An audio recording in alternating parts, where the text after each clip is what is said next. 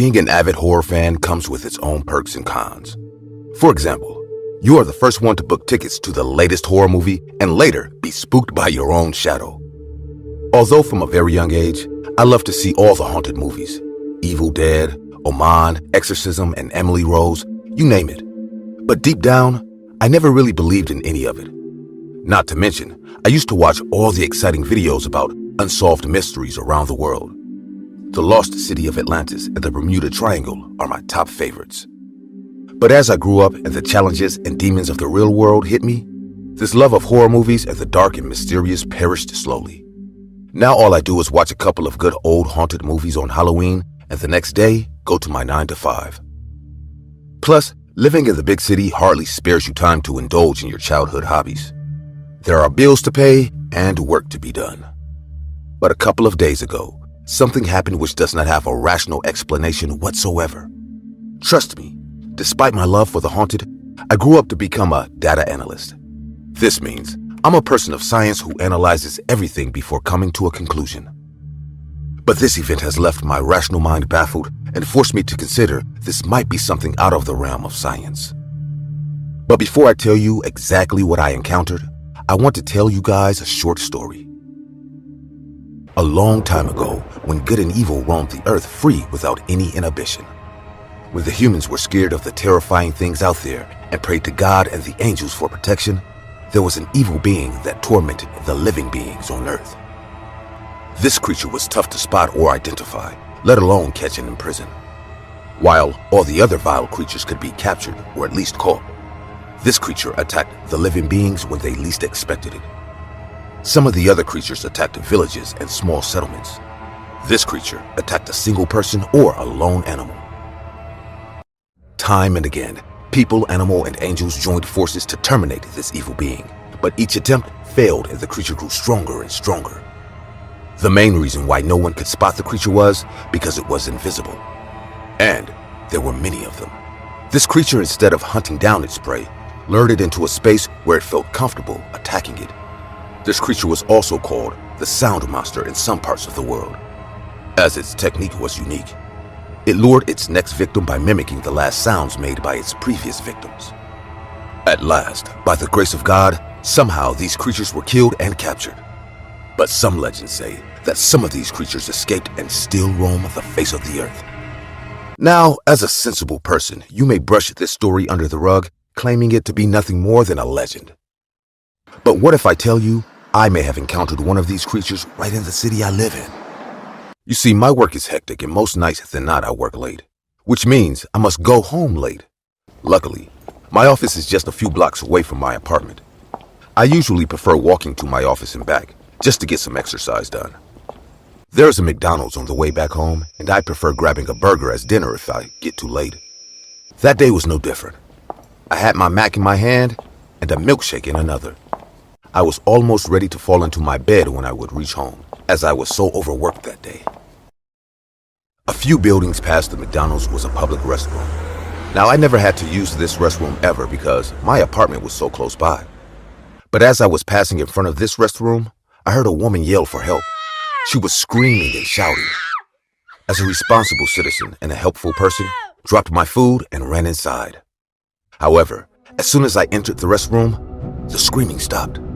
There were a couple of stalls in there, and I kid you not, each of them was empty. I was so frantic when I entered the restroom that I started looking under each stall door to see if some lady needed help or not. But there was no one except me in the restroom. I felt a chill run down my spine as I stood in between the restroom and looked around the place. It was pin-drop silence in there. I walked out of the place and resumed walking on my way. But before I could take even a step toward my home, the screaming began. This time, I wasn't worried or even scared. I was annoyed. This was definitely someone trying to play a prank on me. So I whipped my phone out of my bag and started recording as I entered the restroom once again. I checked each and every stall again. This time, I was filming everything, and once again, there was no one in there. I also decided to look for hidden speakers in maybe one of the stalls, on the walls, or under the sink. But no, there was nothing out of the ordinary there. This was truly terrifying. I walked out, and the screams continued. I did not have the guts to go back in, but I didn't feel like walking away as well. So I called the cops.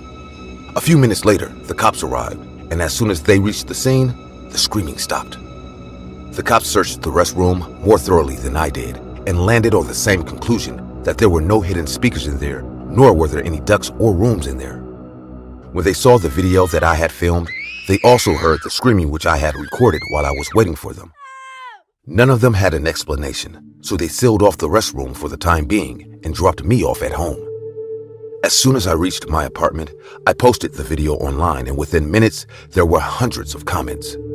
I started doing my research on the internet, but did not find anything concrete. That's when a comment grabbed my attention. It was an elderly lady who had typed a single-line comment: "The legend of skin crawlers." When I looked it up on the internet, I came across the story I told you before. Whether it was a skin crawler or not, I will never know for sure, and this will forever be an unsolved mystery in my life.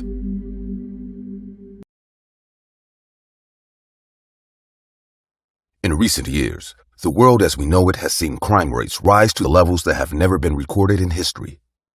Luckily, technology and the creation of numerous justice and crime departments have made it almost impossible for one to commit a crime and at the same time get away with it.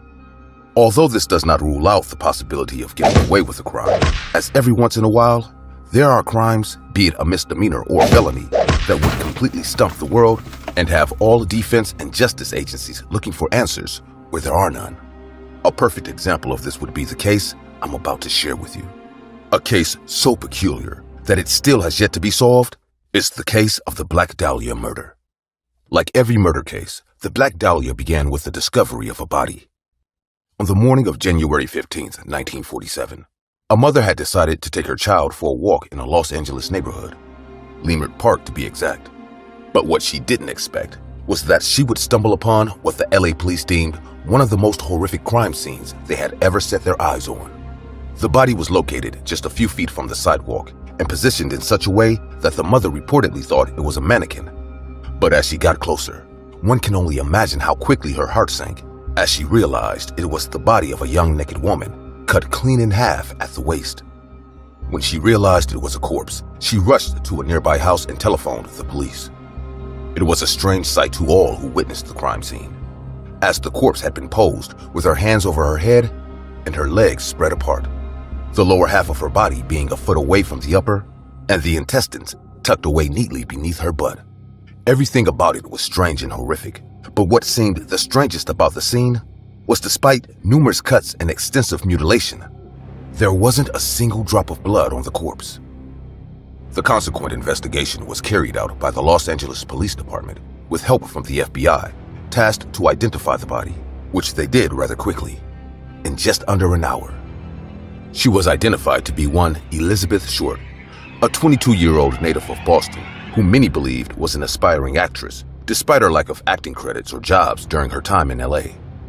After the body was identified, medical examiners determined that she had been dead for about 10 hours before the discovery, leaving her time of death sometime between the evening of January 14th and the morning of January 15th. Elizabeth's body had been washed by the killer, and her face slashed from the corners of her mouth, creating something commonly known in the forensics world as the Glasgow smile. In addition to that, the killer also sliced away entire portions of flesh from her thighs and breasts, leading some to believe she was raped right before being executed. The LAPD and FBI prioritized the case for its gruesome nature and eventually brought in 150 suspects, but interrogations proved useless and yielded no clues as to who killed Elizabeth or why they did so. As the case gained notoriety, Elizabeth was given the nickname of the Black Dahlia, as newspapers of that period often nicknamed particularly lucid crimes. The term originated from a film noir murder mystery that was popular in that period named The Blue Dahlia, and even more pressure was put on the FBI and LAPD as citizens grew even more concerned. The FBI eventually contacted Elizabeth's mother, Phoebe Short, to inform her of the death and find out if she knew anything that could help them find and apprehend the killer. It turned out, reporters from a newspaper called the Los Angeles Examiner had contacted Phoebe immediately after the body was identified and told her Elizabeth had won a beauty contest in an attempt to get personal information about her from Phoebe. After getting as much info as they could, they eventually broke the news to Phoebe that her daughter had been murdered and offered to fly her out to help with the investigation, but instead kept her away from the police and other reporters to protect their precious scoop. It's important to keep in mind that this was a grieving mother who had just lost her child, but instead of being allowed to grieve and help, was instead being used by the media to fuel their investigations. The Examiner and press later went on to sensationalize the case, making it seem like something it wasn't by describing the black tailored suit Short was last seen wearing as in, quote, a tight skirt and a sheer blouse. Phoebe's mother had no additional information for the police, and they were eventually right back where they started. Due to the fame of Elizabeth's case, the initial investigation had over 70 call-ins, mostly made by men claiming to be the killer, but they were all deemed false, and it seemed all hope was lost. Little did they know that this nightmare of a case was just now starting. On January 21st, 1947, 6 days after the body was found, a call was placed to the editor of the newspaper that had been following the case, claiming he had been Elizabeth's killer and that he eventually planned on turning himself in, but not before allowing the police to pursue him further. Before ending the call, he also told the editor to expect some souvenirs of Elizabeth in the mail. On January 24th, a suspicious envelope was discovered. It had been addressed to the Los Angeles Examiner and other Los Angeles papers. The envelope had a letter using cut words from newspaper clippings that read, "Here are Dahlia's belongings." It included Elizabeth's birth certificate, business cards, and an address book. The packet had been carefully cleaned with gasoline, similar to the Dahlia's body, and this led the police to believe they were dealing with the actual killer. But despite the efforts to clean the packet, several partial fingerprints were gotten and sent to the FBI to be examined. However, the prints were mysteriously compromised in transit and eventually could not be analyzed. The same day the packet was received, a handbag and a black suede shoe were found just 3 kilometers from where the body was found, but unfortunately, the items had also been cleaned with gasoline and was inevitably just another dead end. On the 14th of March, a suicide note scrawled in pencil was found tucked in a shoe in a pile of men's clothing by the ocean's edge in Venice, Los Angeles. The note read, "To whom it may concern, I have waited for the police to capture me for the Black Dahlia killing, but they have not. I am too much of a coward to turn myself in, so this is the best way out for me. I couldn't help myself out for that or for this. Sorry, Mary." The pile of clothing was reported to the LAPD by the lifeguard captain on the beach, and they included a coat, trousers, a brown and white t-shirt, white jockey shorts, tan socks, and tan moccasin leisure shoes of about size 8. Evidently, like everything else, the clothes gave the police no clues as to whom the owner was. The FBI and LAPD continued an intensified investigation by putting out rewards for information and bringing in more suspects. They went back to all pieces of evidence left by the killer in hopes of finding something new, but sadly, the case of Elizabeth Short, aka the Black Dahlia, was well and truly over, even though they didn't want to admit that.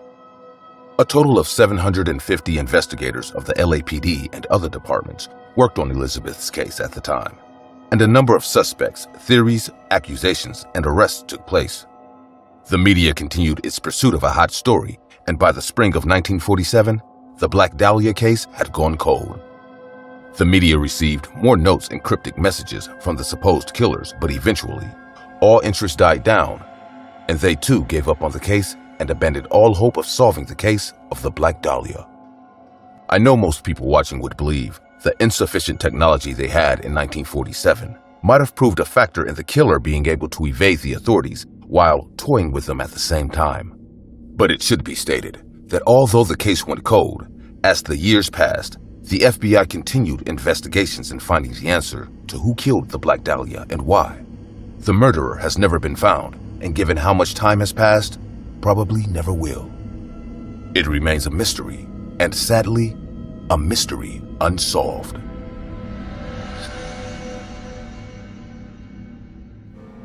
The following is a dramatization based on a true story of the disappearance of Loneen Rogers.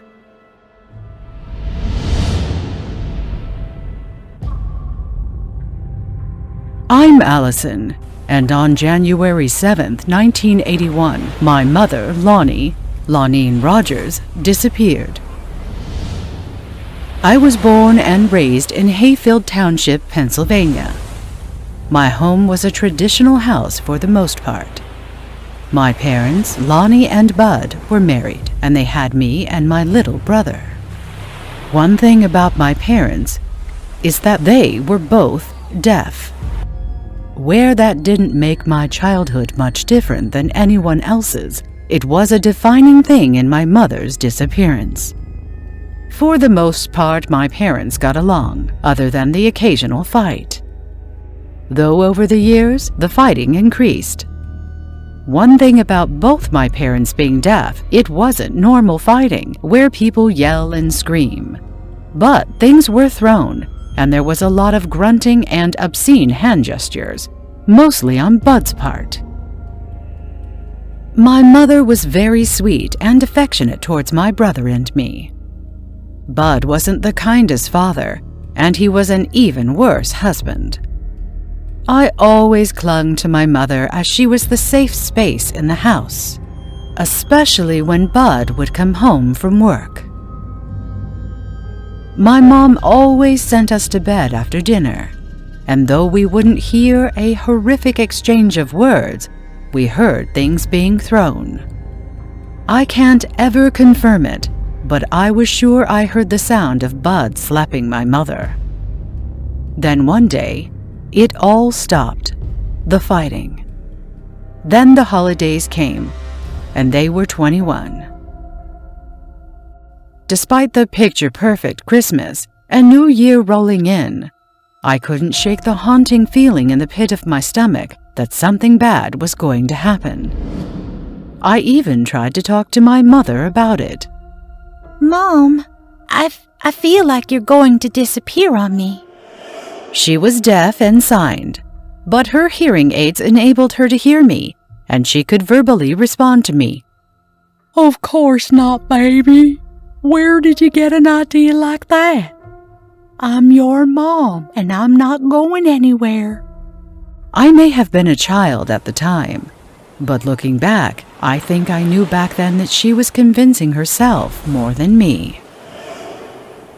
Days later, I came home from school, and she was gone. Bud insisted she was just out with some friends, and she would be back soon. But that sinking feeling in the pit of my stomach had me nauseous from how strong it was. The next morning, she still wasn't home. My little brother asked me if she was coming home, and I had no choice but to ask Bud. Dad, is Mom coming home? Bud simply shrugged and told me that my mother had ran away with another man. I didn't believe it for a second. My mother loved us, and she never would have abandoned my brother and me. Bud never reported her missing, but my grandma, her mother, did. There was an investigation that was open as there were clues that she didn't up and leave despite Bud's claims that she did. Her hearing aids, glasses, medication, and her car were left behind in a severe snowstorm. It made no sense that a person would leave their necessities behind like that. Bud, also being a member of the deaf community, was never questioned by law enforcement as there was no professional interpreter to assist in communication. The rest of my childhood was spent in agony. Bud took care of us, but he never talked about my mother, and I grew up with a hole in my heart. The case was closed, and I had no closure on my sweet mom.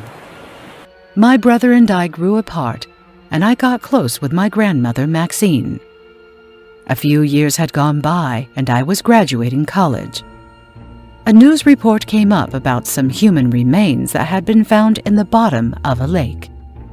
Upon inspection of the body, it was a female whose physical description matched my mother's. They were able to determine that the woman died around the time of my mother's disappearance as well. My grandma and I looked into the case and found that she had been brutally beaten and her throat was sliced so much she was nearly decapitated.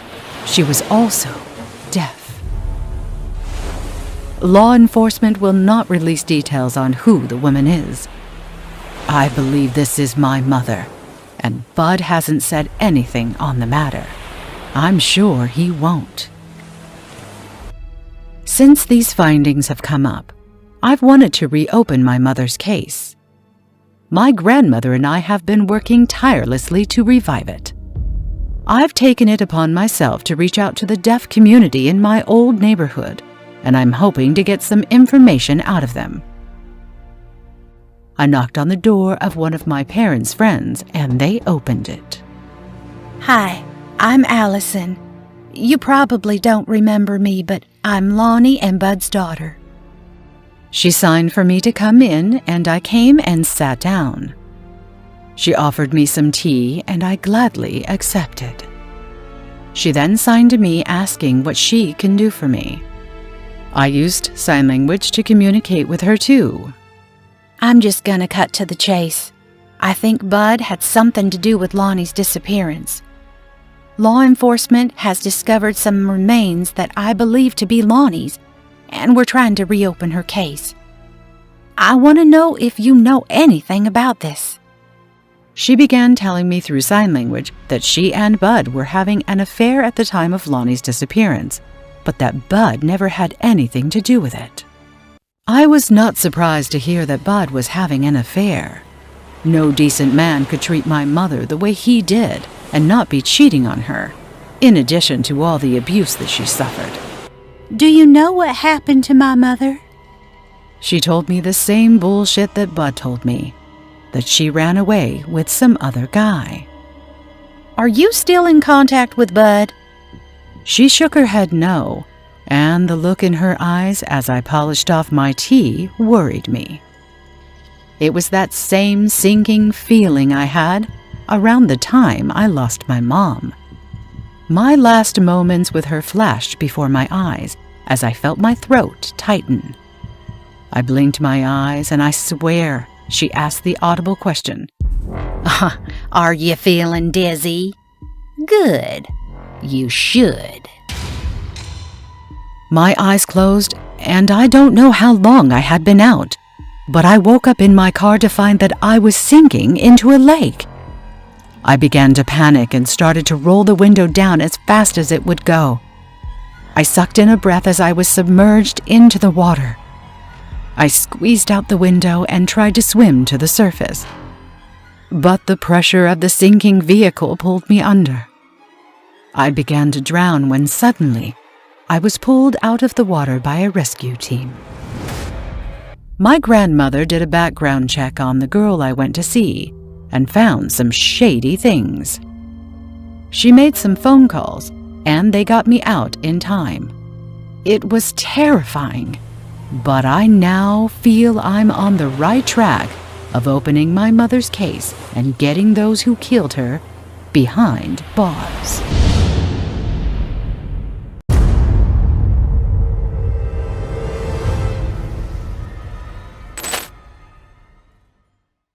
The clock had turned 9, and I was beginning to get worried.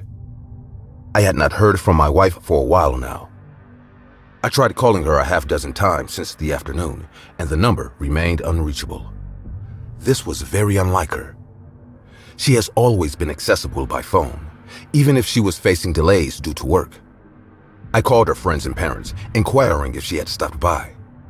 They answered in the negative. My wife Martha works as a real estate agent. She is an enterprising woman and really dedicated towards her job. So I am not usually surprised when she sometimes loses track of time. She got excited when she spoke about her new house listing in the market today. And she left quickly to check out the place. And I haven't heard from her since. Maybe her phone was low on battery and it switched off on its own, I thought. I opened her laptop to check her appointments. She is usually a stickler for details. Always jots down the client's name, time of appointment, and the address of the house they were supposed to visit. I found no new entry on her ledger. This is weird, I thought to myself. For some reason, I just thought I should click on her Facebook profile. I then clicked on Facebook Marketplace, and I could see she had initiated a chat conversation for a house listing in a place that was at least 30 miles away from ours. The building of the house listed looked like one of those old traditional bungalows that still managed to withstand the test of time. Looking at the overgrowth of plants and shrubs on the property, it was clear the place was not very well maintained. It even kind of gave me a spooky vibe. But the property was massive, and that alone must have been worth its weight in gold. No wonder Martha was so excited all day. The person on the other end of the chat had provided his phone number and contact address. I tried calling him on it. It was not reachable. I tried reaching out through the chat option, but there was no response. So I noted now the address of the listing on a piece of paper. I waited for another couple of hours. The clock had turned 11 now. I decided to file a complaint at the police station. I was beginning to fear the worst. The cops were sympathetic to my situation. I had brought Martha's laptop with me to the station. I opened it in front of the police superintendent to show the details of the listing. And it had vanished. I couldn't find the listing anywhere. This is bizarre, I thought. I just saw it an hour ago. The officer was beginning to look at me a little suspiciously. I then remembered the piece of paper on which I had written the address. I removed it from my pocket and showed it to him. He decided to go take a look at the property, and I requested if I could tag along. He nodded. I got into the back of the police van while the officer sat in the front. There were 2 other PCs accompanying us. All kinds of thoughts were going through my mind as I sat there in the Jeep. Will I be able to find Martha? Is she safe? Has she been kidnapped? At one point, I began to wonder if she was having an affair behind my back. I immediately felt a little ashamed of myself. We finally reached the address listed on the paper, and I could not spot any bungalow in the vicinity. All I could see was a row of houses, which is very common in suburban areas. You know, the house with a small garden and a white picket fence? That's all I could see. Just rows and rows of these houses, signifying the average suburban American family. We contacted a few people in the neighborhood to inquire about the bungalow I had seen on the listing, and they were all surprised. They denied its existence. The officer even contacted the local cops in the area, and they all said the address was a mistake. We finally decided to go back to the station. A couple of PCs were giving me strange looks during the drive back. They were probably seeing me as a suspect now. I couldn't even blame them if they did. The officer decided to drop me in front of my home. He probably wanted to check where I lived. He got out of his car and told me, "I will come back and check up on you tomorrow. I will get a constable to drive your car back to your place. Don't worry. We will find your wife," he added. I nodded my head in gratitude. I opened the door to my apartment and got inside and looked at the clock. It was 4 in the morning. I felt truly exhausted with all the worrying. I lied down on the bed and immediately fell asleep. From the bed and got the shock of my life. My wife Martha was sitting on an armchair right next to the bed, looking at me. I immediately got to my feet and rushed towards her. "Martha, where on earth were you all this time? I was really worried about you," I said. She hugged me tightly and replied back, "I've had quite the day, Jimmy." "Why didn't you wake me up when you got home?" I asked. "And what happened to your phone? I tried to call you all day," I said in an angry tone. "I'm sorry, dear. You looked fast asleep, and I didn't want to wake you. I think I lost my phone. I've been looking for it everywhere," she replied back. I was still mad at her, but was relieved to see that she was safe. Everything else could wait, I thought. "Did you eat anything? Come, let's go have breakfast," I said. She nodded her head, and we got into the living room to get to the kitchen. Just then, the doorbell started ringing. I opened the door and saw the police officer standing outside. "Good morning, officer. Thank you for coming," I said. "My wife is back home," I added with a warm smile. She was standing right behind me. I just moved a little bit away from the door so that he could see her properly. He looked inside and then looked back at me.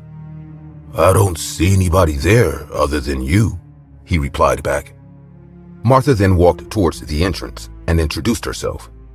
"Hello, sir. I am Martha." But the man kept staring at me. "Sir, Martha would like to shake your hand," I said to him. I could see his face swelling with anger. "Is this some kind of sick joke?" he asked me. "You know, I gave you the benefit of the doubt yesterday when you came to the station, but now I think you've been taking me for a ride," he said. "I am wondering if you are even married now, or if you're doing all this because you're starved for attention with nothing better to do," he added. Both Martha and I looked at each other bewildered to see the officer speak this way. He then took out his sidearm and pointed it at me. "Step back," he said. I moved back into the living room with my hands raised. He then started searching one room at a time. He looked at various photos, which included those of our wedding. I even showed him our marriage certificate. Finally, he asked me, "Okay, Jimmy, I believe you." I felt a little relieved. "So what did you do to your wife? Were you bored of your marriage?" he asked. Both Martha and I began to protest. He said, "Shut up. You are coming with me to the station." I got into the back of his police jeep. Martha got in as well and sat next to me. She was looking hopelessly upset. She took my hand and held on to it tightly. For the first time, I began to question my own sanity. Is the person sitting next to me really Martha? I asked myself. Is she even real? Am I looking at some kind of a ghost? I was feeling really low and delusional all at once. As the police officer took control of the wheel, I began to wonder if he had any hidden agenda. Is he jerking me around? What on earth is going on? I thought to myself. When we reached the station, the same pattern repeated. None of the other cops could spot my wife, and it didn't take long for it to turn into an interrogation. They asked all kinds of details about me and my wife, my professional life, if I was under any sort of medication. The stress was really beginning to build up on me. Just then, the officer received a call, and he answered it. He spoke on the phone for a few minutes. He kept glancing at me every now and then like he was judging me. That made me feel even the more agitated. When he finally finished speaking, he said, "Come with me." I got into a car with him, and it was driven out to another location. When we reached the spot, I could see the place abuzz with activity. It was a secluded part of town, but the area had been cordoned off by the police. The press were waiting at a distance. I already began imagining the worst. It looked like a crime scene. The officer escorted me out of the car and walked me to the scene. Martha was following right behind me. As I walked closer, my heart sank, and then reality hit me hard. I could see the mortal remains of my wife. She had been stabbed and bled to death on the floor. I dropped to my knees and was overcome with grief. Tears started flowing down my face. And then I saw Martha kneel down in front of her own body. Realization had finally dawned on her. She looked at me horror-struck. Suddenly, all the events of the past few hours began to make sense to her. The police came to me and said, "Jimmy, stand up. Turn around with your hands behind your back." I did as I was told, and one constable came forward to handcuff me. Martha rose to her feet and started waving her hands in front of the officer, pleading my innocence. But no one could hear her or see her. She burst out into tears as they escorted me into the police van, now as their prime suspect. She just stood outside the window helpless as the car finally drove away to the station.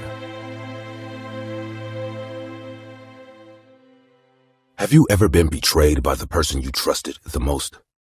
I have, and even though that betrayal almost cost me my life, I admit that today I would fall into their trap again. No matter how well you know someone, they always hide a dark secret. Today, I will tell you how I discovered that person's secret and how it was almost the last thing I discovered alive. It all started on Facebook. You know, the social network that even though it's not used much nowadays, at the time, it was more popular than ever. I was a very popular guy. My father told me that it was a natural charm that he also had. And I don't know to what extent I could deny it, since all the men wanted to be my friends and the girls wanted to date me. Anyway, I felt that none of them were really my friends. None of them except Andrew. He was very different from me. He barely had 80 friends on Facebook, while I even had fan pages made by girls of the school. In person, he was only known for hanging out with me. Many people told me he was jealous, to stay away from him. But they didn't understand our friendship. He was the one who always supported me, no matter how popular I was. He was a true friend. Everything was going well with him until one day. I started receiving threatening messages on Facebook. These messages arrived every Friday at 9 p.m. and said that something terrible was going to happen to me. This person would send me messages saying that he would do terrible things to me, and what really scared me the most was that he seemed to know everything about me. My home, my likes and dislikes, my schedule, everything.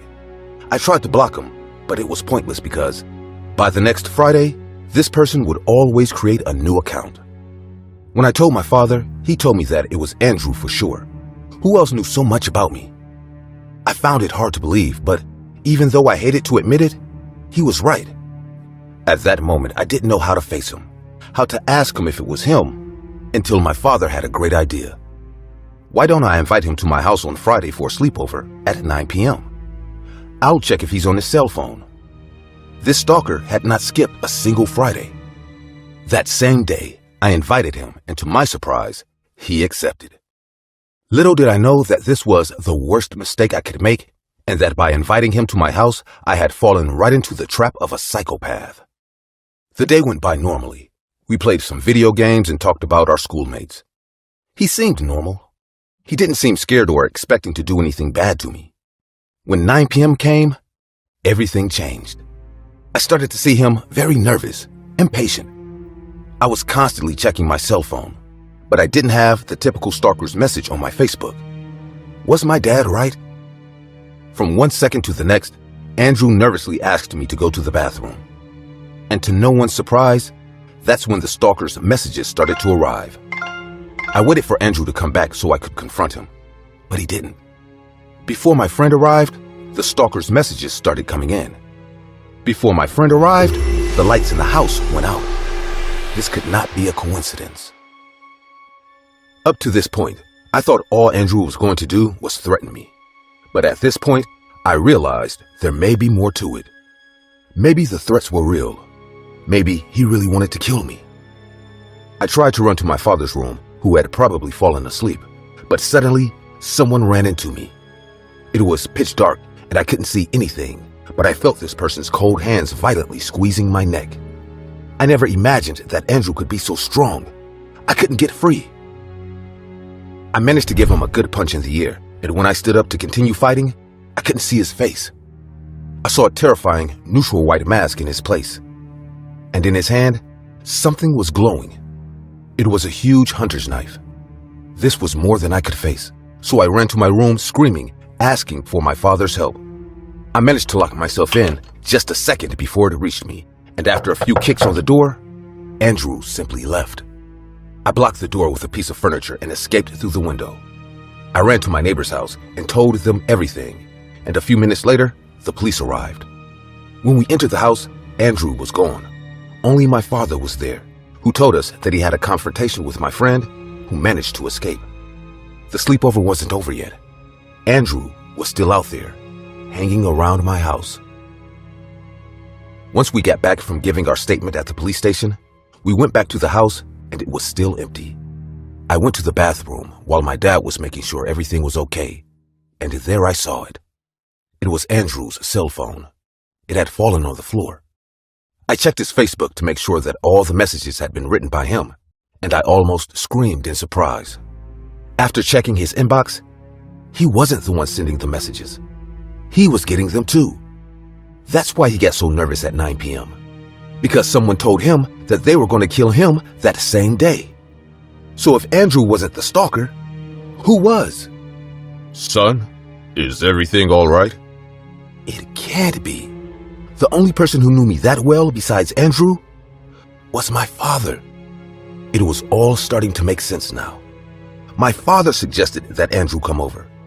He was the one who supposedly chased the stalker away. Son, I'm looking at you through the hole in the door. Whose cell phone is that? Suddenly, the knocking on the door got louder and louder. Open the door now! I'm not playing! Terrified, I fell to the floor and called the police. I told them that the stalker was back, and that it was my father. The police, who had stayed nearby just in case, arrived quickly, and at that moment, my father ran away. But they caught him a few blocks away. When the police came to the house to investigate, they went into the basement and found him there. Andrew was in a chair, beaten, gagged, and bound. He was rushed to the hospital, and fortunately, all his injuries were superficial. Once arrested, they discovered that my father was involved in multiple kidnappings and missing persons. Soon after, bodies began to turn up, and my father was convicted. Over time, I learned that my father never intended to kill me. He did all this just to have a chance to kidnap and blame Andrew. Today, we are still best friends, and when people tell me to stay away from him, I just ignore them. Few people know what we went through together on that day. But I will tell you one thing. That was the last day both of us entered Facebook for a while. Back in the day, before technology and social media became such an important part of our daily lives, making friends wasn't as easy as it is now. Most of the pretty women I saw in a day, I would never see again, mostly because I didn't have the balls to walk up to them and get to know them. At the same time, I was what you called a socially awkward person, and I had to go through some other means to get to know people. But then suddenly came Facebook, an app where people can make friends and find out almost everything they wanted to know about someone else, all with a simple friend request. But it wasn't what I thought it'd be, as my experience with Facebook completely changed my life. My name is Timothy Hansen, and the year was 2007. Facebook had just launched 3 years prior and was blowing up in 2006 as people had started preferring it to MySpace. I had been quite skeptical about joining at first, as I wasn't a huge fan of sharing my information online, but I eventually caved and decided to create a Facebook account. If I remember correctly, my first few suggestions were all people in New York, and I spent a while just going through their profiles, wondering if I should send a friend request, and that's when I saw her, Annabelle Tate. She was simply the most beautiful woman I had seen, but what intrigued me the most about her was her profile. It was full of pictures of her and her friends at parties, going on vacations, and in general, just living her best life. I spent a while thinking about what to do before eventually sending her a friend request. She accepted in about 2 hours and texted, "Hi, I'm Annabelle." The conversation from that point flowed, as Annabelle was a very easygoing person, although now that I think about it, I believe it was just the comfort of being behind a screen. We talked for about a week online, majorly about me, as she asked a lot of questions about my past and life in general. I eventually decided to ask her to meet in person. "Do you want to meet up sometime?" She replied, "Sure, where do you want to meet?" "We could get dinner tomorrow night." "I'm not in the city right now, but I get back tomorrow, so maybe the day after?" "Sure." I went out the next day to the restaurant we had agreed to meet. She wasn't there yet, so I decided to text her and ask her if everything was okay. "Is everything all right?" "I'm on my way, just running a bit late." I waited for about 10 more minutes, and then I saw her. The first thing I noticed was Annabelle was a lot skinnier than she looked on her profile. She also had bags under her eyes that she had tried to cover up with makeup. She walked up to me and sat at the table before smiling and saying, Hey, I smiled back and replied, "You look tired. Are you sure you're okay?" She laughed as she picked up the menu and called for the waiter. Annabelle was just as relaxed and easygoing as she was online. We talked about a lot that night, but for the most of the night, I couldn't shake the feeling that something was wrong with Annabelle, so I said, "Listen, are you sure you're all right? If you're not up for this, we could hang out at my place, or I could take you home." She took a while to stare at her food before looking up and replying, I like the idea of going back to yours. So we got the check and left. We kept talking as we walked to my apartment. We walked in and I told Annabelle to make herself comfortable while I made her a drink. I made her a gin and tonic and got back from the kitchen to see Annabelle standing playing with her thumbs as if she was nervous, so I said, "I know you said everything's all right, but are you sure you're fine?" She shook her head and replied, Look, Tim, you're a really nice guy, but if we're going to go any further in whatever this is, there's something you need to know. I walked closer to her as my mind raced as to what she was about to say. You've probably already noticed I look different from my profile. Well, that's because I've not been active for a while on that account. And the reason I've not been active on that account is that I've been really sick, and life's been so shit lately. I don't know how much longer I have or if I even have time at all.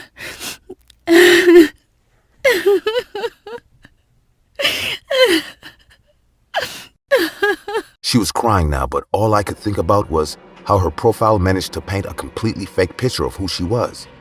She continued with, My family's been telling me it isn't the end and I should still try to be me, and that's why I accepted your friend request. I just don't want you to get your hopes up. She kept crying, so I reached out and gave her a hug. She was so close to me. She felt so good, and she smelled so good. So good. It's fine, Annabelle, I said before placing my hand on her cheek. Some stupid disease won't take someone as beautiful as you from the world. No, that wouldn't be fair. Her facial expression changed as she tried to slip away from the hug, but I tightened my grip, continuing with, I really didn't ever think it'd be this easy to get a woman as beautiful as you alone in my home.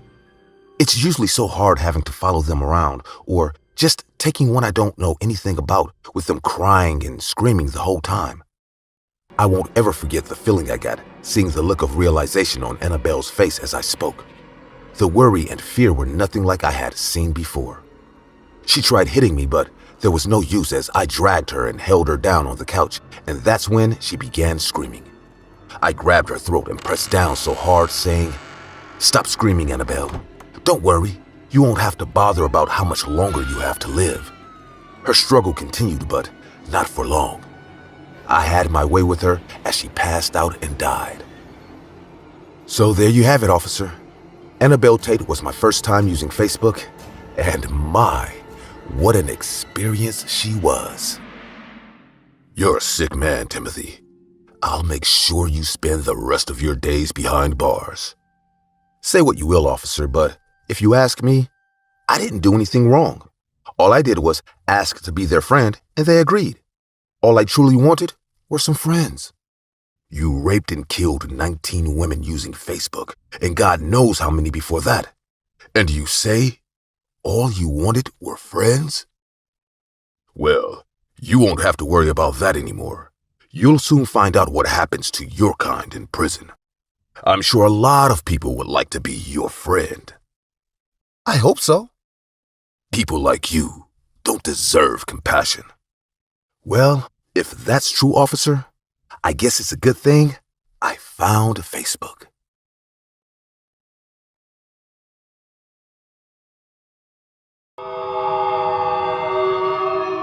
A strange man entered the bar and sat at a table in a secluded part of the room.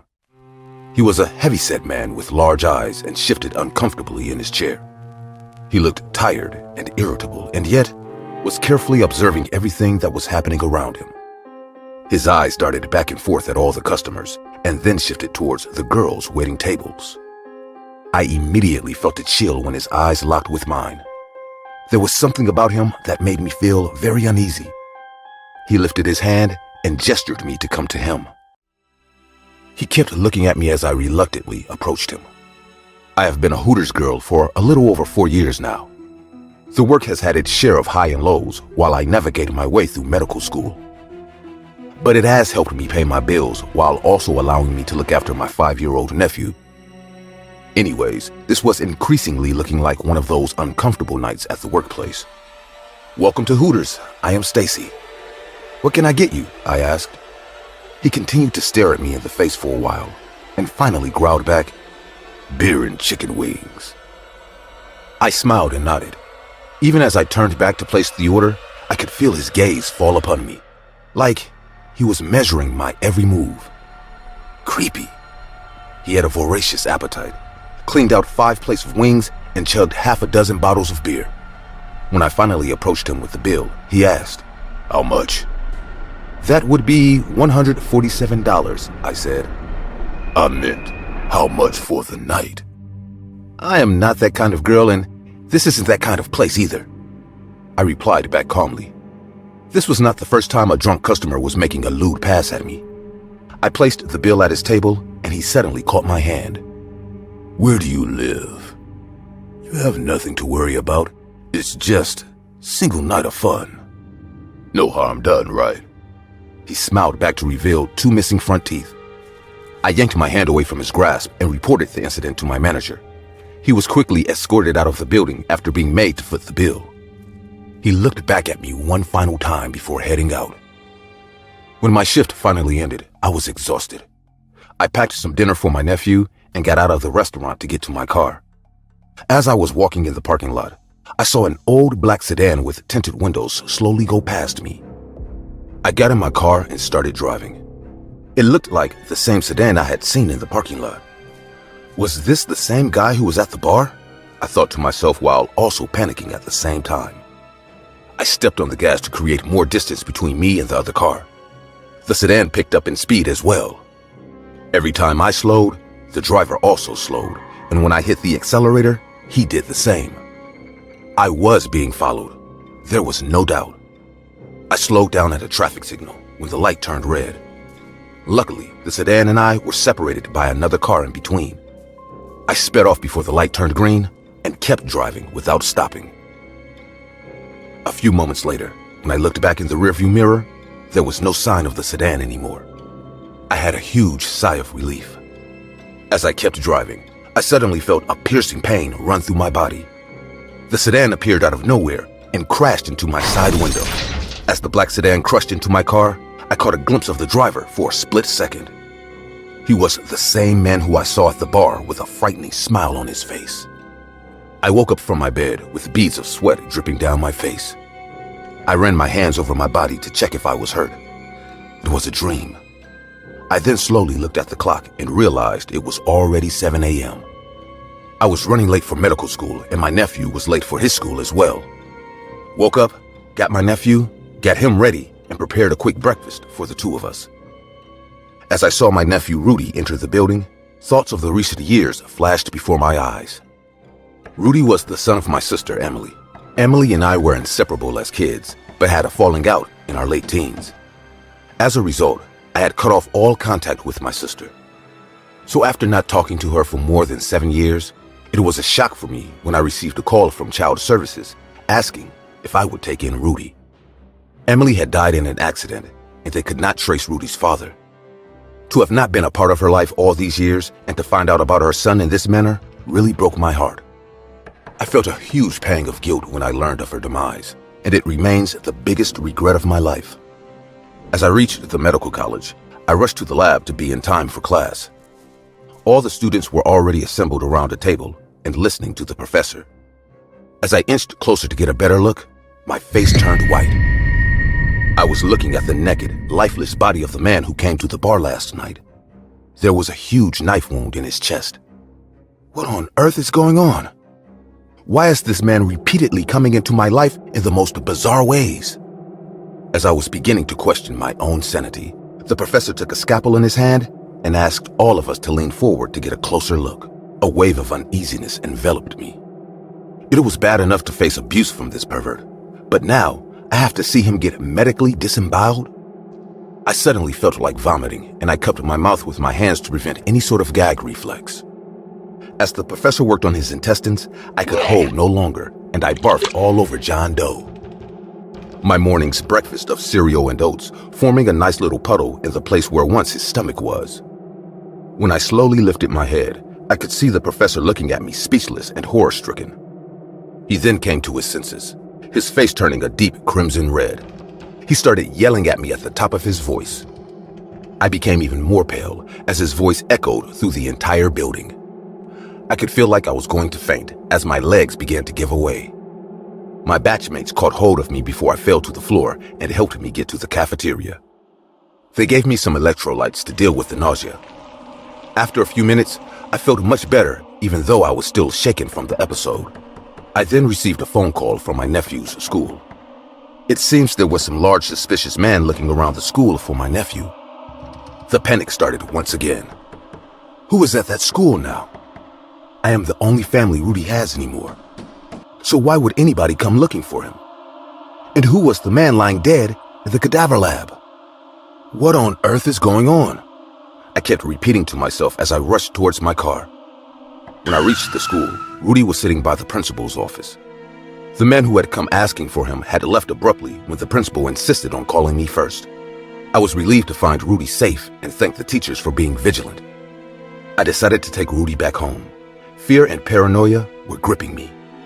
It was a crazy day, and I could do with some rest before contemplating my next course of action.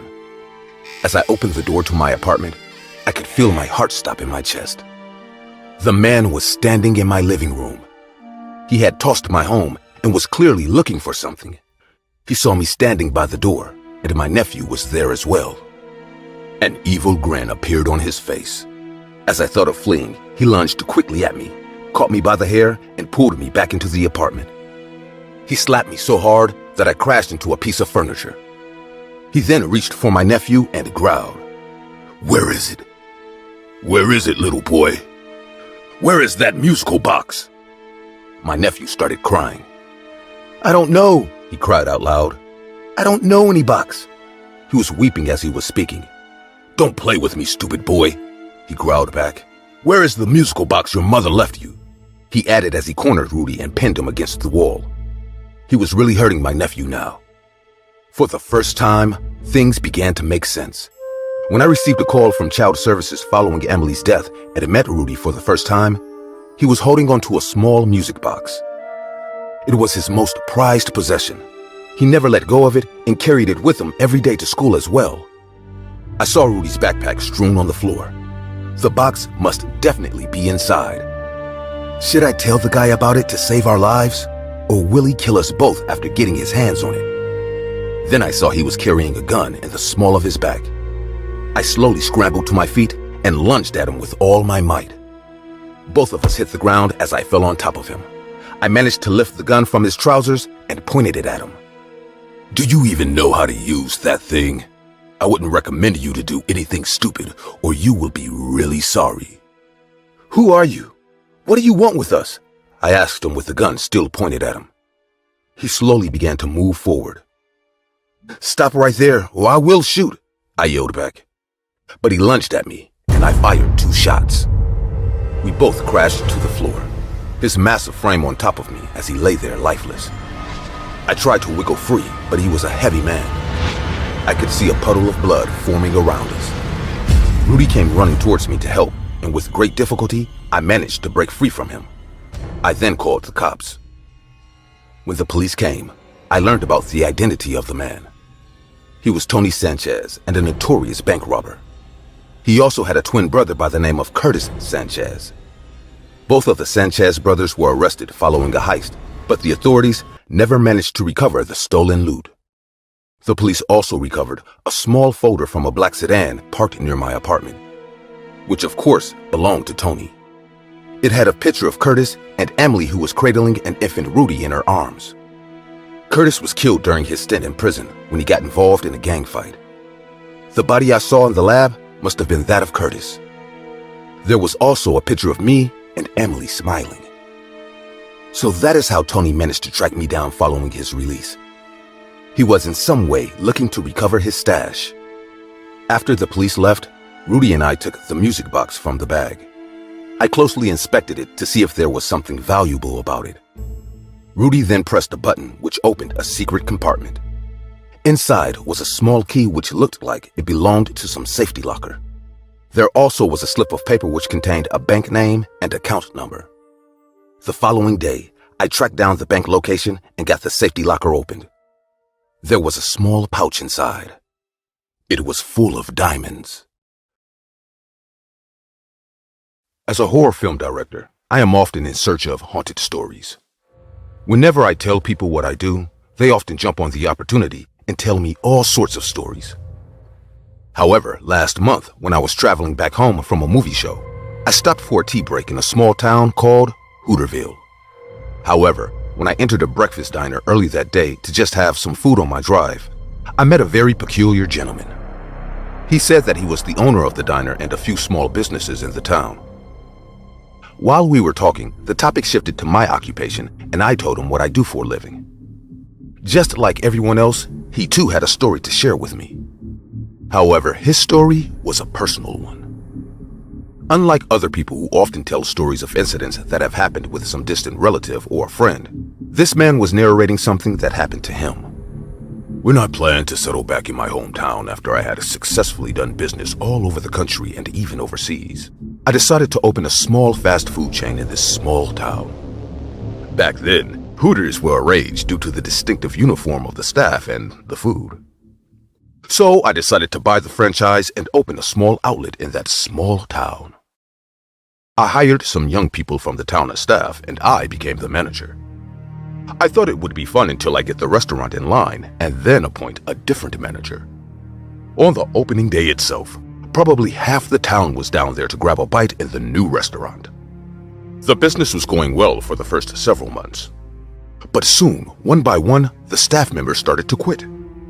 I wondered what the issue was. That's when a waitress told me that the staff members who quit were mostly from the late night shift, and they claimed to have seen ghosts in the restaurant. Of course, I did not believe in all that shit. In all my years of business, I had not seen a single ghost. So I brushed it off, hired a few other people, and continued my business. A few weeks later, more staff members quit. Again, the one working the night shift. This time, I knew something was serious, so I decided to take up the night shift myself and see if there were any ghosts I could spot. Unfortunately, that night, I didn't spot anything. So I told the staff to calm down and get back to work. There were no ghosts there. Just 2 days later, a bunch more of my staff members quit. Now I was severely understaffed, and if this continued, I would have to close the Hooters. So I decided to do a bit of digging into this place's history. And what I found blew my mind. I went to the local library and looked into the history of the town. Even though I had grown up in this town, I knew nothing more than the basics about the place, the founding fathers, etc. Never in our town had anyone experienced anything paranormal. So what I found out shocked me. The land on which the place was built had a house in the 1800s in which a family of 4 lived, parents and their 2 kids. I had demolished that house to build the Hooters. The family was very poor and worked as laborers. One day, the father of the family was accused of stealing, and as a punishment, the whole family was killed, including the kids. Later, it was found that it was a false accusation. However, no one in the town bothered to give a proper burial to the family, and their house and land were abandoned as well. Until I bought it. So there was a possibility that the place could be haunted by the spirits of those dead people. My staff members complained that the utensils were often misplaced. The meat and vegetables rotted before time, and all the chairs and tables used to be moved overnight. Some staff members even saw ghostly appearances. But nothing in the library told me what to do about it. So I decided to call a paranormal investigator called Harrison, who I found online. After listening to my whole story over the phone, he told me that the only way to get rid of these spirits is to free them. And to do so, I would have to bury 4 empty coffins in the cemetery dedicated to each one of them and pray for the family with the help of a priest. He also suggested getting the whole place blessed and cleansed by a priest or a holy person. So how did it go? I finally asked after listening to this man's story. That's the crazy part, son. When I planned to do the suggested ritual, I had a weird dream that night. It was like a scene from a horror movie. I saw a woman holding 2 kids in her arms, hiding underneath the kitchen table, while they could hear gunshots and yelling in the living room. Then, a few men entered the kitchen and dragged the trio into the front yard of their house, and shot the kids in front of the eyes of the mother, and then shot the mother too.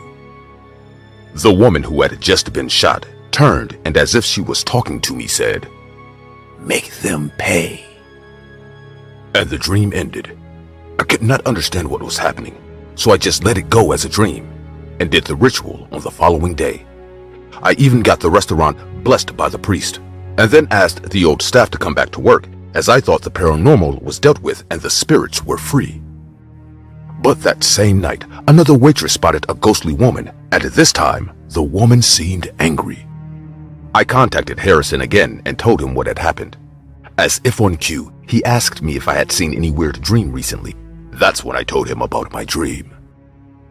He then said that the spirits won't be free until you bring justice to them. But how is that possible? The perpetrators were long dead, and there was no way to punish them now. But Harrison was a smart fellow. He suggested that I should bring the story of their death to the forefront and let all the townspeople know what crime had been committed in their town decades ago. I did that by writing an article about the family and their story in our local newspaper. From that day onwards, I have not seen the ghost at all. I was a curious person by nature, so I could not help myself from asking the old man where this haunted hooter is and if he could take me there. Unfortunately, son, I closed that Hooters last year and started another business unsteady.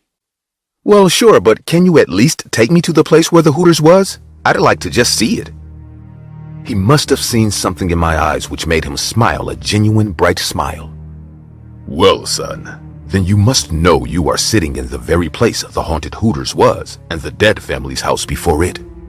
I just converted the Hooters into a diner now. His statement left me dumbstruck for a second. Till then, the man had already left, but I had a lot of questions to ask the old man. And he mentioned that he was the owner of the place, so the staff must have his address or contact information. "Excuse me, miss," I called the waitress. "Can you give me any information about the man who was just sitting in front of me? He said he is the owner of the diner." The waitress looked at me funny and then said, "Sir, for the past hour, you are the only one sitting in this booth, alone." I did not know what to do or say. Instead, I just paid my bill and left the town behind, never to return.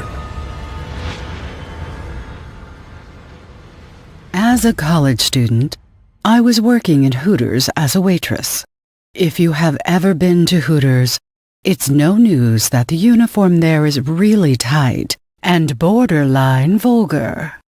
As I could not get a job anywhere else, I decided to work there on a temporary basis. Our manager was a middle-aged man who was creepy as hell. He was fat and bald and had a few teeth missing and loved to flirt with the girls who worked there. We all steered clear of him.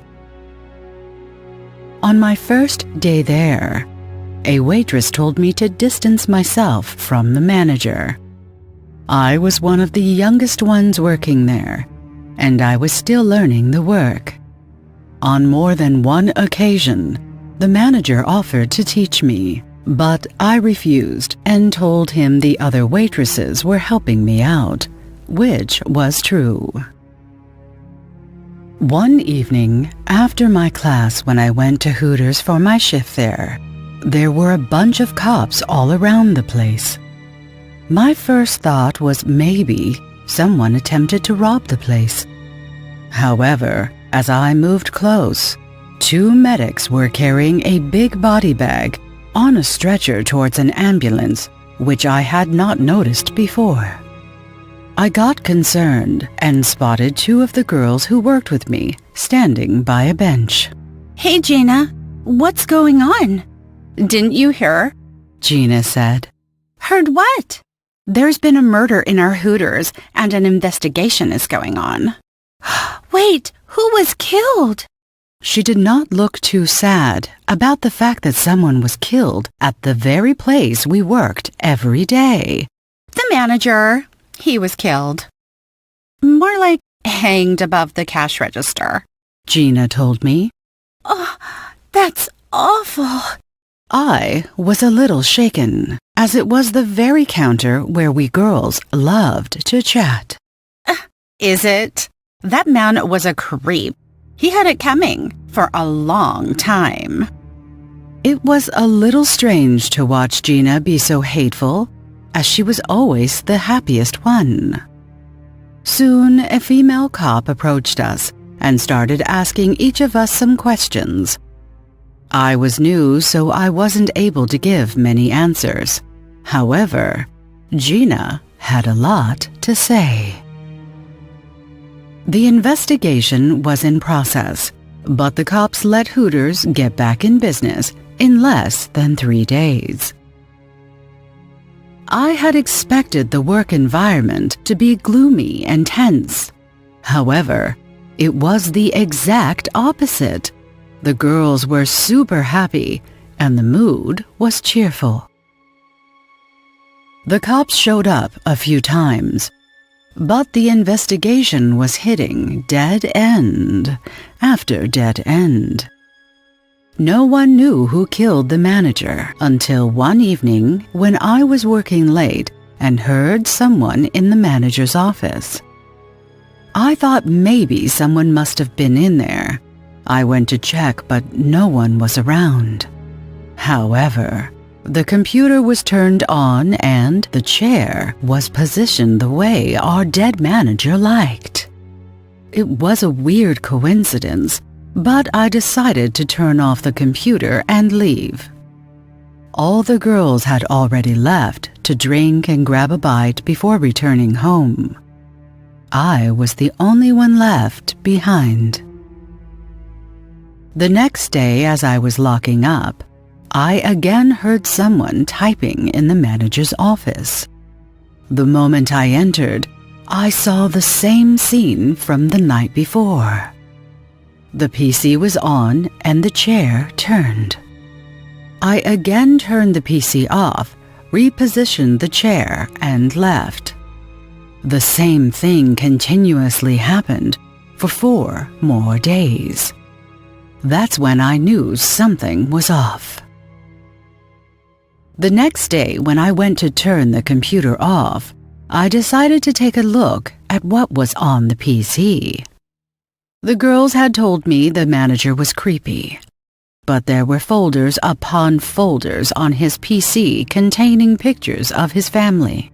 In each photo, he seemed like a good man, a nice father, and a great husband. Plus, he had never been weird with me, and neither had I seen him do anything to the other girls. So why did the girls hate him? Last but not least, I decided to go through the financial documents of the restaurant. It seemed like right after the manager's death, there was a big transfer made to an account. That was weird, as no one had touched the manager's laptop except me after his death. So who made the wire transfer? I knew something suspicious was going on, and this could even tie to the manager's murder. I dug a bit more and stumbled upon a deleted video. It was the CCTV footage of the night the manager was murdered. The footage showed a group of women wearing black jumpsuits entering the restaurant through the back door. They all headed toward the manager's office and dragged him out of the office. They started torturing him in different ways. There was no volume to the footage, but I could make out the women were asking him for something. The manager kept refusing, and the women kept on torturing him. Finally, one of them looped a rope around his head, and they hanged him. As soon as they made sure he was dead, they left immediately. I just stared at the screen looking at the lifeless body of my boss. As soon as the video ended, I emptied the contents of my stomach in the trash can next to me. It was extremely gory to watch random women kill my boss. Just as I was about to shut down the computer, I noticed another deleted video. This video was short, only 6 minutes long. In that video, I saw Gina enter the manager's room a few days later and leave just as fast as she had come in. However, I spotted something odd in both videos. One of the women in the first video had the same shoes as Gina from the second video, which means Gina was one of the murderers. I knew I had to report this to the cops, but I also had to present the evidence to the cops. Back then, it wasn't as easy as it is today to send videos. The next day, I got a pen drive to cope with those videos. However, I could not do it while the girls were around. I tried to be friendly with them, but it was tough. The more I noticed them, the more I saw similarities between the behaviors and body language of the women in the videos and those girls. By the time my shift ended, I was convinced the staff had killed the manager for money. I told them that I would be glad to lock up after them and that they could leave if they wanted. I copied the videos and even the details of the wire transfer. The cops did their job, and the next day all the girls were arrested in their Hooters uniforms. They did not know how the cops found out about their plans, and I had no intention of telling them I had snitched on them. The cops later let me know that the girls were blackmailing the manager into giving them money. When he refused, they decided to badmouth him by telling everyone he was harassing them. But still, the manager did not budge. So, they planned his murder and stole the money. Gina sent the money to her account, and the girls split it later. All the girls were given life imprisonment for the murder of an innocent man and robbery, and they still don't know who ratted out their information. However, I'm still confused about who was using the manager's computer at night. Was it his ghost trying to seek justice through me? Let me know what you guys think.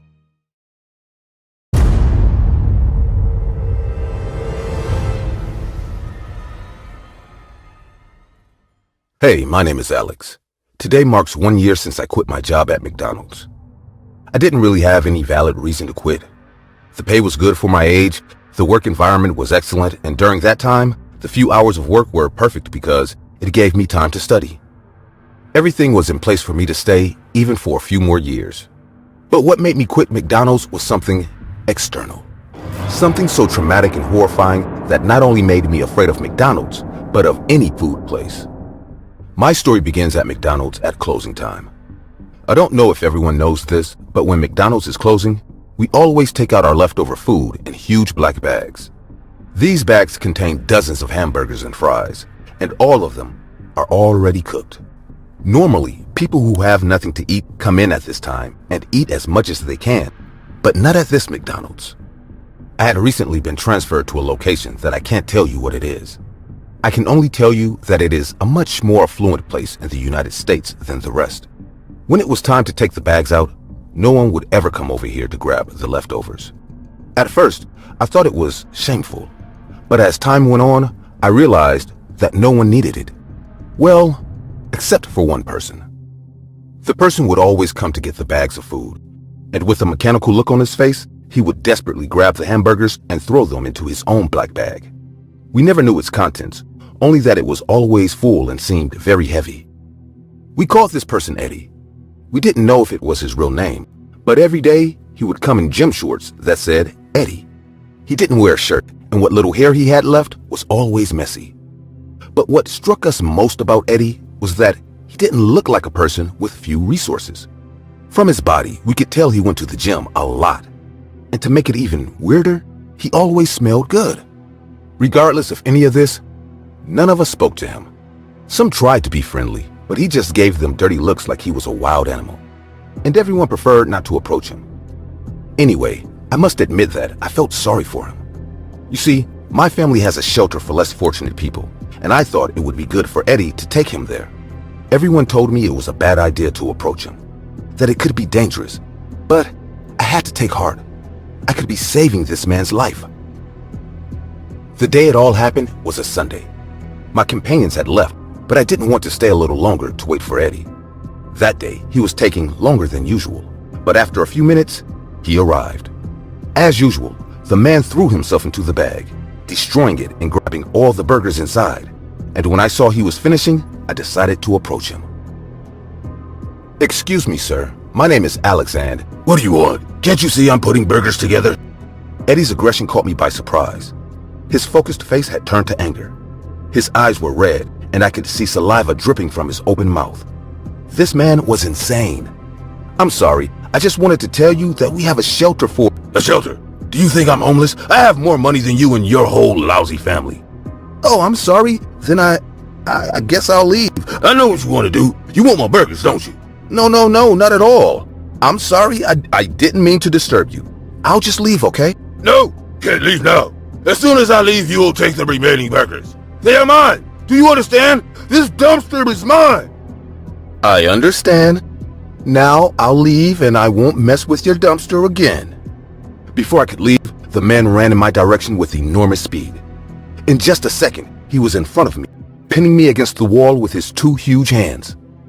Next to me, his body was much bigger and more intimidating than it looked. I could tell he was almost 6 feet tall. I'll be honest, I didn't know how to react. I am not a person who knows how to fight. I never had to fight anyone, and there was no way I could take this giant of a man. I didn't know what to do to escape this situation, but it was Eddie who took the initiative. Eddie grabbed my body and started hitting it over and over again with the wall, and then threw me in the direction of the bags with hamburgers. "Hey, what the hell are you doing there? I knew you were nothing but a rat who wanted to steal my hamburgers."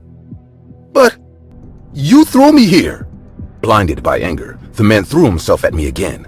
But instead of hitting me, he tried to put me in this huge black bag. Obviously, I didn't fit in, but even if only half my body fit, that was enough to make it the most terrifying experience of my life. The inside of the black bag, that bag that got bigger and bigger every time Eddie came, it was full of hamburgers. The hamburgers had been there for days. Clearly, they were rotten. As the psycho kept trying to get me to go into the bag, my face was squeezed between all the rotting meat. I couldn't breathe, and what little breath I did take was enough to make me vomit from the terrible smell of rotting, chopped up pieces of meat coming through my nose. In a desperate act, I tried to tear the bag with my hands, and when I did, all the rotten food fell out, which made Eddie even angrier. "No! My hamburgers!" I tried to run as he let go of me, but a pinch made me stop, and I fell to the ground. My foot! I must have hurt it when he threw me before, and I didn't feel it until now when I put my feet on the floor. I tried to get up anyway and run, but Eddie was already looking at me again. "There are burgers missing. You ate them, didn't you?" Without letting me answer, he ran over to where I was and put his filthy hand in my mouth, plunging it as deep into my body as he could. "Give me back my hamburgers!" With the last of my energy, I used my fingers to squeeze his eyes, and he pulled his hand out of my mouth and cried out in pain. I scrambled to get away, but he didn't try to chase me.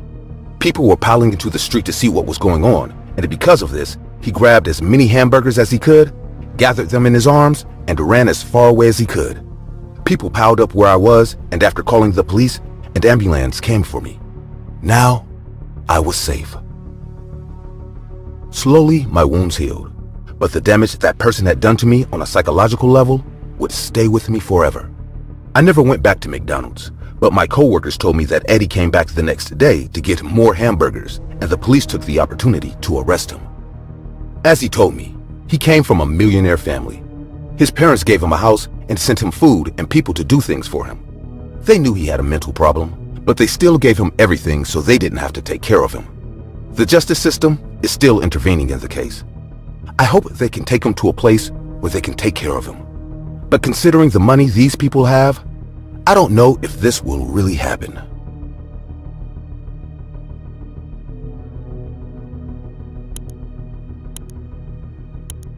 Most of you must have ordered food from a fast food restaurant at least once in your lifetime. These days, it's done by food delivery apps. But back in the early 2000s, it was delivered by a person from the fast food restaurant chain itself. Today, I'm about to share an incident that happened with me and my father in the year 2006. Before I continue with the story, I'd like to tell you something about myself. I'm Yuri Kim. I was born in South Korea and moved to the U.S. with my father when I was 16. After my mother's death, my father got a better job opportunity here in the States, and that's when we moved here. The best part of being here was the food. No offense, but after eating traditional Korean food for 16 years, the burger and French fries were very tempting. So, in our initial days, I and my father used to try different types of foods every weekend. And during our quest of tasting new foods, we quickly realized that McDonald's was one of our favorite places to eat. Not only was it cheap, but the different types of burgers, shakes, nuggets, and fries were delicious. Now that I look back at it, I feel extremely silly. However, even today, I sometimes sneak a burger just for nostalgia. The house we lived in was pretty close to downtown, so whenever we were too tired or just lazy to get out there and get our food, we used to order burgers, shakes, and fries from McDonald's. Usually, back in the day, the delivery people had specific areas of the town assigned to them. That means the guy who would deliver our order was the same all the time. Whenever he used to come to our home, he used to say, "Howdy, Kims," in a thick southern accent. One evening, Dad was late from his office. Hey, Yuri. Do you mind ordering our usual from the McDonald's? I'm really tired, so I won't be cooking today.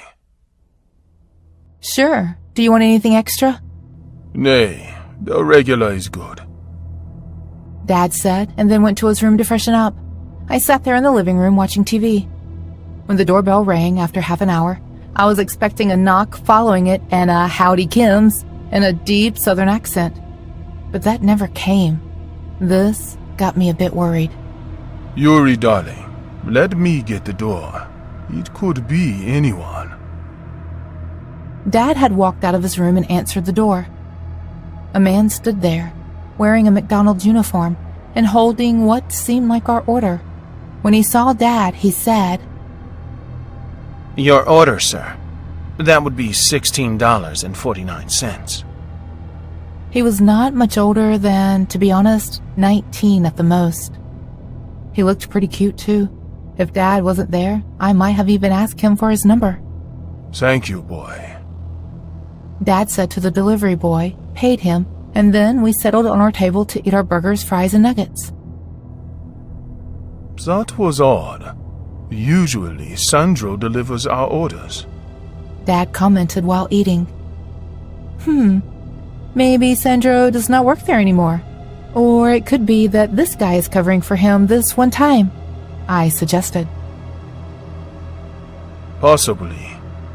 Maybe next time when Sandro comes, we can ask him about it. With that, we continued eating our food. A few minutes later, our doorbell rang, and a knock followed, and a deep voice said, "Howdy, Kims," in a southern accent. For a second, Dad and I exchanged a weird look. Seems like there was confusion. Dad said. We opened the door, and a short, smiling man stood on our steps, wearing a McDonald's uniform and holding what appeared to be our order. Was wondering when we'd meet again. Sandro said. Hi, Sandro. I think there has been a mistake. Dad said. You see, we received an order a few minutes ago. We have already eaten more than half of it.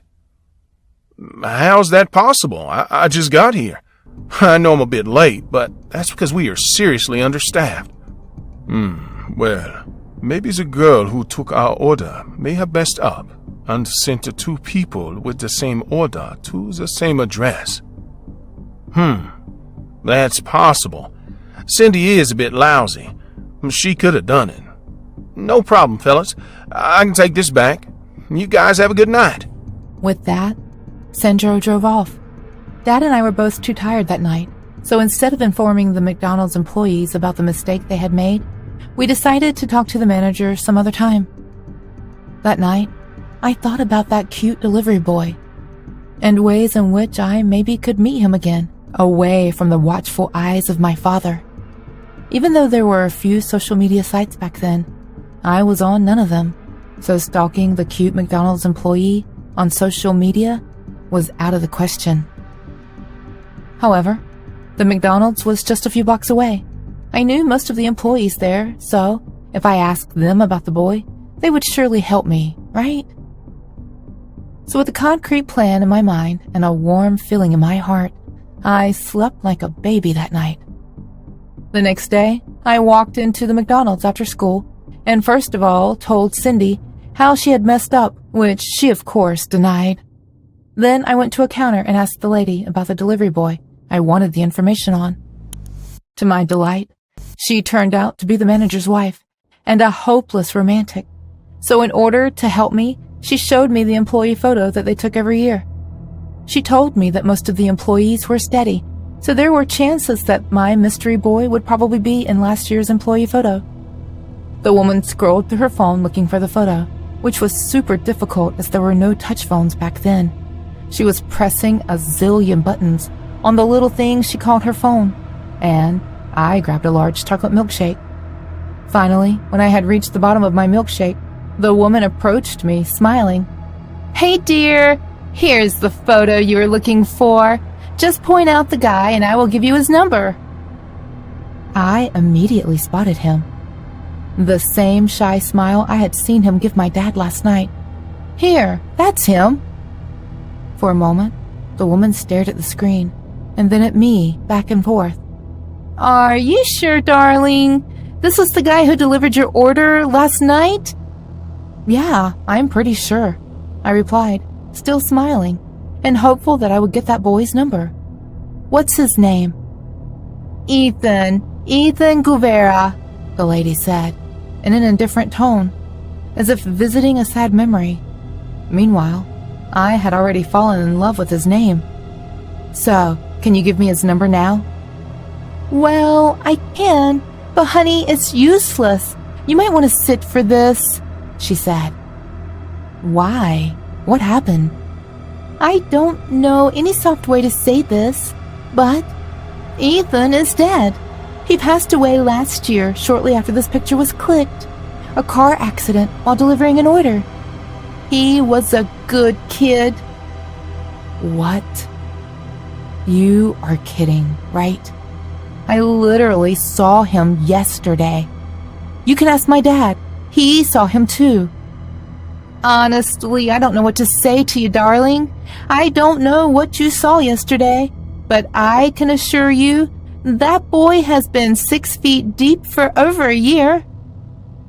I had no way to process the information, so I just ran home and locked myself in the room. We literally ate the food that Ethan delivered. How could he not be real? At least I had an internet connection, so I did some digging and found a news article with Ethan's picture describing the accident that killed him. Apparently, it was a big thing. A drunk truck driver had crashed into his car and killed him on the spot. This means the boy I saw that night was indeed a ghost.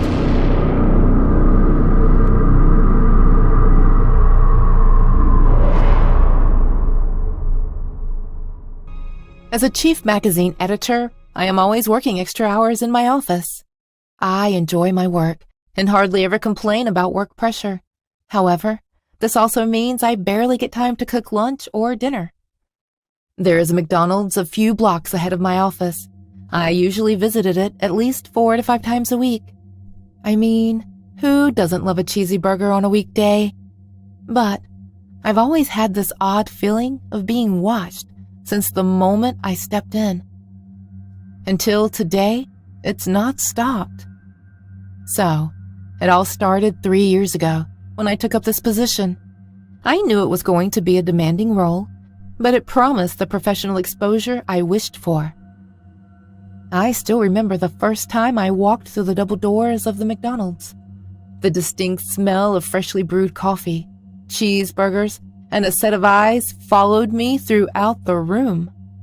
I ordered my food and sat at the last table beside the window, looking at the hustle and bustle of the street while I enjoyed my snack. Sometime later, I was sipping my Coke when the hair on the nape of my neck rose and I felt the weird stare again. From the moment I entered the McDonald's, I felt as if someone was keeping a watch on me. For the first time, I scanned the store and spotted an old, creepy-looking man sitting on a table near the fire exit. He was not eating anything, just sitting at the table and staring at me. He never blinked, just stared straight at me. His eyes were red and had dark bags under them. It looked as if he had not slept in days or had a hangover. However, nothing seemed to faze him. He just kept looking at me, following my every move. I was a bit spooked, but tried to ignore the whole ordeal with the man. Soon I finished and walked up to the exit. He followed me with his eyes and gave me a creepy smile as I stepped out of the door. A few days later, when I went there again, I was immediately greeted with his creepy stare. No doubt, the man was sitting at the same table scanning me with his eyes and keeping an eye over my every action. I ignored it, ate my food, and left quickly. Just as last time, he smiled at me, displaying his rotten, crooked teeth, but this time, he waved at me. Spooked, I moved out as quickly as I could and sped walk to my office just in case he followed. But he never did. Later that week, when I went to grab a bite again, the man was sitting at his usual table, staring at me and smiling. I knew this was odd, so I approached the girl at the counter and pointed at the man and asked about him. To my utter surprise, the girl looked at me funny and said in a very plain tone that the table was empty and no man was sitting there. I was certainly very shocked, but kept my cool and described the man. I asked her if a person with a similar appearance had visited the store ever. The girl said no and took my order. The worst part was, while I was conversing with the girl, the man was sitting at the table and smiling his creepy smile at me. It felt as if he was amused by my panic. I was stressed and scared. It was confusing. Only I could see the man and the girl on the counter couldn't. I blamed it on stress and the lack of sleep. I collected my order and decided to eat it in my cabin. When I stepped out of the door with my purse and food in hand, the man smiled, waved, and winked at me. Every time I walk out, I felt like he did something more. It scared me, and I decided not to visit the place for a while. A few weeks passed, and the incident at McDonald's had totally flown out of my mind. It was late, around 9 in the evening, and I was driving my car out of my parking lot when I spot the same man standing across the street. At that moment, all I could think about was getting the hell out of that deserted parking lot. The man stood there and looked at me with a creepy expression. A ton of questions ran across my mind, but I had no time to find the answers to any of them. My whole body was in flight mode as I drove past him straight home. Once I was settled in, my mind was going round and round about all the possibilities. Had he followed me to my office? Did he know any of my personal information? Why was he following me? Did he know where I lived? And more importantly, why was I the only one able to see him? It was all so scary. I again thought this was a side effect of my busy schedule and stressed lifestyle. Before I saw a doctor, I decided to take a few days off to relax and calm my mind. Over the next few days, I spent my time cooking, reading, going to the park for walks and relaxing. Not once did I spot the man on my week off, and I was convinced that I was seeing things due to stress. However, it all changed the night before the day I was supposed to get back to work.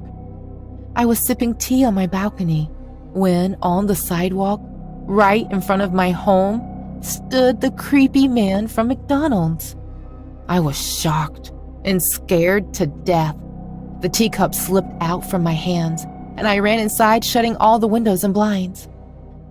I turned off all the lights and decided to peek out to check if he was still there. When I looked out, the sidewalk was empty. There was no sign of the man. The next day, I decided to visit the McDonald's again to confront the man myself, as I was certain he would be there. When I entered the place, his usual table was empty, and the manager of the store was standing at the counter. I approached him and narrated the incident. After hearing my story, the man revealed a shocking truth that cracked the floor beneath my feet. Mr. Dudley, the manager, told me what had happened in the McDonald's a few years ago. He said, When this place was newly opened, we had a few factory workers visit us regularly for lunch. The man you described was one of them. One afternoon during the lunch rush, we had 3 masked men come in and rob this place. The workers tried to unarm the masked robbers, but by the time the cops were called, one of the robbers had shot this man, and he died on the spot. It was a hit-and-run case. The masked men were never found. The worker never got his justice. Many customers before you had claimed to see the man smile and follow them around. I had no idea what to say to him. What should I do, Mr. Dudley, for the man to stop following me? Honestly, I don't know what you should do. The people who had claimed to see the man never visited here again, so I know nothing of this matter or what happened to them. The spirit of a dead worker was following me. It seemed to get one step closer every time I saw it. What do you guys think I should do? Why did the spirit choose to follow me? What must have happened to the people before me? And most importantly, how will this end? As it still follows me, I sometimes see it in the lobby of my office, in the park, below my window, and many other such places. What should I do to make it stop?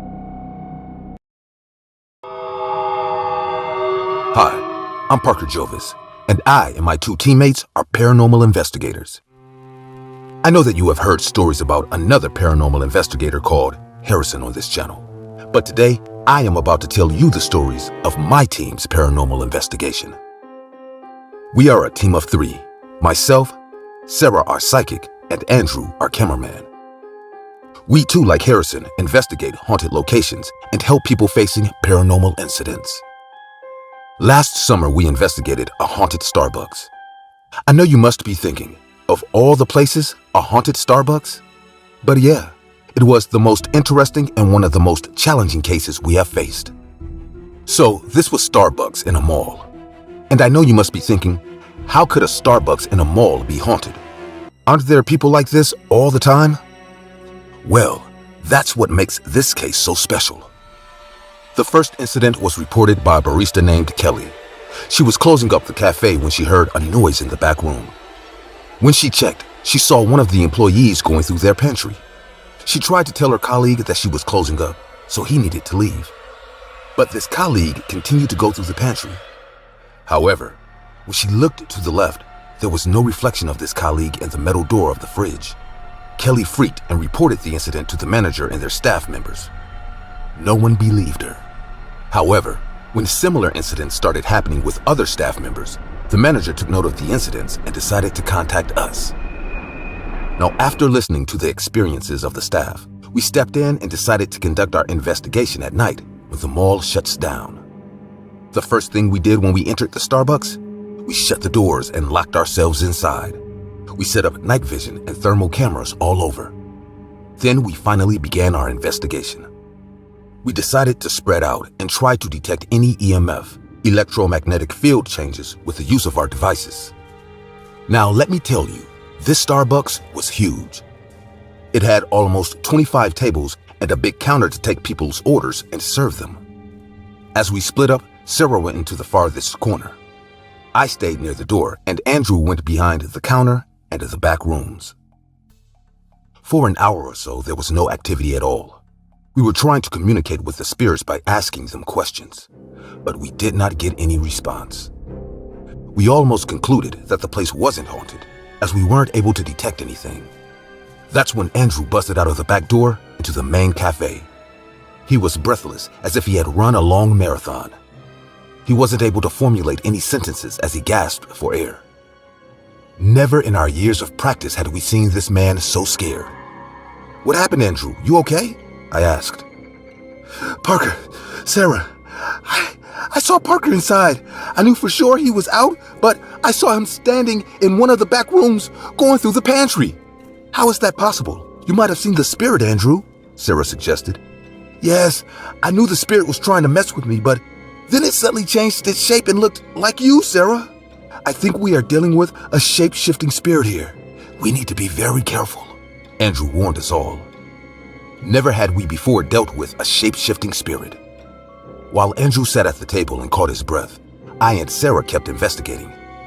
While I was covering the grounds for both Andrew and me now, I noticed Sarah staring into space for a while, as if she was in a haze. "Sarah, what are you looking at?" I asked her. Without saying anything, she just pointed in the direction of a glass wall that separated the Starbucks from the sidewalk in the mall. When I looked in that direction, I saw Sarah standing right there with a creepy smile on her face. But I knew the one pointing towards the sidewalk was real Sarah, and the one standing by the sidewalk was the shape-shifting spirit that was messing with us by taking Sarah's form. It was the weirdest thing I had ever seen. And looking at the real Sarah, shell-shocked looking at her creepy version just out there, was the scariest shit I had to witness. I just held Sarah's hand and made her sit down beside Andrew, who was still recovering from what he had experienced. Now it was just me battling the spirit, as both of my teammates were down. "Parker, I think we should give up this investigation, man. It's just too much for us to handle. We have never dealt with anything like this before," Andrew suggested. "We can't give up now, Andrew. We need to see this through, or else the spirit could harass the staff even more." "So, what are you going to do, as I'm not stepping into the back rooms again?" "I think I may have to go in there and see for myself." I pulled out the cross that was hidden under my collar for so long. I started saying my prayers and entered the back rooms with my EMF device.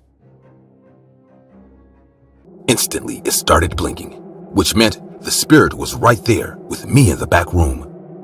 I kept walking towards the infamous pantry, and as soon as I reached the pantry, all the refrigerator doors opened automatically. The one nearest to me hit me in the head. My EMF device slipped out of my hand and fell a few feet away, beeping to its maximum potential. I reached under my collar to grab my cross necklace. That's when I realized it was missing. Without my necklace, I felt powerless. The spirit must have sensed me. It might have felt me weaken. However, I spotted Sarah by the door. She looked concerned. "Are you okay, Parker?" "Yeah, I'm fine, but I lost my necklace, the one with the cross on it." Instantly, a sinister smile crept on Sarah's face. I knew at that moment that this was not actually Sarah, but the spirit was manifesting as her. I walked back closer to the pantry, not knowing what to do as the spirit in the form of Sarah approached me. As closer it got, I noticed how the eyes had changed color. This was definitely not Sarah. "You think you can banish me, boy?" It spoke in a weird, almost robotic but manly voice. I did not answer. Instead, I started praying again. This was the only way out of this situation. Evil Sarah was almost a foot away from me when a voice from behind said, "He may not be able to, but I can." I was so relieved looking at the person standing by the door. Harrison had definitely saved my life by just being there. He had my cross necklace in his hand along with some other holy objects. He started chanting prayers, and I could see the spirit lose its form and its powers. I just stood there looking at the scene before my eyes. Harrison was pretty good at his job, and within minutes, there were only me and Harrison in the back rooms. No sign of the spirit. Harrison encouraged me to walk out with him. Sarah and Andrew were just where I had left them. "I called Harrison as I had a feeling you would need help," Sarah said. And at that moment, I was extremely grateful to Sarah. If she would not have acted in time, I would have died. This was the last case we took as a team of 3. Therefrom, we assisted Harrison in his missions. As a 911 call taker, my primary responsibility is to take emergency calls and make sure the caller is really in distress. The extensive training they provide us helps us greatly to decide what type of help a person may need. Sometimes it's a kid, a woman, a homeless man, or an elderly person. It could be anyone, and we have to be alert all the time. I have handled many distressing calls and handled each one with care, keeping the safety and well-being of the caller at the forefront. Last night, I got a call that was probably the worst call of my life. Around midnight, I received a call. "Hello, 911, what's your emergency?" I said to the caller. From the other end of the phone, I heard the voice of an older man, along with heavy rainfall. Hello, my name is Stefan. Most of the time when older people call, it's usually nothing serious. Often due to lack of sleep, hearing issues, bad eyesight, or medication, these people panic and call 911 even if there is no emergency. Once, I had a 92-year-old woman call 911 and say that she couldn't see with her eyes closed. Turns out, she was just out of dental surgery and was under when she called me. So, the old man named Stefan called me. I relaxed and started reciting our pre-decided script. "Hey, Stefan, where are you calling from?" On my screen, besides, I could pinpoint his location to be a Starbucks downtown. Was he stuck there? And since when did old men start going to Starbucks? I work as a security guard at Starbucks, the one that's downtown. I'm 60 years old, and I think there's someone outside of the shop. Was this man panicking? "Stefan, are you on any kind of medication?" I had to make sure he was sober.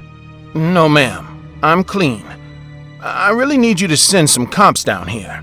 Sure, but before I contact the nearest unit, could you please tell me in detail what's going on? Due to my age, the manager of Starbucks lets me be inside during the night to guard the store. As usual, I was sitting by the cash counters when I saw a man standing right outside the glass window. He was still as a stone and just stared right at me. At first, I thought someone was pranking me, but soon I realized that the man was planning to break in. He had a screwdriver and some sort of other tool in his hand. By the tone and voice of Stefan, I knew this was serious. "Stefan, where is the man now? Do you still have your eyes on him?" Yes. He is still standing right where I spotted him. He is still staring right at me while I'm talking to you. Please, can you hurry? There was fear and urgency in his voice. So I contacted the nearest officers on patrol and asked them to get to the Starbucks as soon as possible. However, I knew I had to keep Stefan online till the cops got there, or else I was afraid the intruder may harm Stefan for ratting him out. "Stefan, how long has this man been standing there?" I guess for more than 25 minutes now. "Do you have anything to protect yourself if he breaks in?" I do have a gun in case things go south, but I haven't used it in 25 years, so I may not be the best shot. "Is he still there?" I'm afraid yes. I looked at the screen beside me and saw that the cops were a few blocks away. "Stefan, I want you to remain as calm as you can be. The cops are just a few blocks away. They will be there any minute." The rain was still pouring, and I could hear the thunder from the other side of the line. Stefan had handled the situation far better than anyone else. Usually, elderly people freak out if there's a break-in or robbery in the house. No wonder he was working as a security guard. A minute later, I heard the sirens through the phone. The cops are here, Stefan said. I could hear the relief in his voice. Hey, where are you going? Don't run away. Stefan, what happened? Talk to me. The intruder heard the cop cars and ran away. Do not chase after him. The officers can take care of it. It's raining. Please stay inside, I told Stefan, which he probably listened to. Yes, ma'am. The minute I heard the cops knocking at the door of the Starbucks, I disconnected the call, knowing that Stefan was in safe hands. Around 4 a.m, I was done with my shift and was just about to leave when the cops who had handled the Starbucks case arrived at the station. Elizabeth, good work today. You have no idea, but you saved the man's life today. Officer Connor told me. Who are you talking about in the Starbucks case? Yeah, the old man Stefan who worked as a security guard at the Starbucks. You have no idea how much danger he was in. What do you mean? The intruder was outside. The moment we reached the Starbucks, instead of going inside, we decided to check the surrounding of the cafe. We found no one, no footprints or track marks of any vehicle. It was as if there was no intruder at all, as there were no signs of one. But the old fellow kept on insisting that the intruder was right in front of him, beyond the glass window, not more than 5 feet away. He said that the guy was standing in a bush and staring at him. Well, he told me the same thing. We were convinced that probably due to his age and all the rain pouring down, the old man might have seen something. But my instinct told me that something was up, so just as we were about to leave, I decided to sweep the inside of the cafe. As soon as I stepped inside and moved towards the back door that opens into the alley, I noticed wet, muddy footprints. They started right from the back door and ended just a few feet away from the cash register. This means the intruder wasn't outside. Rather, he was inside, and right behind Stefan. The reflection of the intruder was getting reflected in the main window. Stefan must have thought that the man was outside, when, in fact, he was inside, and right behind him. The intruder must have listened to your 911 call, and so he decided to be as still as possible. Good thing you didn't hang up on him too soon. As soon as the intruder heard our car approaching, he retraced his steps and left the Starbucks through the back door. Fortunately, nothing was stolen. Perhaps because Stefan noticed the intruder before he could do anything. The old man does have bad hearing, as he didn't hear the intruder break the lock on the back door. We contacted the manager and let him know that the cafe's security was compromised. Thanks to Stefan and you, no one was hurt and the cafe wasn't robbed or vandalized. Knowing the fact that I had literally saved a life of a poor old man made me very proud of myself and my job. I grew up in a comparatively rich family. My dad had a successful business and my mom was a lawyer. However, my parents made it a point to raise me in a humble setting, which meant I had to get a job and earn my own pocket money. Back then, I was fascinated by coffee and decided to work as a barista at Starbucks. Although I was still in high school, I loved my part-time job at the local Starbucks, and the money I earned was great as well. A few months into my job, I was in my senior year of high school, and a very beautiful girl showed up in Starbucks one night. She had raven black hair, piercing blue eyes, and pale skin. She looked like a movie star to me. She was wearing a modest dress and ordered a simple coffee. I served the order and continued to work, but my eyes kept going toward her. She sat on the last table and just sipped at her coffee in peace. Later, when the store was about to close, she just got up, left some tips on the table, and walked away.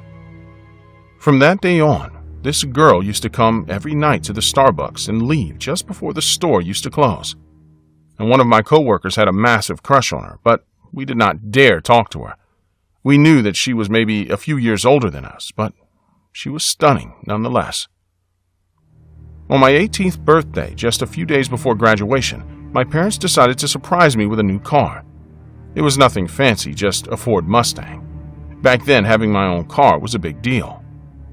I took my car everywhere from then on, to school, to parties, and even to work. One day, as I was cleaning the platforms just before the store was about to close, I saw the same raven-haired girl walk in. By now, I had her order by heart and placed it even before she could say it out loud.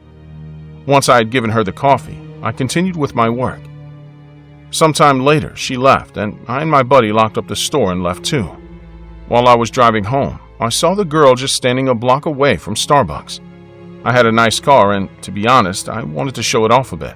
So I decided to ask the girl if she wanted a lift home. I slowed the car down beside her on the road and spoke. "Hey, do you need a lift home?"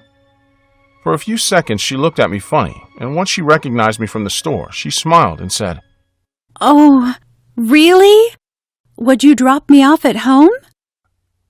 I was 18 and a bit stupid, so I replied, "Yeah, why not? Hop on in and just let me know where you live." She sat on the passenger's side and told me where she lived.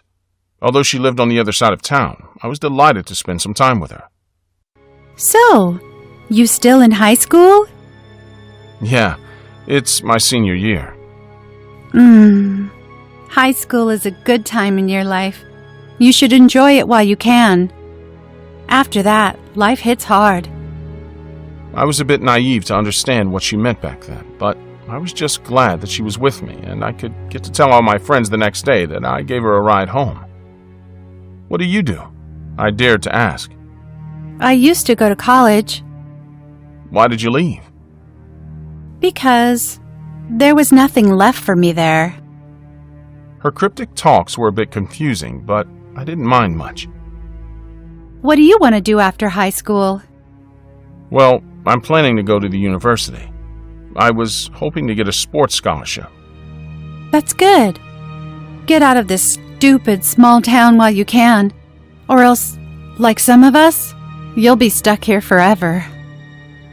I truly was clueless about what she meant at that point, so I decided to keep quiet and drive towards her home. For the rest of the ride, she was quiet and kept on looking out of the window.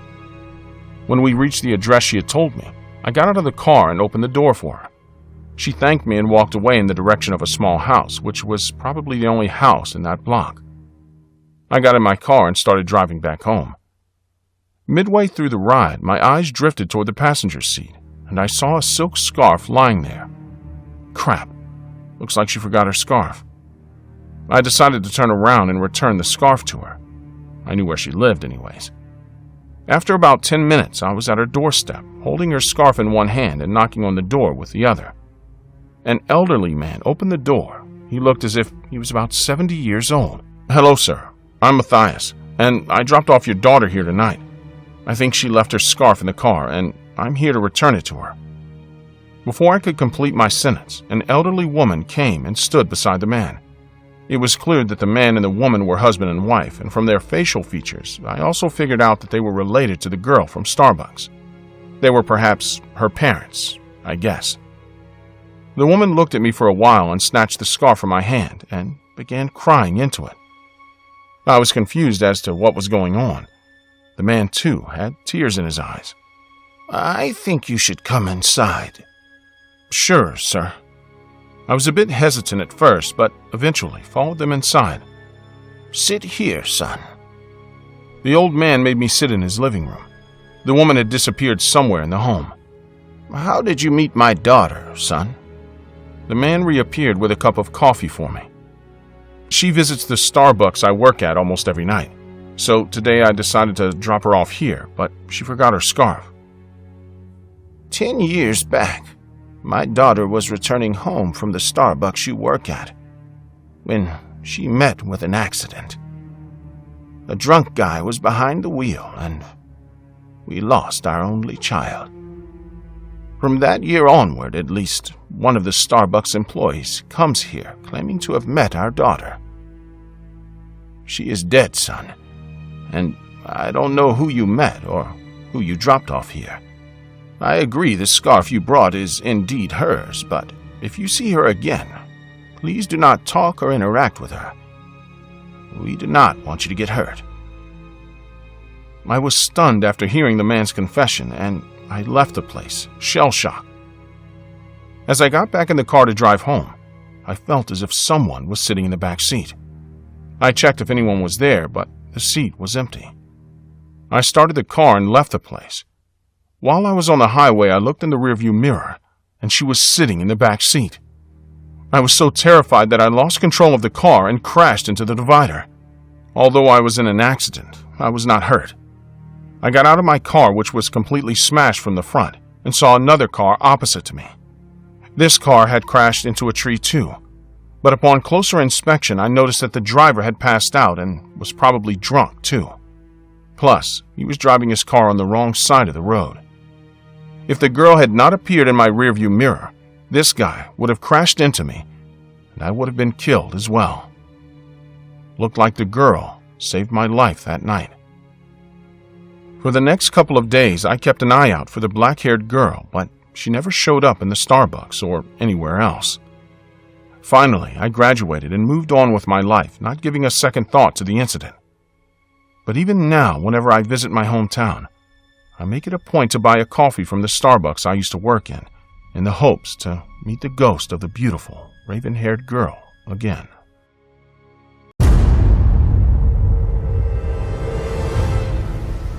I think one of the most normal activities in the world must be going to the supermarket. I mean, we've all done it at one time or another, right? When we go to do something as common as this, we don't expect anything out of the ordinary to happen. My name is Logan, and I live in a very quiet neighborhood where insecurity is minimal and the police are everywhere. I do urban scouting, and in those cases, I'm always prepared for danger. But on the day where I was most in danger, where my life was most at risk, I was not prepared. The story I'm about to tell you is about the day I discovered that there is no such thing as a quiet place. No matter how ordinary and boring the place is, the unexpected and terrifying will always manage to catch up with you. That day, I was going to do some quick shopping. I really considered not going since I was going the next day anyway, but I didn't want to spend the night short of supplies, so I mustered up the energy to get out of bed and went anyway. The supermarket was pretty empty, as it was a Thursday and Friday was the discount day. I remember that had made me happy. There would be few people in line to pay. A person standing next to me surprised me. The man was bald and very white, but with an unnatural skin tone. It was as if he were a corpse. He was dressed like a waiter, and in his hand, he had a tray with cut pieces of meat ready to eat. "Sir, would you like a free sample?" He may have said those words to me in a friendly tone, but his face was absolutely terrifying. His eyes were huge and white, and they were shaking almost as hard as his body. His big grin from ear to ear was frozen.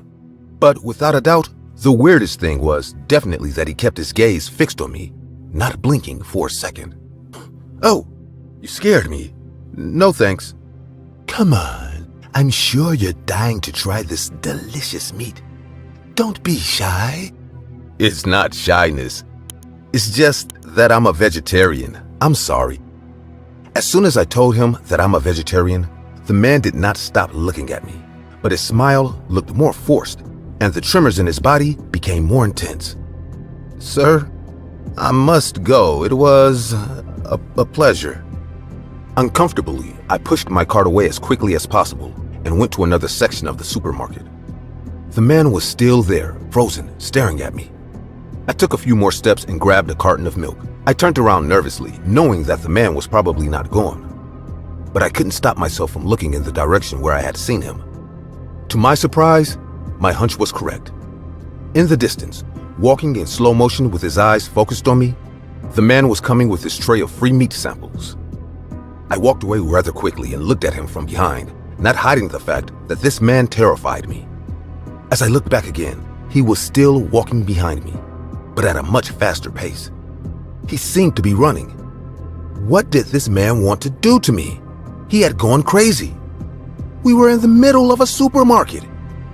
I went to the place where the smallest line was, assuming he wouldn't dare to harass me there. I was wrong. The man stood in front of me as he did in the beverage section, and with his maniacal voice, he started talking to me in a much more nervous and angry tone than before, but without losing his smile. "Sir, I think you really should try some free samples. You know we have the best meat. Once you try it, you won't be able to say no." I'm 5 seconds away from calling security. Get away from me now. "But sir, the free samples. Are you gonna miss this one chance to eat our meat?" "That's enough."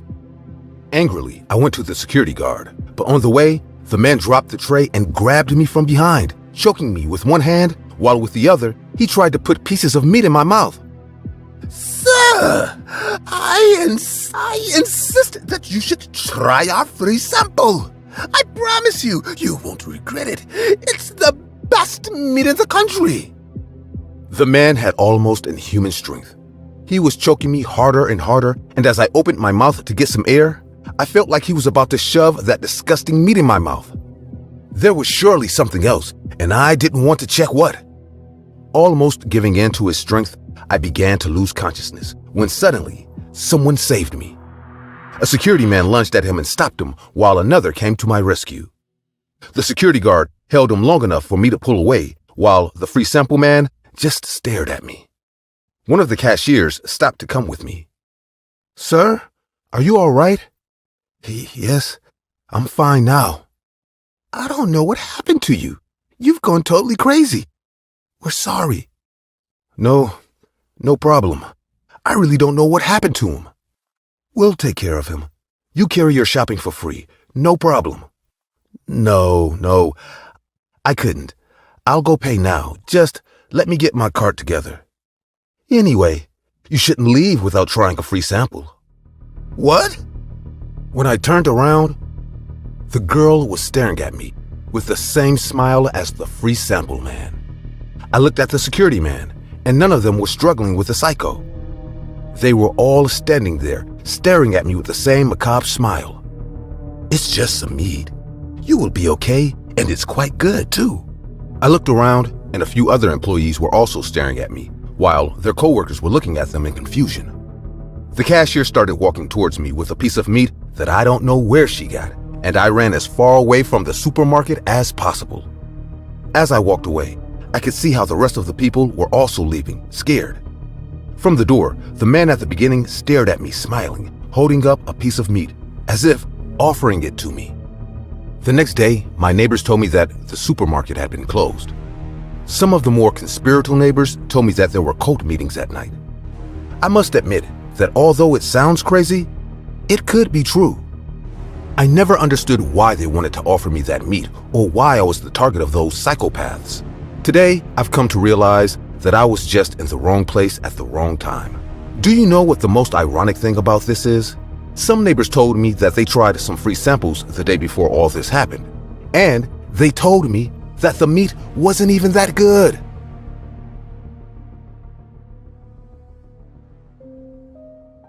Being a European person, it's no news that I need alcohol frequently. Since the day I moved to the States, I cannot find a decent place to get my beer from. So I had to settle for beer brought from the grocery store. It's not bad, but it's not as good as the beer I used to have back home. Luckily, there is a small family grocery store 1 block away from my condo.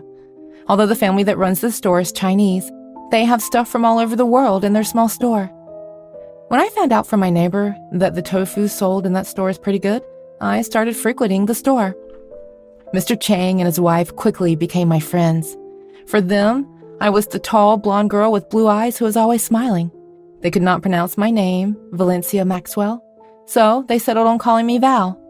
When I told them how much I hate the beer sold in the States, they offered to order beer for me from my home country if I bought it in bulk. I was more than delighted to do that, so I asked them to order a few dozen cans for me. I also paid some advance, and now I'm one of their favorite customers, especially Mrs. Chang. She loved me like her own daughter, who was studying at MIT. She many times made some extra Chinese food for me.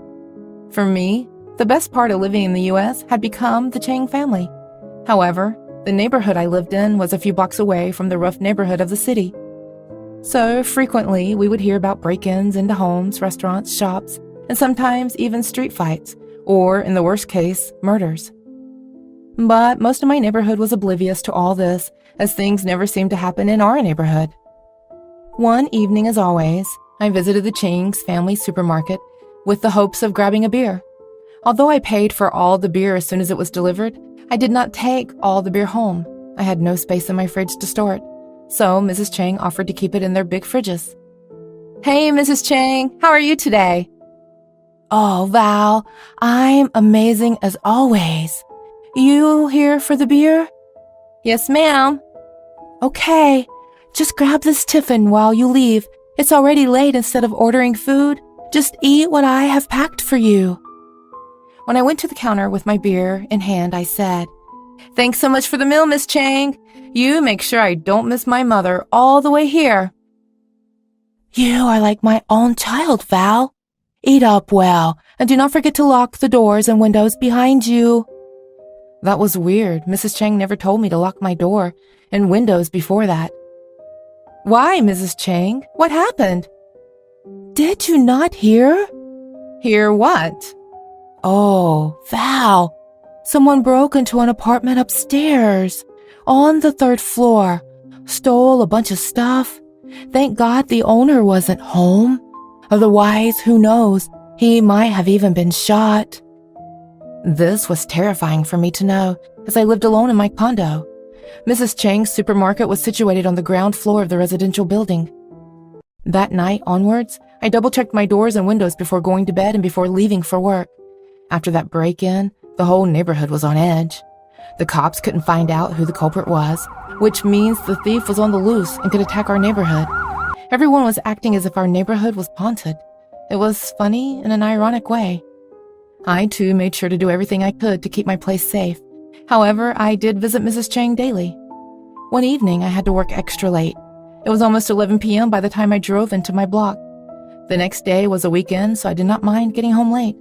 But while going home, I remembered that I had no beer at home, so I decided to take a pit stop at the supermarket and grab a few cans to last me for the weekend. I was also going to have a small get-together with colleagues at my place, so I decided to take more cans with me than usual. As I entered the supermarket, Mrs. Chang was behind the counter counting cash from a register. "Hey, Mrs. Chang?" I greeted her as I made my way to the back of the store in search of a familiar fridge. "You late tonight," I could hear Mrs. Chang say from her position. But as soon as I opened the fridge to get my cans, I heard a glass break from the front of the store. I was just about to run to the front to see what happened when I heard a male voice. Hey you, old lady. Anyone in the shop? The male voice sounded angry and agitated. "No, it's just me. My husband just left. Please, do not hurt me," Mrs. Chang pleaded with the intruder. Till then, I snuck into a few aisles towards the front. That's when I saw the man wearing a ski mask pointing a gun at Mrs. Chang's head. My first reaction was to run towards her, but when I heard what she said, I knew what she wanted me to do. "I'm alone. You can take whatever you want from the supermarket," she said with a trembling voice, trying hard to be strong. She was trying to make the intruder believe that there was no one except her in there. I immediately pulled up my phone and called 911. I told the cops what was happening. Hey old lady, give me all the cash you have. Put it in this bag. The intruder shouted at Mrs. Chang, whose eyes were tearing. Accidentally, in my effort of going back to my previous spot, I knocked over a bottle of jam and it clattered to the ground. Who's there? Who's there? You better come out, or I'll shoot the old lady, the thief said in a very loud voice. I knew I had no choice but to show my face in order to save Mrs. Chang. And in our circumstance, I didn't want to let her get hurt or die alone, but I was still hesitant. "It's just a stray cat that comes at night sometimes." Mrs. Chang tried to save me, but the intruder was smarter. Huh, you think you can fool me, old hag? And he hit her face with the butt of his gun. That's when I stepped out of my hiding spot. But little did the intruder know that I had called the cops. Therefore, on purpose, I hid my phone underneath a pickle jar. The moment he saw me, the intruder approached me with his gun. Aiming at my head, he searched my pockets while he pointed the gun in my face. He found some money in my pockets, but I was clever. I had left my purse along with my ID cards in the back of the store, so he couldn't find anything of value for me. Till then, Mrs. Chang had filled the bag with money. "Here, take this bag and leave us alone," Mrs. Chang said to the armed robber. When he took the bag from her hand, he hit her again with his gun and fired a bullet into my shoulder. Where's the rest of the money, you Chinese bitch? "That's all we made today," Mrs. Chang told him while she kept on sobbing. That's when we all could hear the sirens coming our way. You bitch! You called the cops! He yelled at me. I just shook my head, lying to him that I didn't. As the cops approached us, the intruder panicked, looked here and there. At the end of the supermarket, there was a back door that Mr. Chang often used. The intruder ran towards that door, he yanked it open, and BAM! He fell on his ass and hit his head on a metal shelf, and he fainted on the spot. Mr. Chang entered the supermarket with a worried look on his face and a frying pan in his hand. I had not just called the cops, but Mr. Chang as well. He might have heard our conversation with the robber and figured out that the thief might use the back door to run. He took the bag of money and the gun from his hand and ran towards me and Mrs. Chang. I was holding her in my arms as she cried. Soon the cops arrived and the thief was caught. He was a homeless man. When the cops left and Mr. Chang was okay, I grabbed my beer and the tiffin that was supposedly still on the counter and was about to step out when I remembered something. Hey, Mrs. Chang, I clearly remember you counting a thick bundle of hundreds while I walked in. How come the intruder only had $500 in his bag? Mrs. Chang smiled and replied, While he was looking at you, I dropped a bundle to the floor and only gave him the 10s and 20s. I may not have laughed that hard in days, but it was truly scary to have a gun pointed at my head.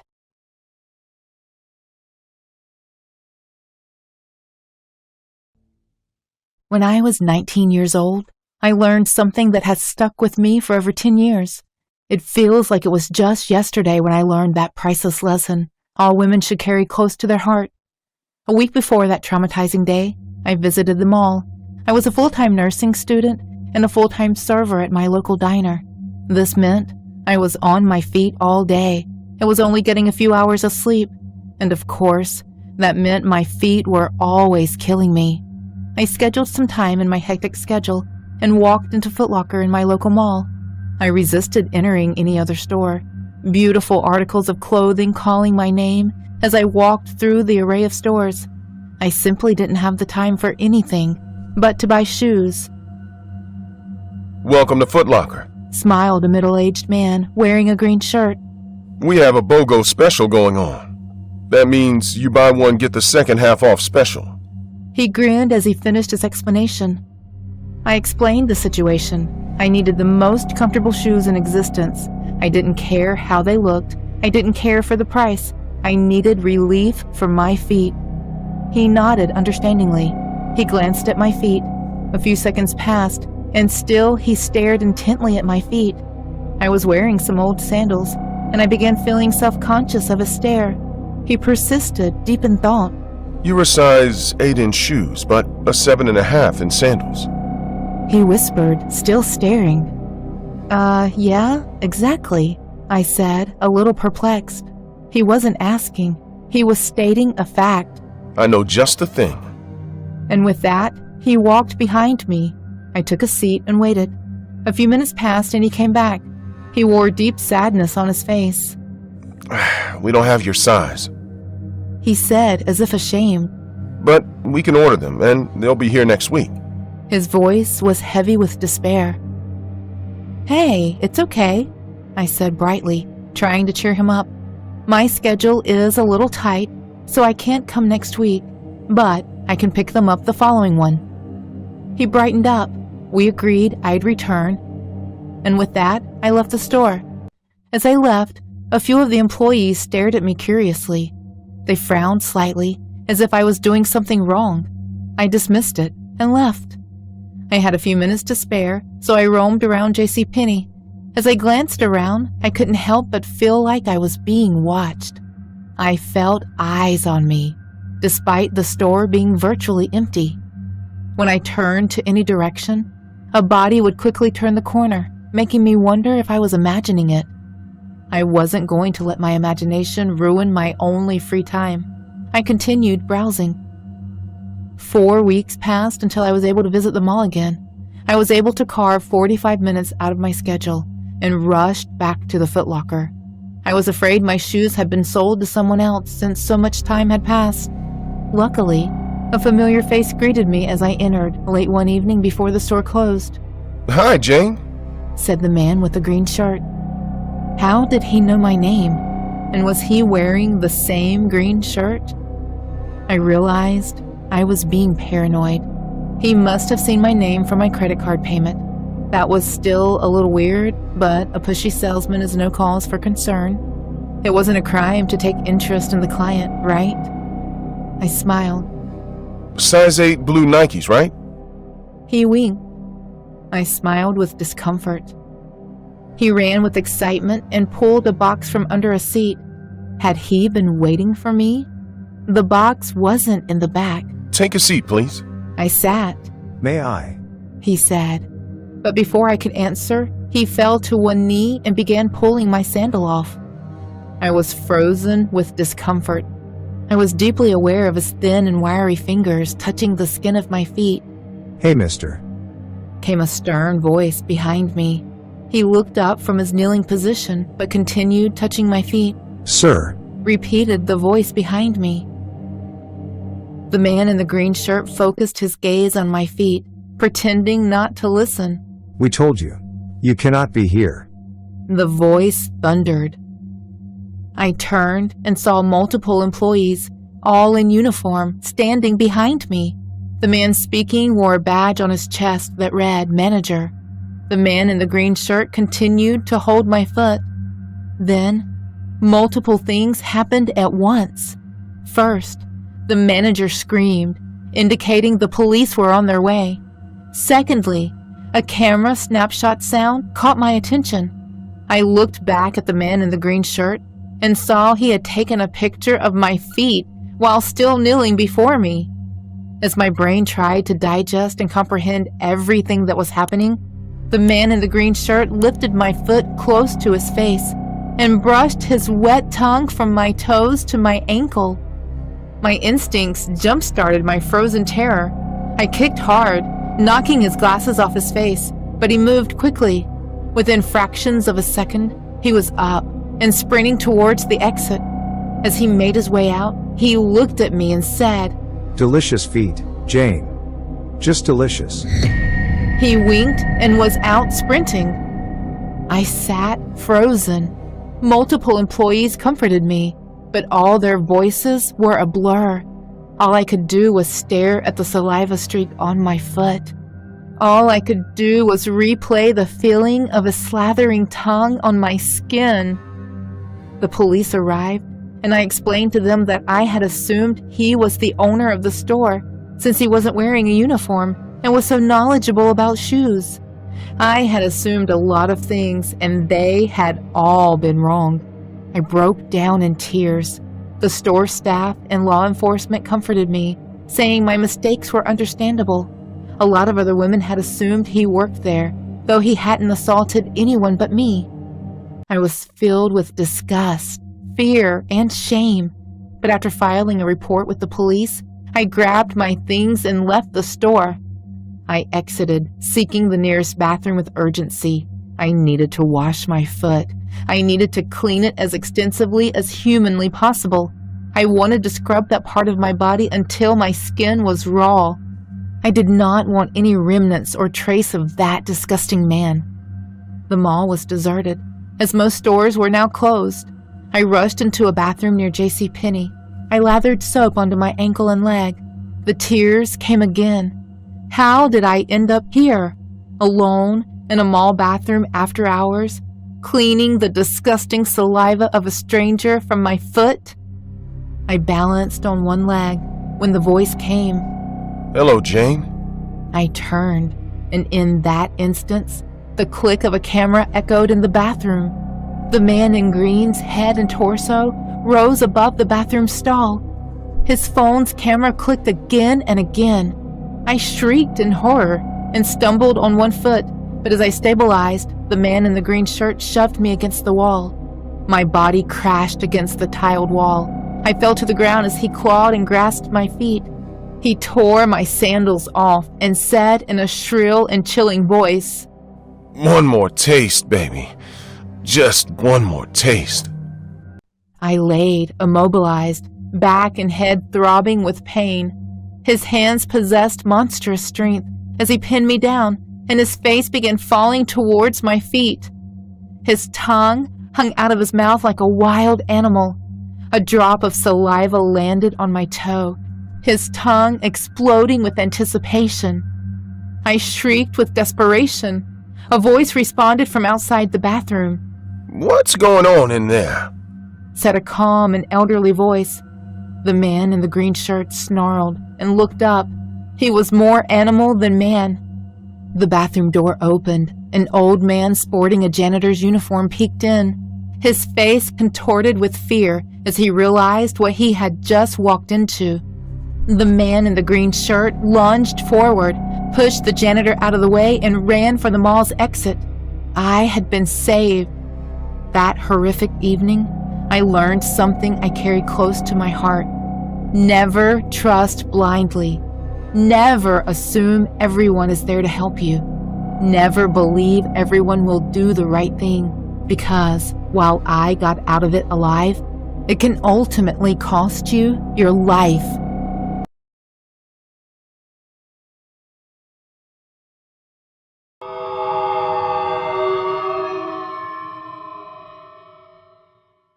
Hi, my name is Jake. Although my tastes have changed as an adult, as a child, I always went to Wendy's. As my father told you in another story, I almost fell victim to my own mother. You see, since my parents were divorced, she dressed up as the Wendy's girl to scare me. She did it with the firm motive of ruining my happiness by going to Wendy's, all so I wouldn't enjoy being with my dad. But in trying to scare us, everything got out of control. What started out as an attempt for me to spend time with her ended up leaving her in prison and me with a horrible trauma.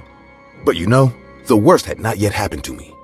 My mom may have been behind bars, but the Wendy's girl would continue to haunt me. It all continued a few months after the incident. My father was working and I was on vacation with a lot of free time at home. It was hard to adjust to the new school after what I experienced that night. I had a hard time trusting people since my own mother tried to kill me and my dad. I had taken a short nap, and when I woke up, it all came back to me. I couldn't believe what I was seeing. It was the girl from Wendy's in my room. I rubbed my eyes. This had to be a dream. This couldn't be real. She had already been arrested. My mom was in prison. If this wasn't my mother, who was it? The girl from Wendy's slowly approached me with a knife in her hand. I was paralyzed with fear. I couldn't move. I could only cry from despair. Once this person was next to me, he slowly approached me, and face to face, he spoke to me. "Did you think it was all over, Jake? I won't leave you alone. I'll come for you soon." And with that said, he just left. I didn't run away. I didn't scream for help, and I didn't even close my door. I just stayed frozen on the bed, crying. I felt something wet on my bed, and when I looked, my bed and my pants were soaked. I had peed. This person may have been disguised just like Mom, but he was taller and more imposing. Plus, he had a man's voice. But who could he be? A few minutes later, I heard my dad come home from work, and the energy returned to my body. I ran to him and told him everything, hoping that we would go to the police or that he would do something to stop this person. He seemed concerned, yes, but he didn't believe me. He just checked the house and told me that it was normal for me to be so scared. It is normal for me to see the Wendy's girl in my nightmares, as it had all been very traumatic for me. After telling me to talk about it in therapy, he gave me a hug of concern. I was not pleased. The days went by and I couldn't stop thinking about my encounter with the girl at Wendy's. I was terrified. I was terrified this person swore to come back, swore to kill me, but what could I do? My father didn't believe me, and I couldn't just run away from the house. To make it worse, I felt very strange, as if I was being watched all the time. Many times, I would fall asleep and see someone's shadow watching me from the dark. Sometimes I would hear footsteps in the house when I shouldn't have, and other times, I just felt like I wasn't alone. But of course, my dad would deny everything, since he was never around at the same time as my stalker. I was desperate and didn't know what to do. But soon, everything would get worse. One day I heard the sound of someone at the top of the stairs. My dad wasn't there, so I knew there was definitely someone invading my home. Being a kid, I made the worst possible decision. I grabbed a knife and decided to take care of the situation myself. I walked slowly towards the source of the noise. It was in my father's room. With the knife raised, I decided to investigate. The room was empty. The man was probably gone. I saw some papers on Dad's desk, and when I tried to put them away, there it was. It was the mask of the girl from Wendy's. At that moment, I understood everything. Why wasn't the man ever there at the same time as my father? Besides, they both had the same height and a similar voice. My father was disguised as the girl from Wendy's. But why? After that day, everything changed between me and my father. I felt that everything he did was suspicious. Little by little, we began to distance ourselves. He tried to talk to me and told me that he didn't understand what was wrong with me. I admit that he made me doubt, but even so, it would have been dangerous to trust him. All this came to its worst on a Sunday. That day, I was at the table, waiting for my father to come and eat with me. The food in the oven was almost ready, but he wasn't coming. I got up from the table to see what was going on, and as soon as I took a step, I saw her. The Wendy's girl was standing in front of me.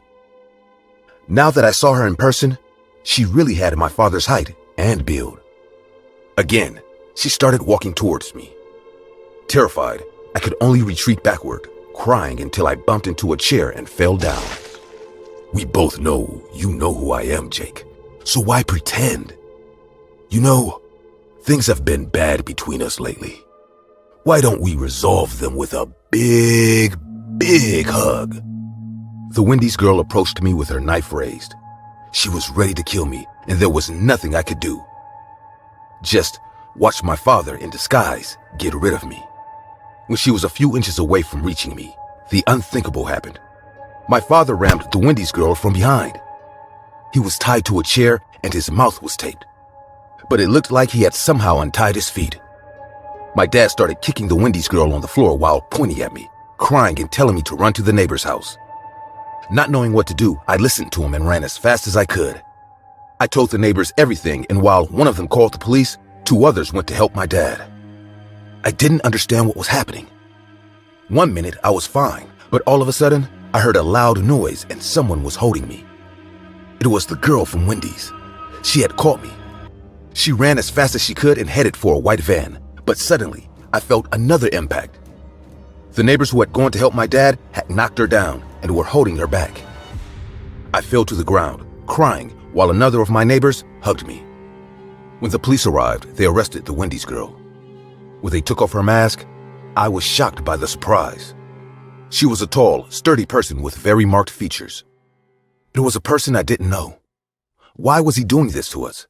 Why was he impersonating my father? At the same time as the police, an ambulance arrived. The ambulance drove to my house, and after a while, they took someone away in a black bag.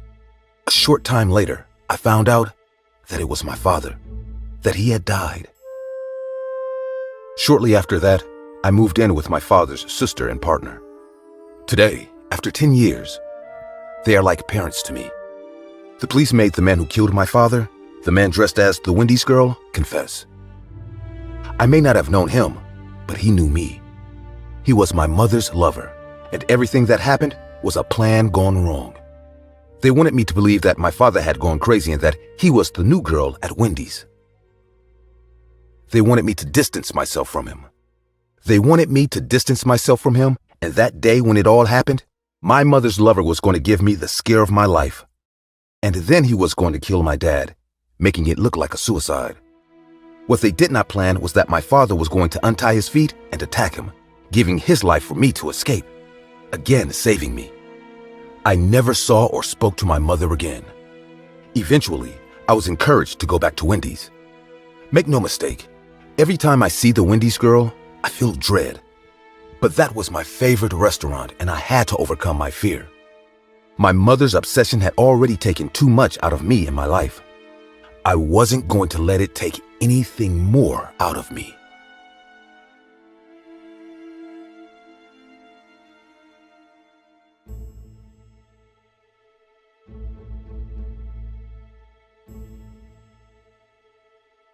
If you have ever been a food delivery person, you might know the consequences of being late. It means you have to give the food to the customer free of cost, and the expense of the meal will be cut from the salary of the delivery person. Anyways, I was overworking myself to make ends meet. I could not bear the thought of losing any money due to late delivery. That's why whenever I had to deliver food, I made sure I was on time. I worked at the local Wendy's fast food chain and had been working there for a year. Most of the deliveries were easy, just a few blocks away from the restaurant and nothing else. However, one of my fellow colleagues abruptly quit his job and left the city. I don't think it had anything to do with the job. Rather, it was a personal reason. I often worked in the late hours of the night, as the pay was slightly better and the roads had less traffic, so I could reach my destination on time.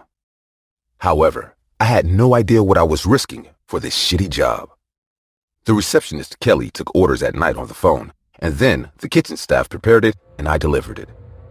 Most of the time, it was pleasant on the road, and the tips I got from mostly drunk people craving some late-night fast food was good. All in all, my life wasn't good, but it wasn't miserable either. But everything took a turn for the worst that night.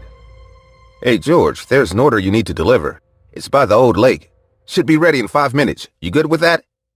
Now, anyone who knew the old lake will at any cost avoid going anywhere near it. And the fact that someone lived by it was astonishing in itself.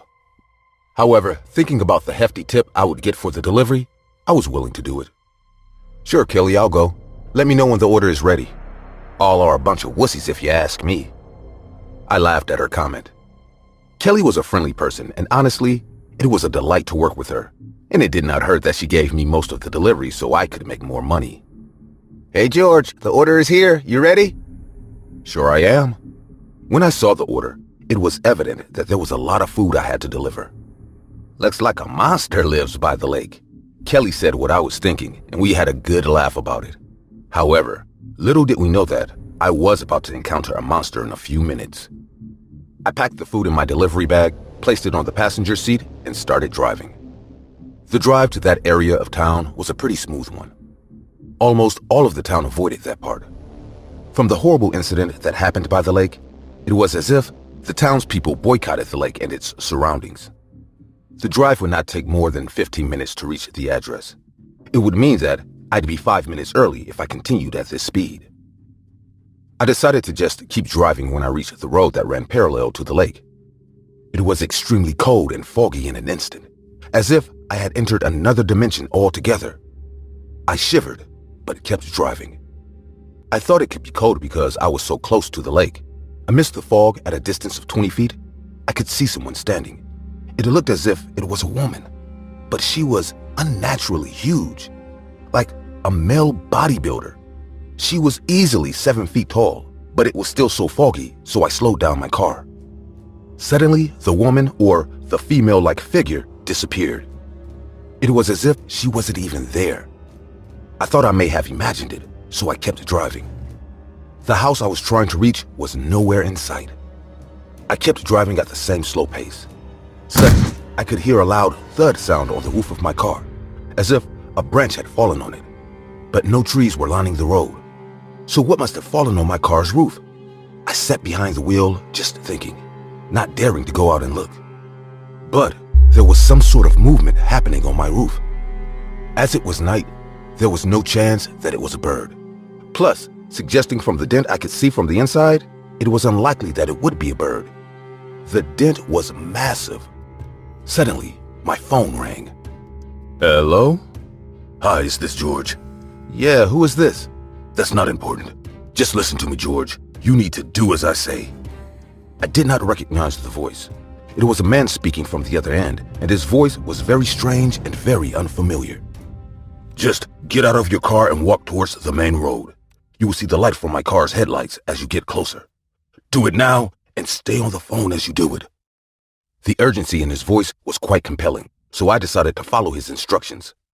I was still on the phone with this guy, and I could hear his breath on the other end. Before I could give up the safety of the car, I decided to look back through the rearview mirror.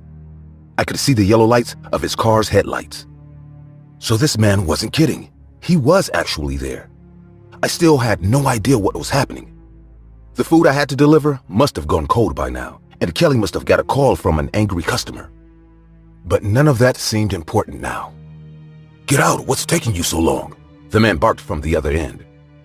Yeah, I'm getting out now, just a sec. I took the car keys and got out as slowly as possible. Leave the door open and just walk. Do not look back at your car at any cost and just listen to me. Do not reply. Walk faster, but don't run. I was out of my car and my feet were wobbling. But from the periphery of my eye, I caught a dark figure sitting on the top of my car. The figure, or whatever it was, moved rhythmically. I just kept walking, and as I walked closer to the car behind me, I saw a silhouette of a man on his phone.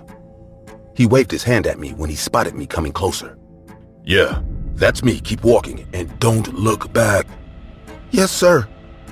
When I was a couple of meters away from the man's truck, my curiosity got the best of me and I turned around. In that instance, I saw the same woman sitting on the top of my car. I could not see her face as it was covered with long black matted hair. But what she was doing was enough to give me nightmares for the rest of my life. She had an animal in her hand. Must be a rabbit or a baby deer, and she was constantly banging the head of the animal on my car's roof. Then she proceeded to eat the animal alive, and all the blood spilled in the back glass of my car. I was so shocked that I could not do anything. Slowly, everything just blacked out, and I felt myself free-falling to the ground. Strong arms grabbed me and said, "I got you, kid." It was the same man. The next thing I know, I wake up on the porch of my own home. I have zero recollection of how I got there, but I could clearly remember everything up to the part where I fainted. I lived alone, so there was no one to tell me how I might have got there. My car was nowhere in sight. I just went home and decided to sleep and think about what happened the next day. When I woke up, the first thing I did was to call the number that had called me last night, hoping the man would pick up and explain what happened to me. But the number was not reachable. I tried my best to ask around if anyone saw a car dropping me off, but none of my neighbors had seen anything either. There was no clue I could find to find out what happened to me last night. Defeated, I decided to visit the church. I spoke to the father and told him what I had experienced. He heard what I had to say, and then with a smile on his face, he said, "Son, the Lord saved you from the demon. Don't think much about it. Just pray at the altar and go home." And I did just that. To date, I don't know who the man was or what the evil woman was, but I am insanely thankful for the life I have.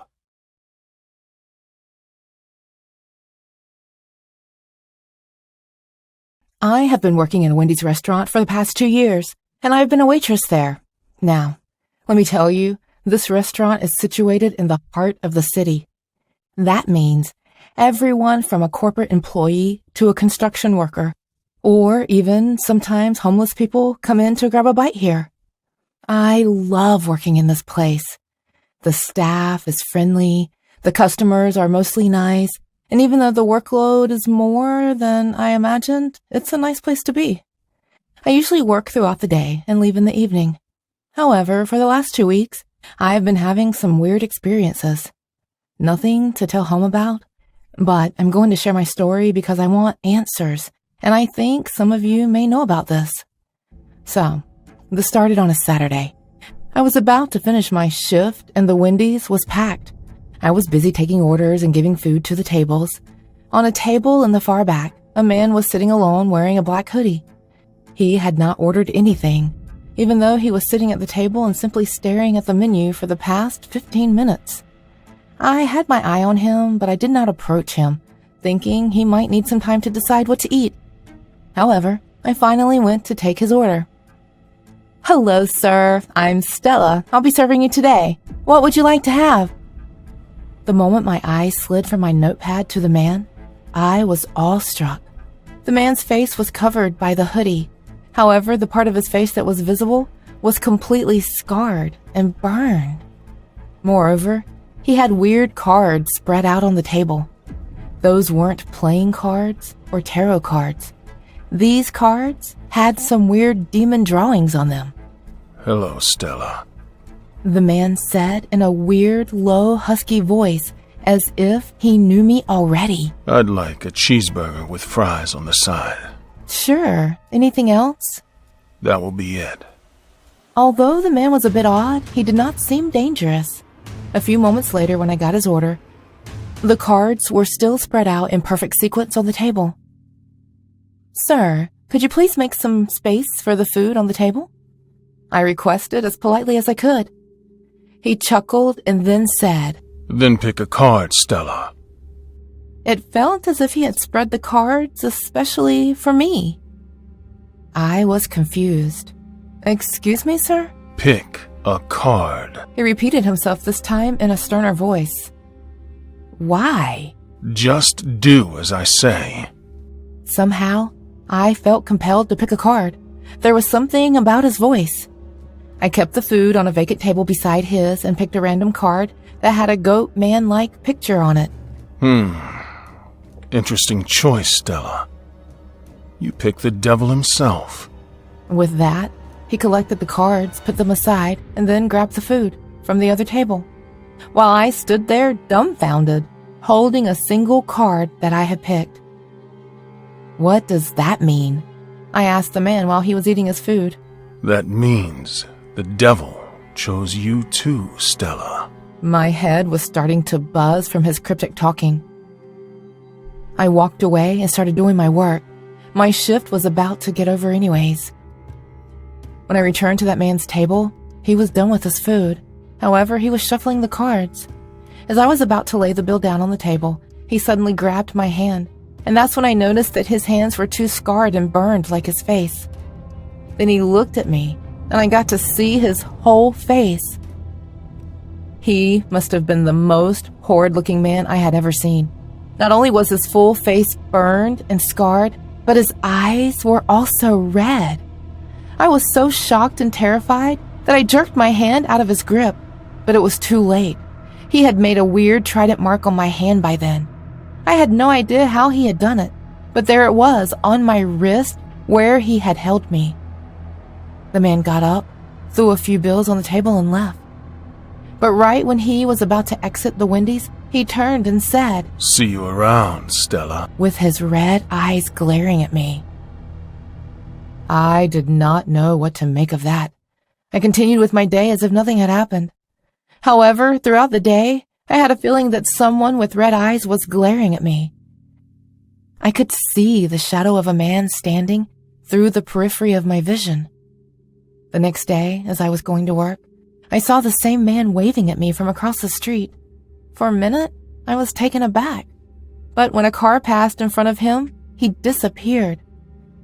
Then, throughout the day, I saw the same man waving at me multiple times.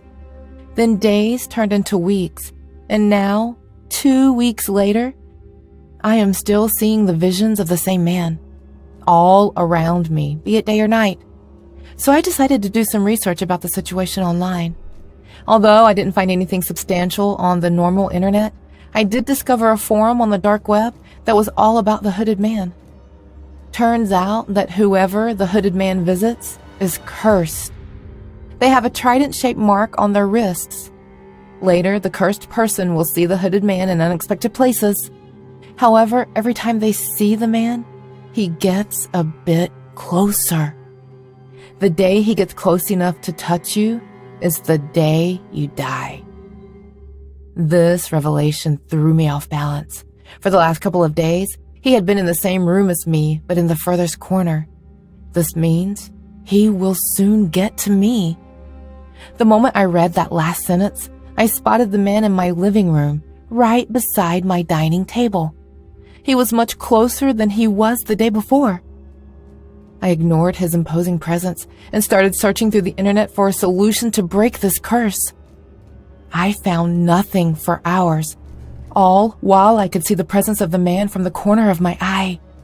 Then, finally, I found a separate forum on which a user had successfully broken this curse and had given the solution. He said I had to pass on the curse to another person, and to do so, I had to draw the exact symbol that was on my wrist on the wrist of another person as soon as possible. Otherwise, be ready to die. Now, I work in Wendy's, and people from all age groups come here. But do you know who is the easiest to target? The kids. Yep. If I have to save myself from this curse, I have to transfer it to a kid or teenager, because it would be difficult to mark an adult's wrist. However, I am having second thoughts about this plan. What should I do? Please, someone help me.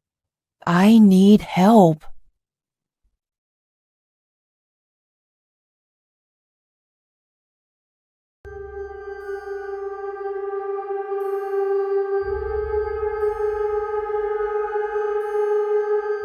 Have you ever been to Wendy's? In general, it is a good restaurant. The food is pretty good and they have more variety than the rest of the burger places. Like McDonald's with Ronald, they also have their own mascot. She is a very cute red-headed girl. I never knew if she is based on a real person or if they just created her for the logo. But what I do know is that once, someone disguised as she tried to kill me. It all started one normal night. On weekends, I have to babysit my son, and his favorite place to eat is Wendy's. He used to throw a big tantrum when I didn't take him, and over time, it had become our favorite father-son activity. Everything was going well until one day, I noticed something strange. As we left the place, a person disguised as the Wendy's girl greeted us. There was nothing strange about this. What did scare my son was that the whole costume was covered in blood. After we passed her, she walked behind us, still waving at us. My son started to get really scared and started to speed up his pace. I thought about confronting this person, but to tell the truth, I'm a pacifist. I don't know how to fight, and I don't want to. I would if it was to defend my son, but what would that accomplish? I would only put him at risk. I decided to pick up the pace and get into the car as soon as possible. Just a few steps away, the girl was still waving at us in a terrifying manner. Several weeks passed, and my son was somewhat reluctant to return to the restaurant, until one day. I talked to his mother, and she convinced him. I was sure nothing would happen. Maybe that was a one-time thing. If this person was stalking all the customers like that, she had probably already been kicked out. With many doubts, my son went with me to the restaurant. Little by little, I could see how the spark began to return. There was no trace of the strange woman, and he began to feel more and more comfortable. We spent a great night together eating. It seemed like everything that had happened would be in the past as a bad and bizarre memory. We made our way to the car, and the parking lot was empty.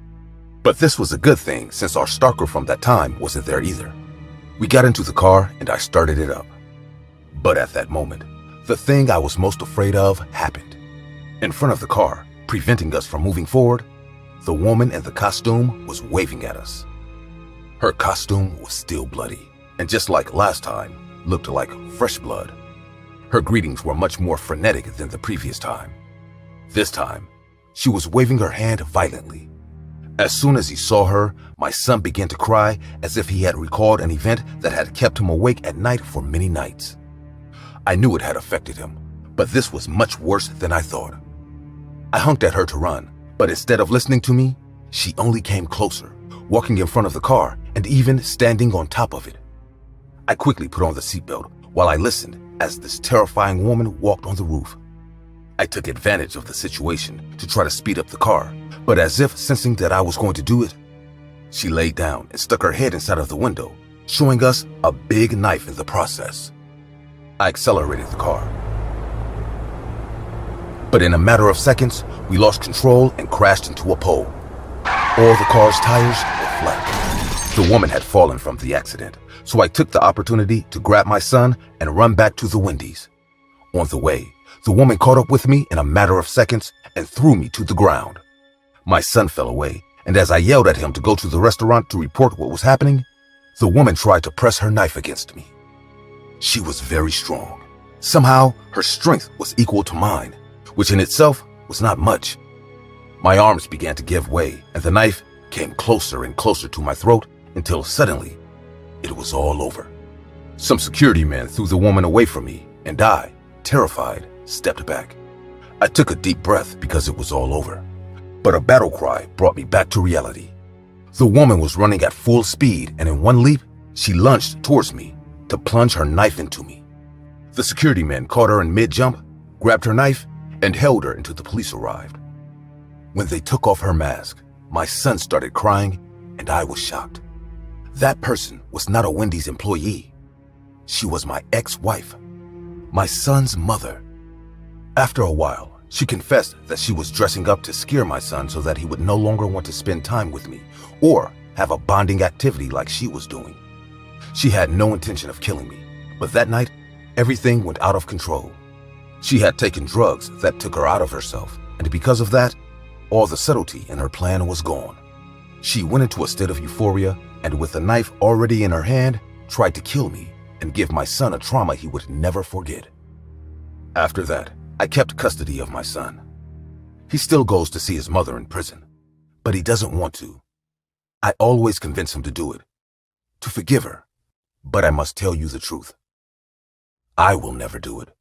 Since that day, every time my son and I go to Wendy's, we are afraid. The food tastes much more bitter, and we are just thinking about leaving.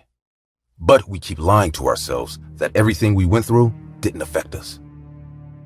At the end of the day, even though she ended up in jail, my ex-wife, the woman dressed as the little girl at Wendy's, got her way.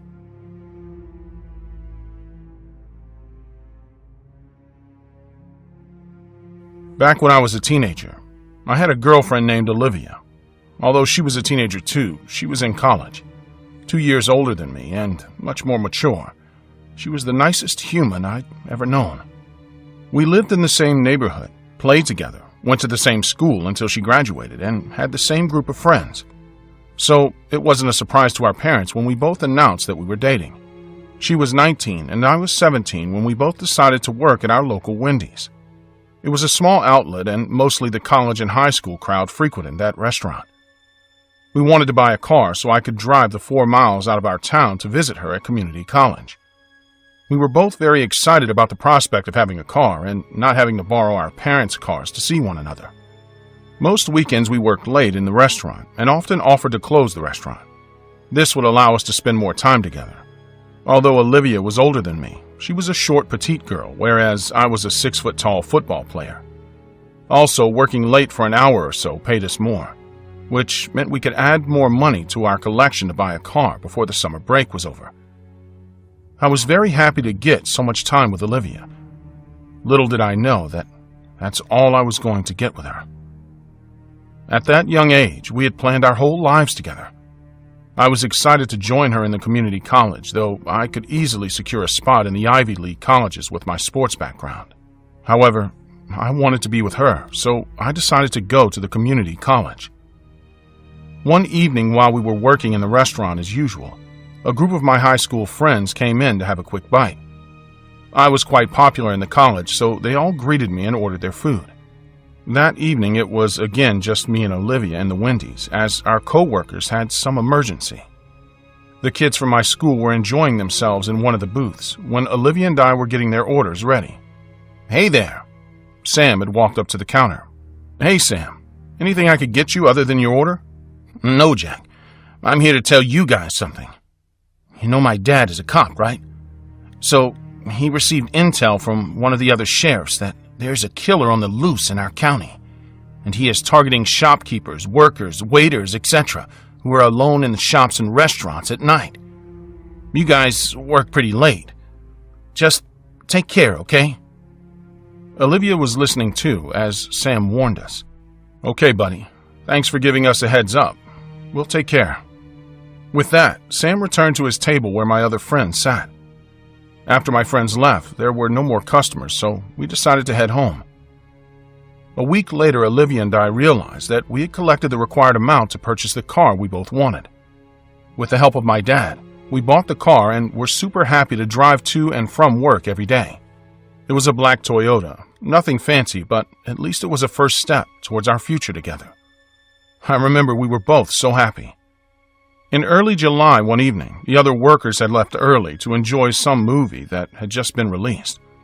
Although now we didn't need extra money to save up for the car, we still enjoyed working late. So that evening too, we were more than happy to cover up for our colleagues. Our car was parked right in front of the entrance to the door in the parking lot. Olivia was cleaning up the inside counters and I was setting the tables right. That's when we heard the alarm of our car go off. It was so loud that for a second we were confused. No one was in the restaurant except us, and in the past hour or so, we hadn't spotted anyone in the parking lot as well. This happened back when there were no CCTV cameras, so we couldn't even look into the camera feed to see if anyone was there. The alarm was still going off. Someone had to do something to stop the noise. A few minutes later, I saw the most horrid scene of my life. I don't remember why I looked up, but when I did, I saw him there. He was standing with his face pressed against the window of the restaurant, and his eyes were pitch black, without any pupils or anything. His face looked demonic, and he had a silly grin pasted on it. I was terrified just looking at him. But when I realized that Olivia was still cleaning the counters, my fear spiked sky high. She was unaware of this person still busy cleaning the damn counter. The man and I stared through the glass at one another. His smile didn't waver an inch, and his dark matted hair was pasted to his face. His skin was yellow and unnaturally textured. He had a big butcher knife in his hand, which he raised and showed me through the window. I was helpless at that moment. I watched the man run towards Olivia behind the counter as I stood there beside our new car in the parking lot, looking at them from outside. No matter how fast I ran, I was sure he would kill my girlfriend. I was truly, utterly helpless.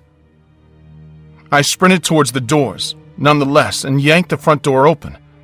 I jumped behind the counter and saw the lifeless body of Olivia, covered in blood and with knife marks on her neck and torso.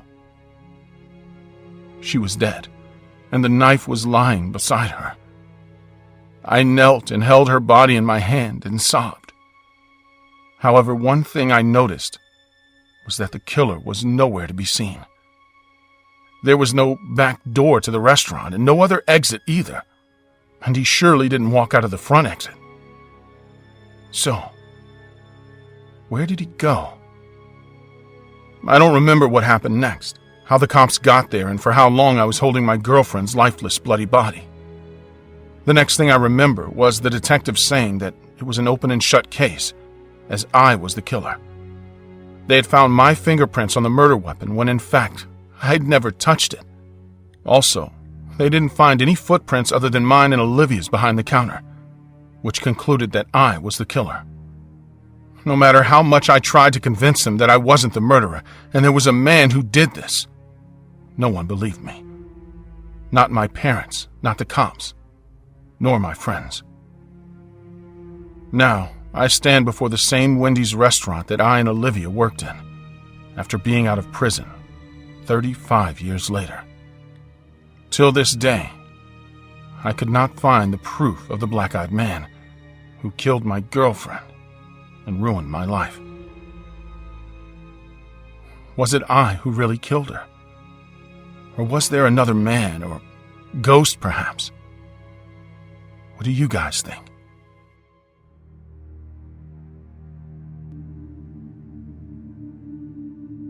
When I was a little girl, my mother told me that fear was an emotion that required to be conquered, but in case it was impossible to fight against it, the best solution would be to flee. I never seemed to understand what she meant until 3 months ago, when I finally came across a fearsome situation. But before I start telling you my dreadful story, I would like to introduce myself. My name is Mary. When I graduated from high school, I got accepted to a college in another state. I was happy to move out of my family's house, as I did not have any patience to put up with my parents' unending fights. At first, I was really happy. I have never felt that free in my life.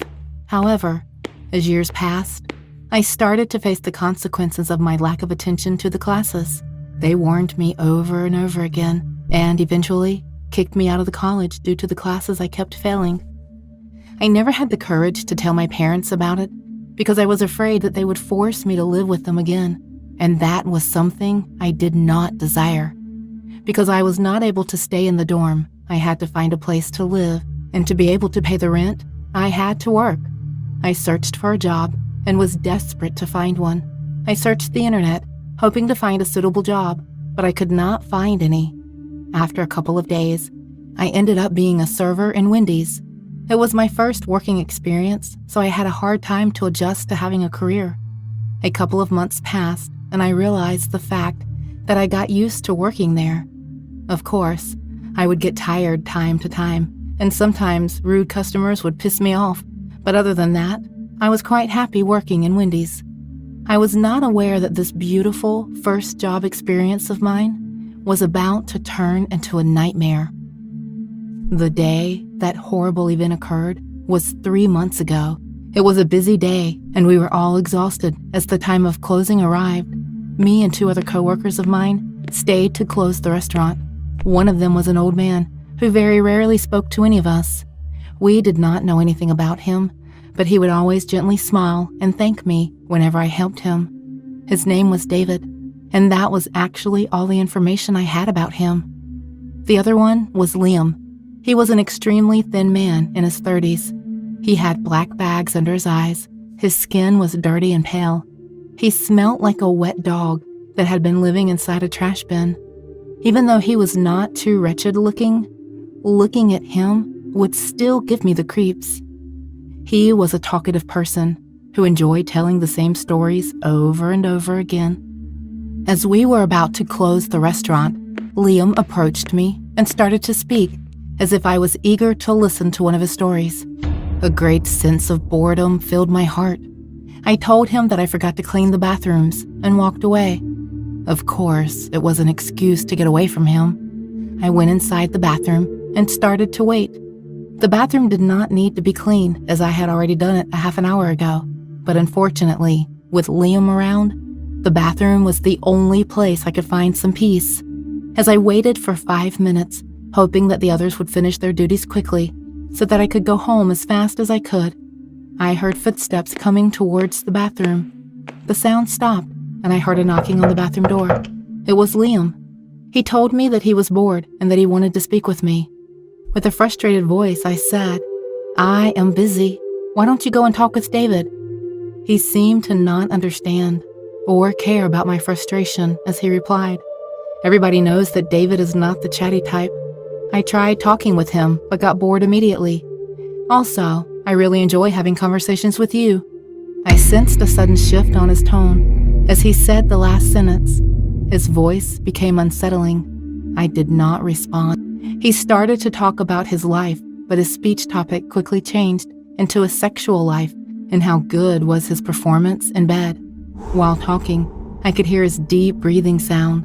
Obviously, I was disturbed by his speech, and I told him to leave me alone.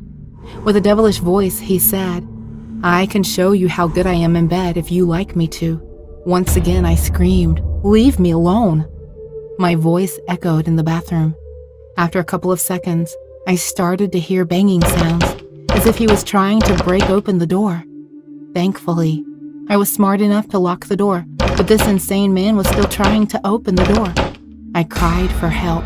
I screamed as loud as I could, hoping that David might come to my aid. After a while, Liam managed to break the door. As he stood there right before me, he locked his eyes on my breasts and grinned. He opened his eyes so wide that I thought they were going to pop out of their sockets. Of course, you want me to please you, my love," he said as he started to approach me slowly. At that moment, I heard the breaking sound of glass, and when I looked behind Liam, I saw David with a broken bottle in his shaking old hand. I realized that David had broke the glass bottle on Liam's head. Although blood was pouring from his head, Liam was acting as if nothing happened. He continued to walk towards me.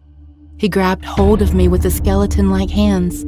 His grip was way more powerful than I expected. I wanted to fight back, but my body was totally frozen.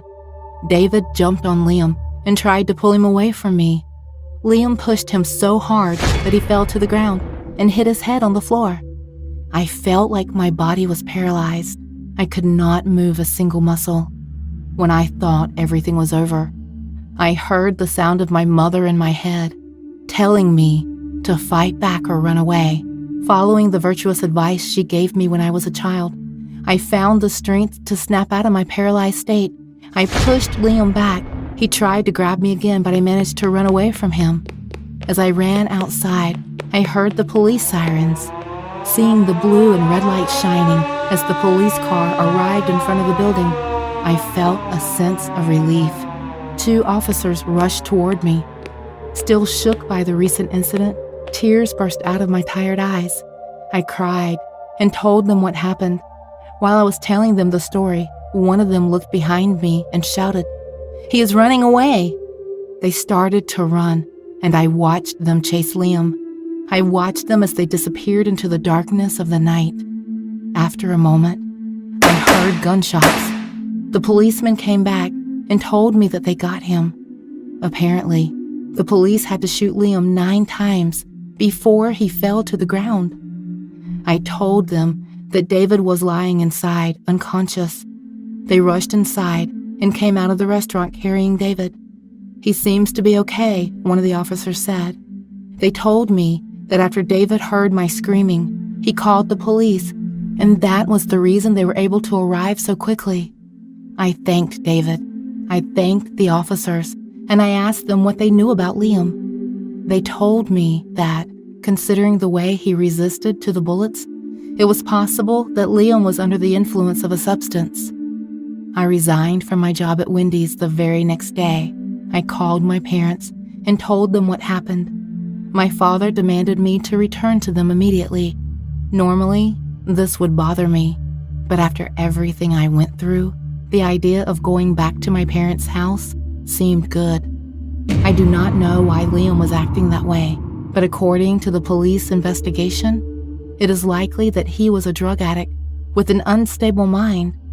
Although I know he is dead, I still wake up at night, seeing him in my nightmares, approaching me and saying, "Of course, you want me to please you."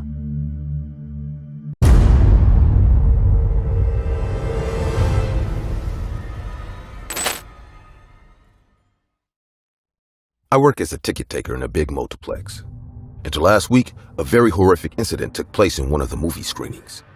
Now, you must know that every day, thousands of people visit the multiplex just to watch movies. So as a staff member, it is tough to make sure that place is clean and ready for the next screening. We try our best, but sometimes we too have a limit. Especially in the era of online booking, only the people booking the ticket last minute and the ones that are too old and cannot do the online booking come to my counter to book tickets. Now, usually, I work the morning shifts, so I'm hardly ever present when the multiplex closes. But last week, Danny, the guy who works the night shift, decided to take his girlfriend out on a date, and he agreed to cover my shift if I covered his on Saturday. He was a guy I knew from church, so I didn't mind doing him the favor. Plus, I got to sleep a little late once for a change. While working the night shift, I noticed that the crowd that comes for movies on a Saturday night is far more different than the crowd that comes in the morning. For example, more couples and more families come to the movies at night, while senior citizens and students often prefer the daytime to watch movies. So on that Saturday night, when I saw an old man walking up to my ticket counter with a long walking stick and sweater vest, I was a bit confused. Moreover, there were no movies appropriate for his age bracket. But who am I to judge his taste in movies? He might love action, romance, or horror. When he was standing right in front of me, giving me a toothless smile, I did my job and asked, "Good evening, sir. How may I help you? Which movie are you looking forward to watching today?" He smiled at me once more and said, The new Fast and Furious movie seems good, but I'm not in the mood for flying cars today." And he started to laugh once again. Although I did not find his joke particularly funny, I laughed too as an obligation. "So have you seen the latest horror movie?" "That one." Now, you must know, I'm not a big fan of horror movies, mostly because I had read a little too many Stephen King novels during my early teens and was scared out of my mind. So, I particularly avoided horror movies. I did not even know the names of the new ones, even though I worked in a freaking multiplex. "I haven't seen it, sir," I replied as politely as I could with a small smile and all. "Oh, okay. Scared, are you?" He asked me again in a teasing tone. I just looked behind the older man and spotted a few people in the line. "Sir, please, you need to hurry up. People are waiting behind you in the line." To that, the man turned and gave all the people behind him the same toothless smile he had given me. Maybe he had forgotten his dentures at home, I thought. He looked at me again and said, "Sure, give me one ticket to that horror movie. The next show would be great." "Definitely. The next show starts in 20 minutes, screen B." I turned the screen his way and asked him to choose a seat. "That one would be great." He pointed at a seat in the second to last row. Good choice, I smiled and told him. Although that's not a seat I would personally recommend. But who was I to tell a man triple my age what to do? I printed his ticket and took his money. Here you go, sir. Your ticket and the change. Oh, thanks. Keep the change, young man, and treat yourself to an ice cream. And the man walked away with his stick and that damn unsettling, toothless smile of his. The rest of the night went by relatively eventless. Finally, after the last show started at midnight, I packed my stuff and drove home. The next day, Danny was covering my shift, so I switched off my phone and left. However, around 2 in the afternoon, I got a call from the manager of the multiplex asking me to come there immediately. I was so mad at the guy for calling me on my day off. All I wanted was a day away from the damn movie theater. When I reached there, however, I realized the gravity of the situation. There were cops and media everywhere. I entered from the back entrance, and right away my manager grabbed me and took me to a cop. "Mr. Albert, what's going on?" I asked. "The police will tell you." "Are you Peter Kavinsky?" "Yes, I am. Why? What happened?" "Did you see this man last night?" They showed me a picture of an old man with an unsettling but familiar toothless smile. "Yeah, this guy was here last night around 9 p.m.? Can you tell us more about him?" "Sure, but what happened, officer?" "Speak up, young man. All that you can remember." "Well, nothing much. It was unusual to see an old man this late come for a movie, but he was cracking dad jokes and all. Asked me if I watched a horror movie. When I said no, he bought a ticket to that movie and went inside. That's it. Now, can you please tell me what happened?" "A couple found his dead body in the second to last row of the screen B this afternoon. Apparently, he died of a heart attack while watching the horror movie. Maybe it was too scary for his old heart. His body was gray and cold when the woman found him, and his eyes had almost popped out. The forensics say it was a heart attack, but we have to confirm. You were the last person to interact with this old man." Listening to the old man drained the living daylight out of me. "Officer, can I see the old man one last time?" As I still did not believe that the old man was dead. He was so full of life last night. "Sure, just go there to that ambulance." I went there, and after begging the medic to let me have a look, she finally let me see the corpse of the dead man. And the sight I saw will forever be etched into my brain like a scene from a horror movie. The officer had not nearly described how the man looked.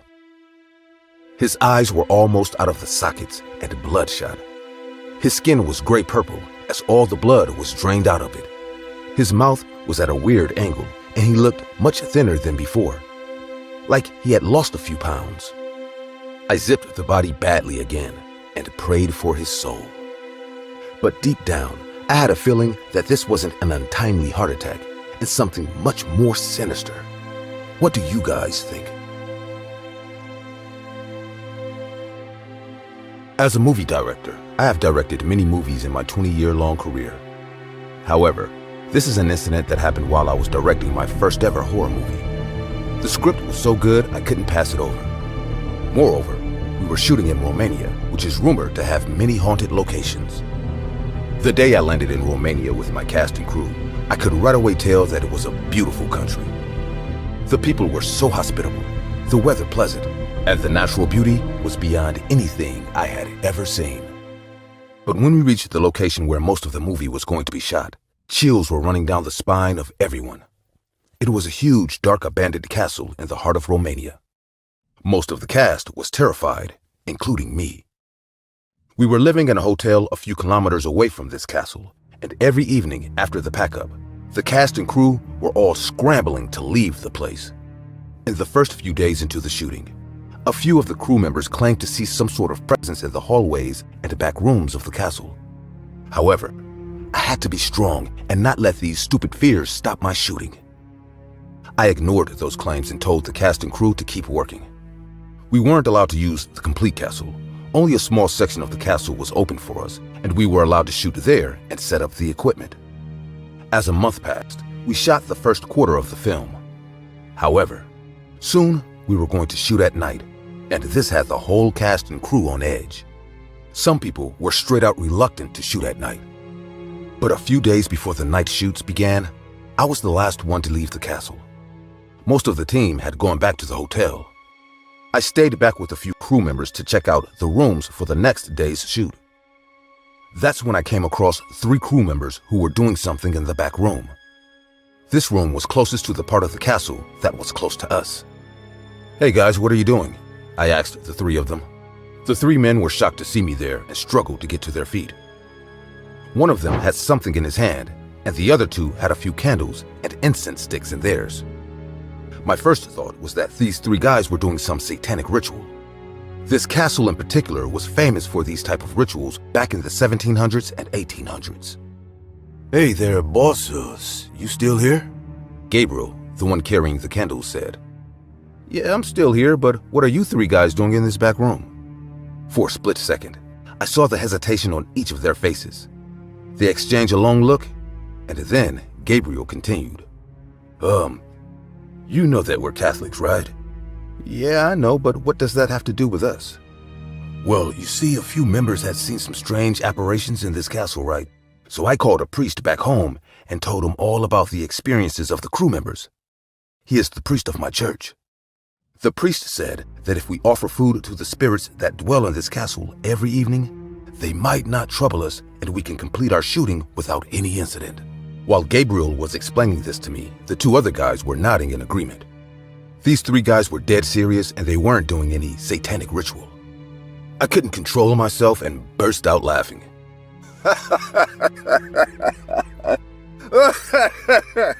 You guys are joking, right? What the hell? This is really funny. Do you guys think offering food will stop the spirits from hurting us? Personally, I think that there are no spirits. It's all your minds playing tricks on you. Stop all the nonsense and go back to your hotel rooms. We have a full day of shooting tomorrow. I need all of the crew to be energetic throughout the shoot. They did not obey me and laid the food, the unlit candles, and incense sticks on the ground and started walking away. "Hey guys, come back. Who's going to take this stuff? We don't need rodents on our set." Very reluctantly, they picked up the stuff they had left in the room and walked out. I still cannot control my laughing, thinking about the blind beliefs of these people. I guess some people have never heard about science. The next day, suddenly in between the shoot and the afternoon, a hairstylist started screaming from the rooms reserved for the hair and makeup of the cast. We all rushed in to find the woman curled up in a corner of the room. She had 3 red burn marks on her hand from a curling iron. The woman was quickly given first aid by some other crew members, and when I talked to her, she claimed that she dozed off while the shooting was going outside and was suddenly woken up by a burning sensation on her arm. She had no idea who did this, but she suspected that the spirits in the castle were harassing her. I believed all this to be bullshit and asked her to collect herself or she could fly home and I would arrange for a replacement. When I restarted the shoot after the incident, I heard Gabriel say from a corner that this was all happening because I stopped them from offering food to the spirits, and that from here, it's only going to get worse. I shut him up quickly, but till then, everyone knew about my incident with Gabriel and the other crew members. I asked everyone to be calm and continued with the shoot. That day ended with no new abnormal events. However, the next day, things became worse. The crew and the lead actor was down with a stomach bug, and the shooting had to be canceled for a week until they recover. Once we were back on the location, one costume manager said that he saw the lead actress walk into the forbidden part of the castle, all while the actress was shooting right in front of my eyes. The situation just kept getting worse and worse. Some days, some people fell and broke their legs and hands. Sometimes, a big halogen light burst into flames. These disasters were a big hindrance to the shoot. By that time, all the locals had heard about our shooting and all the incidents that were happening in the castle. Many of them were saying the spirits were angry, but I refused to believe. I blamed everything on the fear of the cast and the crew, until one night when I was working late with the crew to make sure the set was ready for the next day. I walked away from the team to go to the stalls of portable washrooms. That's when I saw an old man sitting on a short wall of the castle. As I was about to walk into the restroom, He stood on the wall, and the other side of the wall was a deep valley. He looked at me, and I did not recognize him from my crew. He was standing on the wall, and then, suddenly he jumped. I ran towards the wall and bent down to see his dead body in the valley. I was screaming after him. But as I watched down, there was no one there. This creeped me out a lot. I suddenly believed the cast and crew members who had experienced similar things. And I understood how unsettling it could be to experience something so horrifying and to still work in the same location. I packed up our work for the day and decided not to let any of my cast and crew know about what I had seen. Instead, I went to Gabriel's room. "Can you offer it again? I'll pay for the food and the candles and everything. Just make sure the shooting goes on smoothly without people getting hurt," I requested him. "Sure, boss. We can do that." The next evening, quietly, the four of us offered food in the same back room, prayed for the trapped spirits, and then left. Since that day, no more paranormal incidents happened. We completed our shoot in peace, and also got a local priest to bless the entire part of the castle we were using. Once the shoot was over that day, the film was a blockbuster when it hit the big screen. From this incident, I understood that sometimes some practices are for our benefit, even though they might seem outdated or even unscientific.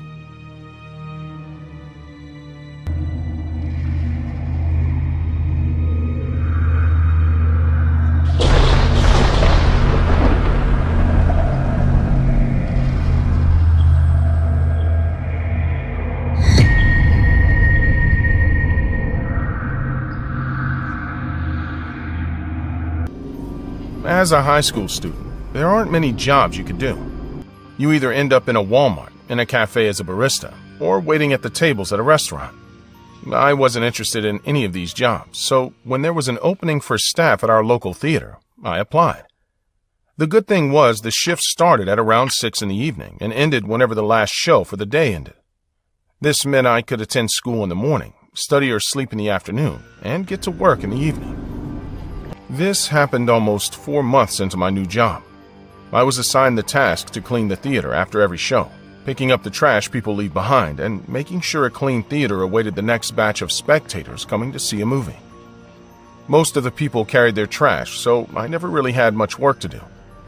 The workload was moderate and the pay was good. I was very happy with my job. One evening, however, the staff members who had worked at the theater for longer were having a serious discussion, and I too joined them to know what the matter was. "Hey guys, what's going on?" I asked. "Jason, did you know this theater is haunted?" Stacy, the girl who worked at the ticket booth, said. "It's said that when this theater first opened about 30 years ago, one night a woman came to see the last show and somehow failed to get out of the theater before the staff and got locked inside. As the theater did not reopen for the next week due to a snowstorm, she died inside of dehydration and hunger. Many people claim that they have seen a ghost of a woman roaming the hallways and in the theater." Stacy added, "Well, I haven't seen anyone, and to be honest, I don't believe in such things," I said, and walked away from there. 2 days later, I was working on my shift as usual when Cameron, the guy who also did the night shift with me, had a date with his girlfriend, so he left early, leaving me in charge of cleaning the theater after the last show. We usually clean the theater at night after the end of the last show, so the staff in the morning doesn't have to bother with it early in the morning as soon as they arrive. When the last show ended, I waited for all the people to walk out before entering the theater and cleaning it. That day, I was alone as Cameron was on his date. I usually start with the last row and gradually move forward to the front seats. While I was cleaning the second to last row, I saw a woman wearing a sundress with long straight black hair sitting in one of the chairs. I called out to her, "Ma'am, the show has ended. You can leave," assuming she must have dozed off during the movie and no one had woken her up. But to my surprise, she had got up from her current seat, which was right in the center of the theater, and sat in one of the rows ahead of her. I found it to be weird and decided to comfort her, but as I got closer to her, she got up once again and walked out of the exit. The only issue was she'd walked out of the exit and taken a wrong turn. She had walked into a staff-only area, and it was necessary to get her out of there. Without thinking much, I followed her. She kept on walking through the restricted area, and like a fool, I kept on yelling at her to stop and get out of there. But finally, she entered a staff changing room, and I knew for sure there was nothing ahead of that room. I swung the door open to tell her she had to get out, but as I entered the room, it was empty. There was no woman in the room. I stood there, dumbstruck, and that's when I remembered Stacy's story from a few days ago. I was horrified at the realization of what I had just seen. I wanted to get back home as soon as possible. I ran towards the exit, not caring about cleaning the theater, but as I neared the exit of the building, I realized that it was locked. The guard in charge of locking the building had assumed there was no one in and locked the place. I realized that I was in great trouble. Although the theater would open tomorrow, I had no idea whether I would survive till tomorrow or not. I immediately dug out my phone from my pocket, only to realize there was no network. This never happened. There was always a network in the whole building. I just sat there at the entrance, contemplating my options. That's when I saw her again. She was peeking from a hallway that led to the women's washrooms. I was scared as hell, but decided to follow her anyways. As I was walking behind her, it felt like she was leading me somewhere. I kept on following, and in the end, she entered a storage room. I went in there too, to find myself surrounded by old vending machines, cleaning supplies, some more furniture, and whatnot. That's when I saw a square window on the wall at the back of the storage room. It was high enough that I couldn't reach it without a ladder or something to elevate me, but not too high. I was wondering how I could reach that window when a loud bang came from the hallway behind me. I went there to investigate and saw the janitor's closet open, and on the floor lay an old wooden ladder. That's when it hit me. The woman wasn't trying to scare me or harm me. Rather, she was helping me get out of a situation she couldn't get herself out of. I grabbed the ladder and placed it below the window, and somehow managed to get out. When I was out, the first thing I checked was for a network. Luckily, I had one, and decided to call my brother to come get me. As I was walking away, I turned back to look at the window one last time, and saw two hands grabbing onto the window, and a head peeking out, looking at me walk away.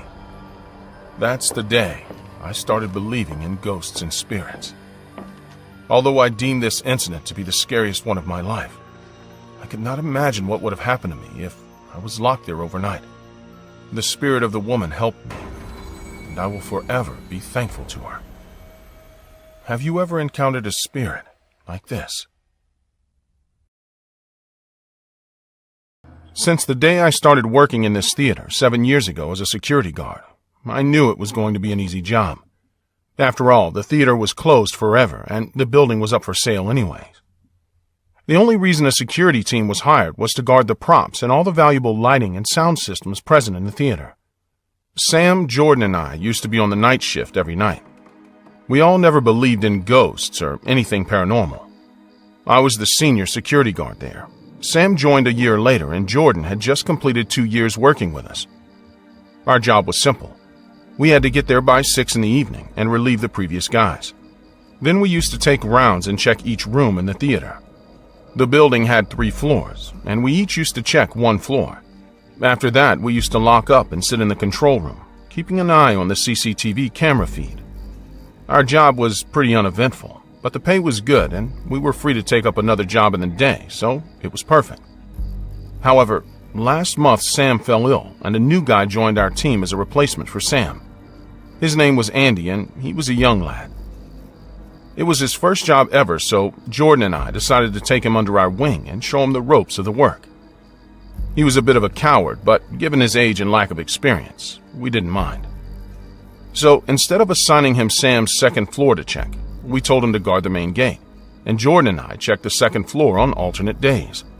Andy was very happy to guard the main gate, as no matter how late it was, there was always some people on the road or the sidewalks. Plus, all he had to do was sit in the cubicle and keep watch. As Andy was guarding the entrance, Jordan and I focused more on the other CCTV cameras. This soon became our normal. Andy used to join us for a couple of hours in the control room to chat, but used to return to his position pretty quickly.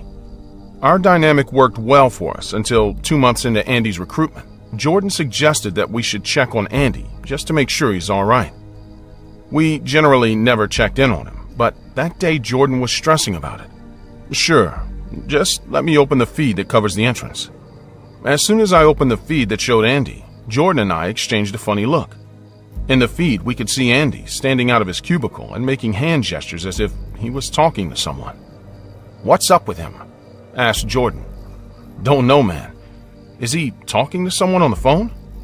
My first thought was maybe Andy was wearing an earpiece and talking to someone. "I don't think so, man. Can you zoom in on his ear?" Jordan asked. "Sure."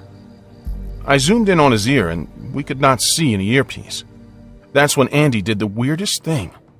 He extended his hand in front of him as if offering someone to hold it, and then very slowly started walking down the sidewalk that ran parallel to the street, away from the theater. Jordan and I again exchanged a look. "What the hell is going on?" Jordan cursed out loud. "Does he still have the walkie-talkie with him?" Jordan asked me. "Yeah, I guess it's strapped to his waist. Look," I pointed at the screen. "Each member of the security team has a long-distance walkie-talkie with us in case we need to communicate." I picked up mine from the side table and decided to talk to Andy. "Hey, Andy, do you copy?"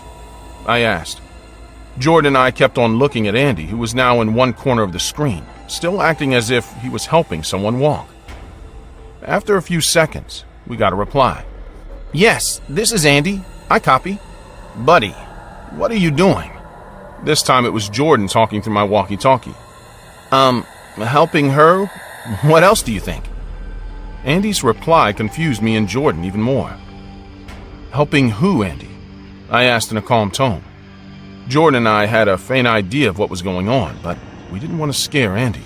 So, in a calm voice, I told Andy the truth. "Listen, buddy, I don't know what's going on, but we've been watching you from the CCTV for a while now, and we think something is wrong. Can you please tell us who you are helping?" "The old lady I'm helping cross the road." Andy's reply sent chills down our spines, but Jordan and I had to save our friend. "Listen carefully, Andy. There is no old lady. You were seeing things. We need you to just run back into the theater towards the control room. Now. Hurry." We could see Andy's panic before we heard his voice. "What do you mean?" "I'm confused." That's when Jordan snatched the walkie-talkie from me and just began to yell into it. "Run, Andy! Just run! Get into the theater! Run as fast as you can! Run, man! Run!" Through the screen, we saw Andy running towards the theater. By the time he barged into the control room, he was sweating and terrified. "Are you all right?" I asked Andy, to which he just nodded. Jordan brought him a glass of water and handed it to him. After Andy was a bit stable, we showed him the CCTV footage in which he was clearly talking to someone and later escorting the invisible figure. When we asked who he was helping, Andy revealed a shocking story. I was helping the old lady.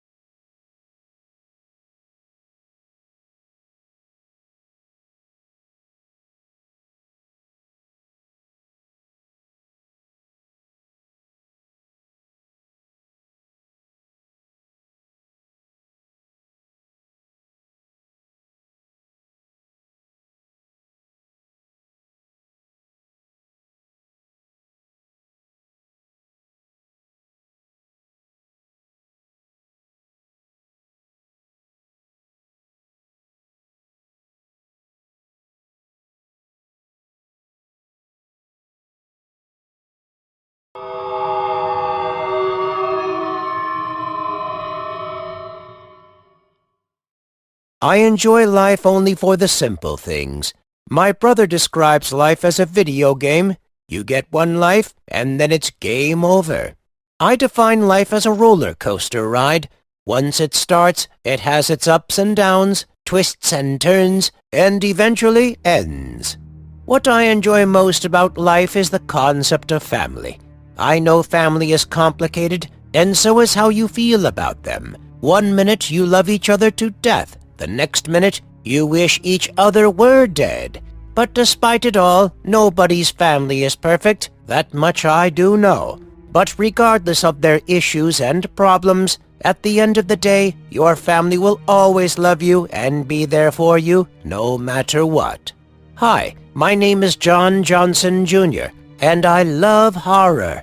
I am a huge fan and a massive supporter of animated horror stories. Llama Arts, IMR, Scary Tales, MJV Animations, Horror Shorts Party, Dr. No Sleep, and SSG Animation. I've supported it all, and so today I'm going to share a very personal story with you, and it's as accurate as the sky is blue.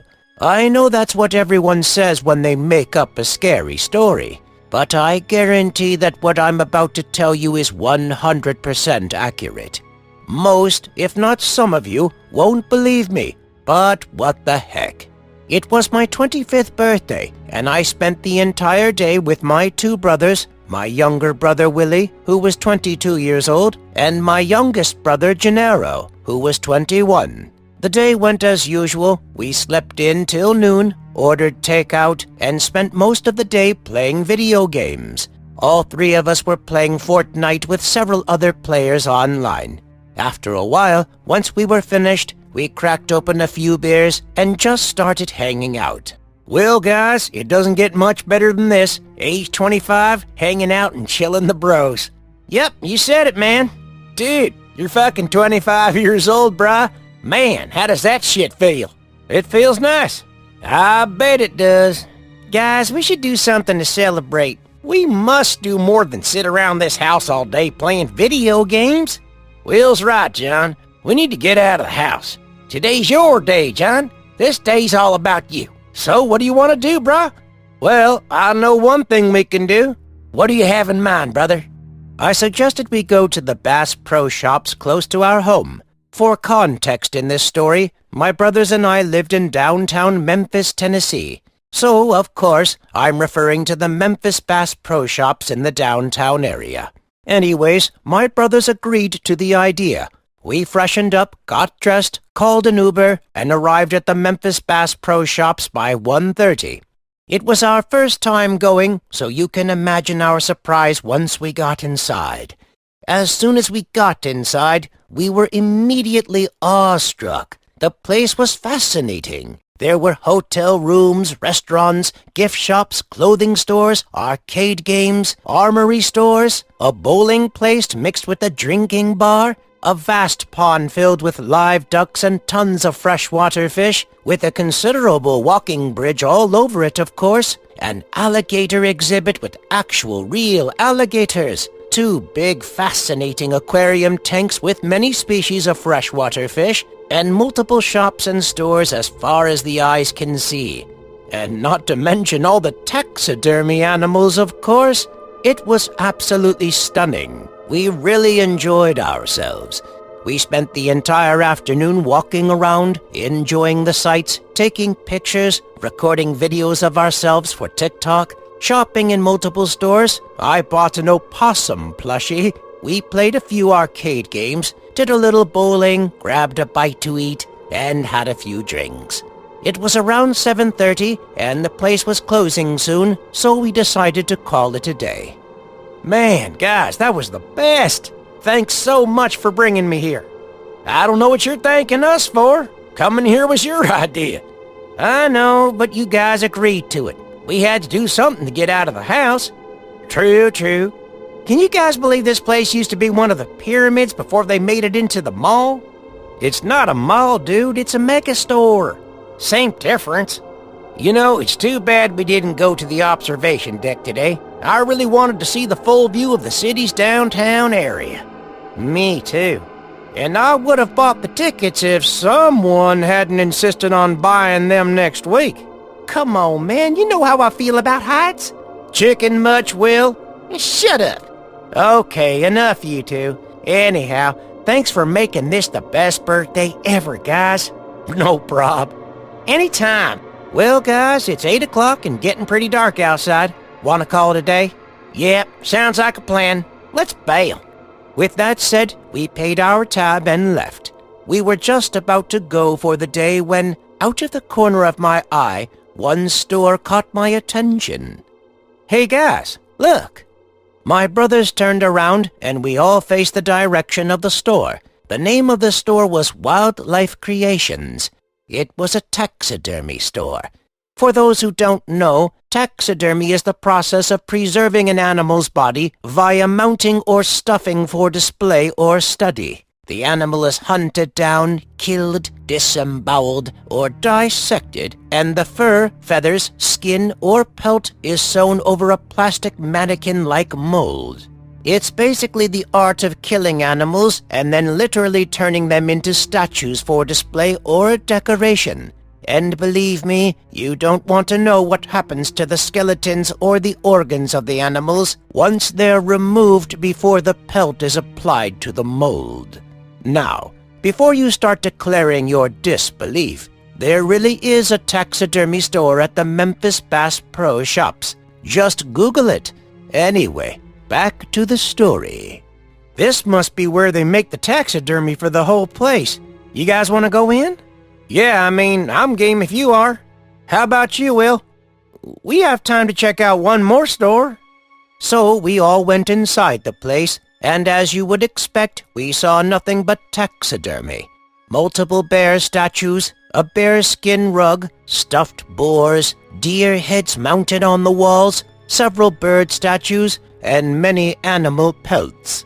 Dude, this place gives me the creeps. We were browsing the inventory when a man, probably 37 years of age, approached us. For this story's sake, I will give him the alias Andre. Andre seemed like a peculiar individual. He had a very dark skin complexion, a scar on the right side of his face, a goatee, and dreadlocks. This guy was beyond freaky and gave me and my brothers all kinds of spooky vibes while staring down all three of us from head to toe, almost sizing us. May I help you? Oh, we're just passing by. Just passing by? Get out. We're about to close. About to close? It's only 8:30, man. Look, I don't make the rules. Now, leave. Then why ask to help us if you're about to close up already? Hey, don't get smart. You're lucky I let you walk into this store. I don't think I like your attitude. Then watch your damn mouth. Why don't you shut yours before I shove my foot in your ass? Are you threatening me, boy? Get the hell out of my face, you mother!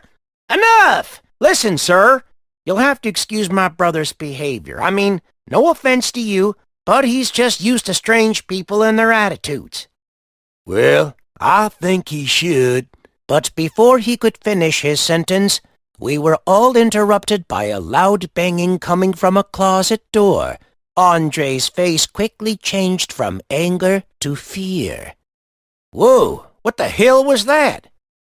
Nothing. It was nothing. It didn't sound like nothing.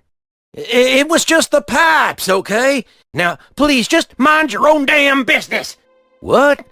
That wasn't no damn pipes. You calling me a liar? Hey, don't start giving me shit now. And I'm sure as hell ain't calling your ass for dinner. Enough. Look, sir, we're just here to look around, okay? Nobody has to get defensive or give anyone attitude. Besides, you don't close for a few more hours anyway, so at least let us browse your store and we'll be on our way. Andre was reluctant at first, but he agreed. Fine. Just don't touch anything and no picture taking. And if you break it, you buy it. And most importantly, stay away from the closet door. Why? What's in there? Again, It's just pipes. Now you and your brothers mind your own business." After that, he gave a huge, creepy, ear-to-ear grin and walked away. My brothers and I continued looking around the taxidermy shop while talking about the strange employee. Will joked about his yellow-stained teeth, and Gennaro joked about his breath, saying it smelled like straight-up ass. They were both being obnoxious and immature, but I couldn't help but laugh at their remarks about the guy's poor oral hygiene. After all, his teeth were stained like he hadn't brushed them in years, and his breath reeked of cigarettes and whiskey. I kept looking back to see if he heard us, but he was so fixated on the closet door. So I paid him no mind. After all, I was already focused on beautiful taxidermy animals. Look at all these. They're incredible. Now, the one thing you need to know about me is that I'm an animal lover, so you can imagine my fascination when I saw the one thing that stood out from the rest. I'll give you a hint. It wasn't a duck or a beaver. Yup, it was a platypus. Not just any platypus. It was a real blue-billed platypus. I can't believe it. I was admiring the beautiful stuffed creature when I heard Andre's voice from behind. "I see it caught your eye." You scared me. Anyway, is this a real blue-billed platypus? I hear they're incredibly rare. Nah, not really, kid. This is just a model. I made it myself using the pelt of a regular platypus and just painted the duck bill blue. Sure, it does look like the real deal. You made this? Of course I did. I made everything you see in this store and all the displays. The deer heads, the bears, boars, the pelts, and every bit of taxidermy you see here at Memphis Bass Pro Shops, kid. This was all me. Wow, then you must have some natural talent. How much for the platypus? I'm sorry? How much are you charging for this extraordinary masterpiece? That depends, kid. How much do you have? Well, let's see.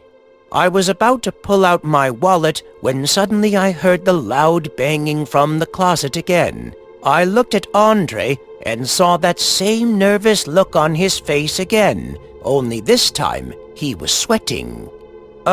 Is something wrong, sir? What? No, of course not. Before he could say anything else, we heard the banging from the closet again, and this time it was louder, and each loud bang made Andre even more nervous. You know what? The platypus is not for sale. What? You gotta be kidding me. You heard me, kid. On second thought, if you and your brothers leave now, I'll let you have it free of charge. Really? Yes, really, completely free. I won't even charge you. Okay, deal. Yo, John, come check this shit out. Gennaro called me over to the other side of the store to see what he and Will found. Once I got there, what we saw made our eyeballs almost pop out of their sockets. It was a dummy, but not just any old dummy. This mannequin looked like it had actual human skin and hair on it. Wow, look at the detailing. This shit's freaky. This shit hella freaky. For real, for real. No way this shit real. Of course it's real. I see you boys met Bill, my latest creation. No way you made this freaky shit. I did, and I nailed every single last detail. Yo, what the hell is that? As Gennaro and I observed the statue more closely, we noticed a warm, dark red liquid trickling from its eyes. That looks like blood. It is blood. I think I just saw this shit blink. All three of us turned around to see a nervous Andre sweating profusely. Yo, what the hell is this shit? The hell you got going on in this freaky-ass store? Yeah, what's with the bleeding mannequin? Well, I think you know what this means. You do?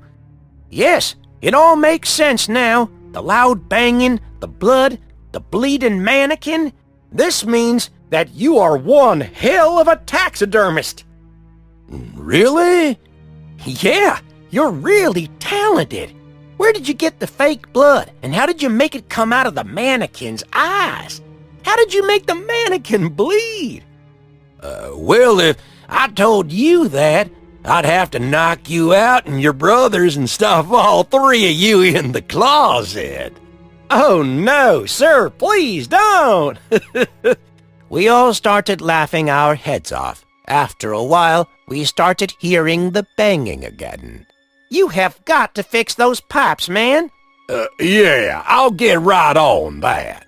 Hey, before we go, can I get a bag for this platypus? I don't want to scratch it or damage it. Sure, I'll be right back. As soon as he left to get the bag, we turned our attention toward the closet. We began questioning why this guy was so adamant about keeping us away from this door, why he wanted us to leave so badly, and what was with all that banging. All three of us knew the answer was right behind that closet door. What do you guys think he's hiding in there? I don't know, but it sure as hell ain't no damn pipes. Must be a living animal or something. What else could be making all that banging? We couldn't contain our curiosity any longer and decided to open the door on the count of 3. 1, 2, 3. We opened the door in one go, and what we saw inside made all of our hearts skip a beat. It obviously wasn't the pipes or a wild animal. It was a teenage girl who was probably 17 years old. She was bruised, battered, her right eye was swollen shut, her clothes were torn and ripped, half of her hair was ripped out, and she was bound and gagged. The banging sound was obviously her trying to get our attention. We were all so shocked that we couldn't move or speak. Just then, we all turned around, and Andre punched Willie in the face. Now, my younger brother Willie is usually a pretty tough guy, but Andre caught him off guard, and his punch sent him falling to the floor. Gennaro and I just stood there in disbelief. I told you fools not to open the door! You three should have left when you had the chance. What the hell is this? Who are you? I'm just a hunter who enjoys the game. Game? What the hell are you talking about? Let this poor girl go right now. Why are you doing this? Because, just like you, kid, I'm an animal lover. I love animals. Like a hunter, I enjoy the chase. But what I really love is the torture, the dismemberment, the satisfying aftertaste. That's why I started hunting down only the rarest, most exotic animal species. But of course, I get tired of chasing the same old thing after a while.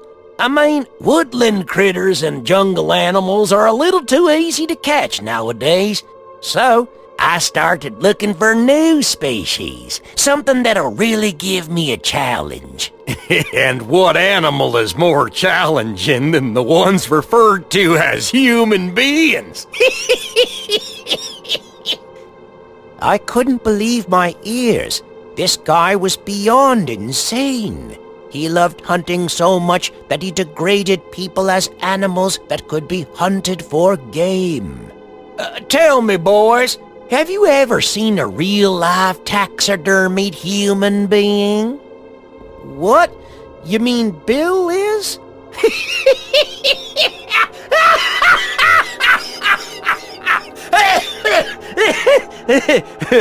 What can I say?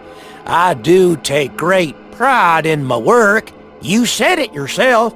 I have talent.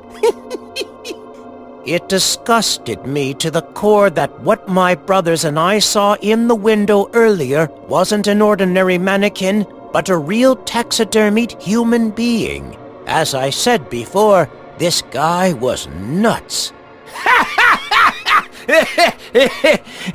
It appears an artist's work is never done. I was planning to sell my work on the dark web for a few extra bucks, so ka-ching, ka-ching! You sick fucker! Let this girl go right now, or I'm calling the cops! Just then, Andre pulled out a large hunting knife from his back pocket and laughed like a deranged lunatic.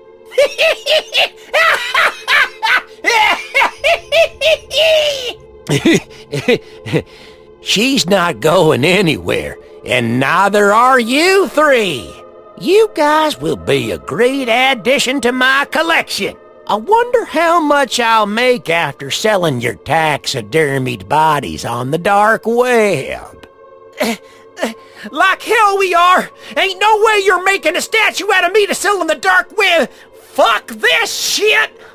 Saying this, my brother Willie rammed Andre like an angry bull and punched him in the nose. Before Andre could even defend himself with the knife, Will kicked it out of his hand and it flew across the floor. Before Andre could pick himself up off the floor, both my brothers charged him and started beating the shit out of him. They brought their fists and feet down on him, punching and kicking him on the floor. Yep, they straight up kicked his ass. Amidst all this, I retrieved the knife and used it to free the girl by cutting the ropes and zip ties that bound her. After I called the cops, I told my brothers to cease their violent pummeling, and they obeyed. All right, guys, that's enough. Stop! Sorry, bro. We got carried away there. Andre couldn't do anything at that point. My brother sure did quite a number on him. He was out cold. I informed my brothers that I had already called the police and that they should be on their way any minute. Until then, we stayed with the girl, who we later learned was named Rachel, to keep her company. A patrolling security guard entered the store after receiving numerous reports about the commotion. When he saw Rachel's condition and questioned us, I explained everything to him, and he believed me. I heard Gennaro yelling at someone. Hey, where do you think you're going? We all turned and saw that Andre had gotten up and was running away. The son of a bitch is getting away. He won't get far. Come on, guys. Let's get this bastard. I told the security guard to stay with Rachel, and we all began chasing after Andre. We chased him throughout the entire megastore while he desperately tried to escape. Andre made his way to the main elevator leading to the observation deck, literally at the top of the Memphis Bass Pro Shops, by the way. When my brothers and I saw that he had taken the elevator, we decided to take the stairs. Yes, they have stairs leading to the observation deck. Again, look it up.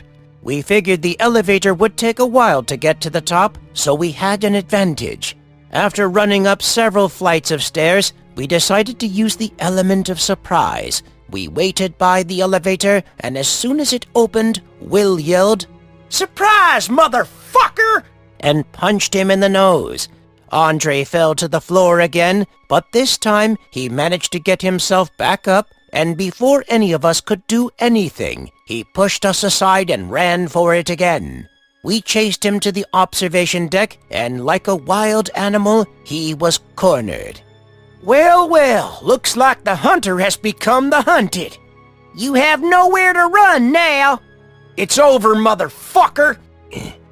You fools think you really saved that girl? You only bought that bitch some time. There is literally nothing else you can do to hurt her. We already called the police, and they are on their way right now. And there are 3 of us and only 1 of you. Yeah, you might as well either surrender yourself to the cops, or all 3 of us will kick your ass. So what's it gonna be? Only one way you can go, and that's down. You got that right, kid? Then Andre pulled a bizarre stunt none of us were expecting. He climbed over the railing and jumped from the observation deck. We watched in disbelief and horror as he fell to his death from 322 feet above. We heard the splat sound as his body collided with the ground. There was no denying it. He was dead. Oh, fuck! Holy shit! No way! No way! Did he really just... He did. Come on, guys. Let's go back down. We took the elevator back down, and once there, we officially walked out of the building, and cops were swarming the place. We told the police what happened when they questioned us, and luckily we had more than enough CCTV camera footage to prove our innocence, so we were never charged with anything. We started to walk home when our Uncle Fred, who was driving by, stopped in front of us. Need a ride, my boys? Yeah, Fred, we do, my boy. We got into his car and he drove us home. I asked him how he knew we were at the Memphis-based pro shops, and he told us that before we left the house, Gennaro had left him a message saying we were going there to celebrate my birthday. Regardless of the danger, it was still the best birthday ever.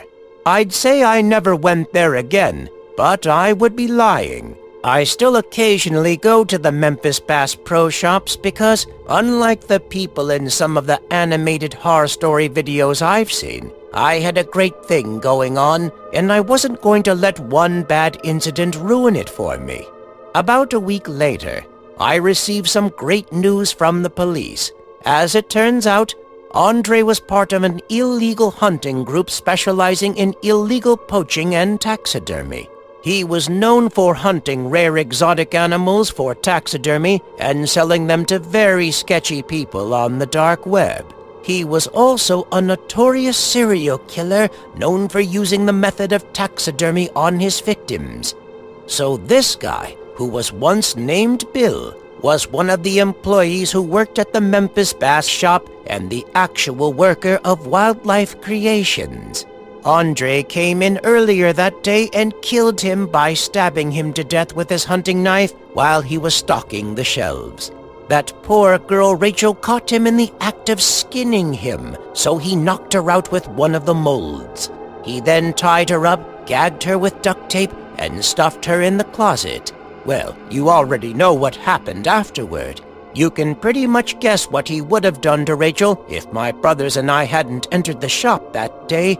Anyway, Rachel was returned to her family that night, and as for Andre, it also turns out that he was wanted in 20 states, and the reward for capturing him was $3,000. And guess who got the prize, baby? Well, the police offered me the reward, and I only took it to be nice. I split the money with my brothers, and let's say we're putting most of it to good use. I still have the platypus from that day, and now I keep it on my nightstand. However, to this day, I'm terrified of taxidermy. Thanks for watching, and if you enjoyed this story, please like, comment, and subscribe.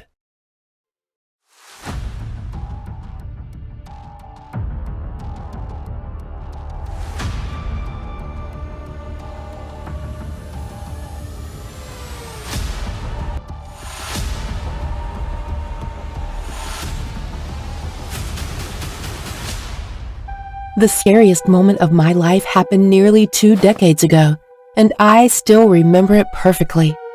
I was 9 years old then, and looking back, I'm left with more questions than answers. I grew up in a small, quiet town, surrounded by woods. Everybody knew everybody. Nothing bad ever happened there. Life was good. You get the picture. Well, just outside of town was an old, rundown cabin, sitting atop a hill. A cabin which the kids called Dead Man's Cabin. It was called this because even though it hadn't been lived in for decades, you could sometimes see smoke rising from the chimney in the distance. Police officers used to go up there, expecting to find squatters, but every time they went inside, the place would be completely empty, and the fireplace would show no signs that it was ever used. Eventually, the police just stopped going up there, and accepted the cabin as an unexplainable phenomenon.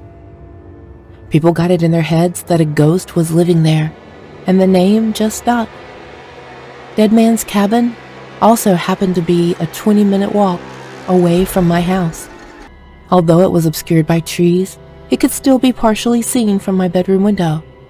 And since I lived the closest to the cabin, my friends would always ask me about it whenever they came over to spend the night. They'd ask if I could actually see the ghost through the window, or if I'd ever gone over there.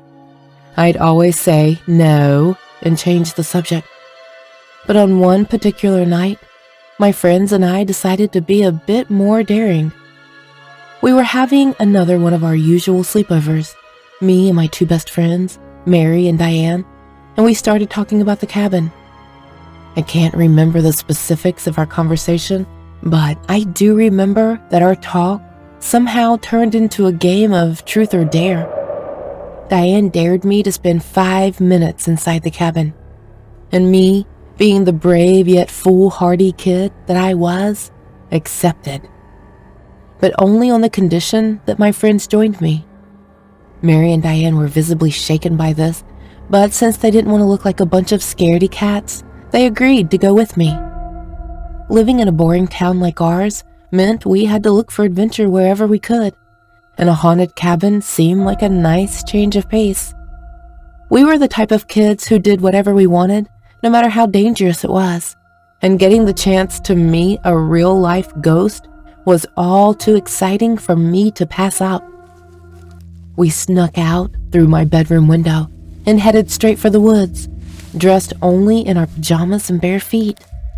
We had to leave our shoes and jackets behind so my parents wouldn't catch on to the fact that we'd left the house. Needless to say, we were all heavily underdressed for a hike, but that didn't matter to us at the time.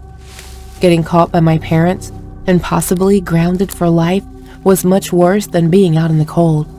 Plus, we all had something to prove, and neither of us wanted to back out of the challenge.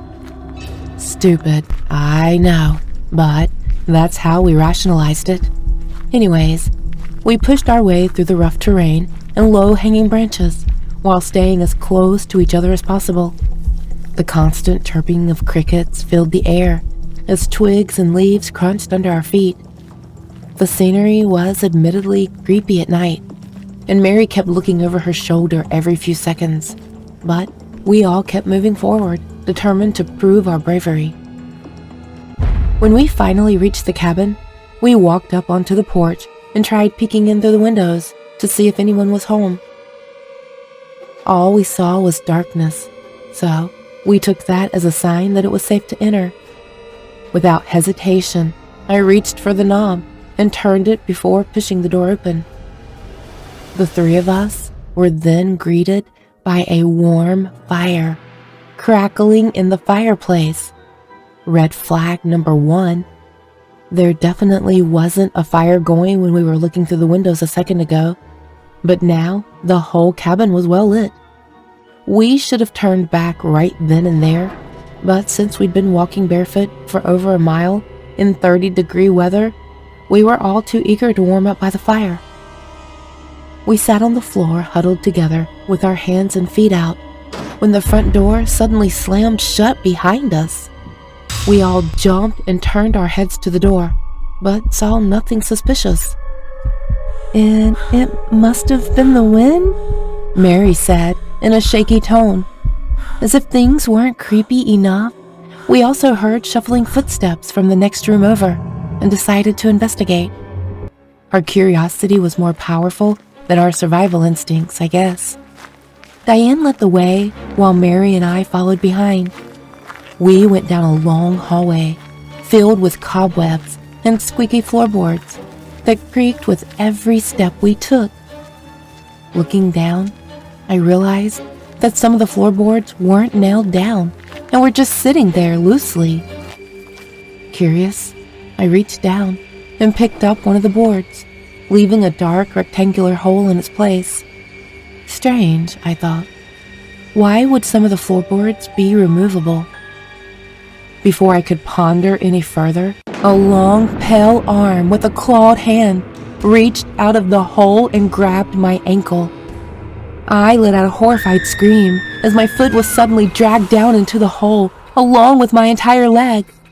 My friends immediately rushed over and tried pulling me out, but whatever held me down wasn't letting go without a fight.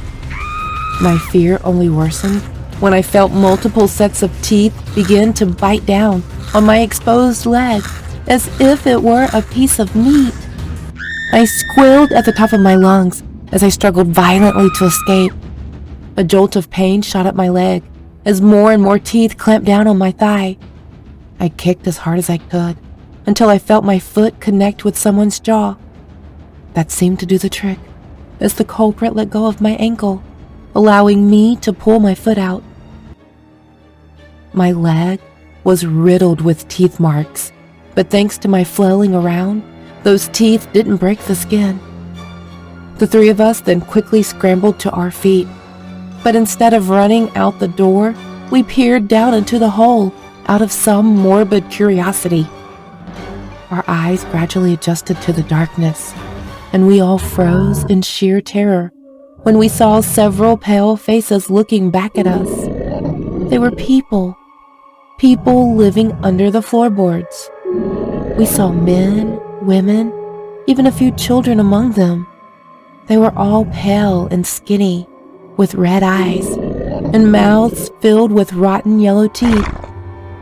They smiled at us before hungrily licking their lips, making their intentions all too clear.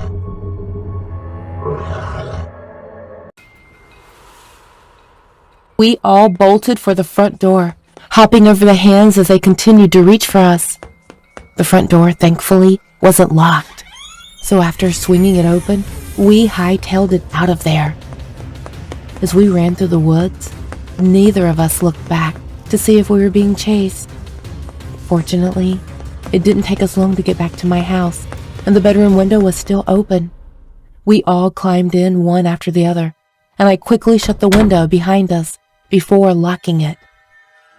I honestly can't tell you how we managed to get out of that place alive, or why those things even attacked us. Lots of people went up to that cabin before us, and they never mentioned being attacked. Not once. So what made us so special? I can only guess that due to their skeletal bodies, they were too weak to subdue adult travelers and passers-by. But when they saw 3 little girls in pajamas waltz into their home late at night, they figured we'd make an easier meal. Glad we proved them wrong. We never told our parents what happened that night, mainly out of fear of getting in trouble, and I moved away a year later. I don't know if that cabin was ever torn down, or what became of those cannibals, but I certainly hope no one ever had to go through what we did. I'm terrified of the woods. The thought of being alone in the forest at night when it's pitch black scares me to death. But I was never this scared of the forest till it all happened that fateful snowy night a couple of years ago.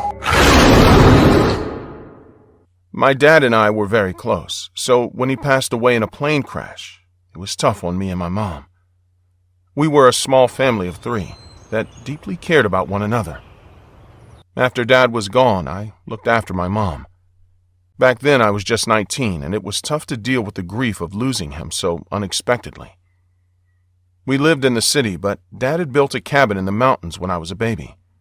The cabin was a quick escape for us on weekends and holidays when we wanted to get away from the city.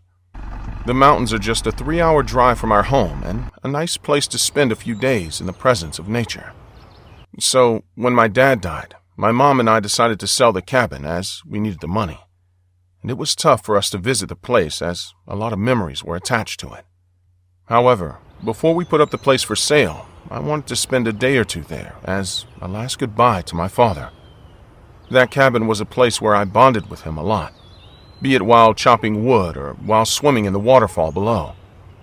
Visiting the cabin for the last time felt like the right thing to do. When I told my mom about my plan, she was more than willing to let me go. I decided to drive there and spend the weekend. I packed my bags, stuffed them in my car, and left for the cabin. After driving for about 3 hours, I parked my car at the base of the mountain and started the hike upwards. Dad had intentionally chosen this spot as it had a great view of the valley below. At night, when it was quiet, you could hear the waterfall too. The cabin was built on a slope, so the back side of it was completely attached to the mountain. When I reached the cabin, I was too tired from the drive and then the hike, so I slept for a few hours. When I woke up, the sun was just setting, so I enjoyed a cup of coffee watching the sunset, just like I used to do with my dad. As the night fell and the woods started to grow dark and silent, I made a sandwich for myself and decided to watch a movie on the TV. The cabin was a 2-story structure. The ground floor had a big living room attached to an open kitchen, a toilet, and a bathroom. The upper floor was just a huge bedroom with a big balcony to enjoy the view. While I was watching TV in the living room, I felt as if someone was watching me from the French windows, which were to my left.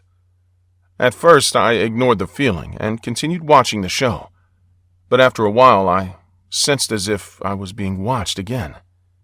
This went on for a good hour before I got up to investigate. I went in front of the closed French windows and opened one to look outside. I could see nothing but pitch darkness. A few trees could be spotted due to the light from the cabin, but there was no sign of a person or an animal anywhere. I still had the eerie feeling of being watched, although no one was in sight. My dad often came here alone and stayed for days on end. That's when I remembered he had a hunting rifle somewhere in the cabin. I went upstairs and checked his closet, and there it was, the rifle on the first shelf. Dad always made sure that it was loaded and ready to use. I picked it up and brought it downstairs with me and continued watching TV. After a while, I decided to sleep, so instead of sleeping on the small bed downstairs, I slept in the bedroom with the rifle right by my side. It was spooky enough to be here without my dad, but the thought of someone lurking in the vicinity, I felt safer with the rifle by my side. The next day wasn't much eventful. I spent the morning and afternoon cleaning and packing our stuff. Later, I went for a swim in the waterfall for the last time. Part of the reason we were selling the cabin was that we needed money, and part of it was because it would never be the same without Dad. Too many memories were attached to this place, and it would be emotionally draining to be here again. While I was relaxing in the cool water beneath the waterfall, it started to snow. I could tell a snowstorm was due that night, so I got back to the cabin. It was still daytime, so I could see everything outside. Very close to our cabin was a tall tree with several branches scattered in all directions. One of the branches loomed over our balcony and others over our roof. While I was in the bedroom, I think I saw a silhouette of a person standing on the balcony, but I was unsure and convinced my mind it must be the moving branches. The rest of the day I was on edge, looking out of the balcony or the French windows to spot someone, but I didn't see anyone. The snowstorm had started and there were sheets of snow all over. Later that night, when I was laying in the bed, the glass door to the balcony was closed and curtains were covering it. Suddenly, I could hear footsteps on my roof right above my head. Someone was walking over my home. I was terrified, and I gripped my rifle and hid beneath the duvet. The walking continued for a few minutes. Then someone started scratching the roof and the walls of the house, while the snow still fell from the sky. It was unlike a human. A person would not be able to balance on such a steep roof while it snowed. It was definitely something unnatural, maybe even paranormal. I was clutching the rifle. It was about this time the creature would reach the balcony and the glass door. I was afraid to even breathe. The passing and scratching continued, as if this thing was trying to get into the house by digging a hole. I could hear occasional grunts like an animal. The creature was frustrated that it couldn't find a way to get in. Suddenly, the noise stopped, and for a millisecond, I thought the thing had gone. But right then, the branch that extended over our balcony moved, and there it was, an 8-foot-tall silhouette of a lanky man perched on it. He was staring at the balcony doors with his glowing eyes, which were unnatural for a human to have. Then slowly, he stepped onto my balcony, and the only thing separating me from this huge, tall forest man was the glass doors and the curtains. He started pacing on the balcony, flipping the tea table and the chairs. He was still trying to find a way in, but he couldn't look inside due to the curtains restricting his view. With the snowstorm still blazing outside, I sat there on my bed, huddled in the duvet with a rifle, ready to shoot the thing. A few hours passed by similarly. The creature was adamant and didn't give up until the first rays of sun grazed the sky. As the sun began to rise, the creature retreated into the forest. When I was sure that the being had left, I slowly stepped out onto the balcony, which was covered in a few inches of snow, and amidst the broken tables and chairs were big footprints. They didn't resemble any animal, not even a human. It was as if it was something in between. I decided to pack up and leave the cabin as soon as I could. Similar footprints were all around my car and the cabin. This creature was clearly trying to hunt me down, but luckily, I had escaped. When I got back home, I narrated the incident to my mom, and she was stunned to hear about it. She also informed me that a family was interested in purchasing the cabin. As a parting gift to the new owners of the cabin, I had already left my dad's rifle on the first shelf of the closet, loaded. What must the creature be? What do you guys think? My name is Ellie. I'm a 20-year-old college student, and I'm going into my third year. Before the summer break is over, Faye, Victoria, Angie, and myself are going to Angie's parents' cabin to spend a girls' weekend of relaxation by the lake before going back to school. I begged my dad to let us take his Jeep, and he said yes on the condition it comes back in the exact condition I drove it in. Easy enough. We're not crazy off-roaders. I drove with the roof off, and all of us girls took in the smell of mountain and lake air. How much longer? Faye asked from the back seat. We should be there in about 5 minutes, Angie said patiently from the passenger seat. I'm starving, Victoria whined. I tossed my half-eaten can of Pringles back to her, and she thanked me with a smile. True to Angie's word, we were pulling up within minutes. We all got out and grabbed bags of food in our suitcases. We stepped inside the cabin and gasped as we looked around. It was gorgeous and massive. I get the master bedroom. You three can fight over which ones have to share a room, and a lucky one to have the other guest room to yourself, Angie said as she dragged her suitcase up the stairs. Rock, paper, scissors? Faye suggested. Best 2 out of 3, Victoria said as she balled a fist against the palm of her other hand. I won the guest room to myself, and Victoria and Faye wound up having to share. That night, I would never want to stay alone in a room at that cabin ever again. We got ourselves some lunch and went out to the deck to sunbathe. We got in the water and splashed around for a bit before heading back in to make some dinner and do skincare night and binge junk food while we watched chick flicks. Angie insisted we started with Mean Girls. As we watched the movie, the scene where Lindsay Lohan burst through the door on her friends while they were watching a scary movie and they screamed, when we heard a scream outside. Did you guys hear that? I asked. Angie paused the movie. We thought maybe we had too much caffeine from our sodas and were hearing things when nothing else sounded. I had the popcorn bowl in my hands when suddenly there was a pounding on the door. I jumped so hard, popcorn flew everywhere. Angie and Victoria went to the door together to look outside. There wasn't anyone there. The rest of the movies went on without incident, as did the next 2 movies we watched. By the time the 3rd movie was over, we had forgotten all about it for the most part, and we all dragged ourselves upstairs to bed. We all brushed our teeth in the bathroom, and I went off to enjoy a plush, queen-size bed to myself. I opened the window a crack to let some of that fresh mountain air in while I slept. But that would be a mistake. I played a game on my phone while I settled down before my eyes got tired and I dozed off. I jumped awake a bit later at the sound of something hitting my window. I got up to see what could have hit it from that high up. The window was cracked, and as I approached it, a large rock hit it, causing it to crack a little more. I looked out the window, and down below my window was a man. He looked up at me with an unnaturally wide smile on his face. He then ran up to the side of the building and began to climb up the ladder used as a fire escape. I screamed and slammed the window shut and locked it. I ran and barged into the master bedroom. Angie, there's a man outside! Angie shot up with her sleep mask on and lifted it. What? She said groggily. A man is climbing up the fire escape ladder. We need to call the police, I shouted.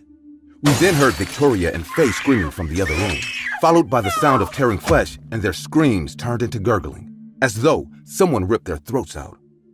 Oh, God! I cried as Angie rushed to the door to lock it. Stay calm, Ellie, she said as she grabbed her phone and dialed the police. We need the police here, quick! There's a man inside the cabin, and I think he's already killed 2 of my friends.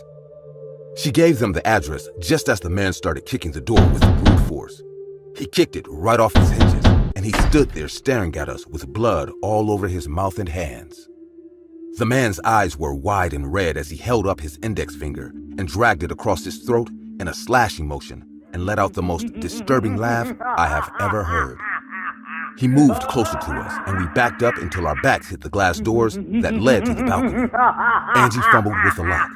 She got it undone, and before we could think better of it, both of us ran out onto the balcony and jumped off. We were only about a story high, so the fall wasn't fatal, but high enough to knock the wind out of us. The adrenaline rush allowed us to get up and run for the Jeep. Thankfully, I had left the keys in the ignition as we were out in the wilderness. Angie and I climbed in. I started it up and peeled out of there. The bloodthirsty man chased us down, but we lost him after a bit. The police arrived and found the man passed out in the bushes down the road. Victoria and Faye were found with their throats ripped out. They also found a couple that were camping under the stars he had murdered that night. That explained the screams we heard, and the girl ran to our cabin and pounded on the door. The man took her before we could answer. After some testing, they found out that the man was on an acid trip that caused him to hallucinate. What he thought he saw in me or my poor friends that he slaughtered, we will never know. Angie and I stayed friends, and we never went camping again.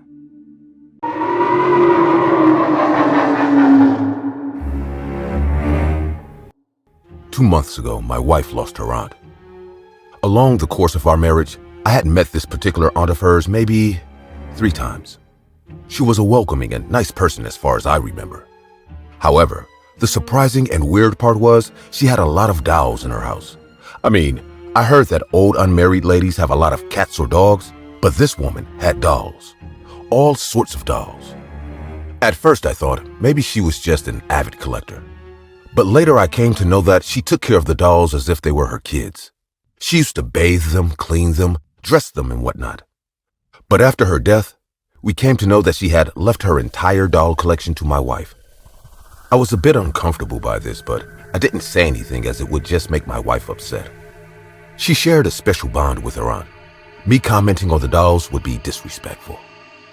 When the day arrived when we were supposed to shift the dolls to our place, my wife did not bring all the dolls home. I was super happy about it. She brought about 10 dolls from the collection, the most valuable ones, and placed them in various places in our home.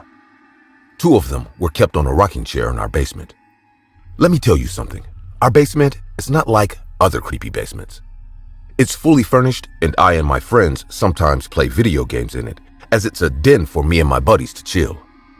The first incident happened when my friends had just left the house after playing video games for a few hours. I was sitting alone in the basement watching TV. My wife was not home. While I was looking at the screen, I could see something moving from the corner of my eye. We do not have kids or pets, so to find out what it was, I turned my head and saw the rocking chair on which the dolls were kept rocking. We do not have a window in the basement, so it wasn't due to the air. I ignored the incident and kept watching TV. Nothing of significance happened afterward, so this incident slipped my mind. A few weeks later, I woke up in the middle of the night to hear an ear-piercing scream. I looked beside me, and it was my wife. She was rubbing her neck and gasping for air.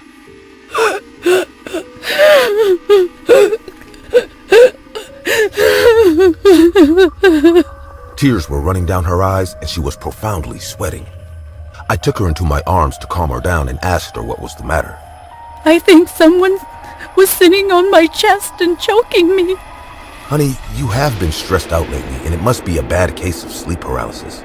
I think you should take the week off from the office and just stay home and relax. The next day, my wife stayed at home while I went to work. As the day went by, I forgot all about the previous night's incident. That's when I got a call from my wife. On the call, she sounded afraid and shocked. Dan, I need you to get back home as soon as possible. I'm so terrified, Dan. I don't know what's going on. Please, come home. Hey, Maya, please slow down. Can you tell me what happened? And I'm on my way back. Dan, a few minutes ago I was cleaning the basement and was utterly shocked. The rocking chair where the dolls were seated started moving. And it happened twice. I was so scared that I ran upstairs and called you. Now I'm hiding in our bedroom. Dan, please come home fast. After hearing her story, I was spooked, and I remembered what happened to me a few weeks ago. I did not want to make assumptions, but I think the dolls were haunted. I reached home and ran to my wife. After speaking about our experiences, we decided to keep the dolls in the attic, as it was tough for my wife to throw them away. I immediately shifted the dolls to the attic. That night, I woke up to the sound of footsteps walking in the attic. I immediately knew something was up with the dolls. I ran to our attic and saw the two dolls not in the box I put them in, but laying on the floor facing me. I was scared, but I still gathered the courage and picked up the dolls to put them back in the box. The next night, I again woke to the screams of my wife. She had sleep paralysis again, but this time, she also had a handprint over her neck. The handprint was small and resembled the hand size of the dolls. I went to the attic, and again, the dolls were out of the box, sitting on the ground facing me. The situation was getting out of hand. I and Maya decided that we would call a priest and ask him to take a look at the dolls. When the priest arrived, he immediately walked toward the attic. He went inside, and the dolls were sitting on the floor facing us once again. We told the priest everything we had faced since the arrival of the dolls. After hearing our story, the priest suggested getting rid of the dolls. He said, The souls of two dead women are trapped in these dolls. They want to be free, and that's why they are haunting you. Unless you get rid of the dolls or destroy them, you won't be able to free yourself from their trouble. We asked the priest how the souls of the women became trapped in the dolls. That's when he told us the whole truth. Maya's aunt was not an avid doll collector, but she was into black magic. She trapped the souls of the people she did not like into the dolls. After hearing this, I and my wife were scared. The two dolls that were in our attic had two evil spirits in them. The priest believed that these two evil spirits killed Maya's aunt too, and now they were trying to kill all the members of Maya's family. We asked the priest how we could get rid of the dolls, and he told us to rip the dolls apart and burn them, then collect their ashes and bury them on the church grounds. I and Maya decided to do it that evening. We had the dolls in the backyard and were about to proceed with the ritual. That's when suddenly Maya began to scream. The dolls were lying on the ground, but Maya was clutching her throat as if someone had grabbed her neck and was trying to choke her. I went towards her, but couldn't do anything as I couldn't see what was choking her. With a weak hand, Maya pointed toward the dolls, and I immediately knew what she was asking me to do. I grabbed the knife and picked up one of the dolls. I plunged the knife into its throat and shredded the rag doll apart. I picked up the other doll and did the same with it. I went near the fire pit we had made and tried to start a fire. But suddenly, the wind picked up speed and it was impossible to get the fire started. In the meanwhile, I sensed something weird around us, as if someone was there other than me and my wife. When I looked at my wife, she was not sitting on the bench she was previously sitting on. Rather, she was levitating in the air. Her eyes were white and there was a weird smile on her face. That's when I realized that I had done a grave mistake.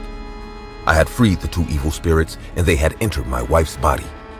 Suddenly, Maya was on her feet and with a creepy smile and white eyes, she marched toward me. I picked up the dolls and ran into the house. I ran towards the stove and tried to light it, but somehow it was not working. At that moment, my wife kicked our front door down and walked in. She was still possessed. She grabbed a big kitchen knife and marched in my direction. I knew if I wasn't quick, I would be dead. I ran into the living room and luckily, the fireplace was burning. I threw the dolls into the fireplace and they started burning. In front of me, my wife fainted and fell on the floor. I ran towards her, and I knew the evil spirits had left her body. A few days later, when my wife had completely recovered, we burned the entire collection of dolls and buried the ashes in the temple grounds. However, I still see the look of terror on my wife's face whenever she sees dolls.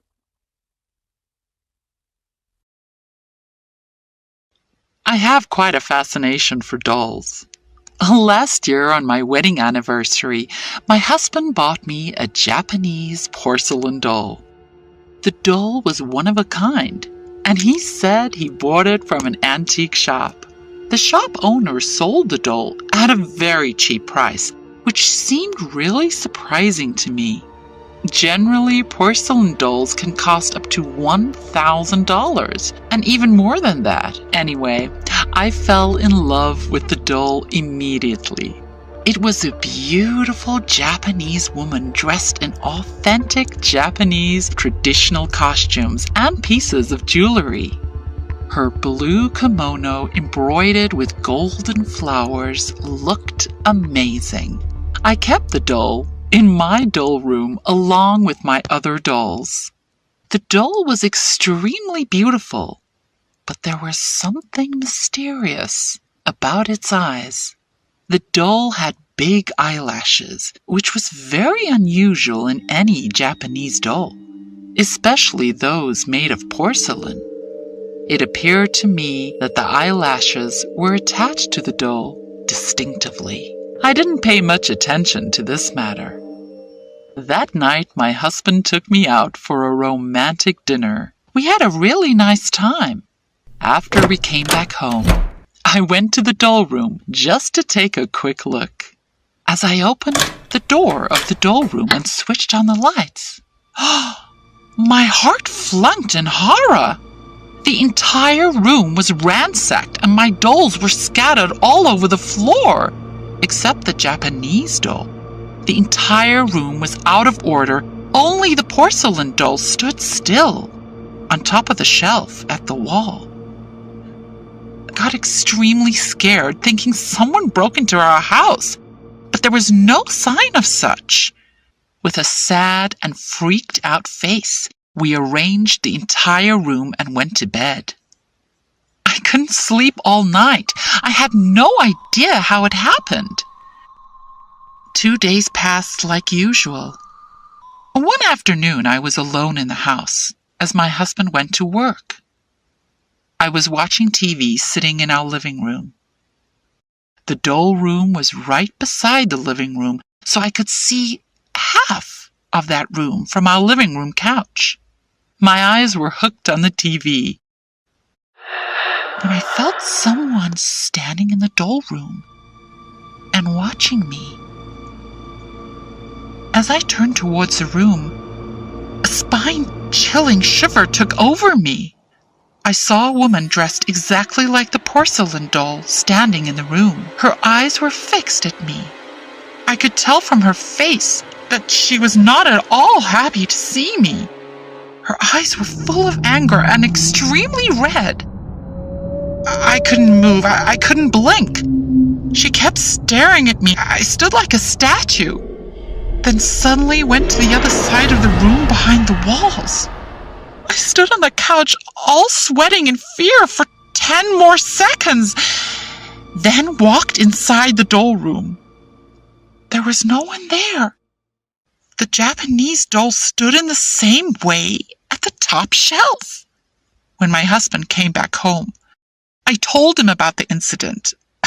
He laughed at me and said, "Come on, Gina, you must have hallucinated. Stop being so obsessed with this Japanese doll."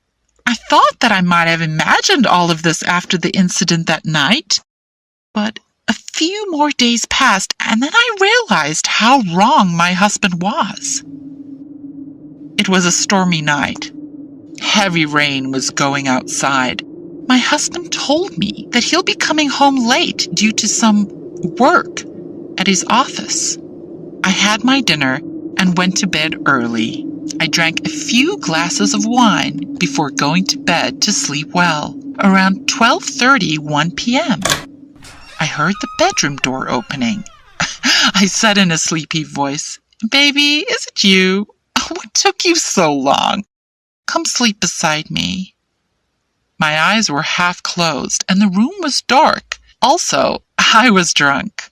I felt my husband walking towards the bed and lie down by my side. I told in a muffled voice, "I missed you, love," and went to hug him. As I cuddled him, his body felt extremely cold and skinny to me. I couldn't realize what was going on when suddenly my phone rang.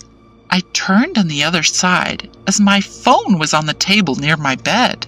I took the call without seeing who it was and said, "Hello? Who is it?" What happened next gives me goosebumps till today. My husband said from the other side of the phone, "Gina, it's me. I'm sorry I started late from the office. I'll be home in 15 minutes. I just called to inform you." I immediately opened my eyes. Drops of sweat started to appear on my forehead. If my husband is still on his way, then who is the one lying in my bed? I slowly turned over to the other side, and what I saw almost gave me a heart attack. It was the same Japanese woman, exactly dressed like the other doll, or should I say the doll herself, transformed into a human form. Her eyes were evil red. Her cruel smile could tell that she wanted to kill me. I started to gasp in fear, and she sprang out of bed and started to run towards the main door. As I opened the door and came out of the house, I got completely drenched in the heavy rain. My mom lived in a nearby house. I was running towards it when I looked back. Huge lightning struck above my head, and in that light, I saw the Japanese woman standing at my main door and laughing like a maniac. I was completely sure it was a ghost. Without wasting any more time, I banged on my mom's door and started crying out loud. That night, I stayed at my mother's house. Later, when my husband arrived, I told him everything. Seeing my state of panic and fearful face, my husband believed me that something did happen that night. The next day, we both went to the antique shop owner to return the doll. After hearing everything I went through because of this doll, the owner confessed that this doll was believed to be haunted. The story goes that it was gifted to an empress by her emperor. The empress wanted to live through this doll even after her death, so she told her maids to perform black magic on the doll by attaching her real eyelashes. The black magic was so powerful that even after 1,000 years, her eyelashes are still the same and sticking in the same manner on the doll's face. I have stopped my hobby of collecting dolls after this incident. We have also shifted to a new house. Since then, I haven't seen that Japanese woman again.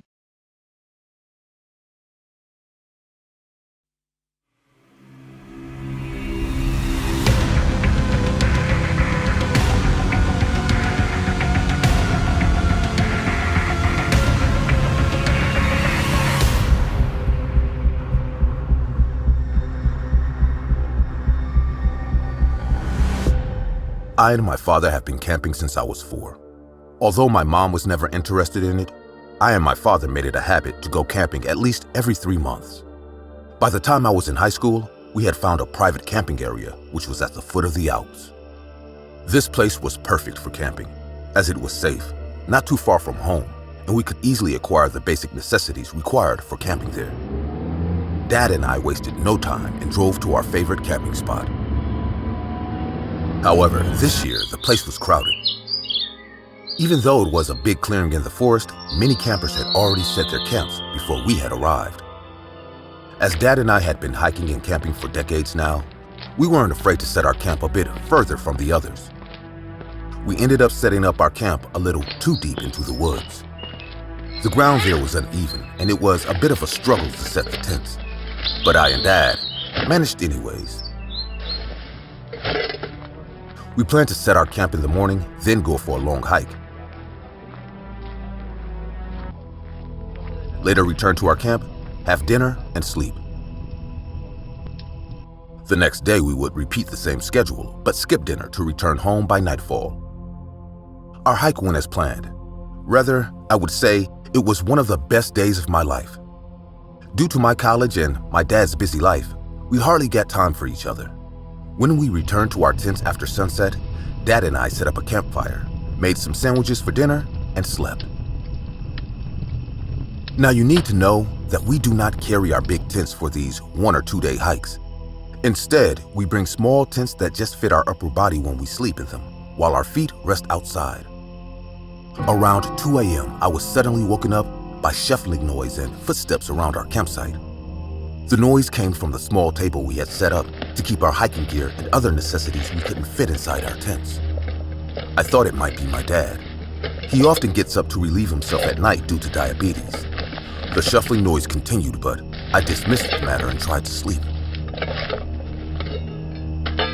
However, after minutes of unsuccessful attempts, I decided to talk to my dad and ask him what he was up to. That's when the shuffling noise stopped.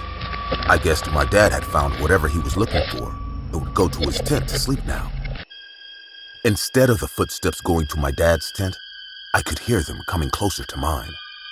I froze still and decided not to make a move and pretend to sleep.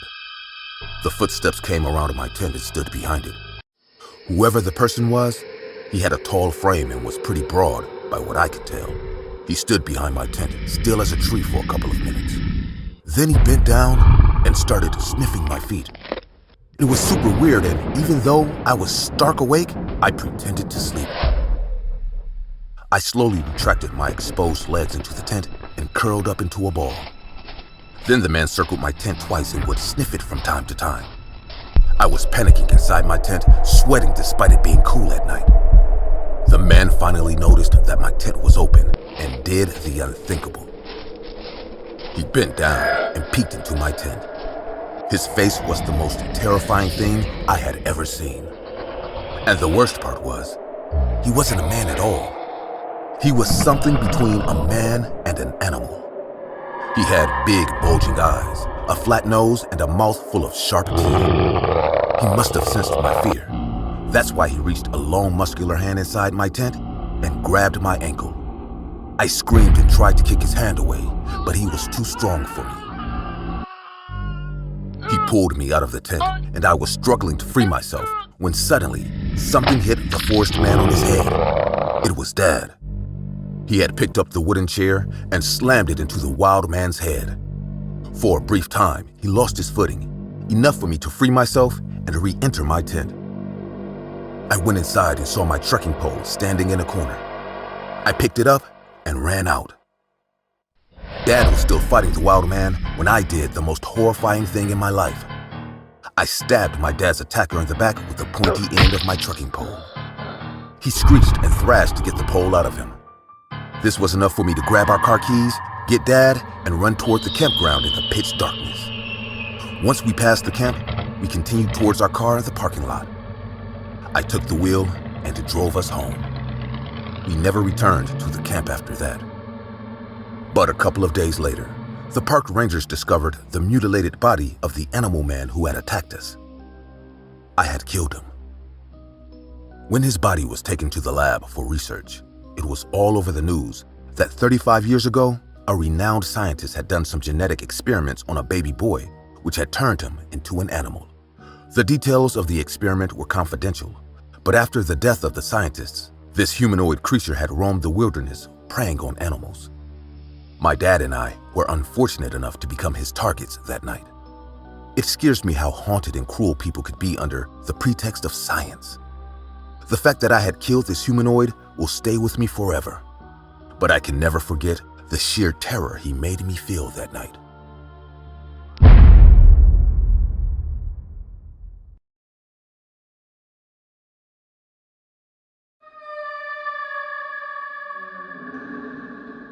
My name is Harrison, and you probably already know about me. I'm a paranormal investigator that looks into all these strange and eerie occurrences that are happening all around us. I recently spoke with Mr. William and his family, and they told me that ever since they moved into their new home, They had been plagued with demonic spirits in their home. However, since they had it treated by the church, they no longer feel anything like this in their home, and they are now living happily in their new home. After questioning him, I was driving to my house through a road when a man suddenly appeared in front of my car. My car brakes were applied in time, so I'm not sure what would have happened. Then I got out of my car and went to that man, but it appeared as if he had just had a large shock, after which that man is not in his senses, and as a result, he did not even realize he was in the midst of a moving road. "Sir, are you okay?" I inquired of the man. It appears as though my question had no impact on him, and that even my voice was inaudible to him. "Sir, can you hear my voice?" I asked the man as I once more bowed to him. "Are you all right?" It's as if my voice has reached that man's ear, and upon hearing it, he turns to face me. Looking into his eyes, it appeared as if he had sobbed a lot, causing the color of his eyes to lighten. Seeing this, I was convinced that something terrible had occurred to that man, causing him to be in such a state. The man began crying loudly as soon as he saw me and sat on the road as if the power had gone out of his feet. Seeing this, I wanted to help that man, but we were in the middle of the road, so first and foremost, I had to keep him and myself safe. So I somehow loaded him into my car and began driving on one side of the road. After safely parking the car on one side of the road, I asked the man, "Sir, are you all right now? What happened to you? And if you don't mind sharing your point with me, could I be of some assistance to you?" The man was still crying as if he wanted to take out his sadness by crying, but he couldn't. After a moment of crying, the man calmed himself and began speaking in a panic. "I have to hurry to my house. I have to save my daughter, lest she kill my daughter as well." The man got out of my car and began sprinting. When I saw this, I jumped out of the car and raced after the man to stop him, since I knew he was still in shock and had no idea what he was doing. "Wait, you're putting yourself in danger by doing this," I said as I instantly halted the man. "I don't know what occurred to you to cause you to be in such a state, but how will you save your daughter if you're acting in such a panic?"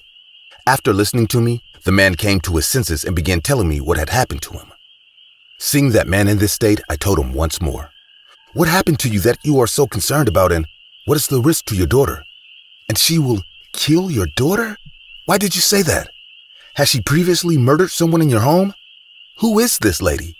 Is it possible to enlist the assistance of the police in this case, or is it something else?" During my questions, the man tells me his story. Benjamin is a cab driver by trade and lives with his family outside of town. Amelia is his wife's name. Ava is their oldest daughter, and Lucas is their son. Amelia was fine the rest of the day when he went to work and the kids went to school. However, when her kids got home from school in the afternoon, they both noticed that their mom is looking a little more beautiful today. When I got home from work in the evening, I also noticed that my wife had changed. Wow! Everything in my house began to change the next day. Happiness began to pour in. A large sum of money began to arrive. We suddenly began finding buried treasure in the earth near our house. And my wife Amelia first revealed these riches to me while digging to cultivate vegetables in a nearby field. And then we discovered the buried treasure for the first time. After that, we began moving the valuables buried in the field from one location to another. I couldn't believe how much money was flooding in. After all of this, I quit my cab driver job and began enjoying all of these things. There was no need for me to work today because I had so much money and had enrolled my children in a large school to study. Everything was fine until one night when unusual and strange things began to happen in our lives. When we woke in the morning, we discovered that my younger son Lucas was missing from the house. Despite extensive searches, we were unable to find him. How could my kid go out alone at night when he was so young and always picked us up when he had to go somewhere at night? No one could come from the outside and sneak into our house and take him away. If he left, then where did he leave? We informed the police, and the police immediately began their investigation. In the midst of all this, though, I noticed that despite my concern for my son, my wife Amelia acted as if nothing significant had occurred. A priest came to our house one day to have his water bottle refilled. That pastor's car had broken down on the road near our house and he was out of water. So when he saw our house, he came to drink water from us. He arrived and rang the doorbell. Hearing the doorbell, I opened the gate and the pastor requested me to give him water, explaining that their car had broken down on a neighboring road and they were waiting for a mechanic while their drinking water was out. Hearing this, I called my wife Amelia and offered him a glass of water. Amelia brought water in a glass, and when she spotted the priest, she stopped and glanced at him. When the priest gazed at Amelia, he felt the same way. Amelia was staring at the preacher as she stood there awkwardly and without moving. A peculiar pity appeared on her face, as though, seeing the pastor, Amelia remained motionless, staring at the priest, as if she is warning him to leave. But when I requested my wife to come forward and give him the water, the priest remarked, "If you don't mind, may I come in and get water from them myself?" When I heard this, I told him that it was fine and he could come and take it himself. And as the pastor stepped inside, Amelia yelled out loudly, hurled the same glass of water, and dashed inside. I approached Amelia and inquired as to what had occurred. "Why are you feeling like this?" However, Amelia did not respond. When I saw this, I stood up and began giving the priest water. The priest thanked me for refilling his water bottle. He asked, "What's the problem, son? You seem quite upset to me." Hearing this, I told him, "Father, my younger son Lucas is nowhere to be found. I'm not sure where he is. I've searched, but he's nowhere to be found. Even the police haven't been able to find him yet." When the priest heard this, he looked at my house and stepped outside to tell me, "If you come to the church on the surrounding road tomorrow, I will meet you there." In addition, I was reminded that your wife should not know anything about this. I questioned the priest. "Father, why shouldn't my wife know this? Likewise, are you concerned about Lucas?" Then the priest said to me, "Just do what I've said. Come to me tomorrow, and I will tell you everything." And the father went. When I entered the house, Amelia demanded to know what that beggar was saying. I stated nothing, and why was she conversing with me in this manner? In response, Amelia stated that he must be driven away from this residence if he returns. I don't like such people at all. Hearing this made me feel quite odd, but I paid it little mind. The following day, I awoke early and got dressed quickly. Amelia asked me, "Where are you going to get ready so quickly?" On this, I stated that I must meet a new client today to begin my new business, thus I must leave early. I left the house and proceeded directly to the church where the pastor had desired to meet me. After arriving at the location, I asked the pastors why they had summoned me there. He informed me that a wicked witch resides in your home. In response, I told him, "No, Father, everything is going well at my place and money has begun to flow in. Once my son gets here, everything will be fine again." On this point, the priest asked me, "When you arrived home from work a few days ago and entered your home, did you notice anything unusual about your wife?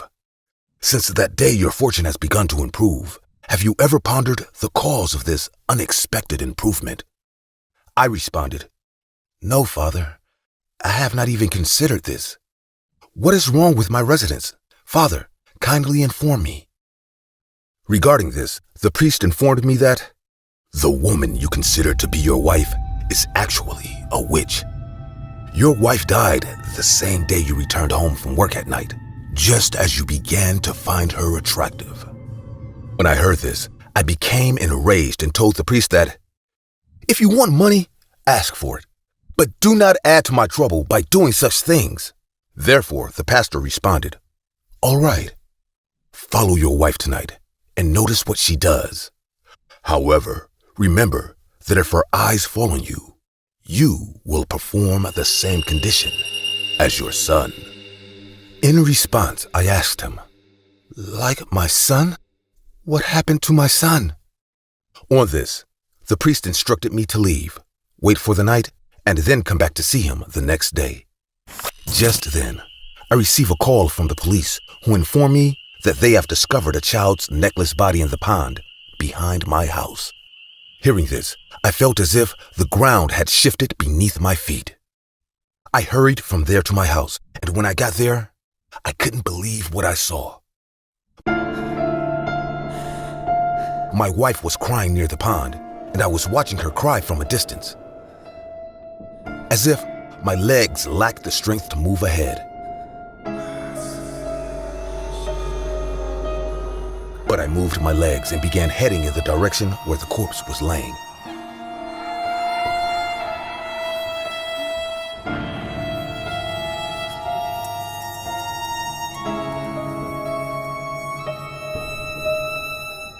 What I witnessed after arriving there, it was as if it sapped the strength from my feet.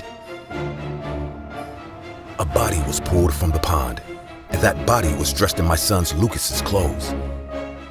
And of course, that body was my son Lucas. Seeing his physique, it appeared as though someone had extracted all of his blood and drank it. Normally, being in water causes the body to swell, but his body was absolutely dry. At that point, I began to recall what the preacher had said to me in church a while before, and I was convinced of it, even though I didn't want to be. And I began to doubt my wife for the first time.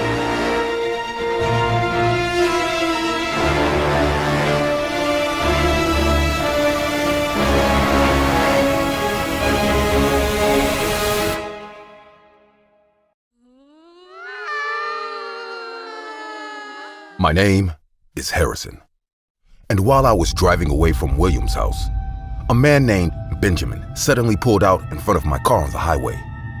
I slammed on the brakes as soon as I noticed it. Otherwise, I'm not sure what would have occurred.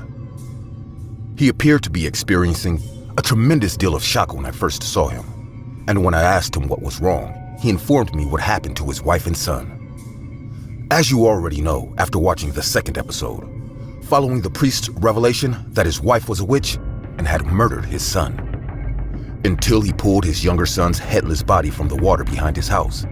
He had no idea. Then, for the first time, he began to take the priest's words seriously, and unwillingly, he began to distrust his wife.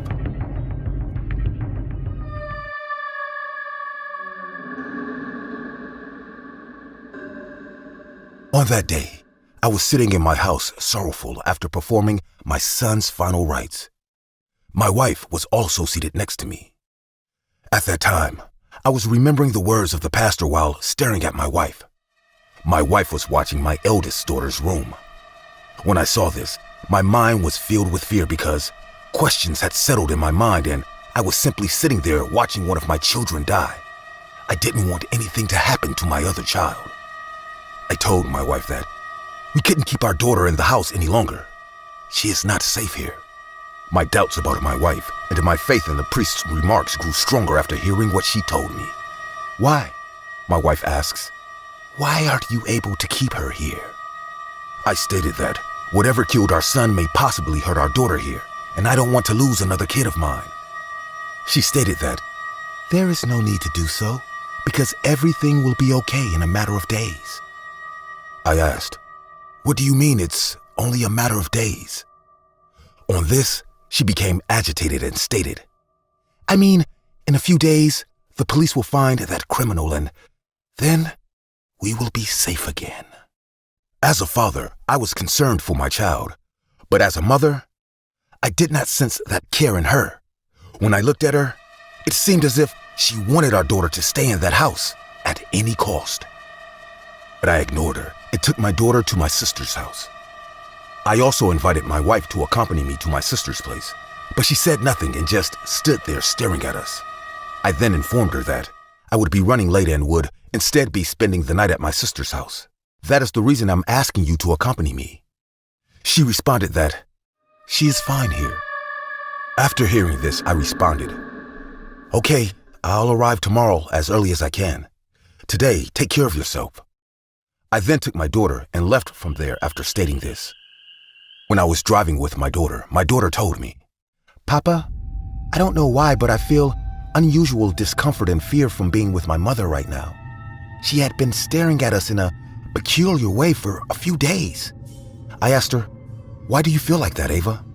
On this, she stated, Papa, I don't know why, but Mother has begun doing strange things since that day when we got home from school when we felt her more beautiful in the morning. Hearing this from my daughter, I felt quite strange and I quickly questioned her. What strange things is your mother doing? She stated, Mother used to lick us with her tongue as if we were food for her and she was some kind of beast.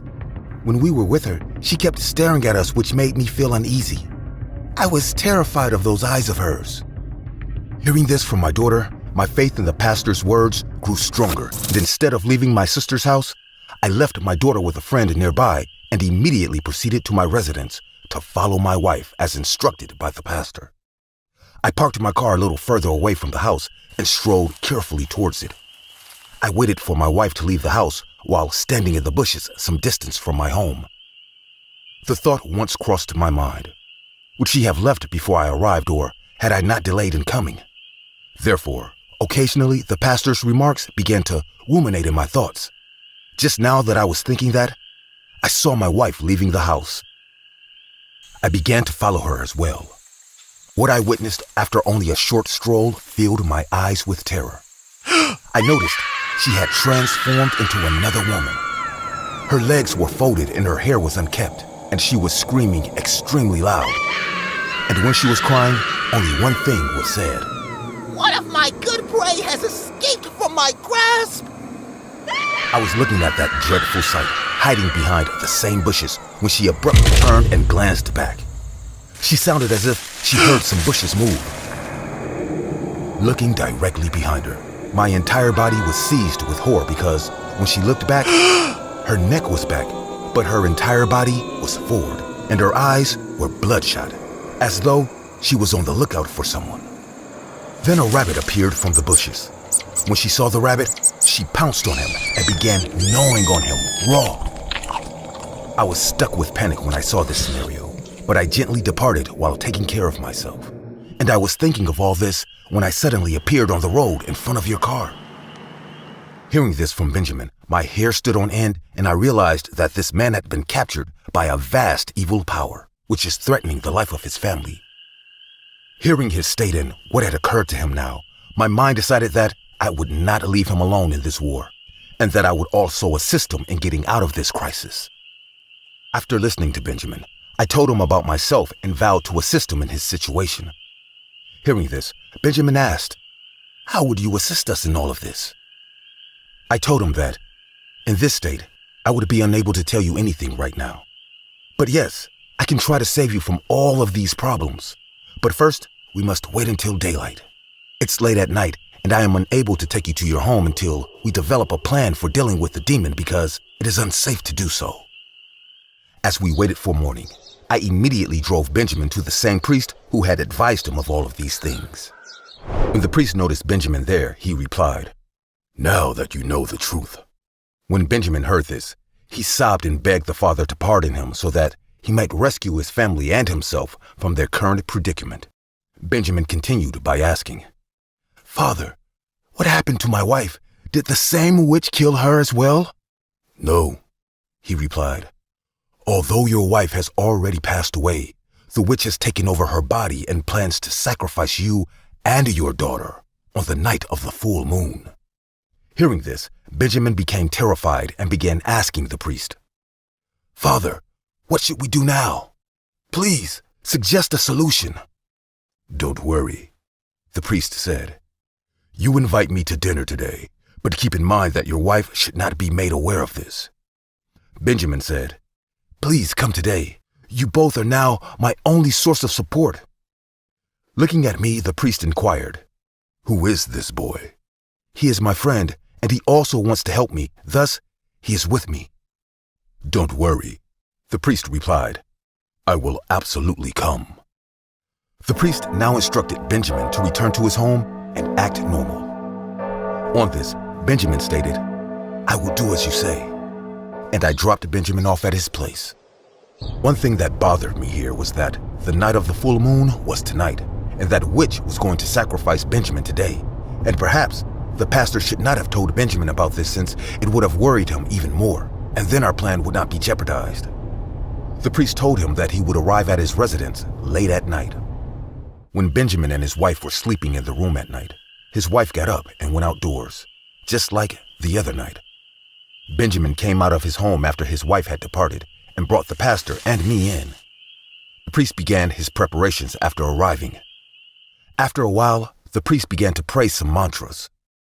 Amelia came running towards the priest, shouting outside because the priest's prayer had such strength.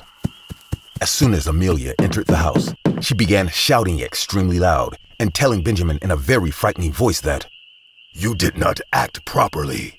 I will not leave anyone. I'm going to drink everyone's blood today." Her scream was so powerful that we thought the mountain would close our ears. She returned to her previous form because the priest's prayers had caused her so much grief. The priest then told the witch, "Satan, calm down. Otherwise, I will immediately send you to hell." When she heard this, she burst out laughing and yelled angrily, You can't hurt me. You too will perish at my hands. and then she went to assassinate Benjamin. As soon as she arrived at Benjamin, the priest sprayed holy water on her, causing her skin to burn. She glared angrily at the priest and yelled, causing the priest to flee and hit the wall. Because of the night of the full moon, she was far more powerful than we realized at the time. When he hit the wall, the priest went temporarily unconscious. As a result, we temporarily lost control of the witch. And now, she laughs at us with bloodshot eyes before slaughtering Benjamin. She threw me away with one of her blows as soon as I moved forward to stop her. Now that there was no one between Benjamin and her, she grabbed Benjamin's neck, lifted him up, and burst out laughing. Benjamin was still in the priest's hands, and he was still unconscious. Then she told Benjamin, "You know how I killed your son. Listen, I tore his neck with these jaws of mine before swallowing his soft head. After drinking his delicious blood, I dumped his body in the pond behind your house like waste. You all have to die on this day, but he died earlier. He came after me that night and saw me in this form. That's why I killed your son. You want to see your son's skull? Tell me. Want to see? Watch carefully." She put her hand in her mouth and took out a child's rotten skull and held it in her hand while speaking to Benjamin. "Look at your son's head." And as soon as she said that, she burst out laughing. When Benjamin saw this, he became angry and began beating her. But it seemed as if his blows had no effect on the witch. Seeing this, I realized that this isn't such a devil. But in order to deal with it, we'll have to use some different tactics. As I previously stated, I am a paranormal investigator, but I am much more than that. My father was a great occultist, and he had given me some things to use in times when we were caught in some supernatural crisis from which we couldn't get out. It was finally time for me to put that thing to use. The unique feature of this locket was that whoever wore it gained such vision and power that he could see things that no ordinary person could see with his own eyes. And he could keep any soul close to him in his body via the locket without having been possessed by that spirit. As a result, the wearer of this locket had unlimited power. This was the first time I used my locket in this manner. First, I held my locket and chanted a mantra taught to me by my father. After that, it was as if a different power began to operate within me. And the moment I opened my eyes, I could see the souls of his wife and child right behind Benjamin, attempting to force him to fight the witch, but their spirits were unable to reach him. That is when I used my locket to summon their souls into my body. As soon as I said this, it was as if the locket summoned them, and those souls rushed towards me and entered my body through my locket. It was as if a wonderful energy began to flow inside my body as soon as they entered my body. When the witch saw this, she immediately made Benjamin sit on the ground, and as soon as she opened her mouth to kill, in the blink of an eye, I made a blow on her, due to which she fell straight and fell outside, breaking the wall of the house. It was astounding to notice my body's strength and agility. I could also sense Benjamin's wife and son's rage at the witch, who tried to harm her family. When the witch stood up again, I slammed her to the ground with a kick to the face. She began to scream in agony. Meanwhile, the pastor regained consciousness and began reciting his mantras. Soon, a fire began to burn within that witch. As a result, she began to cry in pain. The priest then questioned, "Who are you, and who brought you here?" The witch claimed that, I had arrived from a nearby deserted graveyard and discovered that his wife had died. Then I entered her body and waited for the night of the full moon so that I can slaughter them all and drink their blood. The priest then stated that, "The true home of a devil like you is in hell." And he began intensifying the mantra so that the witch began to burn with smoke and was reduced to ashes within a few minutes. After that witch died, Benjamin's wife and son emerged from my locket and flew to heaven. The priest then placed the ashes in a bottle, carried it with him, and buried it in the church grounds so that the witch cannot harm anyone else. Benjamin thanked me once everything was completed. I then told him to take care of himself and his daughter before getting into my car and driving away to my next destination. Hello there. I hope you enjoyed this series. If you want to see more videos like this in the future, please like the video, share it with your friends and family, and help us reach 100,000 subscribers on YouTube. Because this series cannot continue without your help and love. The more you enjoy this series, the more motivated we will be to continue it. We are confident that you will assist us in reaching our first milestone of 100,000 subscribers for our channel, and without your support, we cannot achieve it. Thank you to everyone who has supported us and shown us so much love. Until then, bye-bye. Stay safe. Dorsey Jackson Global. I create.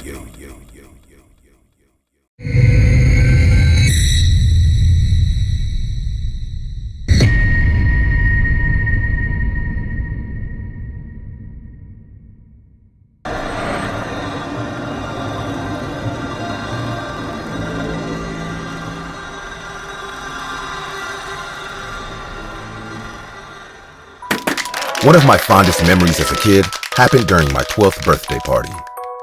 It wasn't really a good party as I didn't have many friends, so it was just me, my dad, and a few friends from the neighborhood. We actually made that day a great memory. What actually made that day a great memory was the birthday present I got from my dad. A black 9mm pistol.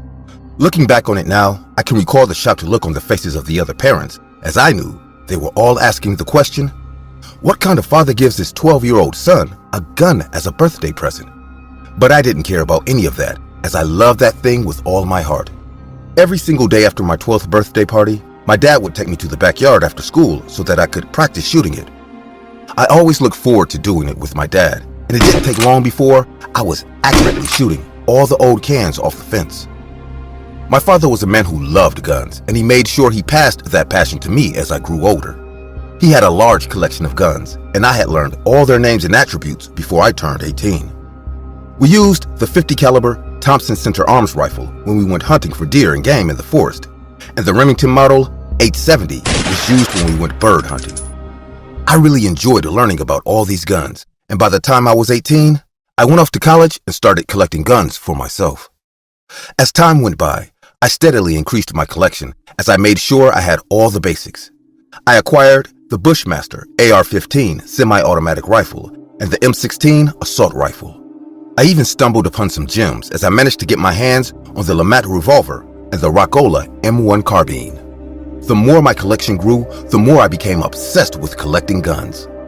It didn't take long before I was given the popular nickname, as everyone soon knew me as the Gun Nut. This was mostly because guns were all I talked about. I didn't pay any attention to the light mockery, as I spent most of my days at the shooting range, so having no friends didn't bother me much. Most people who met me always tried to talk me out of my gun collecting hobby, as they called it a misguided passion. All their effort to convince me was like pouring water on a rock, as I knew nothing was going to take away my affinity for guns. But after my experience on the 12th of February 2007, my mindset was changed forever. The day started out like every other. I attended my morning classes, and when I was done, I went to the shooting range to test out my new gun. After that, I went home and I realized that I was running low on supplies. So around 6 p.m., I made my way to the closest mall, which was the Trolley Square Mall in Salt Lake City, Utah. I arrived around 6:41 p.m., and after parking my car in the mall's parking garage, I started to make my way inside when I heard the sound of a shotgun. Shocked, I slowly turned around to see a man who was wearing a trench coat and a white t-shirt had attacked and shot an elderly man and his son. I had never seen someone shoot a human being before, so the sight made me freeze on the spot. I then watched in horror as the young boy managed to get away, but the elderly man who couldn't move, as he was now on the floor, was shot in the back and head.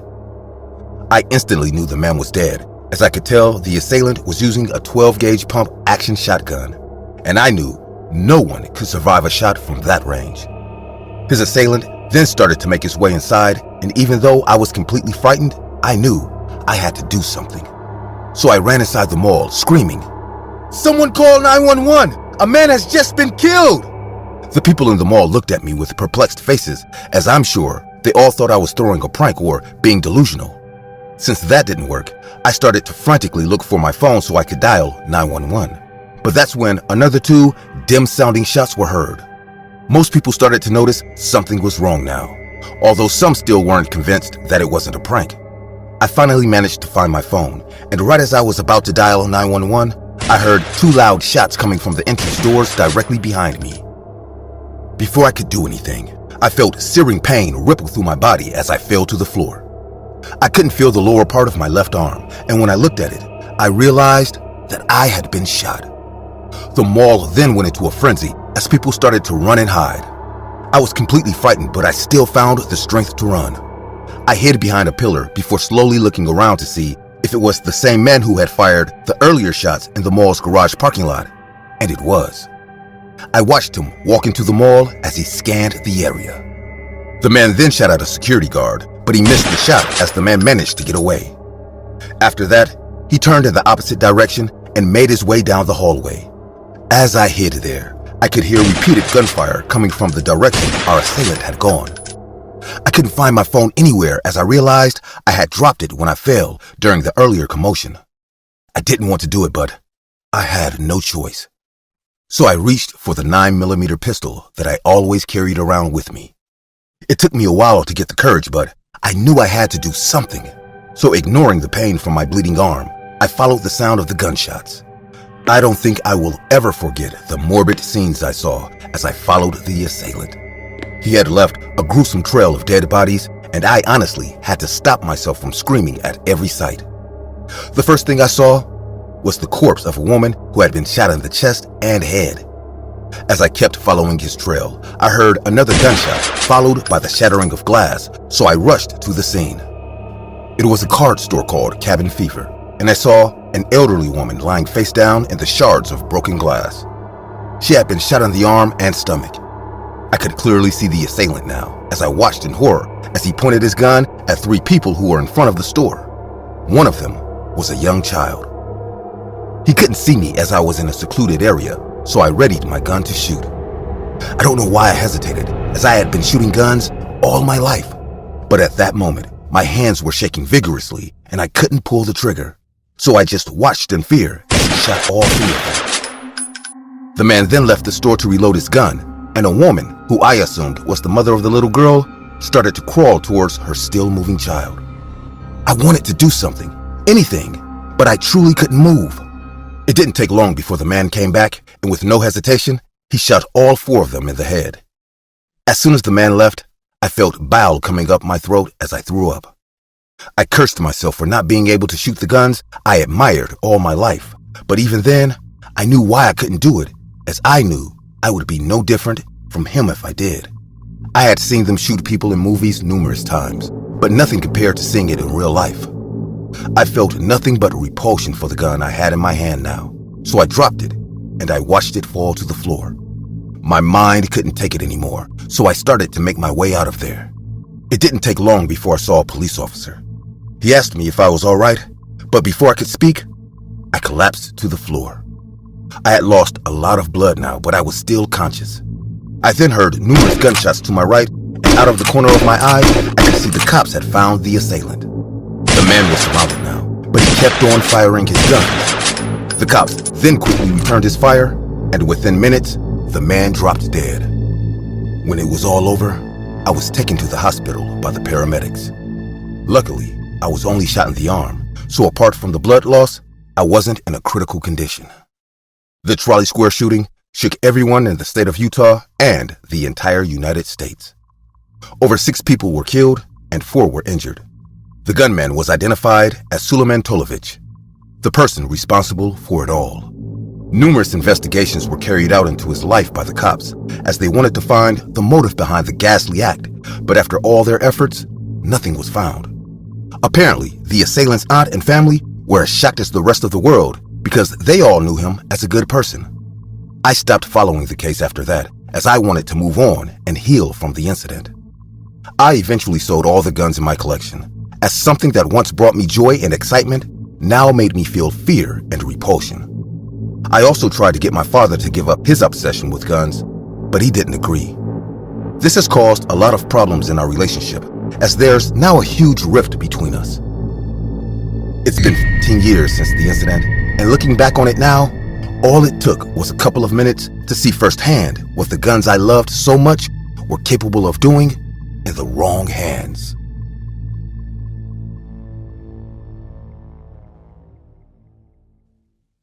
When I was 19 years old, I learned something that has stuck with me for over 10 years.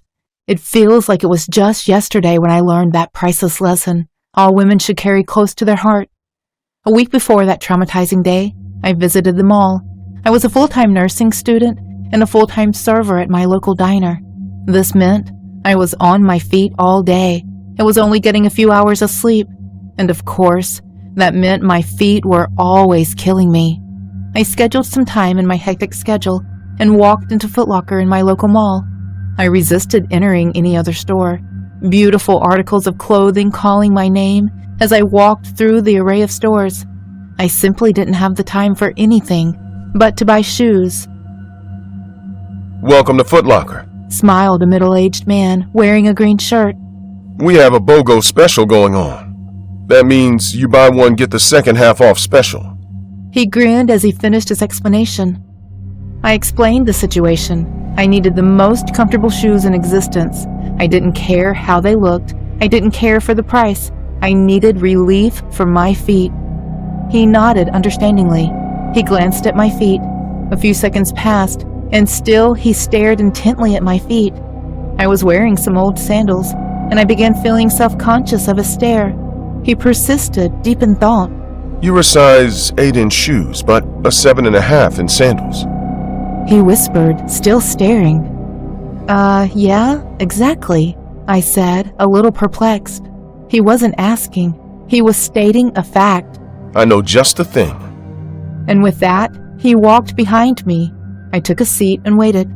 A few minutes passed and he came back. He wore deep sadness on his face. We don't have your size. He said, as if ashamed.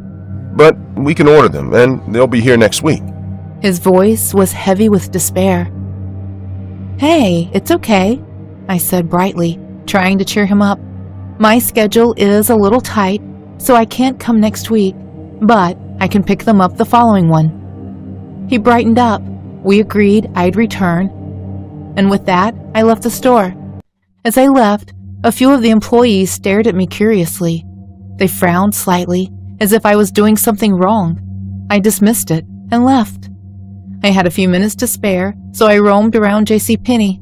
As I glanced around, I couldn't help but feel like I was being watched. I felt eyes on me, despite the store being virtually empty. When I turned to any direction, a body would quickly turn the corner, making me wonder if I was imagining it. I wasn't going to let my imagination ruin my only free time. I continued browsing. 4 weeks passed until I was able to visit the mall again. I was able to carve 45 minutes out of my schedule and rushed back to the Foot Locker. I was afraid my shoes had been sold to someone else since so much time had passed. Luckily, a familiar face greeted me as I entered late one evening before the store closed. Hi, Jane, said the man with the green shirt. How did he know my name? And was he wearing the same green shirt? I realized I was being paranoid. He must have seen my name from my credit card payment. That was still a little weird, but a pushy salesman is no cause for concern. It wasn't a crime to take interest in the client, right? I smiled. Size 8 blue Nikes, right? He winked. I smiled with discomfort. He ran with excitement and pulled a box from under a seat. Had he been waiting for me? The box wasn't in the back. Take a seat, please. I sat. May I? He said. But before I could answer, he fell to one knee and began pulling my sandal off. I was frozen with discomfort. I was deeply aware of his thin and wiry fingers touching the skin of my feet. Hey, mister. Came a stern voice behind me. He looked up from his kneeling position, but continued touching my feet. Sir. Repeated the voice behind me. The man in the green shirt focused his gaze on my feet, pretending not to listen. We told you. You cannot be here. The voice thundered. I turned and saw multiple employees, all in uniform, standing behind me. The man speaking wore a badge on his chest that read Manager. The man in the green shirt continued to hold my foot. Then, multiple things happened at once. First, the manager screamed, indicating the police were on their way. Secondly, a camera snapshot sound caught my attention. I looked back at the man in the green shirt and saw he had taken a picture of my feet while still kneeling before me. As my brain tried to digest and comprehend everything that was happening, the man in the green shirt lifted my foot close to his face and brushed his wet tongue from my toes to my ankle. My instincts jump-started my frozen terror. I kicked hard, knocking his glasses off his face, but he moved quickly. Within fractions of a second, he was up and sprinting towards the exit. As he made his way out, he looked at me and said, Delicious feet, Jane. Just delicious. He winked and was out sprinting. I sat frozen. Multiple employees comforted me, but all their voices were a blur. All I could do was stare at the saliva streak on my foot. All I could do was replay the feeling of a slathering tongue on my skin. The police arrived, and I explained to them that I had assumed he was the owner of the store, since he wasn't wearing a uniform and was so knowledgeable about shoes. I had assumed a lot of things, and they had all been wrong. I broke down in tears. The store staff and law enforcement comforted me, saying my mistakes were understandable. A lot of other women had assumed he worked there, though he hadn't assaulted anyone but me. I was filled with disgust, fear, and shame. But after filing a report with the police, I grabbed my things and left the store. I exited, seeking the nearest bathroom with urgency. I needed to wash my foot. I needed to clean it as extensively as humanly possible. I wanted to scrub that part of my body until my skin was raw. I did not want any remnants or trace of that disgusting man. The mall was deserted, as most stores were now closed. I rushed into a bathroom near JCPenney. I lathered soap onto my ankle and leg. The tears came again. How did I end up here, alone in a mall bathroom after hours, cleaning the disgusting saliva of a stranger from my foot? I balanced on one leg when the voice came. Hello, Jane. I turned, and in that instance, the click of a camera echoed in the bathroom. The man in green's head and torso rose above the bathroom stall. His phone's camera clicked again and again. I shrieked in horror and stumbled on one foot, but as I stabilized, the man in the green shirt shoved me against the wall. My body crashed against the tiled wall. I fell to the ground as he clawed and grasped my feet. He tore my sandals off and said in a shrill and chilling voice, One more taste, baby. Just one more taste. I laid, immobilized, back and head throbbing with pain. His hands possessed monstrous strength as he pinned me down, and his face began falling towards my feet. His tongue hung out of his mouth like a wild animal. A drop of saliva landed on my toe. his tongue exploding with anticipation. I shrieked with desperation. A voice responded from outside the bathroom. "What's going on in there?" said a calm and elderly voice. The man in the green shirt snarled and looked up. He was more animal than man. The bathroom door opened. An old man sporting a janitor's uniform peeked in, his face contorted with fear as he realized what he had just walked into. The man in the green shirt lunged forward, pushed the janitor out of the way, and ran for the mall's exit. I had been saved. That horrific evening, I learned something I carry close to my heart. Never trust blindly. Never assume everyone is there to help you. Never believe everyone will do the right thing, because while I got out of it alive, it can ultimately cost you your life. The world of horror content creators is not easy. People ask and ask for new videos without knowing how long it takes us to make them. I'm James. I'm 19. But until I was 17, I was a well-known urban explorer. In my early days, I was a paranormal investigator, but I never found anything, and my audience was getting bored. I went viral in a video that surpassed 1 million views, but my subscribers started to drop over time. After a few months of unremarkable content, I stopped making horror videos and dedicated myself only to explorations. My channel started growing again. Eventually, I made a new series of videos that consisted of me having the challenge of staying all night in different places. In the first videos, I stayed in the post office building, in a shopping mall, and a huge gym. For the next video, I had to target the most complicated place I had done so far: Walmart. I had everything planned. I was going to hide behind some cushions at closing time. I had a backpack with water and food. I didn't plan to steal, since there were cameras and they could expose me if they caught me. The world of horror content creators is not easy.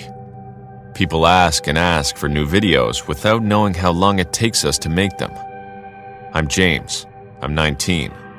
But until I was 17, I was a well-known urban explorer. In my early days, I was a paranormal investigator, but I never found anything, and my audience was getting bored. I went viral in a video that surpassed 1 million views, but my subscribers started to drop over time. After a few months of unremarkable content, I stopped making horror videos and dedicated myself only to explorations. My channel started growing again. Eventually, I made a new series of videos that consisted of me having the challenge of staying all night in different places. In the first videos, I stayed in the post office building, in a shopping mall, and a huge gym. For the next video, I had to target the most complicated place I had done so far: Walmart. I had everything planned. I was going to hide behind some cushions at closing time. I had a backpack with water and food. I didn't plan to steal, since there were cameras and they could expose me if they caught me. In the worst-case scenario, I preferred to keep it all as a teenage prank. Come nightfall, everything went as expected. The guards seemed to look around the place without much interest, more focused on going home than finding someone hiding. I decided to let the time pass by sleeping, setting my cell phone alarm to ring a few hours later. In the early morning, I was awakened by the sound of my cell phone, and I pulled back the pillows. I looked around and confirmed that my plan had been a success. I was alone. I started to investigate the Walmart. I entertained myself in the games section and even watched the TVs for a while, documenting everything that was going on. At first, I thought this was going to be a complicated video to make, but it turned out to be the easiest one I had made so far. I was having a lot of fun exploring the place. But it all ended when I peeked into the food section and realized one thing: I wasn't alone. At first, I thought a guard had stayed longer without me knowing, but that person was dressed differently. The man was in a black t-shirt and short shorts, standing casually looking at the dairy prices. Upon noticing me, the man turned around, looking me straight in the eye, and started calling me like a dog, crouching down and whistling at me. As he slowly walked towards my position, I lowered the camera and stopped filming out of fear. I didn't know why, but this person didn't look like someone else making a challenge, or perhaps a homeless man. This person was someone who wanted to catch me and hurt me. As the man came closer and closer, my body, paralyzed with terror, managed to move back a few centimeters. Many people often question me and say that if they were me, they would have ran in desperation. But you'll never know how you'll react in such a situation until you're in there. As I stood there, I felt like an animal terrified of its natural predator. Standing there at 17 years old, thinking about how to escape, the face of evil slowly approached me. A few seconds later, which felt like minutes, he was already very close to me. Despite my fear, my body remembered how to react, and I ran away as far as I could from that man. Somehow, in just a few meters, I had him next to me again. His face was even worse than before. At least he was looking at me with curiosity. But since I ran, his face was only of happiness and malice. I thought about reasoning with him, but before I could speak, the man hit me very hard with his right hand, knocking me to the ground. I tried to stop him, but he climbed on top of me and prevented me from getting up. Tears ran down my eyes in despair, and he punched me incessantly in the face, smiling.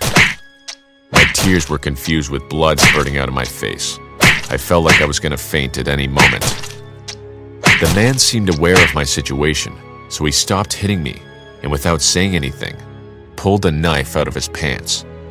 He looked at me smiling and threatening to stab me in the chest, but stopped halfway and continued laughing, tormenting me. Before I could react, he grabbed my right hand and slowly plunged his knife into my palm. The pain was indiscernible, as he did not immediately stab my hand. The man slowly pierced the knife in and began to twist it hatefully. Meanwhile, his eyes were still fixed on me. This man did not care about the damage he was causing me, but he enjoyed seeing the expression of pain on my face. A few seconds later, I heard loud noises behind us. It was the police, who had somehow found us. The man pulled the knife out of my body and went running quickly to them to try to kill them. But with several shots in the leg, he realized he wasn't going to win and had to give up. At first, they didn't trust me either, but after seeing that I was just a kid with bruises on my face and a huge hole in my hand, they had no choice but to believe me. When I was finally reassured that my life was no longer at risk, I closed my eyes and collapsed to the ground. The policeman rushed me to the hospital, but I had lost too much blood.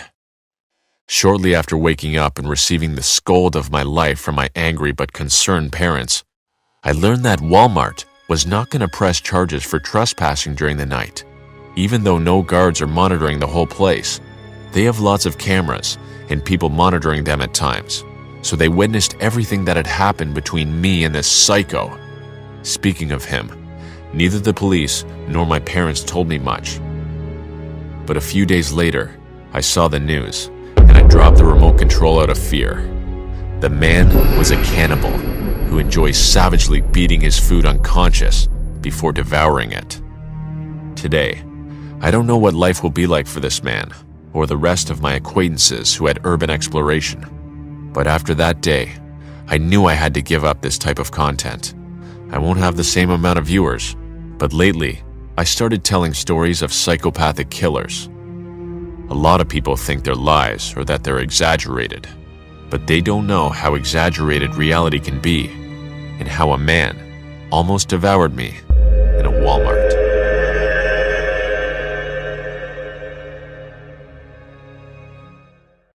Narrated by Dorsey Jackson of Dorsey Jackson Global at Compound City. Be sure to like and subscribe. Dorsey Jackson Global. It has begun.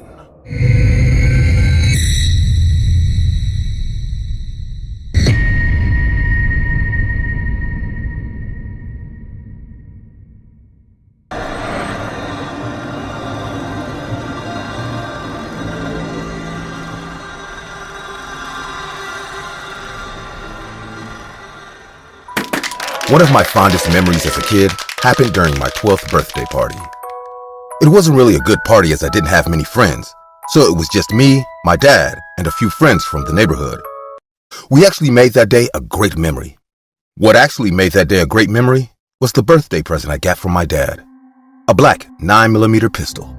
Looking back on it now, I can recall the shocked look on the faces of the other parents, as I knew they were all asking the question, what kind of father gives his 12-year-old son a gun as a birthday present?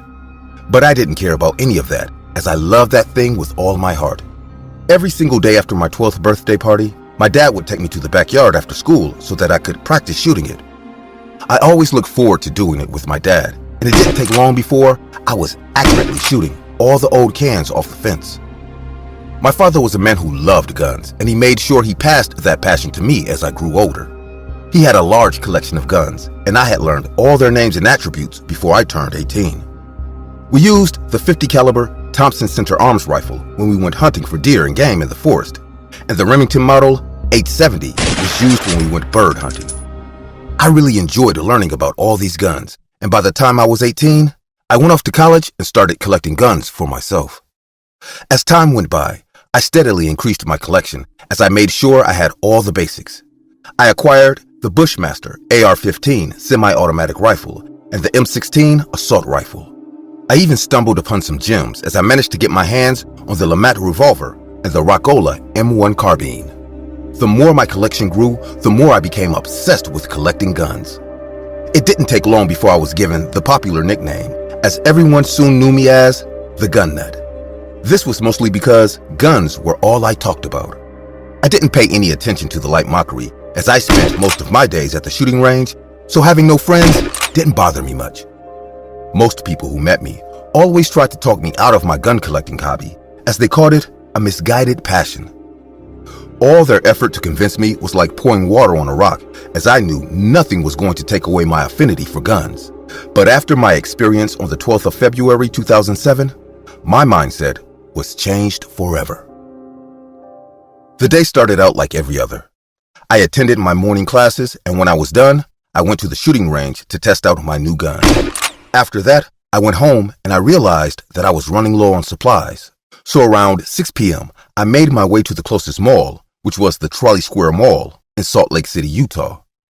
I arrived around 6:41 p.m., and after parking my car in the mall's parking garage, I started to make my way inside when I heard the sound of a shotgun. Shocked, I slowly turned around to see a man who was wearing a trench coat and a white t-shirt had attacked and shot an elderly man and his son. I had never seen someone shoot a human being before, so the sight made me freeze on the spot. I then watched in horror as the young boy managed to get away, but the elderly man who couldn't move, as he was now on the floor, was shot in the back and head. I instantly knew the man was dead, as I could tell the assailant was using a 12-gauge pump action shotgun, and I knew no one could survive a shot from that range. His assailant then started to make his way inside, and even though I was completely frightened, I knew I had to do something. So I ran inside the mall, screaming, "Someone call 911! A man has just been killed!" The people in the mall looked at me with perplexed faces, as I'm sure they all thought I was throwing a prank or being delusional. Since that didn't work, I started to frantically look for my phone so I could dial 911. But that's when another 2 dim-sounding shots were heard. Most people started to notice something was wrong now, although some still weren't convinced that it wasn't a prank. I finally managed to find my phone, and right as I was about to dial 911, I heard 2 loud shots coming from the entrance doors directly behind me. Before I could do anything, I felt searing pain ripple through my body as I fell to the floor. I couldn't feel the lower part of my left arm, and when I looked at it, I realized that I had been shot. The mall then went into a frenzy as people started to run and hide. I was completely frightened, but I still found the strength to run. I hid behind a pillar before slowly looking around to see if it was the same man who had fired the earlier shots in the mall's garage parking lot, and it was. I watched him walk into the mall as he scanned the area. The man then shot at a security guard, but he missed the shot as the man managed to get away. After that, he turned in the opposite direction and made his way down the hallway. As I hid there, I could hear repeated gunfire coming from the direction our assailant had gone. I couldn't find my phone anywhere as I realized I had dropped it when I fell during the earlier commotion. I didn't want to do it, but I had no choice. So I reached for the 9mm pistol that I always carried around with me. It took me a while to get the courage, but I knew I had to do something. So ignoring the pain from my bleeding arm, I followed the sound of the gunshots. I don't think I will ever forget the morbid scenes I saw as I followed the assailant. He had left a gruesome trail of dead bodies, and I honestly had to stop myself from screaming at every sight. The first thing I saw was the corpse of a woman who had been shot in the chest and head. As I kept following his trail, I heard another gunshot followed by the shattering of glass, so I rushed to the scene. It was a card store called Cabin Fever, and I saw an elderly woman lying face down in the shards of broken glass. She had been shot in the arm and stomach. I could clearly see the assailant now as I watched in horror as he pointed his gun at 3 people who were in front of the store. One of them was a young child. He couldn't see me as I was in a secluded area, so I readied my gun to shoot. I don't know why I hesitated, as I had been shooting guns all my life. But at that moment, my hands were shaking vigorously and I couldn't pull the trigger. So I just watched in fear as he shot all 3 of them. The man then left the store to reload his gun, and a woman, who I assumed was the mother of the little girl, started to crawl towards her still-moving child. I wanted to do something, anything, but I truly couldn't move. It didn't take long before the man came back, and with no hesitation, he shot all 4 of them in the head. As soon as the man left, I felt bile coming up my throat as I threw up. I cursed myself for not being able to shoot the guns I admired all my life, but even then, I knew why I couldn't do it, as I knew I would be no different from him if I did. I had seen them shoot people in movies numerous times, but nothing compared to seeing it in real life. I felt nothing but repulsion for the gun I had in my hand now, so I dropped it and I watched it fall to the floor. My mind couldn't take it anymore, so I started to make my way out of there. It didn't take long before I saw a police officer. He asked me if I was all right, but before I could speak, I collapsed to the floor. I had lost a lot of blood now, but I was still conscious. I then heard numerous gunshots to my right, and out of the corner of my eye, I could see the cops had found the assailant. The man was surrounded now, but he kept on firing his guns. The cops then quickly returned his fire, and within minutes, the man dropped dead. When it was all over, I was taken to the hospital by the paramedics. Luckily, I was only shot in the arm, so apart from the blood loss, I wasn't in a critical condition. The Trolley Square shooting shook everyone in the state of Utah and the entire United States. Over 6 people were killed and 4 were injured. The gunman was identified as Suleiman Tolovich, the person responsible for it all. Numerous investigations were carried out into his life by the cops as they wanted to find the motive behind the ghastly act, but after all their efforts, nothing was found. Apparently, the assailant's aunt and family were as shocked as the rest of the world because they all knew him as a good person. I stopped following the case after that, as I wanted to move on and heal from the incident. I eventually sold all the guns in my collection, as something that once brought me joy and excitement now made me feel fear and repulsion. I also tried to get my father to give up his obsession with guns, but he didn't agree. This has caused a lot of problems in our relationship, as there's now a huge rift between us. It's been 15 years since the incident, and looking back on it now, all it took was a couple of minutes to see firsthand what the guns I loved so much were capable of doing in the wrong hands.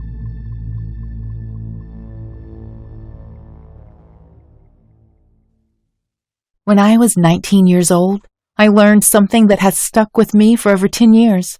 It feels like it was just yesterday when I learned that priceless lesson all women should carry close to their heart. A week before that traumatizing day, I visited the mall. I was a full-time nursing student and a full-time server at my local diner. This meant I was on my feet all day. I was only getting a few hours of sleep. And of course, that meant my feet were always killing me. I scheduled some time in my hectic schedule and walked into Foot Locker in my local mall. I resisted entering any other store. Beautiful articles of clothing calling my name as I walked through the array of stores. I simply didn't have the time for anything but to buy shoes. Welcome to Foot Locker, Smiled a middle-aged man wearing a green shirt. We have a BOGO special going on. That means you buy one, get the second half off special. He grinned as he finished his explanation. I explained the situation. I needed the most comfortable shoes in existence.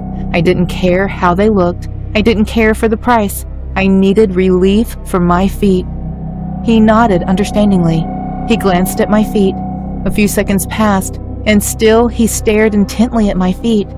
I was wearing some old sandals, and I began feeling self-conscious of his stare. He persisted, deep in thought. You're a size 8 in shoes, but a 7.5 in sandals. He whispered, still staring.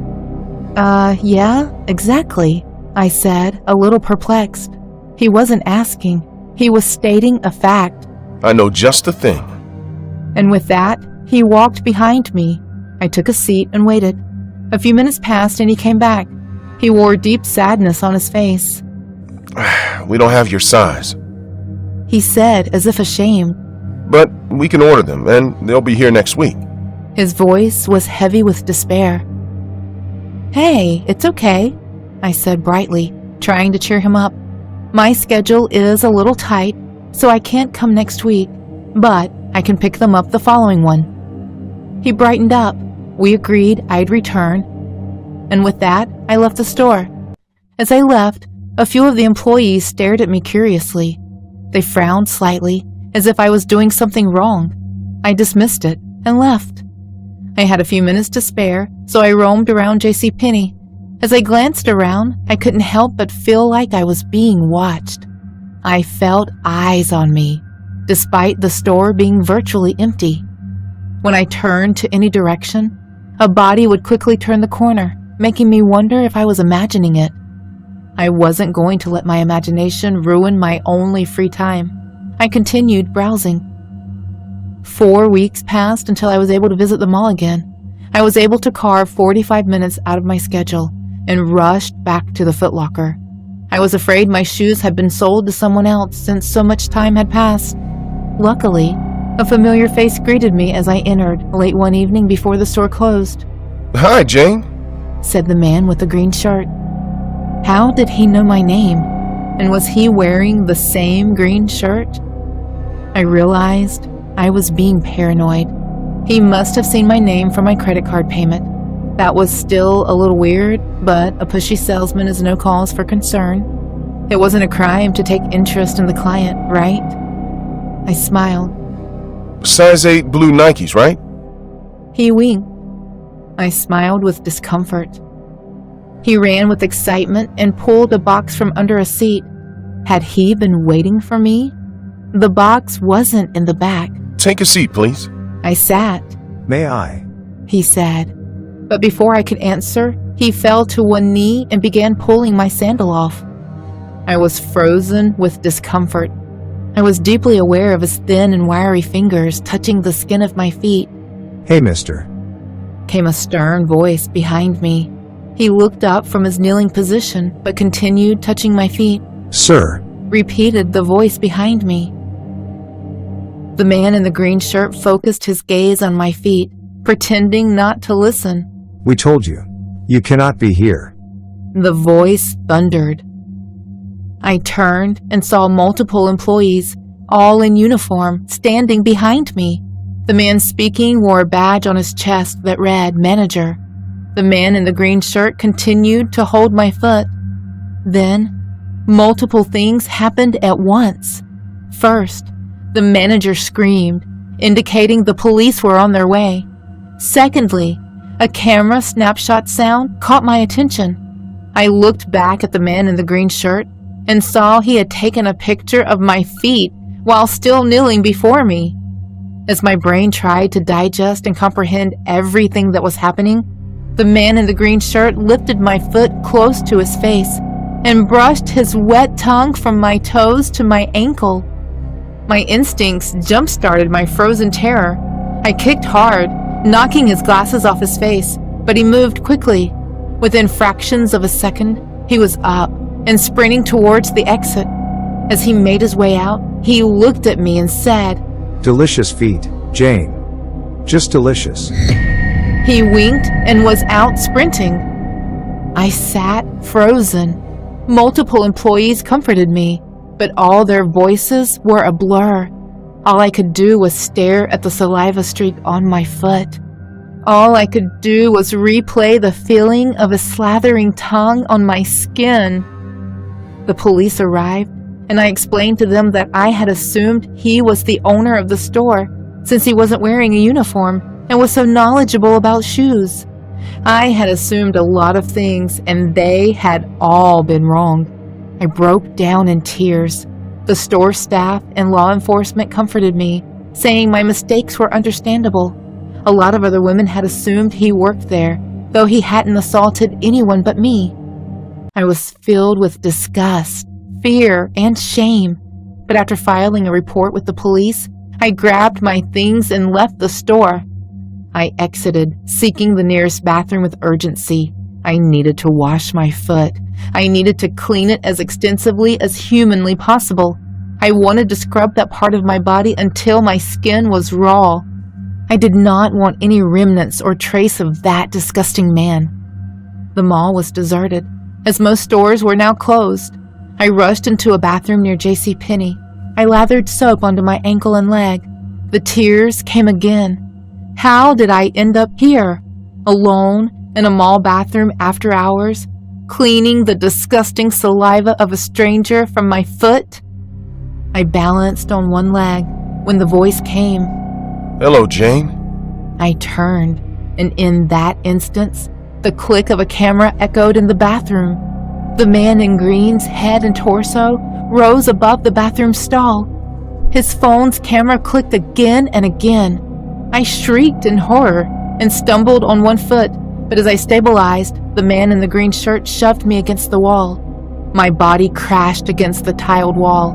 I fell to the ground as he clawed and grasped my feet. He tore my sandals off and said in a shrill and chilling voice, "One more taste, baby. Just one more taste." I laid, immobilized, back and head throbbing with pain. His hands possessed monstrous strength as he pinned me down, and his face began falling towards my feet. His tongue hung out of his mouth like a wild animal. A drop of saliva landed on my toe, his tongue exploding with anticipation. I shrieked with desperation. A voice responded from outside the bathroom. "What's going on in there?" said a calm and elderly voice. The man in the green shirt snarled and looked up. He was more animal than man. The bathroom door opened. An old man sporting a janitor's uniform peeked in, his face contorted with fear as he realized what he had just walked into. The man in the green shirt lunged forward, pushed the janitor out of the way, and ran for the mall's exit. I had been saved. That horrific evening, I learned something I carry close to my heart. Never trust blindly. Never assume everyone is there to help you. Never believe everyone will do the right thing, because while I got out of it alive, it can ultimately cost you your life.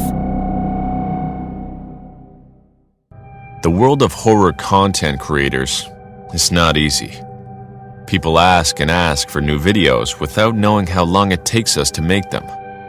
I'm James. I'm 19. But until I was 17, I was a well-known urban explorer. In my early days, I was a paranormal investigator, but I never found anything, and my audience was getting bored. I went viral in a video that surpassed 1 million views, but my subscribers started to drop over time. After a few months of unremarkable content, I stopped making horror videos and dedicated myself only to explorations. My channel started growing again. Eventually, I made a new series of videos that consisted of me having the challenge of staying all night in different places. In the first videos, I stayed in the post office building, in a shopping mall, and a huge gym. For the next video, I had to target the most complicated place I had done so far: Walmart. I had everything planned. I was going to hide behind some cushions at closing time. I had a backpack with water and food. I didn't plan to steal, since there were cameras and they could expose me if they caught me. The world of horror content creators is not easy. People ask and ask for new videos without knowing how long it takes us to make them. I'm James. I'm 19. But until I was 17, I was a well-known urban explorer. In my early days, I was a paranormal investigator, but I never found anything, and my audience was getting bored. I went viral in a video that surpassed 1 million views, but my subscribers started to drop over time. After a few months of unremarkable content, I stopped making horror videos and dedicated myself only to explorations. My channel started growing again. Eventually, I made a new series of videos that consisted of me having the challenge of staying all night in different places. In the first videos, I stayed in the post office building, in a shopping mall, and a huge gym. For the next video, I had to target the most complicated place I had done so far: Walmart. I had everything planned. I was going to hide behind some cushions at closing time. I had a backpack with water and food. I didn't plan to steal. Since there were cameras and they could expose me if they caught me, in the worst case scenario, I preferred to keep it all as a teenage prank. Come nightfall, everything went as expected. The guards seemed to look around the place without much interest, more focused on going home than finding someone hiding. I decided to let the time pass by sleeping, setting my cell phone alarm to ring a few hours later. In the early morning, I was awakened by the sound of my cell phone, and I pulled back the pillows. I looked around and confirmed that my plan had been a success. I was alone. I started to investigate the Walmart.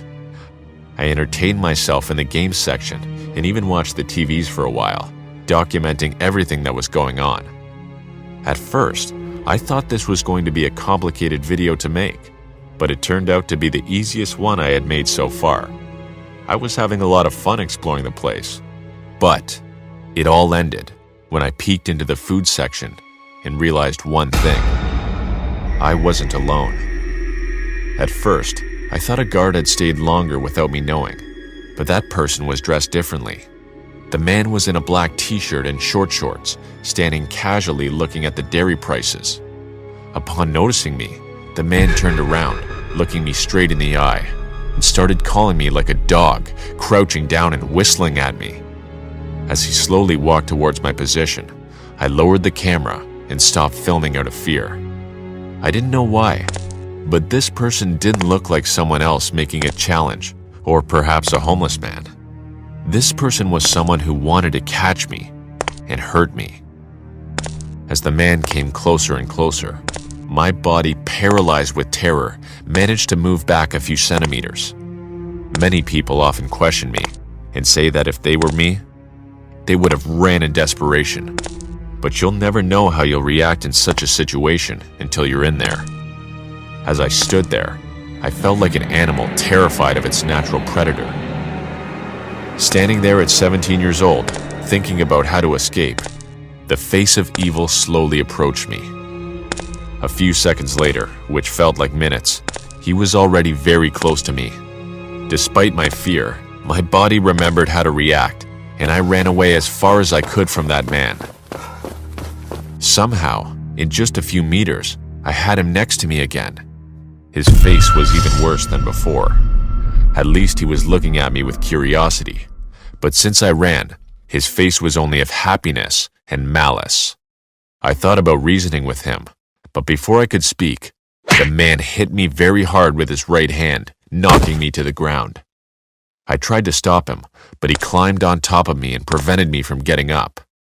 Tears ran down my eyes in despair, and he punched me incessantly in the face, smiling.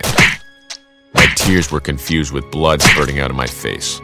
I felt like I was going to faint at any moment. The man seemed aware of my situation, so he stopped hitting me, and without saying anything, pulled a knife out of his pants. He looked at me smiling and threatening to stab me in the chest, but stopped halfway and continued laughing, tormenting me. Before I could react, he grabbed my right hand and slowly plunged his knife into my palm. The pain was indiscernible, as he did not immediately stab my hand. The man slowly pierced the knife in, and began to twist it hatefully.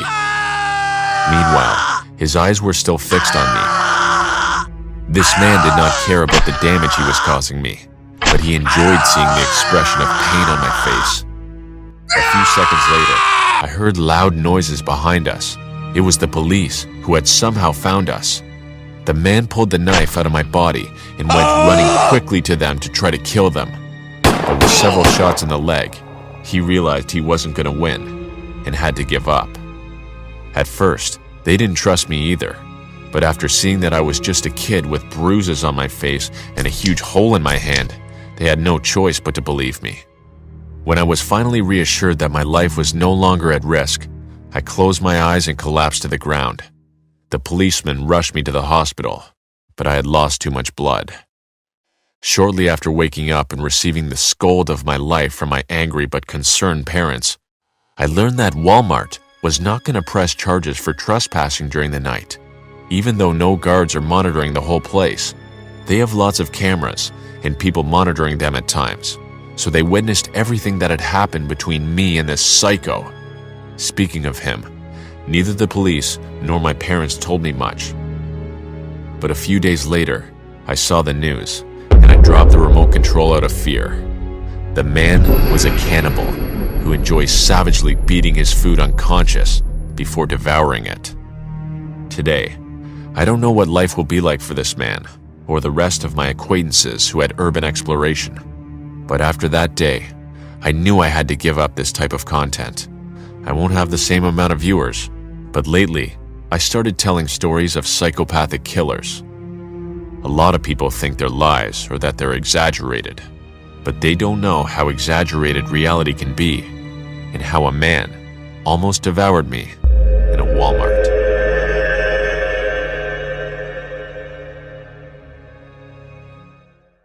Narrated by Dorsey Jackson of Dorsey Jackson Global at Compound City. Be sure to like and subscribe. Dorsey Jackson Global. I create.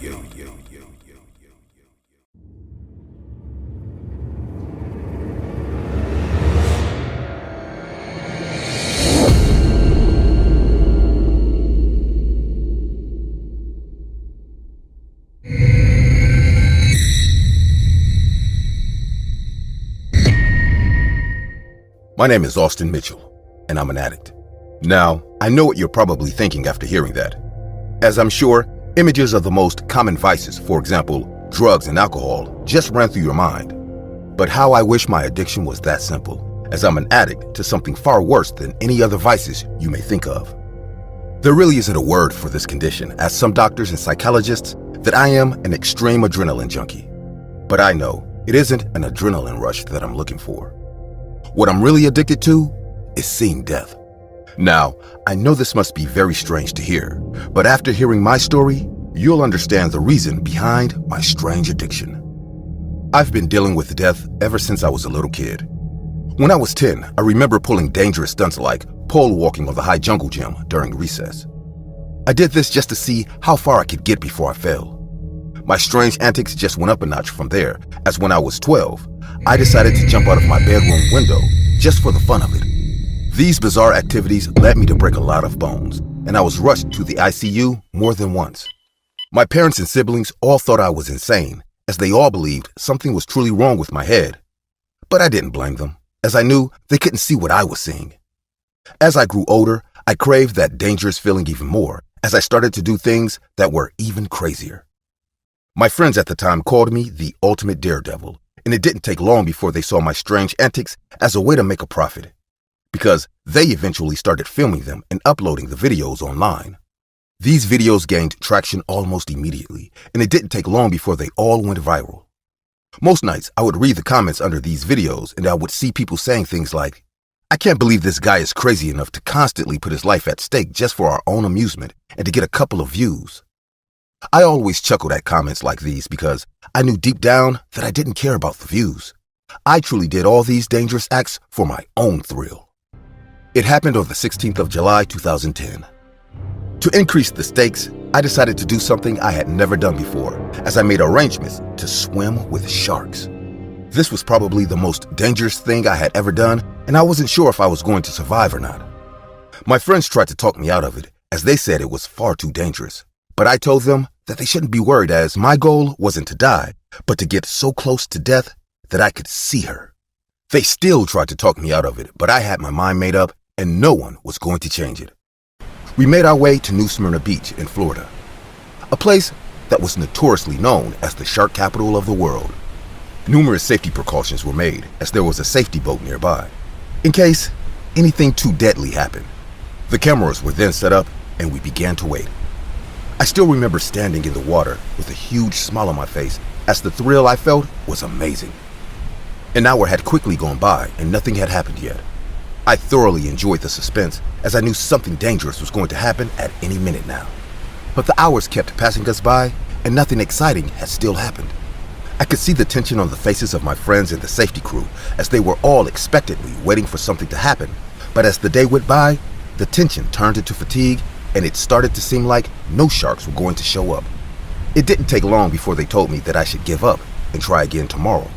But I didn't want to leave, and I was determined to see this through to the very end. I already knew it wasn't going to happen quickly, as I had done a lot of research on sharks. I knew these animals weren't ones to go out of their way to attack people, as the ISAF, International Shark Attack File, reported that it was more likely to be struck by lightning than be attacked by a shark.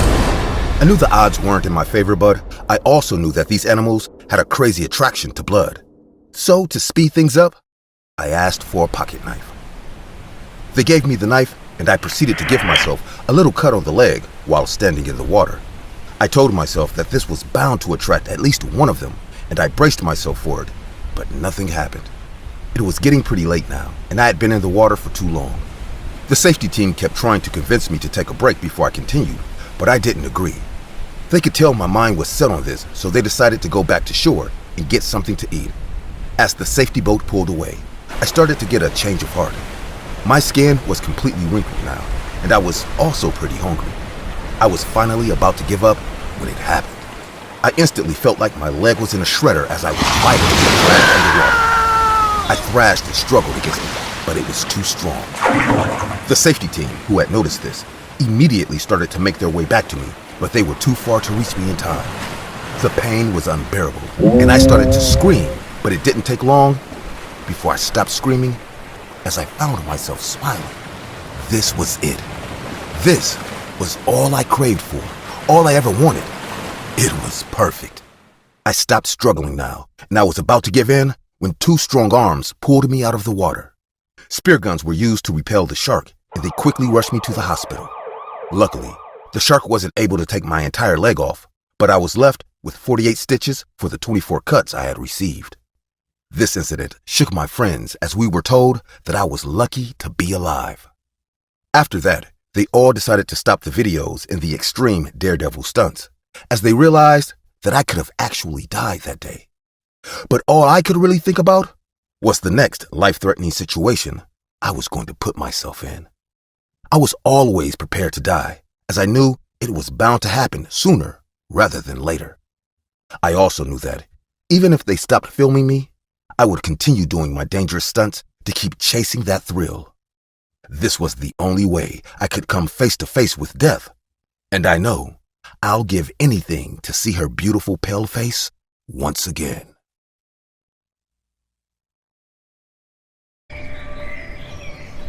To most people, going to the beach is a form of relaxation, a place to chill, surf, and enjoy the sand and fresh air. But to me, a beach is a place I'm never going to visit again, not after my horrible experience there. This incident happened when I was in high school. I often go to parties and nightclubs. I stayed with my grandparents. I snuck out of the house daily, hardly slept at home, and my grandparents never noticed. On that particular day, my friends and I decided to have a beach party. We invited our girlfriends. I bought a lot of drinks and snacks. We were determined to party all night. We got to the beach and started partying. We played truth or dare and danced around. It wasn't long before we all became drunk and slept on the floor. An intense pain woke me up. I needed to ease myself. I stood up and staggered forward to relieve myself. It was already dark, so I took out a flashlight. I was too drunk to walk to the toilet, so I decided to walk toward the water and do my business inside there. I let out a guilty frown as I continued the disgusting and disturbing act. I was almost done with my business when I had an eerie feeling of someone watching me. I looked around and I saw a hooded figure from afar. I took out my flashlight and pointed it in the direction. I didn't get a good look, but I could see his teeth, and he was chuckling evilly. My heart skipped a beat, and I had an unusual feeling. The hooded figure started walking towards me. I nervously adjusted my pants to head back and wake my friends. Immediately, I turned around to go back. The strange figure walking towards me suddenly started running. I increased my pace and quickly woke everyone up. I told them I saw someone strange and suspicious, and we needed to leave urgently. I took a stick, hoping to use it to defend myself. "Where is this strange person you're talking about?" Mike said. I looked back, but I didn't see anyone. "But he was just behind me," I said. My girlfriend, who was still sleepy, "What's wrong, Jack? Did you see a ghost?" she said as she burst out laughing. Everyone joined her. "That's what happens when you drink too much," Mike said while tapping my shoulder. "You must have seen a tree and thought it was a person." "That's the work of vodka," Nathan said, handing me a bottle of vodka. I dismissed the thought and took my mind off what I saw. We continued partying and drinking, and everything was fine. Mike staggered off with his girlfriend, one hand on her, and he had drinks in the other. "Going to make out?" Nathan said jokingly. We all smiled. After about 30 minutes, Jess, Mike's girlfriend, ran back, covered in blood. She tried to talk, but she was out of breath. We kept asking what happened. "What the hell happened? Where's Mike?" Nathan asked.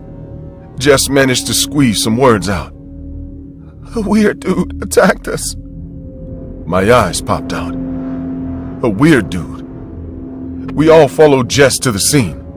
She said Mike was badly hurt. On getting there, we didn't see anyone. It must have been the strange guy I saw earlier, I said nervously. We searched the beach for a while and didn't see anything.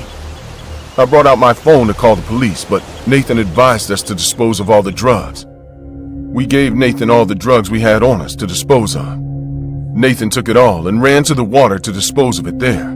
My phone was still with me, and I was waiting on Nathan's signal to call for help, but he was taking too long.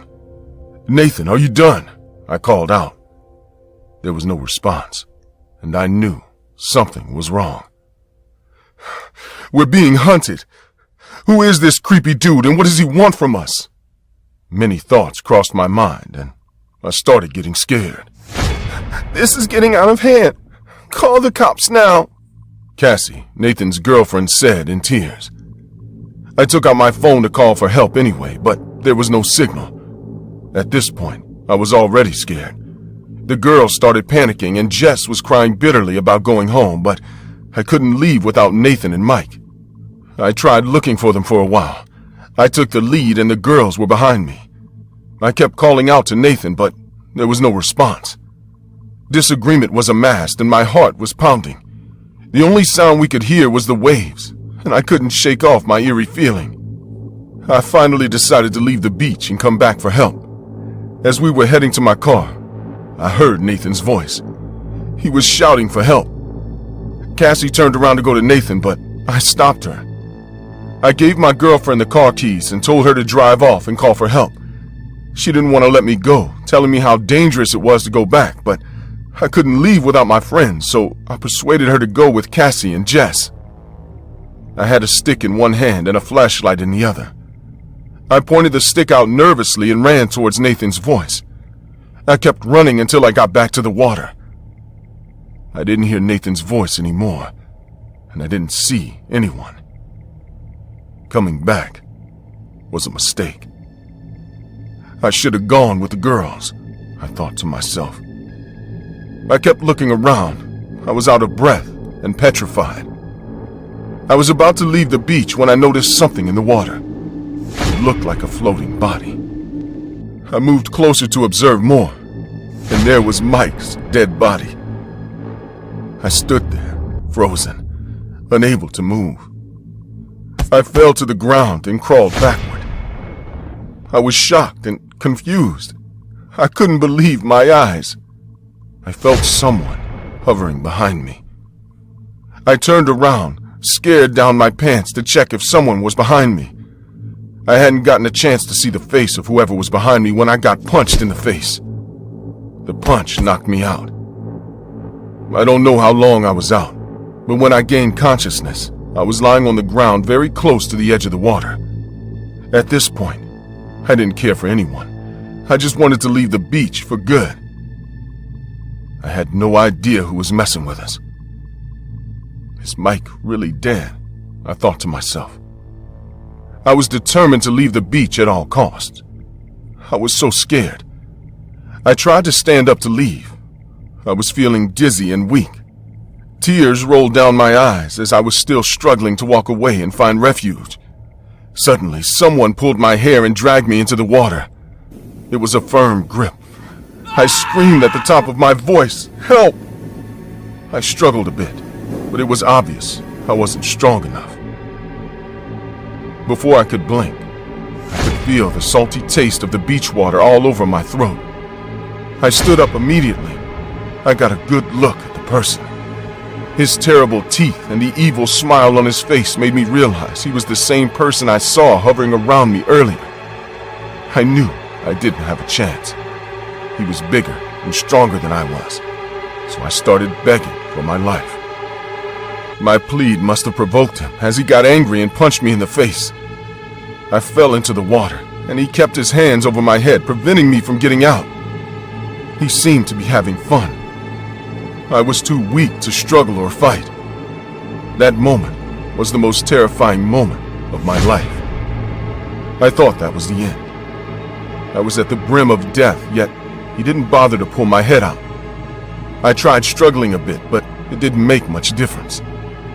I had lost all hope, and I suddenly couldn't feel or hear anything until it was lights out.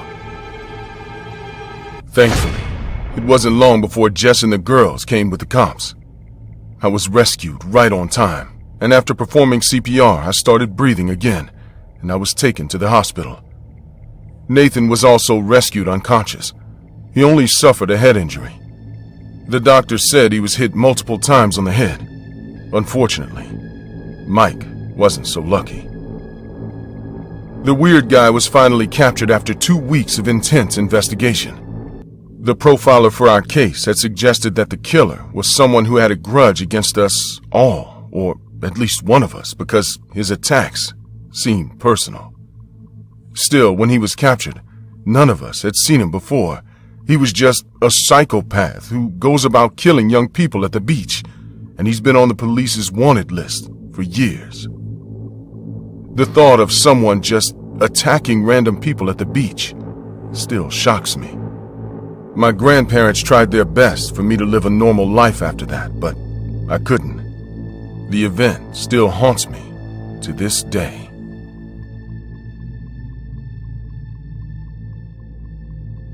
My name is Nadia, and I am 27 years old. I have 2 university degrees and I'm doing well in my job. I'm working all year round, so when vacations come, I immediately go to the mountains to rest. My friends sometimes tell me to go to the beach, but I tell them that the sand and the sun are not my things. None of this is true, but I never dared tell them what was really going on. Every time I think of the beach, horrible images invade my thoughts.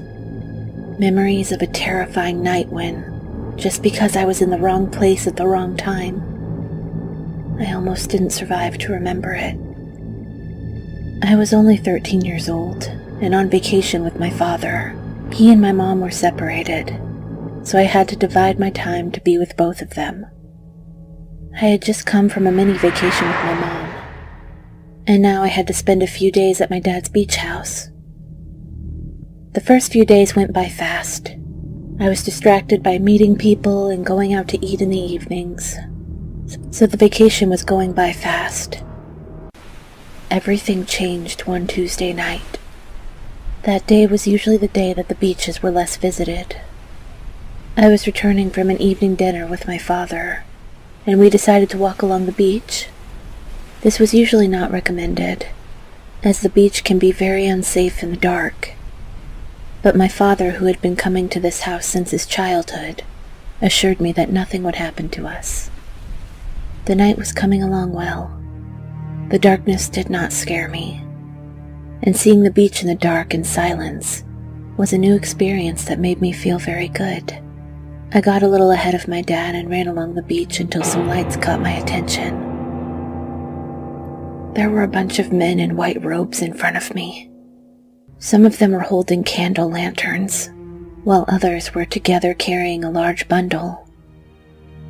It didn't take me more than a few seconds to realize what was inside that bundle. It was a human body. I couldn't see the human form, but the size was that of an adult, and I could see the blood dripping from the black bag. My first reaction was to run crying.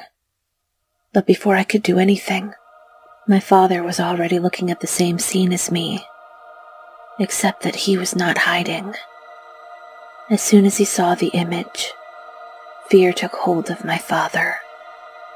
He gave a muffled scream and ran away without looking in my direction. The hooded men turned around and saw him. Some came closer to where I was, still without seeing me.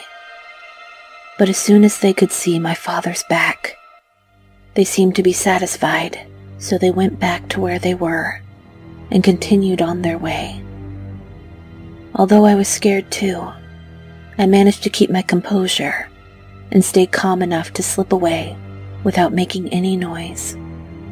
When I arrived at the beach house, he was already packing all his things in desperation, immediately asking me to do the same. I went to my room to put all of my stuff away. Luckily, I brought very little luggage, so I was done pretty quickly. I heard a strange noise coming from outside, so I left my bags under the bed and peeked out the window. On the other side, shadows moved quickly and stealthily behind my house.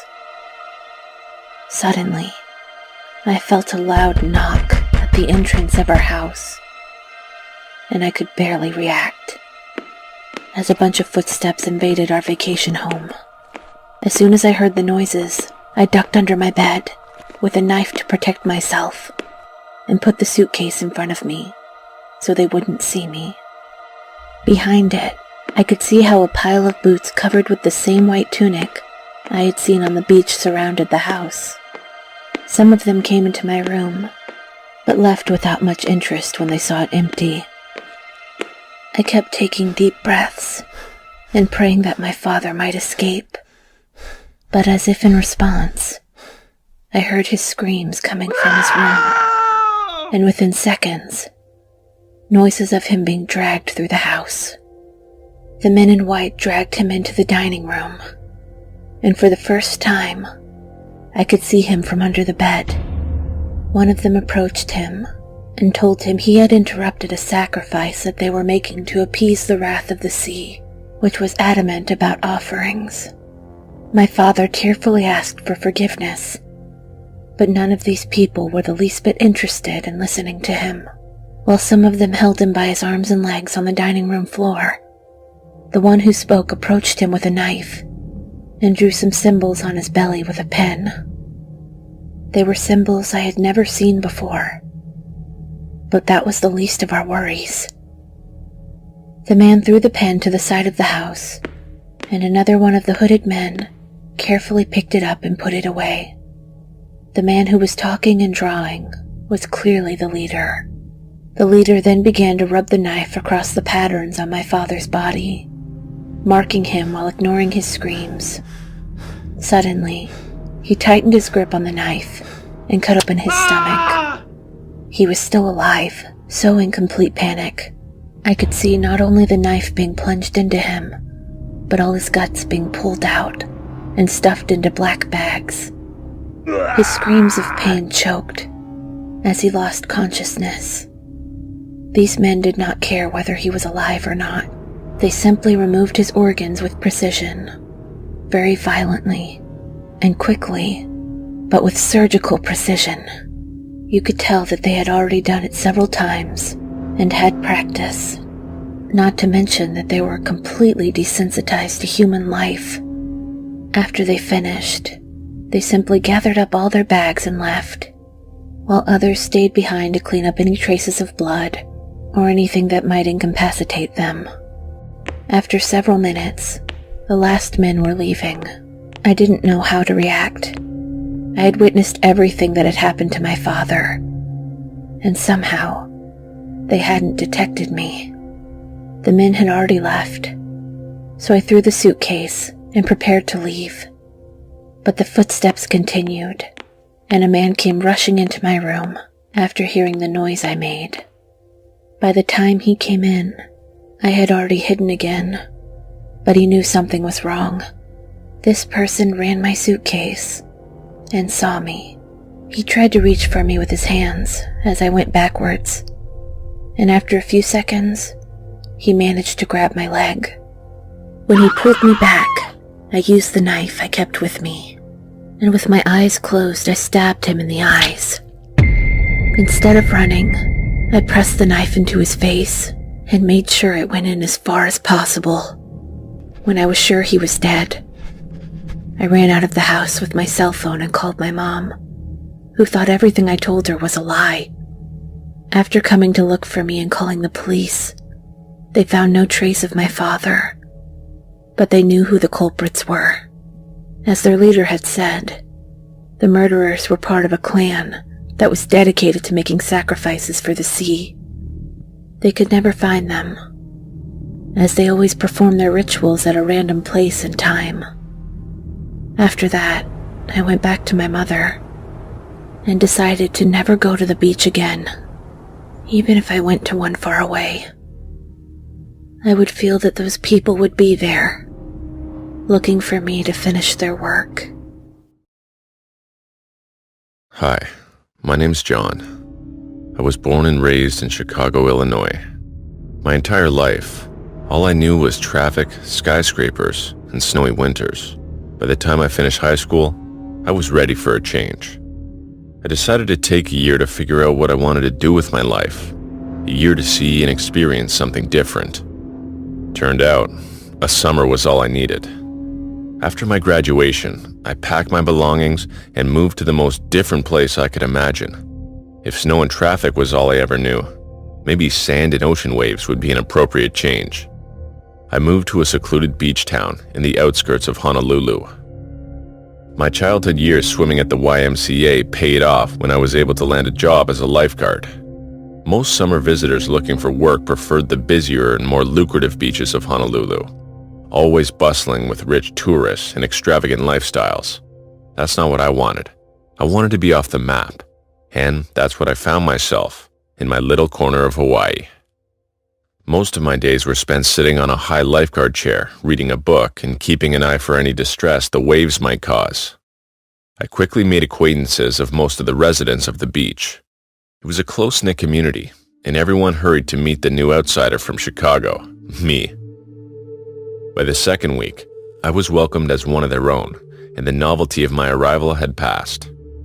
One evening as the beach became deserted, I came down from my high chair, ready to call it a day, when I noticed something, rather someone, by the seashore. As I approached, I began to make out what looked like a man, crouched down, picking something off the ground.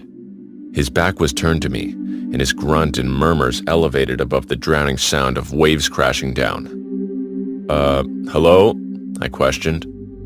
The man, still crouched, turned to face me. What stared at me looked more like a troll than a human. His face was lacerated in different places. His hair was long but patchy. His eyes bulged from its sockets. On a face with thin, tight, translucent skin. He wore a long coat full of holes and patches, similarly torn patches and thick military boots. The contrast of his attire with the relaxing beach setting might have been comical if it weren't for one thing. His mouth dripped blood and small pieces of flesh. In his hand, a long fish gasped for air and squirmed around his tight. Narrated by Dorsey Jackson of Dorsey Jackson Global at Compound City. Be sure to like and subscribe.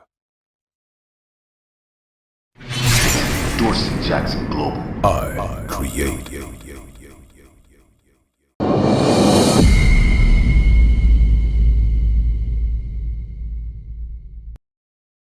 His name was Matthew Carter. He had kind blue eyes and a nice smile. And to me, he was the best father in the world. 16 years ago, my biological father left me and my mother when I was just 5 years old. My mom tried her best to raise me alone, but it was hard on her. Her life started falling apart before I turned 6, and she thought we weren't going to make it alone. Then, she met the man called Matthew Carter. My parents have probably told me the story 1,000 times, as it's the story of when they met in my dad's shop. He was a carpenter who built furniture, and she had come to fix an old wooden chair. My mom always denies it, but my dad said it was love at first sight. It didn't take long before he came into our lives, and within a couple of months, he changed everything for the better. From the moment he stepped in, he changed our sad story into a happy one. He took care of me and my mom, as he provided everything we needed without asking for anything in return. He wasn't even my biological father, but he became more than a dad to me. He taught me how to ride a bike, he read me bedtime stories, and he loved me like I was his own child. He wasn't just kind to us, as he always lent a helping hand to everyone around him. I remember all our neighbors used to call him Nice Matt. I had just started my final year of middle school, and the beauty of school had started to fade. I wasn't a cool kid, and I didn't have many friends, so this made me the prime target for bullies. At first, I thought I could just ignore the people that messed with me, but I couldn't. My books were constantly torn, my locker was defaced, and my classmates always made fun of me and called me names. I remember at the time, I would constantly look forward to going home, as I couldn't stand being in school for long. When I got home, I was one of those kids who told their dads everything, and he always stood up for me. At first, he took up the cases with the school, and he made sure the children who messed with me were either punished or suspended. But as it was constantly happening, the school eventually told my dad that they can't keep suspending students, and that maybe I was the problem. I cried that night, as I asked my dad if something was wrong with me, and I remember him telling me, "No, my beautiful girl. Nothing, absolutely nothing is wrong with you, Rose. You're perfect, and your classmates are just jealous of how awesome you are. So don't cry, my little girl, and remember that I love you more than anything in the world." I smiled, as he always knew exactly what to say to make me feel better. He then told me that I didn't have to go to school tomorrow if I didn't want to, and that he'd go back and talk to the school's principal to make sure they did something about it. The next day, I decided not to go to school, so I and my dad spent the day in the woods. Now, almost every kid in our town played in the woods, be it after school or during the weekend when it was safe. All of us had been playing there since we were little, so it was littered with tree houses, and it was always lively with playing children, hikers, and nature lovers. I had an amazing time with my dad as usual, and at the end of the day, I was feeling a lot better. The next day, on my way to school, I told my dad that I was going to stand up for myself, but he looked at me with a smile and said, "Don't worry, Rose. You wouldn't need to do that. Daddy has taken care of it. I made sure I talked to the principal about it, and everything will be fine." At the time, I thought he had managed to get the students punished or suspended, but when I got to school, the boy called Axel Hunter wasn't in class. Now, Axel was one of the worst kids in class, and he was my #1 bully, so I was glad my dad got him suspended. But that afternoon, an announcement came from the principal saying, "Attention, students. Your classmate Axel Hunter hasn't come home since yesterday. His mom is here and she's worried. If anyone knows where he is, please come to the principal's office." I remember being shocked by the news, and when I got home, I told my dad, and he said, "Well, he's a troublemaker, so he's probably skipping school. I went to the principal's office last week to complain about him, and I asked for him to be punished. I'm guessing that's why he didn't come in today." Now, while I hated Axel, I still didn't want anything bad to happen to him. Plus, It was the first time in the history of our town that a child went missing. My dad could tell from the look on my face that I was worried, so he said, "It's okay, Rose. As I said, he's probably just skipping school, and he'll be back soon." But 3 whole days had passed, and he wasn't. The cops had gotten involved as they started to look for him. But things just got worse from there, because Axel was just the first of many children to disappear, as during the following week, 5 more children had gone missing. After a while, the cops had managed to narrow down their last locations to the woods. The town was on edge now, so my dad, being the nice man he was, formed search parties to look for them. He visited and comforted the families that were grieving, and he gave them reassuring words that they'll be found. It didn't take before the woods were closed off, and the school started a new curfew for its students. Now, even with all that was going on, school had become a bit bearable for me. And this was because most of the missing kids were known troublemakers, so without them coming to school, the bullying reduced. That night after school, we had dinner together. Before my father bid me and my mom goodnight, as he said he was going to the shed in our backyard to plan out a new route for the search party. He told us that he believed it would make it easier for them to cover more ground and find the kids faster. I remember my mom looked at him and said, "You do so much already, Matthew. This town is lucky to have you." He then put me to bed before making his way down to the shed. I don't know why, but I wasn't able to sleep that night. I stayed there twisting and turning before I decided to go see if my dad needed any help. I thought he'd be thirsty, so I went to the fridge to get him a cup of water before making my way down to the shed. Now, the shed that we had in our backyard was soundproof, and that's because my dad worked there from time to time. He soundproofed the small building because he said he didn't want to disturb the neighbors with the sounds of his saws and carpentry tools. As I got closer, I saw the lights were on, so I knew he was still there. I remember making my way to the door when something caught my eye. It was just a glimpse through the window, but as I got closer, I could tell there was someone else in the shed with him. Curious, I went back to peek through the window to see if I was right, and what I saw scarred me for life. My father was holding what looked like a pillowcase, and I watched as he slowly started putting rocks into it. When he was done, I then watched him make his way to the table where one of my classmates, Eleanor Grayson, was strapped down. I could tell she was screaming the word please, but since the shed was soundproof, I heard nothing, and as I stood there, I watched in horror as he raised the rock-filled pillowcase in the air before bringing it down on her body. No words can describe the feeling I got watching my father brutally murder a child by beating her to death with rocks. I wanted to scream and run, but my body couldn't move. I saw how the rocks cracked open her skull and the contents of her head spilled out. As he continued hitting her, I realized that I didn't recognize the man who was in that shed because my father's once nice eyes were now bulging red, and he had a look on his face that I had never seen before. After a while, it became clear that the girl was dead, as her disfigured corpse now laid motionless on the table. But even then, he didn't stop as he kept striking her body. I was still paralyzed with fear, but I managed to gather my strength to go call my mom. Unfortunately, that's when my father finally looked my way. I dropped the glass cup I had been holding to the floor, and I ran to the house, but he quickly caught up to me. I remember how he calmly held me and said, "Oh my God, Rose. You weren't supposed to see that. You were meant to be in bed." I didn't say anything in response, as tears started to roll down my cheeks. My father then said, "Don't look at me like that, Rose. I had to do this. They were spoiled and rotten kids who made life horrible for you and the other kids at your school. Punishments and suspensions don't work with kids like these.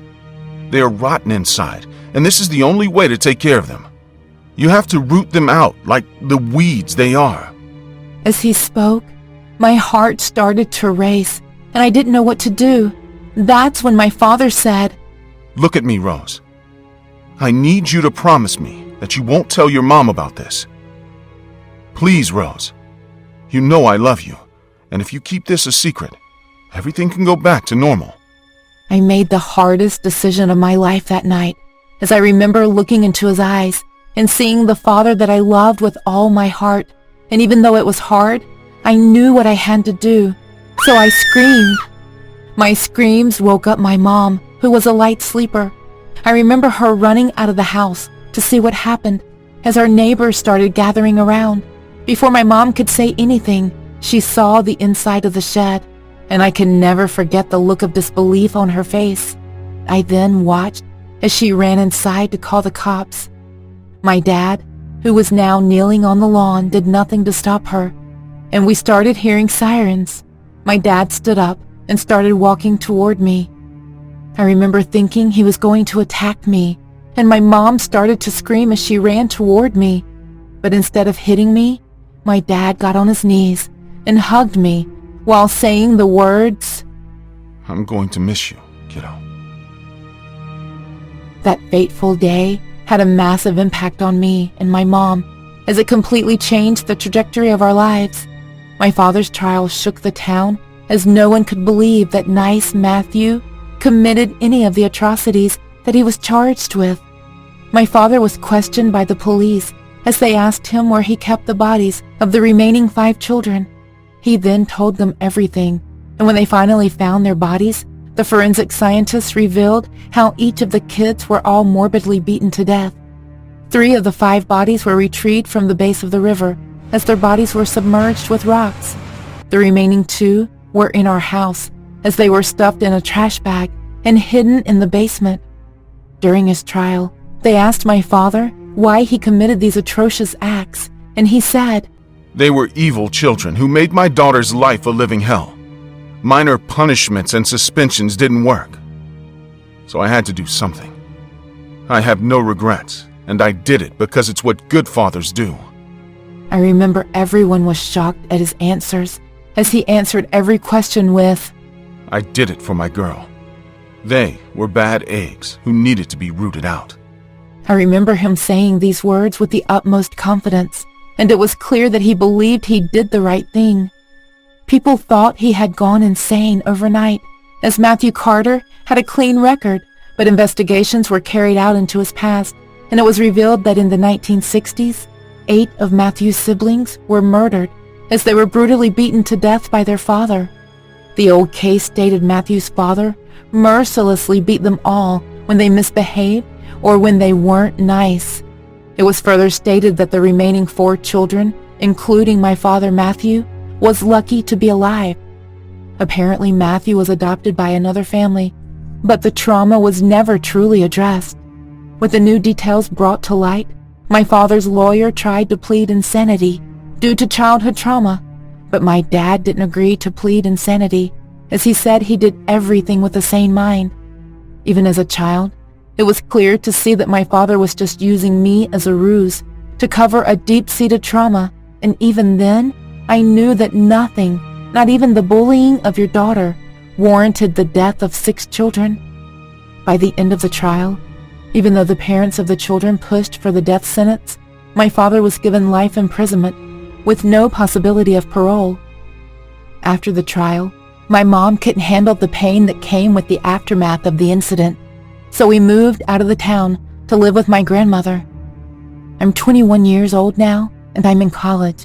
It's been many years since this happened, but the details of the incident are still fresh in my memories. I go back to the town I grew up in from time to time, and I sometimes visit the man that I used to call Dad in jail.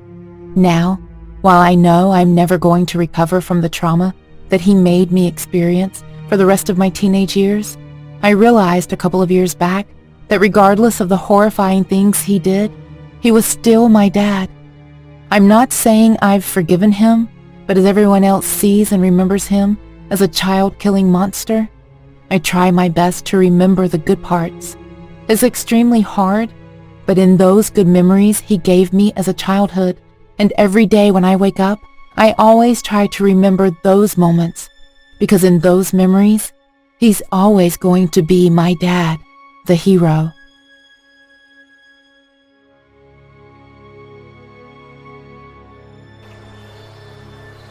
Every family has problems. Most manifest in the form of bickering during holiday dinners. Others have it worse and fight with more frequency. But when it comes to conflicts with family members, I have everyone beat. My childhood years were the most traumatic of my life. 25 years later, I still struggle with the weight left by those events. My earliest memories included Jeff. My mom divorced my dad when she was pregnant with me. Shortly after, she started dating Jeff. Like is often the case, everything was rosy and loving in that phase. Jeff treated my mom and me wonderfully. Maybe the universe was rewarding her previous romantic hardships with a fairy tale worthy partner. She was wrong. Everything changed when they married. Suddenly, the romantic turned sour. Friday night family time, which is what he used to call it, was replaced by benders with his friends. Any time spent with us was scrapped. The love and care he showed my mom morphed into abuse and physical violence. Alcohol flowed freely. Drugs began appearing mysteriously around the house. And just like that, my mom was back where she had escaped from, a domestic prison. Within the coming years, I grew accustomed to hunger, cold, and neglect. Seeing my mom and stepdad fight became the norm, but soon, he grew tired of battling my mom and began to direct his frustrations towards me. Every night, Jeff would stumble through the threshold drunk and begin screaming at my mom and me. I'd run and hide in my closet. That usually did the trick, until he blacked out. For those years, I felt guilty to abandon my mom in the line of fire, but Jeff terrified me. I spent countless nights tucked away in the closet, cowering from Jeff. That was until I turned 9. That evening, a few days after my 9th birthday, I watched television with my mom when Jeff's drunken jingling of keys caught my ears. He was coming, and he was drunk. I sat up straight on high alert. My mom put her arm on my shoulder and looked to the door in anticipation. It was business as usual. Jeff crossed the door, mumbling obscenities and swaying slightly. My mom patted my back. It was time for me to go. She got up to try to tame the fire inside her drunken husband. I ran to the closet. "Fucking kid," mumbled Jeff. I shut my bedroom door, crouched in the corner of the dark closet among old winter jackets, and shut the door. Their fighting commenced. Loud thuds shook the walls of my safe space. My mom screamed in pain. Footsteps approached. I covered my ears, muting the horrible sounds emitting from the living room. The closet door swung open. Jeff yanked my wrist hard out of the closet. "No!" pleaded my mom. "Jeff, no, no!" I walked into the middle of their altercation. Narrated by Dorsey Jackson of Dorsey Jackson Global at Compound City. Be sure to like and subscribe.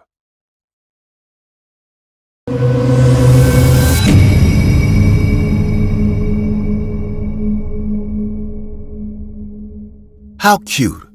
Those were the words that came out of her mouth as I stared at her with a perplexed look on my face. Never in my life did I think a person would use such words to describe one of these beings.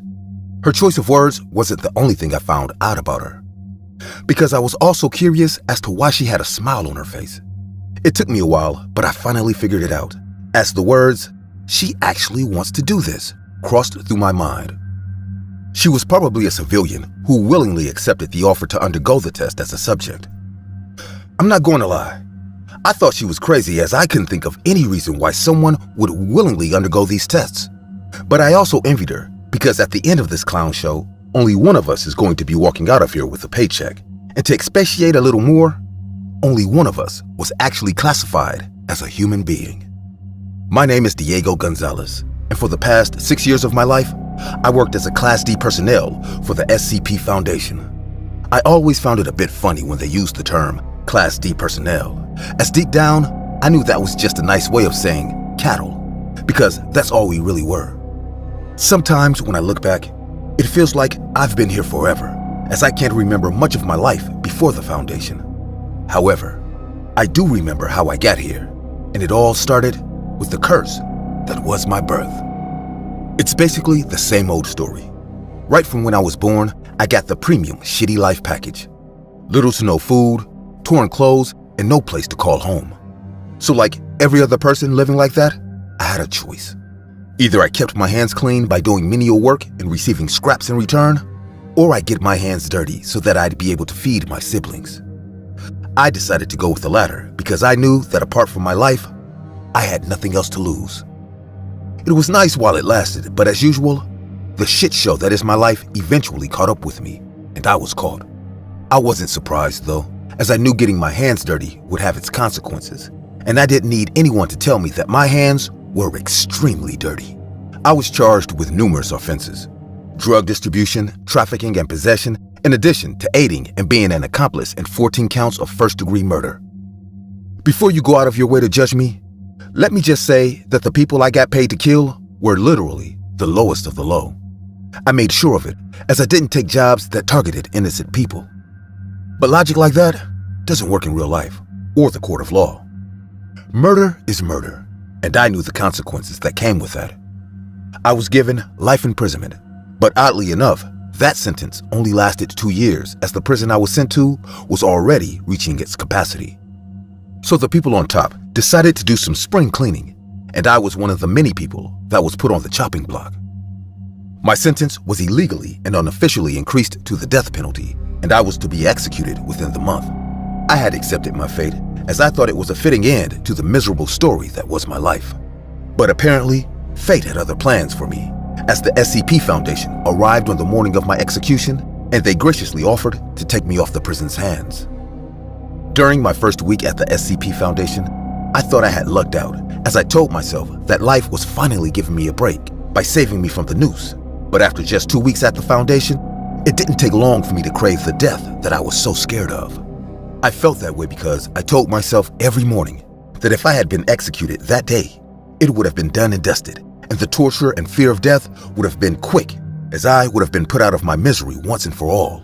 But at the Foundation, I'm constantly reliving that torture.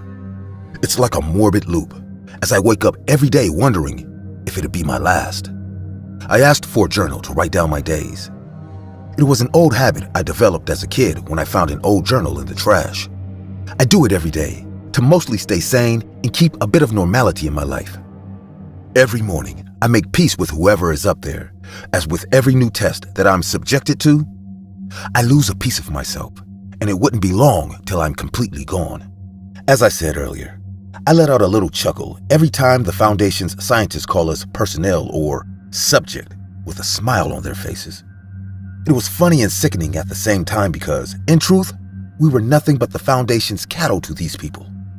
And similar to the lives of cows, every morning they ship us out like cattle to the slaughterhouse. To be honest, I don't know why I wasn't dead yet, as I had been subjected to numerous anomalies during my time here, and I can remember each and every one of them. One of the first beings that I was told to interact with was something that looked like it came out of the bowels of a fictional character.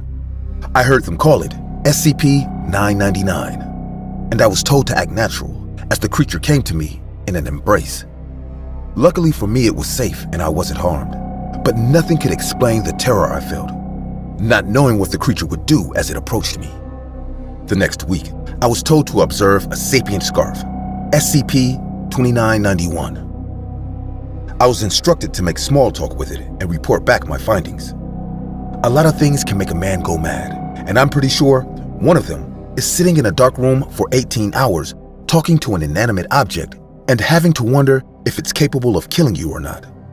From strange books to humanoids to otherworldly beings. I'm pretty sure that I've seen it all during my time here.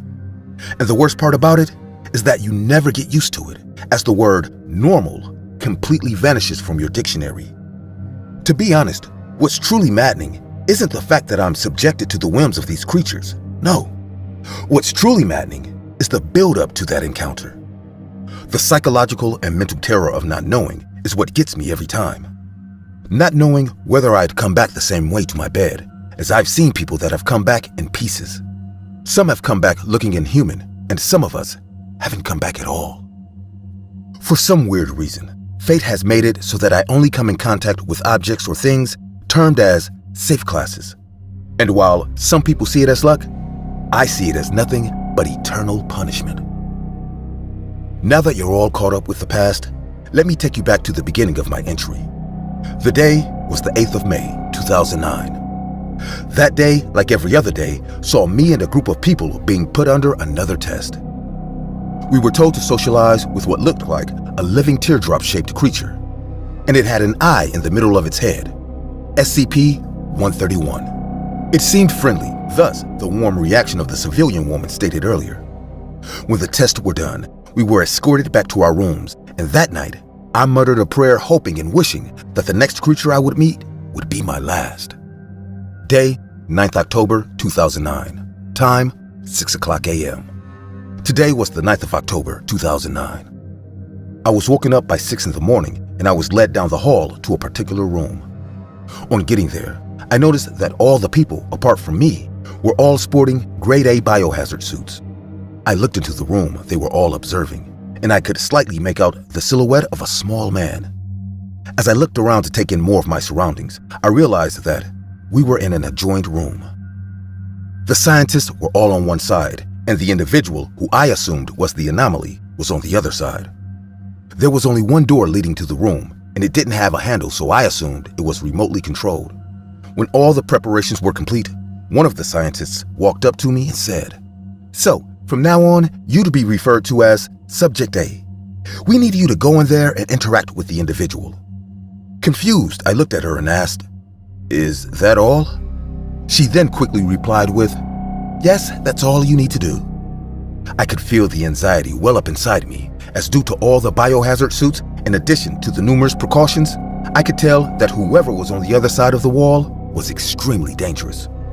They told me to stand in front of the door as I heard the words, "Proceeding with Test 1 of SCP-1242. Opening the doors now." At the end of the message, the door was remotely opened, and I was instructed to walk inside. As I entered the room, I began to take in my surroundings. It was a white room with nothing in it, and sitting in the middle of the room was a small Caucasian human male. His appearance perplexed me, as I couldn't tell if he was a child or an adult, because he possessed the body of a 7-year-old, but his face had much more mature features. It was hard to pinpoint his age, but he looked like an adolescent. If I had to take a guess, I'd say he was probably 18 or 19. As I walked closer to observe him, nothing seemed out of the ordinary to me, as I was sure that if anyone else saw him on the road, they would think he was just a normal person suffering from dwarfism. The more I studied him, the more I realized that he didn't technically look like your usual dwarf. To be honest, he looked like a teenager who had been shrunk down. It's hard to find the words to explain it, but apart from the dwarfism, that was the only thing that came to my mind. Apart from his small size, he had brown hair that looked unkempt, and he wore normal clothes. I stood in front of him when a one-word instruction came from the speaker. "Speak." So I looked at him and said, "What's up, dude? Must have been a hell of a bender last night for you to have ended up here this morning." Nothing but silence replied me as the strange man said nothing. I was a bit confused as I thought he didn't understand much English or dry humor. I also thought the statement I made was pretty funny and I at least expected a chuckle, but the man in front of me didn't even react.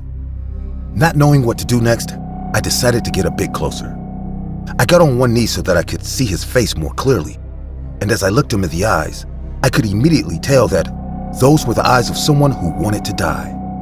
I then decided to try a different approach as I said, "Bad day, huh? I've been there and I'm pretty sure that I'm one of the only people here who can relate to what you're feeling now. Believe me, I've felt it for most of my life." Within seconds of my statement, the small man rushed towards me. I backed away quickly, but I accidentally tripped and fell over. The man then got a little closer to me as he stared at me for a couple of minutes before he raised his hand. My heart started beating fast as I thought, this is it. This is where his arms turn into a blade or a monster, and he kills me. But no matter how scared I was, I didn't move as I braced myself for whatever was coming. That's when I felt a soft palm touch my right hand. Confused, I looked down to see that I was being given a handshake. He shook my hand for a couple of seconds as he continued staring directly at me. He then stopped after a while as he finally went back to his seat. That's when another message came from the speaker saying, 1242, do you have anything to say? The small man then looked directly at the glass that they were observing us from as he said, No, I have nothing to say. I've done what you wanted me to do, haven't I? The man then looked at me and said, It was nice to meet you, Subject A. Enjoy your sense of self while you still can. Confused, I tried to say something when a message from the speaker said, The transmission of the retroviral agent SCP-1242-1 has been confirmed. Proceeding to retrieve and quarantine SCP-1242-1A, formerly known as Subject A. Before I could do anything, the door was opened and 2 people rushed into the room wearing biohazard suits. I was quickly carried out and taken to my room. When I got there, I noticed the observation window that was embedded in the right wall of my room was now open, and I could see the silhouettes of numerous scientists watching me. Before I could settle down, my door was quickly closed and a message from the speaker in my room said, From now on, you would be referred to as SCP-1242-1A. You are not permitted to leave this room as we would be observing you for the whole day. We are going to ask you for a detailed report in about 6 hours on how you're feeling. That is all. Day, 9th May 2009. Time, 12:30 p.m. So it's been about 6 hours and 30 minutes since my last encounter with the strange man, and since the beginning of my observation. Everything was going fine as I decided to write about my last encounter in my journal. And during the first 5 hours, everything seemed okay. But as soon as the clock hit noon, massive jolts of pain shot through every joint in my body. It hurt to write, move, walk, and even tasks as simple as lying in my bed came with immense pain. I found myself taking deep breaths as it became harder and harder to breathe. My skin became very hot as I was pretty sure I had a fever and thought my heart was going to explode because it was beating way faster than usual. I'm thinking over 170 beats per minute as I could clearly hear the sound of my racing heartbeat in my ear. After a few minutes of this excruciating pain, more strange things started happening to me. For starters, the tip of my fingers started becoming blue, as a blue tint that wasn't there before was now present. And my heart that was beating extremely fast just a few minutes ago started beating extremely slow. I thought I was having a stroke as I could only feel my heart beating slightly when I placed my hand on my chest. During all this time, I was constantly being asked questions by the scientists who were still observing me. I answered them, all while writing down what I was feeling, as doing that was the only thing that grounded me, and it also helped me to bear the pain. Day, May 9th, 2009. Time, 2:00 p.m. It was currently 2:00 p.m. on the dot, and what I felt 2 hours ago is nothing compared to what I'm feeling now. The pain has moved from my joints to every single part of my body, as I'm currently feeling an excruciating amount of pain right now. In addition to the pain, my clothes are now soaked with sweat, and my feet are covered in vomit. I started constantly throwing up a few minutes ago, and I wasn't fast enough to reach the sink. The constant need to use the toilet arose a few minutes after the vomiting. But with my body in intense pain, constantly going back and forth to the toilet to relieve myself was too much for me to handle. So it reached a point where I gave up and soiled myself. Normal human waste wasn't the only thing that came out of me, as I eventually started to release blood in addition to the loss of numerous tissue types like a few of my teeth. When asked how I was feeling, I screamed the words, "Just kill me! Please, just kill me!" But my cries fell on deaf ears, as the silhouettes wearing the white lab coats showed no emotion, and they just responded with, "SCP-1242-1A, we ask you to endure and to continue telling us what you're experiencing so we'd know how to help." I knew they were lying because it was pretty obvious that no one was coming to help me, and all they truly wanted was an analysis. I was asked to stop writing, but I refused as I told them that writing my thoughts down made it easier to relate the information back to them. Day, May 9th, 2009. Time, 3:00 p.m. My hands are no longer mine, and my eyes belong to someone else. My black hair has started to fall out, and the strands of new brown hair have quickly begun to replace it. My skin has also started sagging and shedding, and I can feel a new layer of skin tightening itself around my now shrinking bones. I tried to kill myself by stabbing the pen through my eye socket, but I can't. And it's not because I didn't want to. It's because I couldn't do it. My brain, or whoever's controlling it now, doesn't allow me to do that. I feel my bones restructuring and compressing themselves, and I can also feel my ribs shrinking as they compress my lungs. I can hear the bones in my toes, phalanges, fracture and retract themselves. It actually feels like they're growing inward. My skull has changed, and I can't see the cheekbones I was born with. I also don't really know where my height has gone. The pain, while still unbearable, has accustomed itself to my body as I'm too tired to scream. My body still releases waste from time to time as my dry lips signal the beginning of dehydration. The scientists watching notice this as a man in a biohazard suit is sent in with a cup of water. I drink it all, but I feel it pass right through me. They ask me what I'm feeling through the speakers, but I can't feel my emotions anymore, so I answer them with one word. Nothing. Day, May 9th, 2009. Time, 5:00 p.m. I can't remember what I was called, but the people behind the glass screen call me SCP-1242-2. It's been 11 hours altogether, and I feel like I have the face and body of another. I can't remember much of what I looked like before, and in my memories before today are a phase. But I remember that I love to write down my thoughts. So I'm currently sitting down and writing. All the feelings of pain and suffering are gone, and I truly feel calm and happy. I can't remember if my life meant something yesterday, but my life has no meaning to me anymore, as all I want and all I feel is the incessant urge to protect the one they call 1242. SCP-1242 bears the appearance of an adolescent Caucasian human male. The subject is approximately 4 feet, 5.937 inches, 137 centimeters in height, and weighs around 41 kilograms. The subject is fully capable of communicating in English, as it's clear that the subject possesses intelligence. He is also usually cooperative with the Foundation's personnel. The subject is currently contained in 2 adjoining rooms measuring 2 meters by 2 meters by 3 meters. All access to the subject is limited to a single entry point equipped with remote handling, clean room, decontamination, and quarantine facilities. Remote handling is to be used when interacting with SCP-1242 whenever possible. Level A biohazard suits are required for all non-test subjects physically interacting with SCP-1242.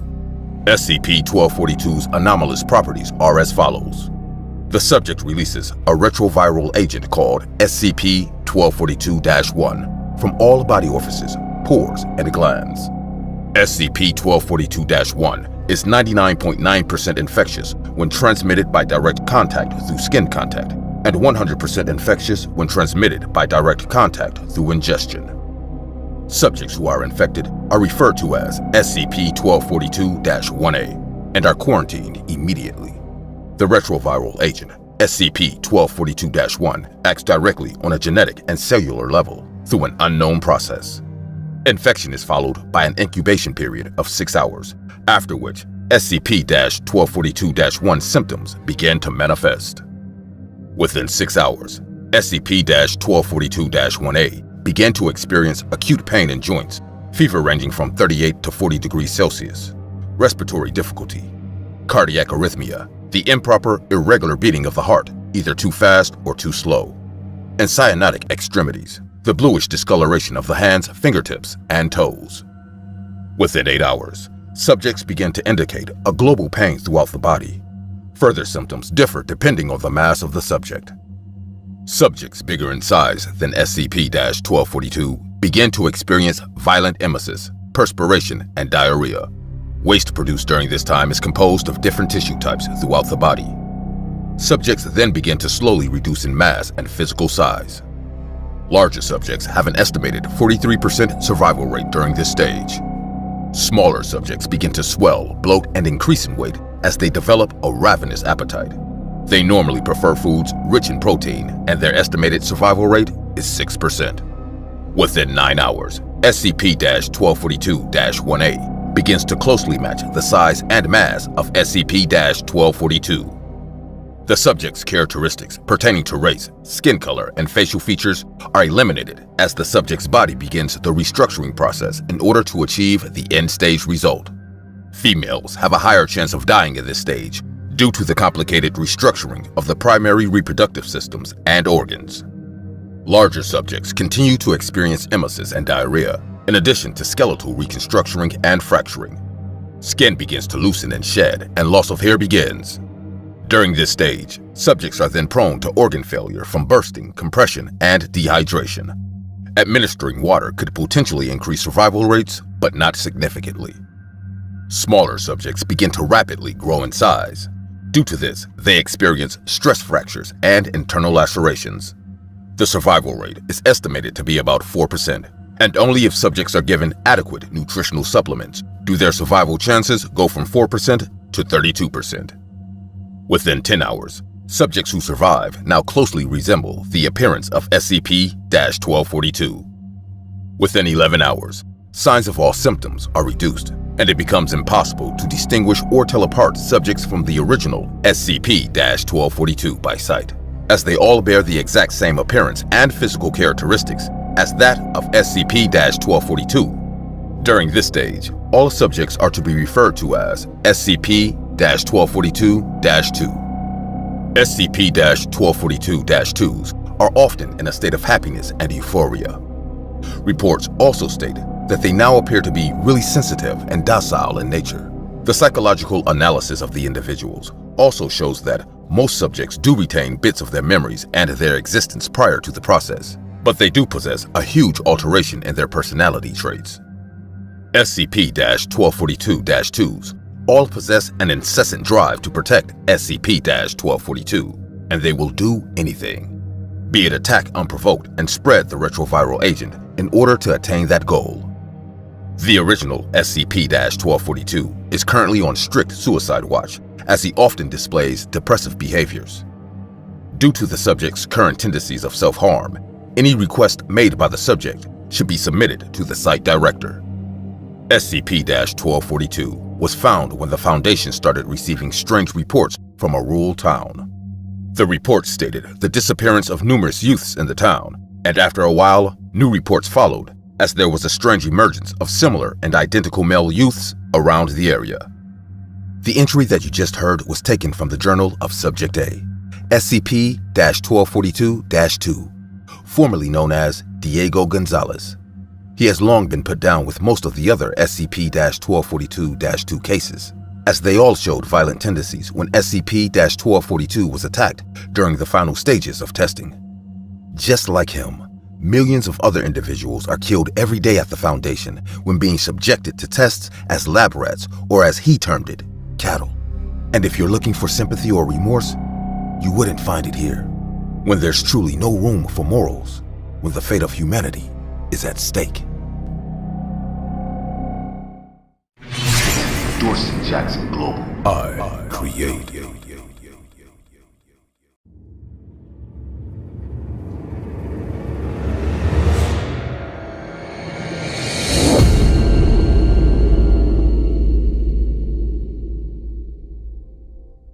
October 12th, 2012, is a day that's etched into the walls of my very unstable mind. The day began like every other, but by 6:15 p.m., we came to know the first of the many horrors that the coming week had in store for us. I can still hear her gut-wrenching screams every time I close my eyes. It's like the sounds are soldered into my soul, as no matter how many liters of alcohol I dump down my throat, I can still distinctively hear her screams ringing in my ears. It's taken a long time, but I've eventually come to live with it, as I know that I deserve every minute of this eternal torture that is now my life. The only thing I can do now is look back on that day and regret my actions, as with only 3 words, I single-handedly set off a chain of events that would eventually lead to both the beginning of a dreadful time and the end of my career at the SCP Foundation. To fully understand my story, I would need to take you 2 weeks back into the month of September, before that dreadful day had ever begun. The day was the 25th of September, 2012, and looking back on it now, I'm pretty sure that was one of the best days of my life.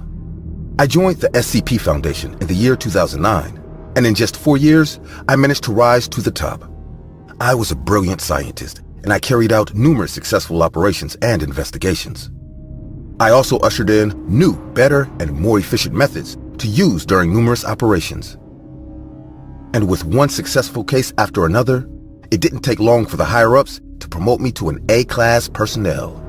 At the time, the buzz around my name was huge, as there was already rumors going around about me meeting one of the 05 council members. Apparently, he or she had taken notice of my achievements, and they were also really impressed with my work. So they had recently decided to meet me in person, as I heard a day was supposedly being set. I remember being on cloud 9 that day, as I let all the attention go to my head. The praise and attention I was getting wasn't the only thing going on that week, as we had recently been receiving records of an anomalous object located on the outskirts of Karpova, a small village in Russia.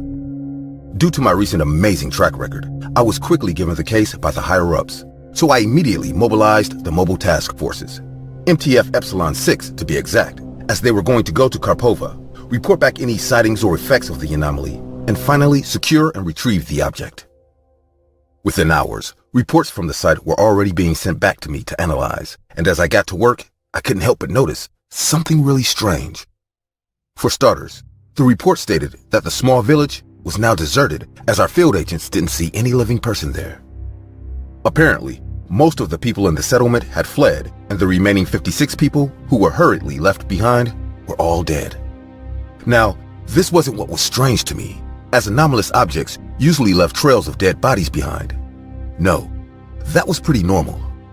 What was strange was the way, or should I say, the manner in which these people died. The field agents' live reports, in addition to numerous videos and images, show that each of these victims died in a morbidly different way. For starters, the charred corpse of a 9-year-old girl was found in an abandoned burnt building. Another victim's bloated blue corpse was found by the side of a river. From what we could tell, he was a 36-year-old fisherman who had drowned. The third victim was found on the floor of her home. She had a huge bloody gash on her head, and all evidence made it clear that she bled to death. And as I kept going through all the reports, one by one, I realized that none of the 56 people died in the same way. I was confused, as most anomalous objects usually operate by a certain pattern, so this was a bit peculiar to me. By the time our field agents were done cleaning up the scene, the next thing was to identify and retrieve the anomalous object. A perimeter was formed around the village as it was being searched, and some field agents were sent out to the neighboring settlements to find and ask the people who fled some questions. It was pretty hard to pinpoint exactly what the object was, but after finding some residents of the village and asking them questions, we realized that the villagers who fled all feared a certain object, an object they called Igrok Diavola, a sentence that translated into the devil's player. After that conversation, and in addition to all the information we had received, we managed to retrieve the object in the basement of an abandoned building. The building was dated all the way back to the 1700s, and it was believed by the locals to be owned by an old cult that was once rampant around the area. Once the object was retrieved, contained, and secured, I immediately ordered for it to be sent to Site 300-14, Krasnoyarsk Krai, Russia, which was both the closest and our only site in Russia. Before the object arrived, I managed to gather my team there for us to study and analyze the new anomaly. These people were the smartest people I knew, and I didn't do any case without them. I really needed them all to carry out a clean case, especially my right-hand woman, Amelia Scott. She wasn't just one of my best scientists. She was also one of my closest and oldest friends at the Foundation. We'd known each other since the beginning, and we both had worked our way up together. By the time she and the rest of my team arrived, we decided to take out a little time to exchange pleasantries and catch up before getting back to the task at hand. It took about 30 minutes for the object to arrive on site, and it didn't take long before we started our analysis and observation of the anomaly. And after the first hour had passed, these were my first impressions. For starters, the object was an old-timey phonograph machine. It looked pretty normal, as it basically had the appearance of every old version of the phonograph device, but that's where its normality stopped. You see, historical records show that the first phonograph was invented in the year 1877 by the brilliant scientist Thomas Edison. And while several improvements were made by Alexander Graham Bell in the following years, In addition to Amelie Berliner's further improvements and rebranding of the machine to the term gramophone, it is still historically proven that the story of the machine began in the year 1877. But when our scientists carried out the radiocarbon dating, a test used by scientists to determine the age of an object, the results of the test baffled us all, as it was revealed that the object's origin dated back to the 1500s, which was 300 years before the device was even conceived. Shocked at the impossible age of the device, we carried out the test again, and the answer remained the same. Now that we knew the absurd date was accurate, we decided to carry out numerous in-depth examinations of the device to further learn its mysteries. The device was made out of fine wood. We assumed it was mahogany, but we couldn't tell. The craftsmanship was spectacular, as it was well made, but the strange thing that stood out on the device was its disc. For starters, the color of the disc was a very distinctive hue, something I had never seen before.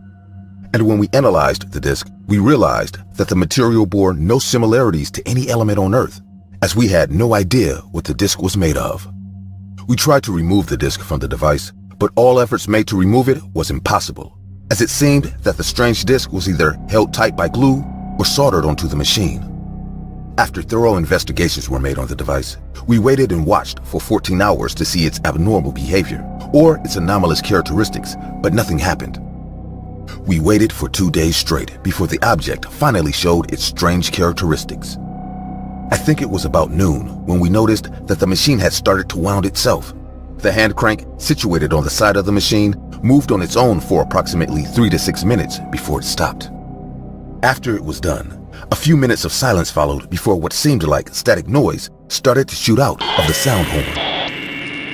We all had perplexed looks on our faces as it sounded exactly like the static noise made by a radio or television set, and it was extremely strange hearing the sound coming from a phonograph device. The static noise went on for a few minutes before it abruptly stopped. A quick silence then filled the room for a few seconds before we began to hear a voice come out of the sound horn. The voice was definitely human, as it sounded like it belonged to an old news reporter. At first, the sound and audibility of the voice were low, but eventually, the message began to get clearer and clearer as we heard the words. Day, October 12th, 2012. Time of death, 6:15 p.m. Report. The victim was found morbidly impaled to the wall by metallic and glass shards. Efforts were made to rescue the victim, but it was all to no avail. Name. The victim was known as Static Noises. And then it stopped. Silence filled the room as we all pondered what we had just heard. The day was the 28th of September 2012, so we all wondered why the machine was reporting an incident concerning a day that hadn't happened yet. We decided to carry out more studies and observations on the device during the following week, but nothing else happened. In the past, I had normally dealt with anomalous objects that were constantly exhibiting strange characteristics. So seeing this one exhibiting one strange characteristic before going dormant was extremely odd. After more studies, I came to the conclusion that while it was an anomalous object, it wasn't the one causing the deaths, as I truly believed that there was a secondary part to this anomalous object. A part we didn't retrieve. And while putting together all our extensive research in addition to the object's behavior, I also came to the conclusion that the object, which was now identified as SCP-6690, was an auditory and musical anomaly. So I sent back another task force to Karpova, MTF-ETA-11. They were the special task force who dealt with similar cases like this one, and I instructed them to check if there was any secondary part of SCP-6690, but all reports came back with nothing. Even though the reports that came back said there was nothing there, I was sure that my hypothesis was correct, so I ordered them to keep looking till they found something. As I kept on spreading my thoughts and sticking to my theory, I realized that not everyone was on the same page as me. Amelia and my other scientists weren't convinced that there was a secondary part of SCP-6690. She believed that we should wait till the date announced by SCP-6690 to see if anything happened before we made any conclusions. But I really didn't want to wait, as I had received news that morning that the date had finally been set for me to meet the member of 05 Council. It was scheduled to be on the 13th of October at Site 73 in Texas, USA.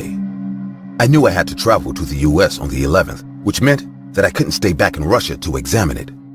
A lot of thoughts flew through my head at that moment, as I knew she was right. But I also knew what meeting a member of the 05 Council meant for my career, as I was certain that meeting alone would skyrocket my career to greater heights.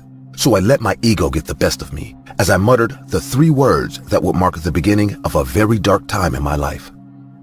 It's probably safe. Amelia didn't look too sold on my statement, so I tried to convince her by saying, "Come on, Amelia. Have I ever been wrong about these things?" She was still a bit uneasy, but she had been by my side all through my past triumphs. So I knew she trusted my word. It took a while, but she eventually agreed.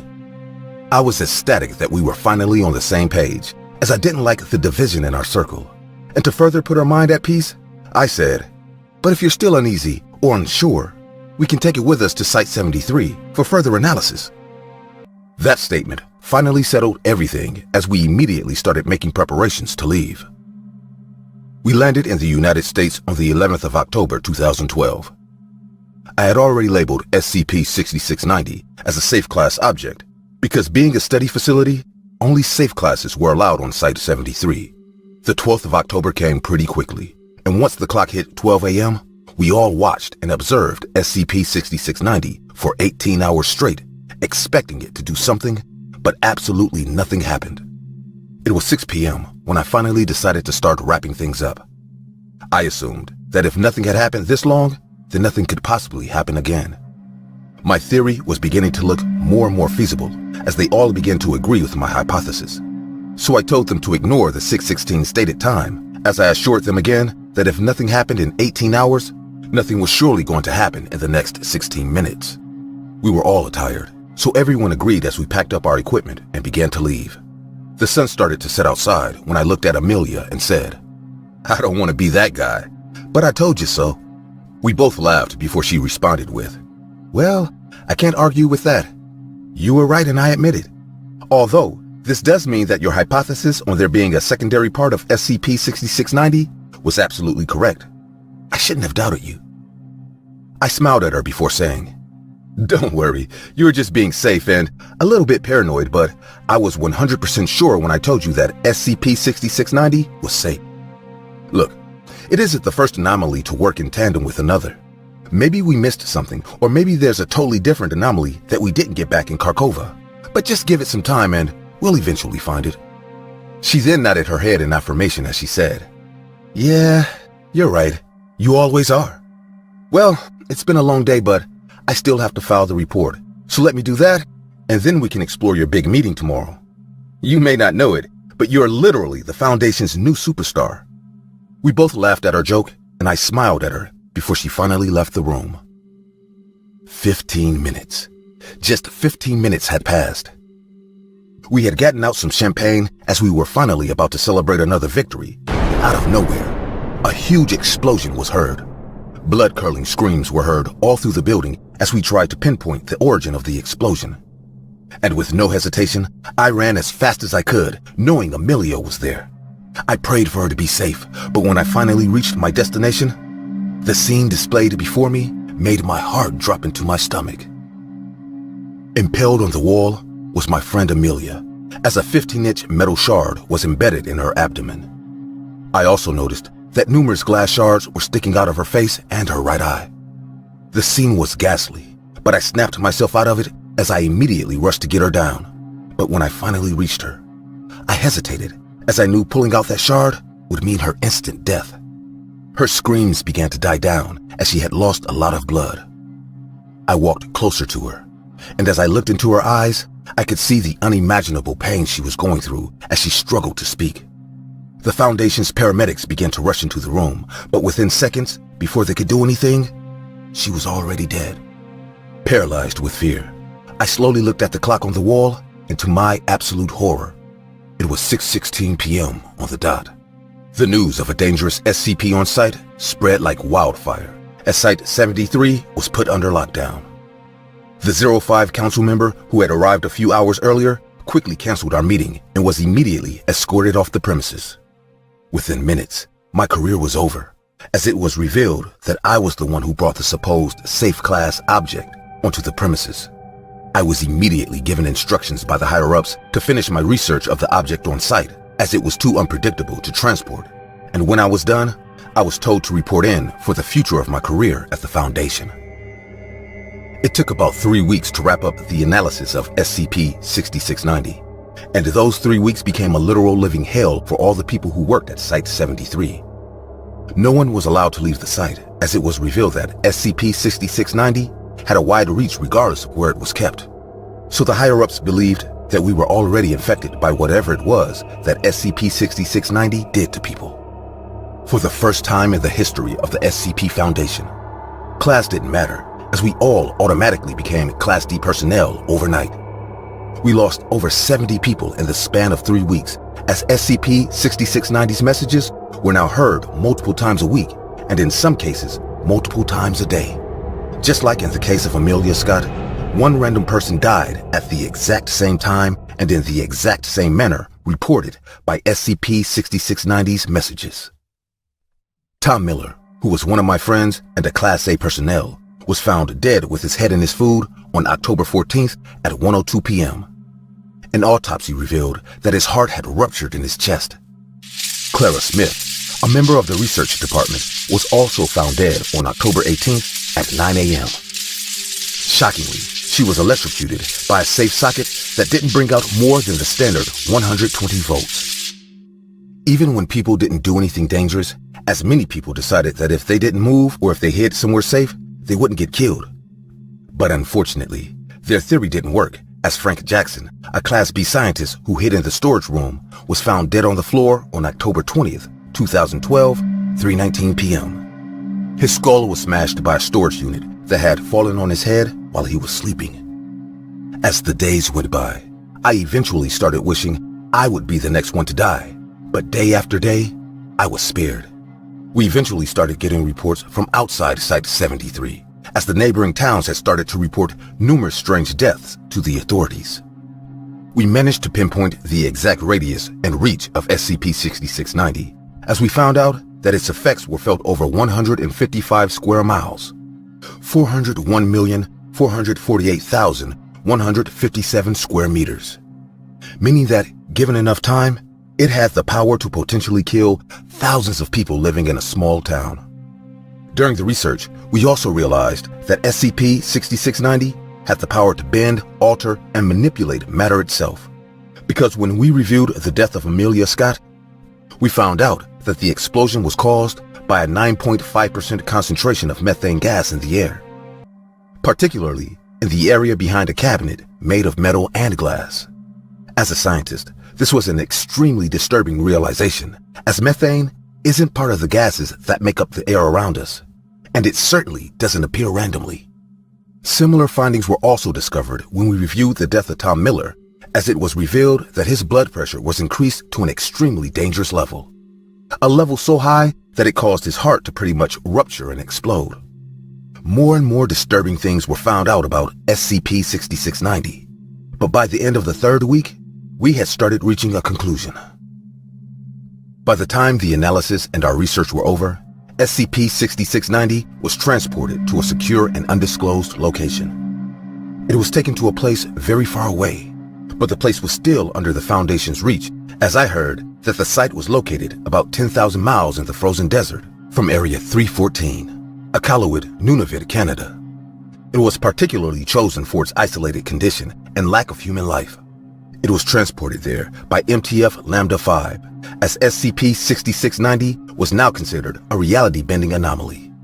Its class was bumped up to Euclid, and even though some of the Foundation scientists argued that it should be kept under Keter class, it wasn't put there because I told them that while it was a bit difficult, SCP-6690 could be easily contained under the right circumstances.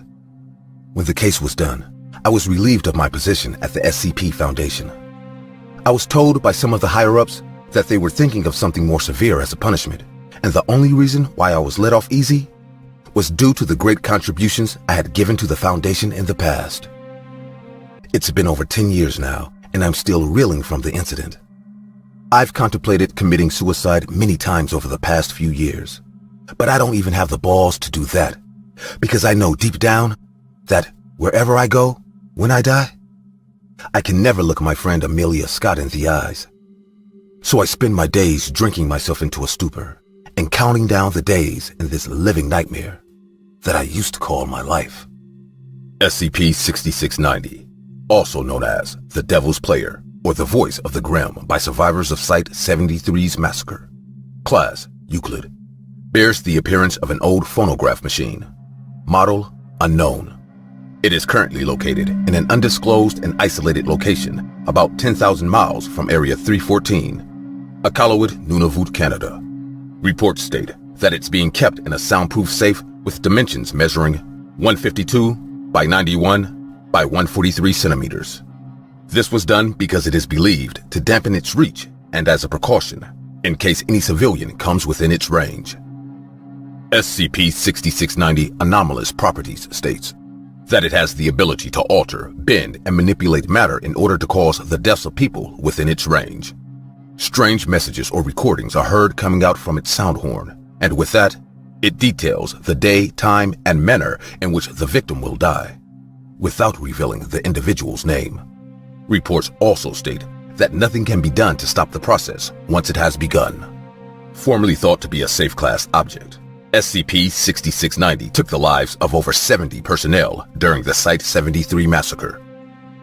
The costly mistake of the object being wrongly classed was the fault of the then-famed SCP scientist James Carter. He was relieved from his position, and his current whereabouts are still unknown. Narrated by Dorsey Jackson of Dorsey Jackson Global at Compound City. Be sure to like and subscribe. Dorsey Jackson Global. I create.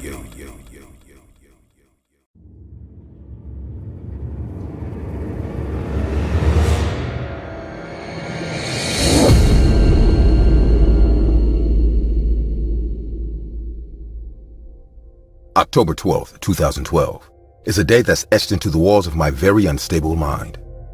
The day began like every other, but by 6:15 p.m., we came to know the first of the many horrors that the coming week had in store for us. I can still hear her gut-wrenching screams every time I close my eyes. It's like the sounds are soldered into my soul, as no matter how many liters of alcohol I dump down my throat, I can still distinctively hear her screams ringing in my ears. It's taken a long time, but I've eventually come to live with it, as I know that I deserve every minute of this eternal torture that is now my life. The only thing I can do now is look back on that day and regret my actions, as with only 3 words, I single-handedly set off a chain of events that would eventually lead to both the beginning of a dreadful time and the end of my career at the SCP Foundation. To fully understand my story, I would need to take you 2 weeks back into the month of September, before that dreadful day had ever begun. The day was the 25th of September, 2012, and looking back on it now, I'm pretty sure that was one of the best days of my life. I joined the SCP Foundation in the year 2009, and in just 4 years, I managed to rise to the top. I was a brilliant scientist, and I carried out numerous successful operations and investigations. I also ushered in new, better, and more efficient methods to use during numerous operations.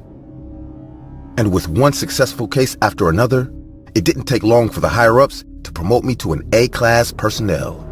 At the time, the buzz around my name was huge, as there was already rumors going around about me meeting one of the 05 council members. Apparently, he or she had taken notice of my achievements, and they were also really impressed with my work. So they had recently decided to meet me in person, as I heard a day was supposedly being set. I remember being on cloud 9 that day, as I let all the attention go to my head. The praise and attention I was getting wasn't the only thing going on that week, as we had recently been receiving records of an anomalous object located on the outskirts of Karpova, a small village in Russia. Due to my recent amazing track record, I was quickly given the case by the higher-ups, so I immediately mobilized the mobile task forces, MTF Epsilon 6 to be exact, as they were going to go to Karpova, report back any sightings or effects of the anomaly, and finally secure and retrieve the object. Within hours, reports from the site were already being sent back to me to analyze, and as I got to work, I couldn't help but notice something really strange. For starters, the report stated that the small village was now deserted, as our field agents didn't see any living person there. Apparently, most of the people in the settlement had fled, and the remaining 56 people who were hurriedly left behind were all dead. Now, this wasn't what was strange to me, as anomalous objects usually left trails of dead bodies behind. No, that was pretty normal. What was strange was the way, or should I say, the manner in which these people died. The field agents' live reports, in addition to numerous videos and images, show that each of these victims died in a morbidly different way. For starters, the charred corpse of a 9-year-old girl was found in an abandoned burnt building. Another victim's bloated blue corpse was found by the side of a river. From what we could tell, he was a 36-year-old fisherman who had drowned. The third victim was found on the floor of her home. She had a huge bloody gash on her head, and all evidence made it clear that she bled to death. And as I kept going through all the reports, one by one, I realized that none of the 56 people died in the same way. I was confused, as most anomalous objects usually operate by a certain pattern, so this was a bit peculiar to me. By the time our field agents were done cleaning up the scene, the next thing was to identify and retrieve the anomalous object. A perimeter was formed around the village as it was being searched, and some field agents were sent out to the neighboring settlements to find and ask the people who fled some questions. It was pretty hard to pinpoint exactly what the object was, but after finding some residents of the village and asking them questions, we realized that the villagers who fled all feared a certain object, an object they called Igrok Diavola, a sentence that translated into the devil's player. After that conversation, and in addition to all the information we had received, we managed to retrieve the object in the basement of an abandoned building. The building was dated all the way back to the 1700s, and it was believed by the locals to be owned by an old cult that was once rampant around the area. Once the object was retrieved, contained, and secured, I immediately ordered for it to be sent to Site 300-14, Krasnoyarsk Krai, Russia, which was both the closest and our only site in Russia. Before the object arrived, I managed to gather my team there for us to study and analyze the new anomaly. These people were the smartest people I knew, and I didn't do any case without them. I really needed them all to carry out a clean case, especially my right-hand woman, Amelia Scott. She wasn't just one of my best scientists. She was also one of my closest and oldest friends at the Foundation. We'd known each other since the beginning, and we both had worked our way up together. By the time she and the rest of my team arrived, we decided to take out a little time to exchange pleasantries and catch up before getting back to the task at hand. It took about 30 minutes for the object to arrive on site, and it didn't take long before we started our analysis and observation of the anomaly. And after the first hour had passed, these were my first impressions. For starters, the object was an old-timey phonograph machine. It looked pretty normal, as it basically had the appearance of every old version of the phonograph device, but that's where its normality stopped. You see, historical records show that the first phonograph was invented in the year 1877 by the brilliant scientist Thomas Edison. And while several improvements were made by Alexander Graham Bell in the following years, in addition to Amelie Berliner's further improvements and rebranding of the machine to the term gramophone, it is still historically proven that the story of the machine began in the year 1877. But when our scientists carried out the radiocarbon dating, a test used by scientists to determine the age of an object, the results of the test baffled us all, as it was revealed that the object's origin dated back to the 1500s, which was 300 years before the device was even conceived. Shocked at the impossible age of the device, we carried out the test again, and the answer remained the same. Now that we knew the absurd date was accurate, we decided to carry out numerous in-depth examinations of the device to further learn its mysteries. The device was made out of fine wood. We assumed it was mahogany, but we couldn't tell. The craftsmanship was spectacular, as it was well made, but the strange thing that stood out on the device was its disc. For starters, the color of the disc was a very distinctive hue, something I had never seen before. And when we analyzed the disc, we realized that the material bore no similarities to any element on Earth, as we had no idea what the disc was made of. We tried to remove the disc from the device, but all efforts made to remove it was impossible, as it seemed that the strange disc was either held tight by glue or soldered onto the machine. After thorough investigations were made on the device, we waited and watched for 14 hours to see its abnormal behavior or its anomalous characteristics, but nothing happened. We waited for 2 days straight before the object finally showed its strange characteristics. I think it was about noon when we noticed that the machine had started to wound itself. The hand crank, situated on the side of the machine, moved on its own for approximately 3 to 6 minutes before it stopped. After it was done, a few minutes of silence followed before what seemed like static noise started to shoot out of the sound horn. We all had perplexed looks on our faces as it sounded exactly like the static noise made by a radio or television set, and it was extremely strange hearing the sound coming from a phonograph device. The static noise went on for a few minutes before it abruptly stopped. A quick silence then filled the room for a few seconds before we began to hear a voice come out of the sound horn. The voice was definitely human, as it sounded like it belonged to an old news reporter. At first, the sound and audibility of the voice were low, but eventually, the message began to get clearer and clearer as we heard the words. Day, October 12th, 2012. Time of death, 6:15 p.m. Report.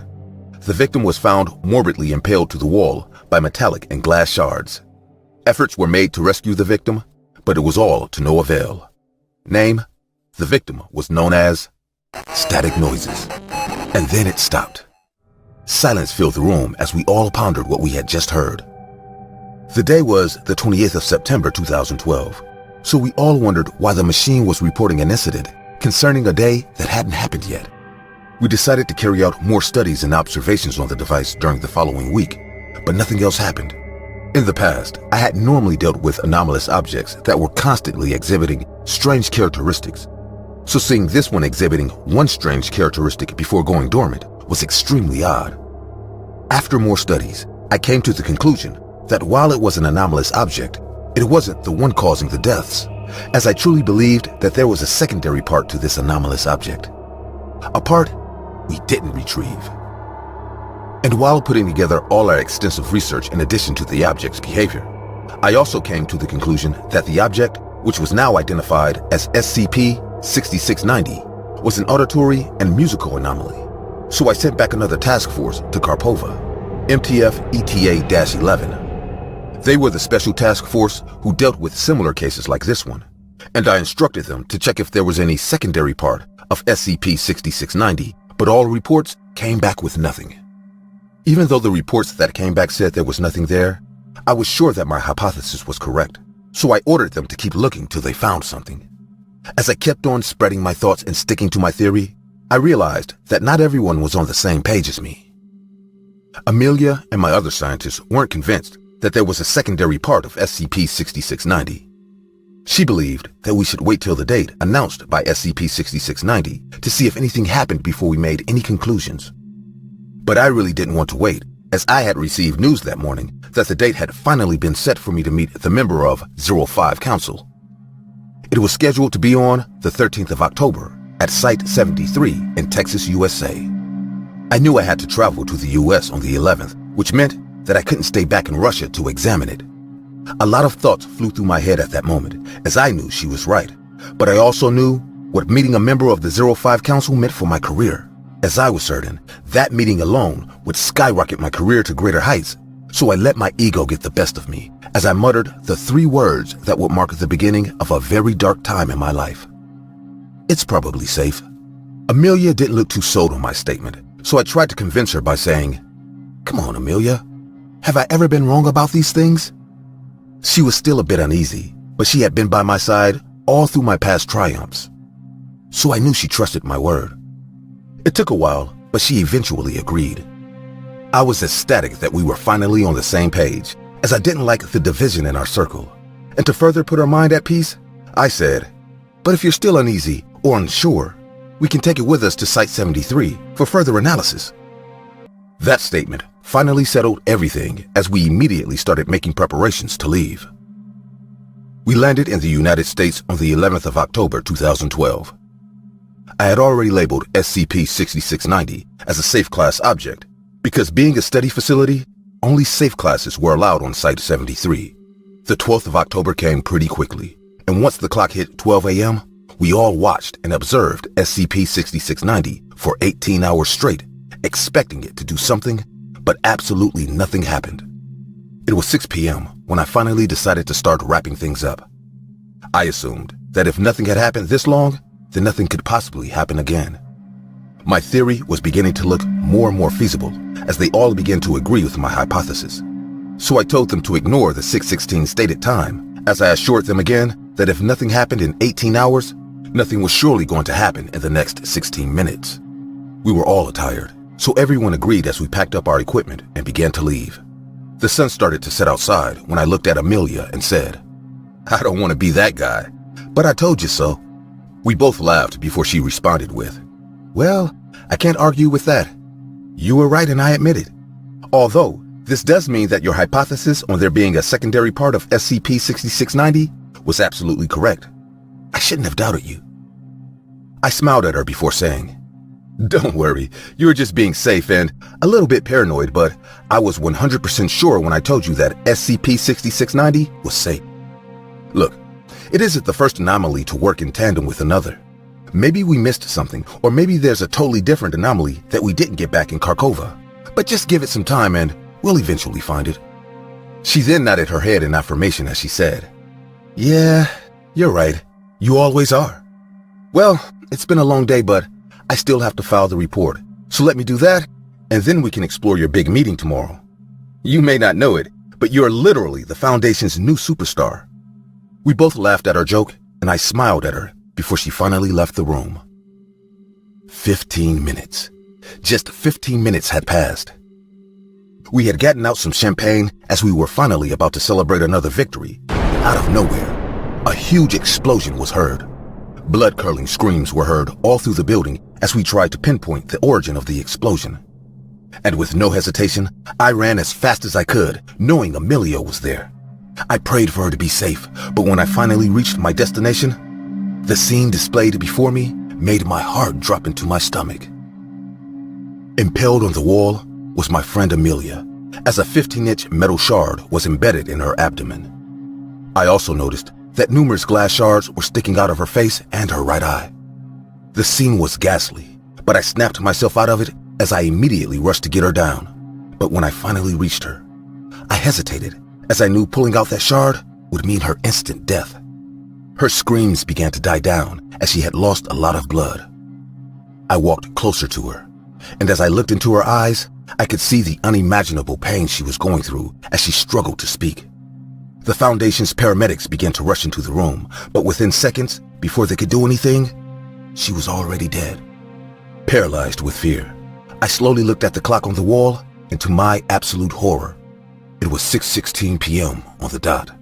The news of a dangerous SCP on site spread like wildfire, as Site 73 was put under lockdown. The 05 council member who had arrived a few hours earlier quickly canceled our meeting and was immediately escorted off the premises.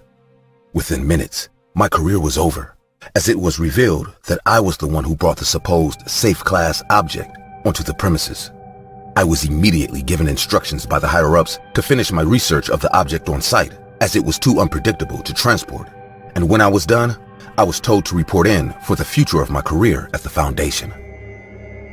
It took about 3 weeks to wrap up the analysis of SCP-6690, and those 3 weeks became a literal living hell for all the people who worked at Site 73. No one was allowed to leave the site, as it was revealed that SCP-6690 had a wide reach regardless of where it was kept. So the higher-ups believed that we were already infected by whatever it was that SCP-6690 did to people. For the first time in the history of the SCP Foundation, class didn't matter, as we all automatically became Class D personnel overnight. We lost over 70 people in the span of 3 weeks, as SCP-6690's messages were now heard multiple times a week, and in some cases, multiple times a day. Just like in the case of Amelia Scott, one random person died at the exact same time and in the exact same manner reported by SCP-6690's messages. Tom Miller, who was one of my friends and a Class A personnel, was found dead with his head in his food on October 14th at 1:02 p.m. An autopsy revealed that his heart had ruptured in his chest. Clara Smith, a member of the research department, was also found dead on October 18th at 9 a.m. Shockingly, she was electrocuted by a safe socket that didn't bring out more than the standard 120 volts. Even when people didn't do anything dangerous, as many people decided that if they didn't move or if they hid somewhere safe, they wouldn't get killed. But unfortunately, their theory didn't work, as Frank Jackson, a Class B scientist who hid in the storage room, was found dead on the floor on October 20th, 2012, 3:19 p.m. His skull was smashed by a storage unit that had fallen on his head while he was sleeping. As the days went by, I eventually started wishing I would be the next one to die, but day after day, I was spared. We eventually started getting reports from outside Site 73, as the neighboring towns had started to report numerous strange deaths to the authorities. We managed to pinpoint the exact radius and reach of SCP-6690, as we found out that its effects were felt over 155 square miles, 401,448,157 square meters, meaning that, given enough time, it had the power to potentially kill thousands of people living in a small town. During the research, we also realized that SCP-6690 had the power to bend, alter, and manipulate matter itself. Because when we reviewed the death of Amelia Scott, we found out that the explosion was caused by a 9.5% concentration of methane gas in the air, particularly in the area behind a cabinet made of metal and glass. As a scientist, this was an extremely disturbing realization, as methane isn't part of the gases that make up the air around us, and it certainly doesn't appear randomly. Similar findings were also discovered when we reviewed the death of Tom Miller, as it was revealed that his blood pressure was increased to an extremely dangerous level. A level so high that it caused his heart to pretty much rupture and explode. More and more disturbing things were found out about SCP-6690, but by the end of the third week, we had started reaching a conclusion. By the time the analysis and our research were over, SCP-6690 was transported to a secure and undisclosed location. It was taken to a place very far away, but the place was still under the Foundation's reach, as I heard that the site was located about 10,000 miles in the frozen desert from Area 314, Iqaluit, Nunavut, Canada. It was particularly chosen for its isolated condition and lack of human life. It was transported there by MTF Lambda 5, as SCP-6690 was now considered a reality-bending anomaly. Its class was bumped up to Euclid, and even though some of the Foundation scientists argued that it should be kept under Keter class, it wasn't put there because I told them that while it was a bit difficult, SCP-6690 could be easily contained under the right circumstances.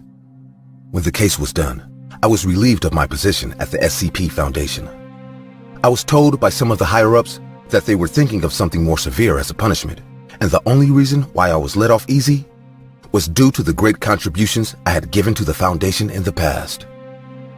It's been over 10 years now, and I'm still reeling from the incident.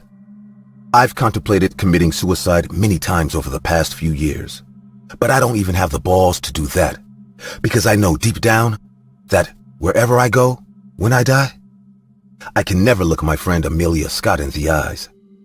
So I spend my days drinking myself into a stupor and counting down the days in this living nightmare that I used to call my life. SCP-6690, also known as the Devil's Player or the Voice of the Grim by survivors of Site 73's massacre. Class, Euclid. Bears the appearance of an old phonograph machine. Model, unknown. It is currently located in an undisclosed and isolated location about 10,000 miles from Area 314, Iqaluit, Nunavut, Canada. Reports state that it's being kept in a soundproof safe with dimensions measuring 152 by 91 by 143 centimeters. This was done because it is believed to dampen its reach and as a precaution in case any civilian comes within its range. SCP-6690 anomalous properties states that it has the ability to alter, bend, and manipulate matter in order to cause the deaths of people within its range. Strange messages or recordings are heard coming out from its sound horn, and with that, it details the day, time, and manner in which the victim will die, without revealing the individual's name. Reports also state that nothing can be done to stop the process once it has begun. Formerly thought to be a safe class object, SCP-6690 took the lives of over 70 personnel during the Site 73 massacre. The costly mistake of the object being wrongly classed was the fault of the then-famed SCP scientist James Carter. He was relieved from his position, and his current whereabouts are still unknown. Narrated by Dorsey Jackson of Dorsey Jackson Global at Compound City. Be sure to like and subscribe. Dorsey Jackson Global. I create.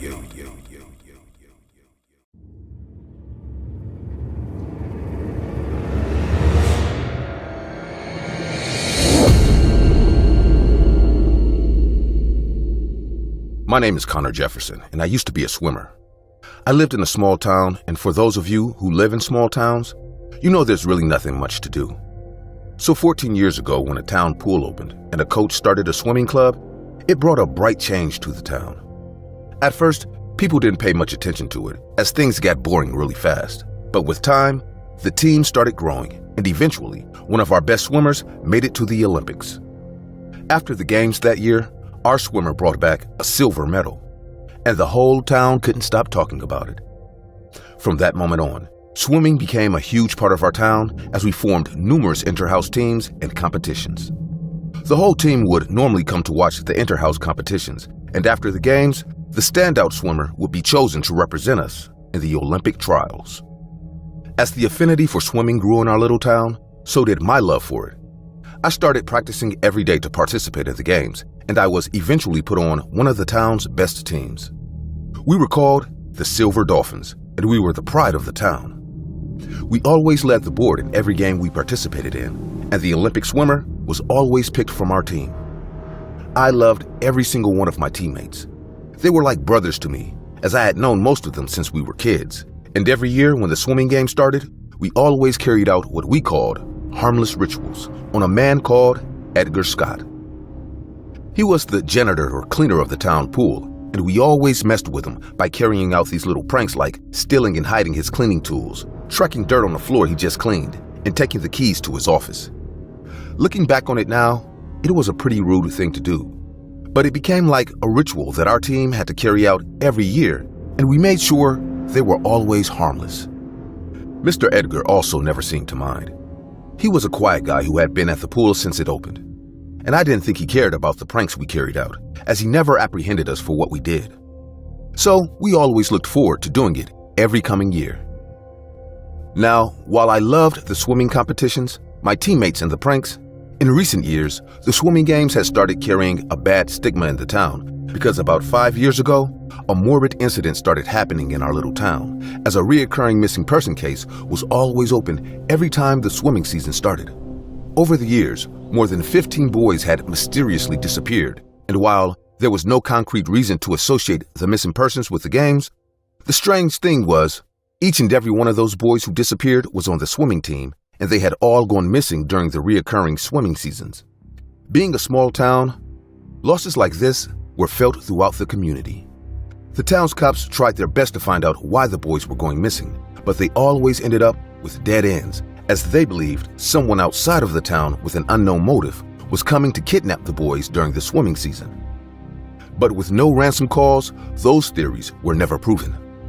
Some townspeople believed the boys were running away, but that theory was also thrown out, as it didn't match most of the victims' characters or personalities.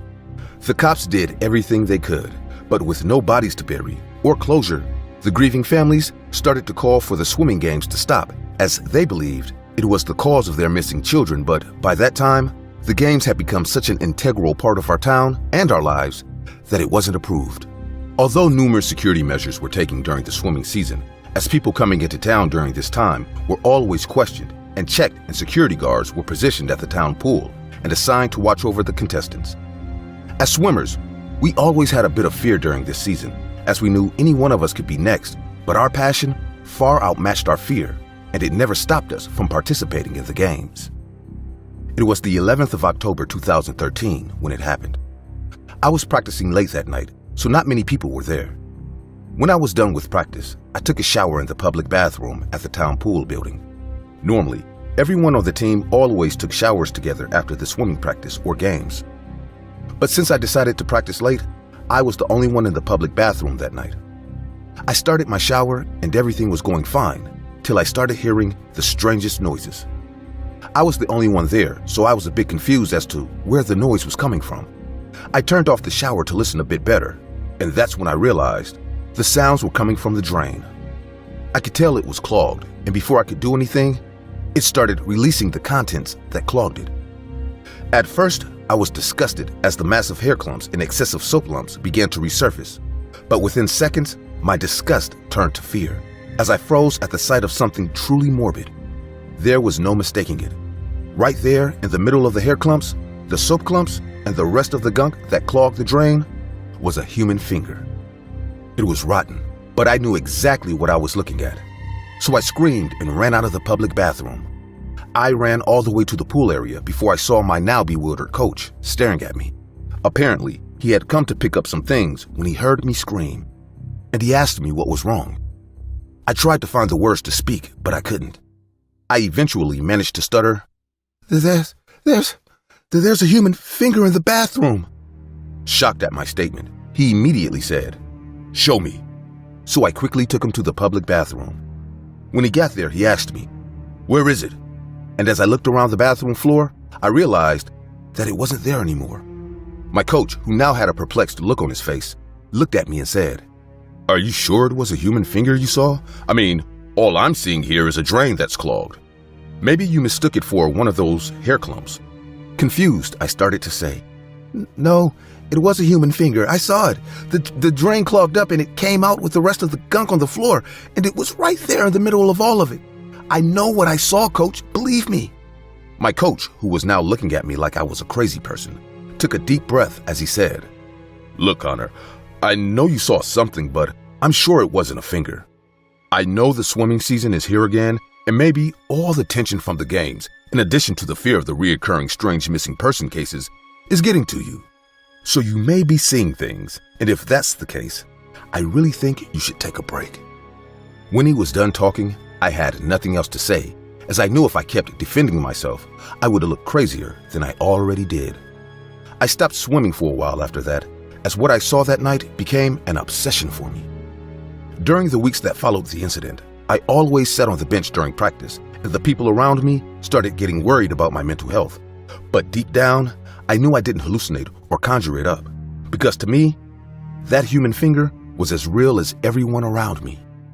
One particular afternoon, I was sitting on the bench at practice as the other swimmers, when the janitor, Mr. Edgar, came up to me. He sat down beside me and asked, "How are you doing, champ?" I was a bit stunned at first, as I had known him my whole life, but I had never actually spoken to him. But I answered with, "I saw something morbid in the public bathroom and no one believes me. Everyone just thinks I'm crazy." Mr. Edgar then looked at me with a smile and said, "I believe you." Shocked, I replied, "You do?" He then said, "Of course I do. Only God knows what has been flushed down toilets or drainages in these days and age. So it's not that far-fetched. Trust me, I'm a janitor, so I've seen some shit." I found myself smiling as he spoke, because for the first time since the incident, someone actually believed me. Mr. Edgar then continued with, "I've seen how this incident is getting to you, so I decided to talk to you about it today. You're so upset that you aren't swimming anymore. And that's sad, because you're one of the best swimmers, and we really need you to make the town proud." I thanked him for the compliment as he continued with, "As I said earlier, Connor, I believe you saw something that night. I mean, maybe there's a crazed mafia boss who cuts fingers off in a nearby town. Maybe it was a weirdly shaped soap that looked like a finger. Or maybe it was a radioactive worm that the government flushed down the pipe. You know you can't trust those guys." I laughed at his jokes as he finished his statement with, "But the point is, don't let this get you down, okay? And if you ever need to talk, I'm here for you." I smiled as I said, "Thank you for your words, Mr. Edgar. I'm glad we talked. To be honest, I thought you hated us because all the pranks we pulled on you." Mr. Edgar then laughed and said, "I could never hate you boys. You're the pride of our town. Besides, it's just harmless fun, and recently, I've actually started looking forward to what you boys come up with next year." We both laughed at his last statement, and we continued to talk into the afternoon. After my discussion with Mr. Edgar, I decided to stop obsessing over what happened that night. I started swimming again, and things were going great. I even started my late-night practices again to get even better. One night, after a long day of practice, I went to take my usual after-swim shower. It took a while this time, but just like that night, the drain started making noises again. I wanted to ignore it as I didn't want to experience another traumatizing incident, but as much as I tried, I couldn't. I told myself that this was my chance to prove to everyone that I was right. So I acted on my impulsive thoughts as I decided to manually clog the drain. I stuffed huge wads of tissue rolls and any other thick material I could find into the drain while keeping the shower running at full force. It was disgusting work, but I did it anyway, as if my plan worked, I could prove I wasn't lying. It didn't take long before the drain started groaning loudly, and within minutes, it expelled everything from its depths like a geyser. As I looked around the now filthy public bathroom, I had no words. For starters, the drain cover had popped during the small explosion, and all the things that were clogging it were now gushing out. The first thing I noticed were the small clumps that looked like shredded meat, but as I looked around, the assortment of human fingers, toes, and teeth told me everything I needed to know.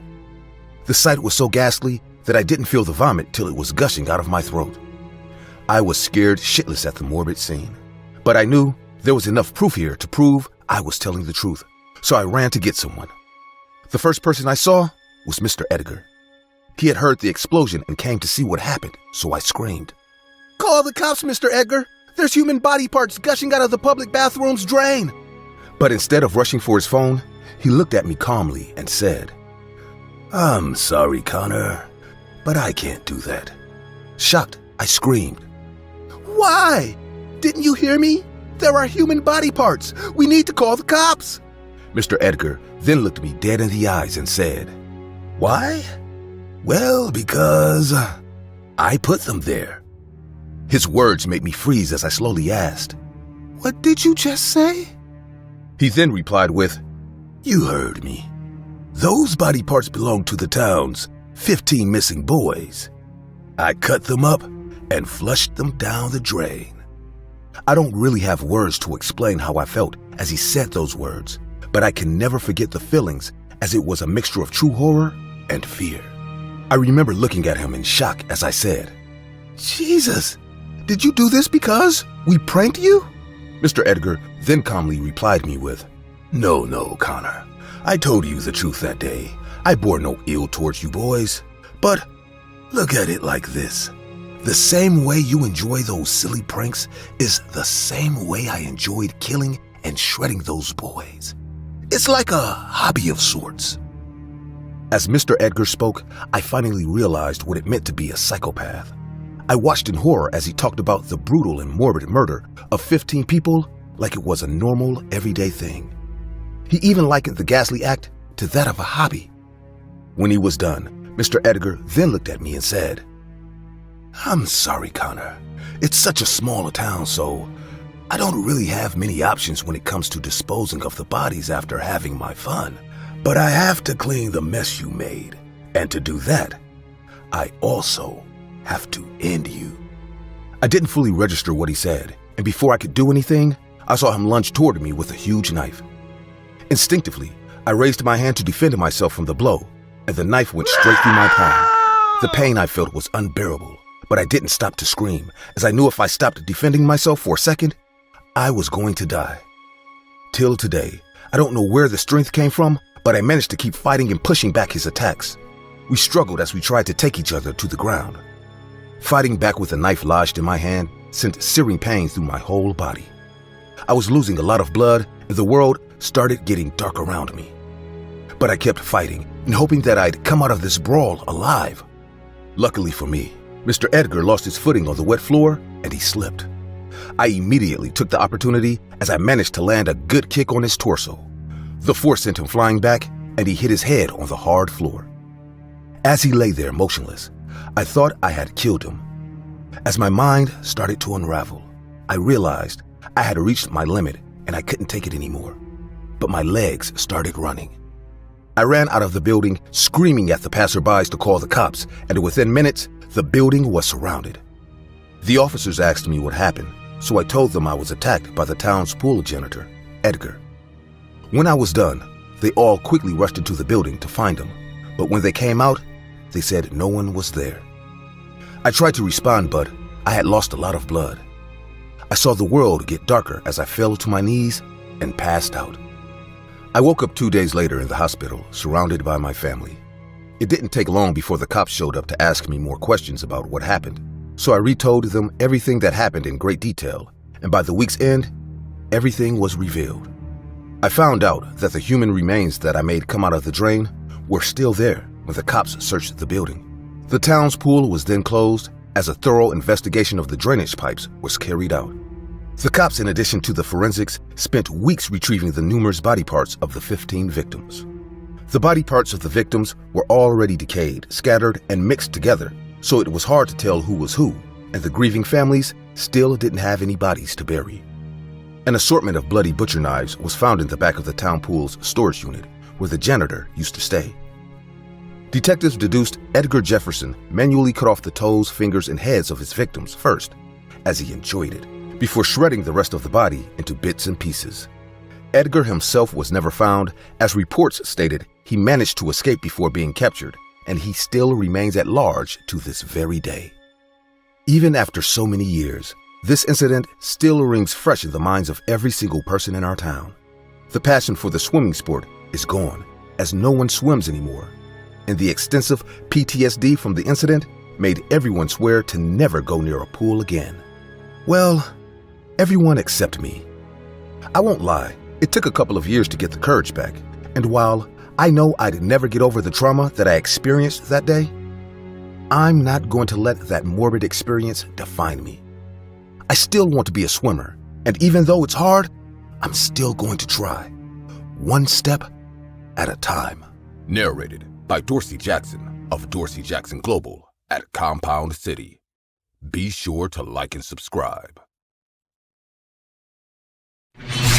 Dorsey Jackson Global. I create.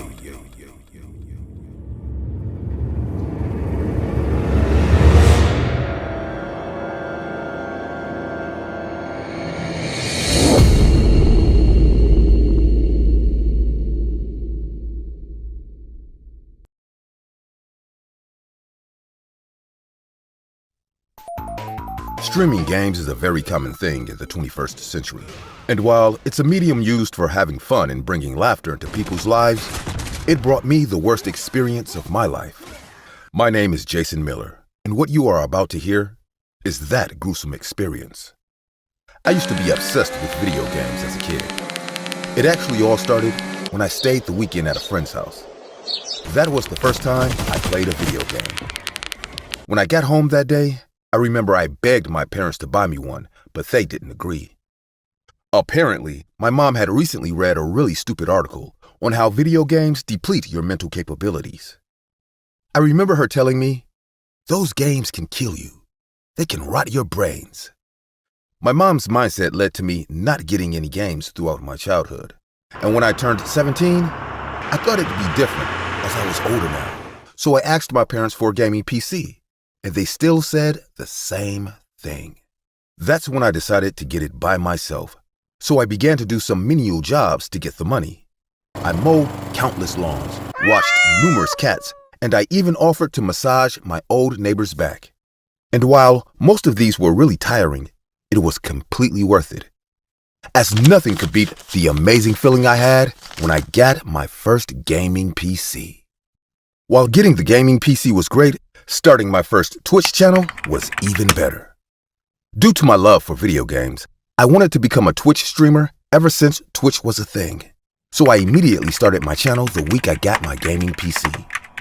When I was starting out, I knew numerous popular streamers played mainstream games like Fortnite, Minecraft, Apex, PUBG, and the rest on their stream channels. But I found myself wanting to play a survival game called Dead by Daylight. For those of you who don't know about DBD, it's a survival horror game where you could play as one of 4 survivors trying to survive being killed, or you could be the killer trying to kill the 4 survivors by impaling them on huge rocks. I really loved playing the game because it was really good and I loved all the horror elements that were present in the game. And while it wasn't as popular as Fortnite or PUBG, it had a really strong fan base. In retrospect, I guess I didn't want to be like everybody else, so I decided to try and play something different. Something that wasn't as popular as the games everyone else was playing. So when everything had been set up, I steadily started streaming. I invited my friends to play with me every time I played, and I put a lot of time and effort into growing my channel. And with time, my followers and my viewers began to rise. Before I knew it, I had 20,000 viewers per week, and I remember being really happy and excited about that. I had probably streamed numerous times before this incident happened. I was playing a private game with my friends on DBD, and during the game, we kept on getting harassed and insulted by a particular player called I'm a Real Killer 12. Since I had my chat box on every time during the gameplay, this dude with the player ID I'm a Real Killer 12 kept trolling me and sending weird messages. He kept on saying things like, "You guys are useless. You can't even play this game. Your form is all wrong. Killing looks so much better in real life." It was pretty obvious that he just wanted to get my attention, and I didn't like confronting trolls, but it was getting pretty annoying, so I remember entertaining him one day as I asked him, "As if you could do any better. Just leave us alone, dude."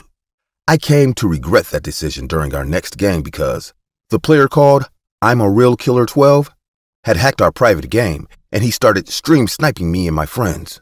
It started when I noticed that one of my friends, Nate, wasn't in the game, as the killer character being used was the character Evan Macmillan, popularly known as the Trapper. And again, for those of you who don't play the game, the Trapper was basically one of the major original characters in the DBD game. He used bear claws to catch his victims, and he wore a really creepy mask. Now, once we saw the character being used in the game, we knew something was wrong, as while the Trapper was an original DBD character, we always used more popular characters like Wraith, Huntress, and the Doctor. It was pretty obvious that we had been hacked by I'm a Real Killer 12, and we could also tell that he was stream sniping, as he always knew exactly where our characters were hiding, and he also used speed hacks to kill us faster, as his character was moving faster than the endgame characters were allowed to. Now, I don't know if you've ever been stream sniped before, but it takes all of the fun out of the game you're playing, as you're killed pretty quickly, and that doesn't allow you to get more gaming time for your viewers to watch. And while I didn't report him immediately after the first game because I thought it'd be a one-time thing, he constantly kept hacking and stream sniping me throughout the rest of the week. So I did what every Twitch streamer would do, and I reported him. He was banned, and unfortunately for me, that was another decision I'd come to dearly regret. Everything went back to normal after that, and I played and streamed numerous games the following week without any problems. Everything was fine till the 9th of October, a day I can never forget. My parents were out of town with my elder brother, so it was just me, my little sister, and two of my friends who were sleeping over. They had all gone to bed pretty early, so I decided to start streaming. I remember being happy that they were asleep as I didn't want any distractions while streaming. I also remember putting my headphones on as I began the stream. They were saying things like, "Bro, sick cosplay. Did you hire an actor? Nice touch to add real screams in the background. This is your best stream yet. Shit, you had him stand behind you. That was really creepy, dude. Dope cosplay, though." I really didn't understand what was going on or what my viewers were reacting to, as I was laser focused on the game. But after thinking about it, I told myself that it was probably just someone's antics or prank I didn't understand. So I decided to ignore it and keep playing. I streamed for a long time that night, and when I was done, I began to interact with my viewers. I wasn't playing the game anymore, so I asked them what was going on, as I wanted to know what they were reacting to. They then told me that they saw someone wearing the Trapper's costume and standing behind me. At first, I thought they were joking as I told them. Really funny, guys. I'm basically the only one awake at home. My little sister and my friends are all sleeping, so you can stop trying to scare me now. But my viewers continued to assure me that they weren't joking, as they actually saw a huge man standing behind me, wearing the Trapper's costume. They also said they had heard screams in the background. I still didn't believe them, as I assumed it was just an organized prank. So I took off my headphones, and as I was about to end the live stream, I heard a large crash coming from one of the bedrooms upstairs. Shocked, I I stood up immediately to go check it out, as the noise came from my little sister's room. But on the way there, I was distracted by a red liquid trail leading all the way to my sister's bedroom. Scared, I walked towards the room and slowly opened the door. As I stepped into the room, I heard the sound of clanking metal, and it was followed by searing pain as I felt something sharp enclose my leg. I screamed as I fell to the floor. The pain was truly unbearable. I looked down to see my leg clamped by a bear trap. I began to call out to my friends and my little sister for help, but no one was answering me. I then started to look around, hoping to see something I could use to set myself free, but the first thing I saw made me stop in fear. It also made me forget about the pain in my leg for a split second. As I watched in horror, as my little sister Stephanie and the two of my friends, Maxwell and Jack, were dangling from massive hooks attached to an old cupboard. I knew they were all dead, as they were impaled near the chest region. The morbid scene, in addition to the searing pain, made me throw up as I started to scream again. I began to ask myself why this was happening. Why was my little sister and two of my friends killed in a morbidly similar way characters in the DVD games were killed? I began to have a mental breakdown as my mind couldn't take it anymore. It felt like my brain and my body was about to implode, and as I was about to pass out, I heard the words that pulled me back to my senses as someone said, "I told you it looks better in real life." I immediately turned over to see someone looming over me. The person was donning the costume of the Trapper character in the DVD game. I was paralyzed with fear, but I remember screaming, "Who are you?" The man totally ignored my question as he said, "You took it away from me. I used it to clear up all the tension I have inside. I streamed that game to show my followers the proper and true form of killing, but you took it away from me by getting me banned. So, I've decided to play a real-life version of the game with the members of your family." I remember feeling really dizzy as the man spoke. I was losing a lot of blood, and I knew I was going to pass out soon. I also remember how he spoke with a really thick accent that I couldn't recognize. But when I heard the word banned, a dreaded feeling of realization rushed through me as I slowly said, "Are you? I'm a real Killer 12? He didn't answer me as he proceeded to drag me out of the room by my hair. The pain increased 1,000 times as the bear trap was still clamped to my leg. I started to scream for help, but I knew it was pointless as the only people at home were dead. The man then left me in the center of the hallway as he went downstairs to retrieve something. I tried to move, but my whole body hurt. It didn't take long before I heard him coming back, and when he reached me, I noticed he was now holding a really jagged dagger. He then started to scream, "I told you that you were a useless and horrible gamer. You had no form when it came to killing, so I hacked your game and showed you how it's supposed to be done. But you couldn't take it, so you reported me. You reported me! Now watch as I ban you from life!" And with that, he gutted me with the dagger. I can still remember the pain I felt and the feeling of the blade inside of me. At that point, I just wanted to die so that the pain would stop. The man removed the blade from my body, and as he was about to stab me in the heart, I heard the words, "Open the door, it's the cops."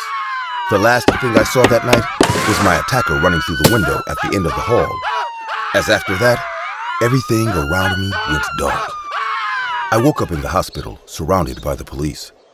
The moments that followed were really painful, as I had to retell and relive all that happened that night to the cops, as they needed to further their investigation. When they were done with the questions, the cops left. The doctor came in, and he told me that I was lucky to have been found early, as I had lost a lot of blood, and if my leg hadn't received the immediate treatment, they would have had to carry out an amputation. I stayed in the hospital for 2 months after the morbid incident. The cops told me and my family they still haven't been able to find the killer. They then told us that the detectives believed my attacker was already an experienced serial killer, as nothing was found at our house during the investigation. No fingerprints or anything incriminating. They tried to find his location by tracking the IP address gotten from his gaming profile, but that was equally unsuccessful. They then told us that the case would remain open, but he still hasn't been found to date. Now that my story is out there in the world, I have something to say to the man who killed a member of my family. I hope they find you and bring you to justice. And one day, like the title of the game, I hope you're dead by daylight. Narrated by Dorsey Jackson of Dorsey Jackson Global at Compound City. Be sure to like and subscribe.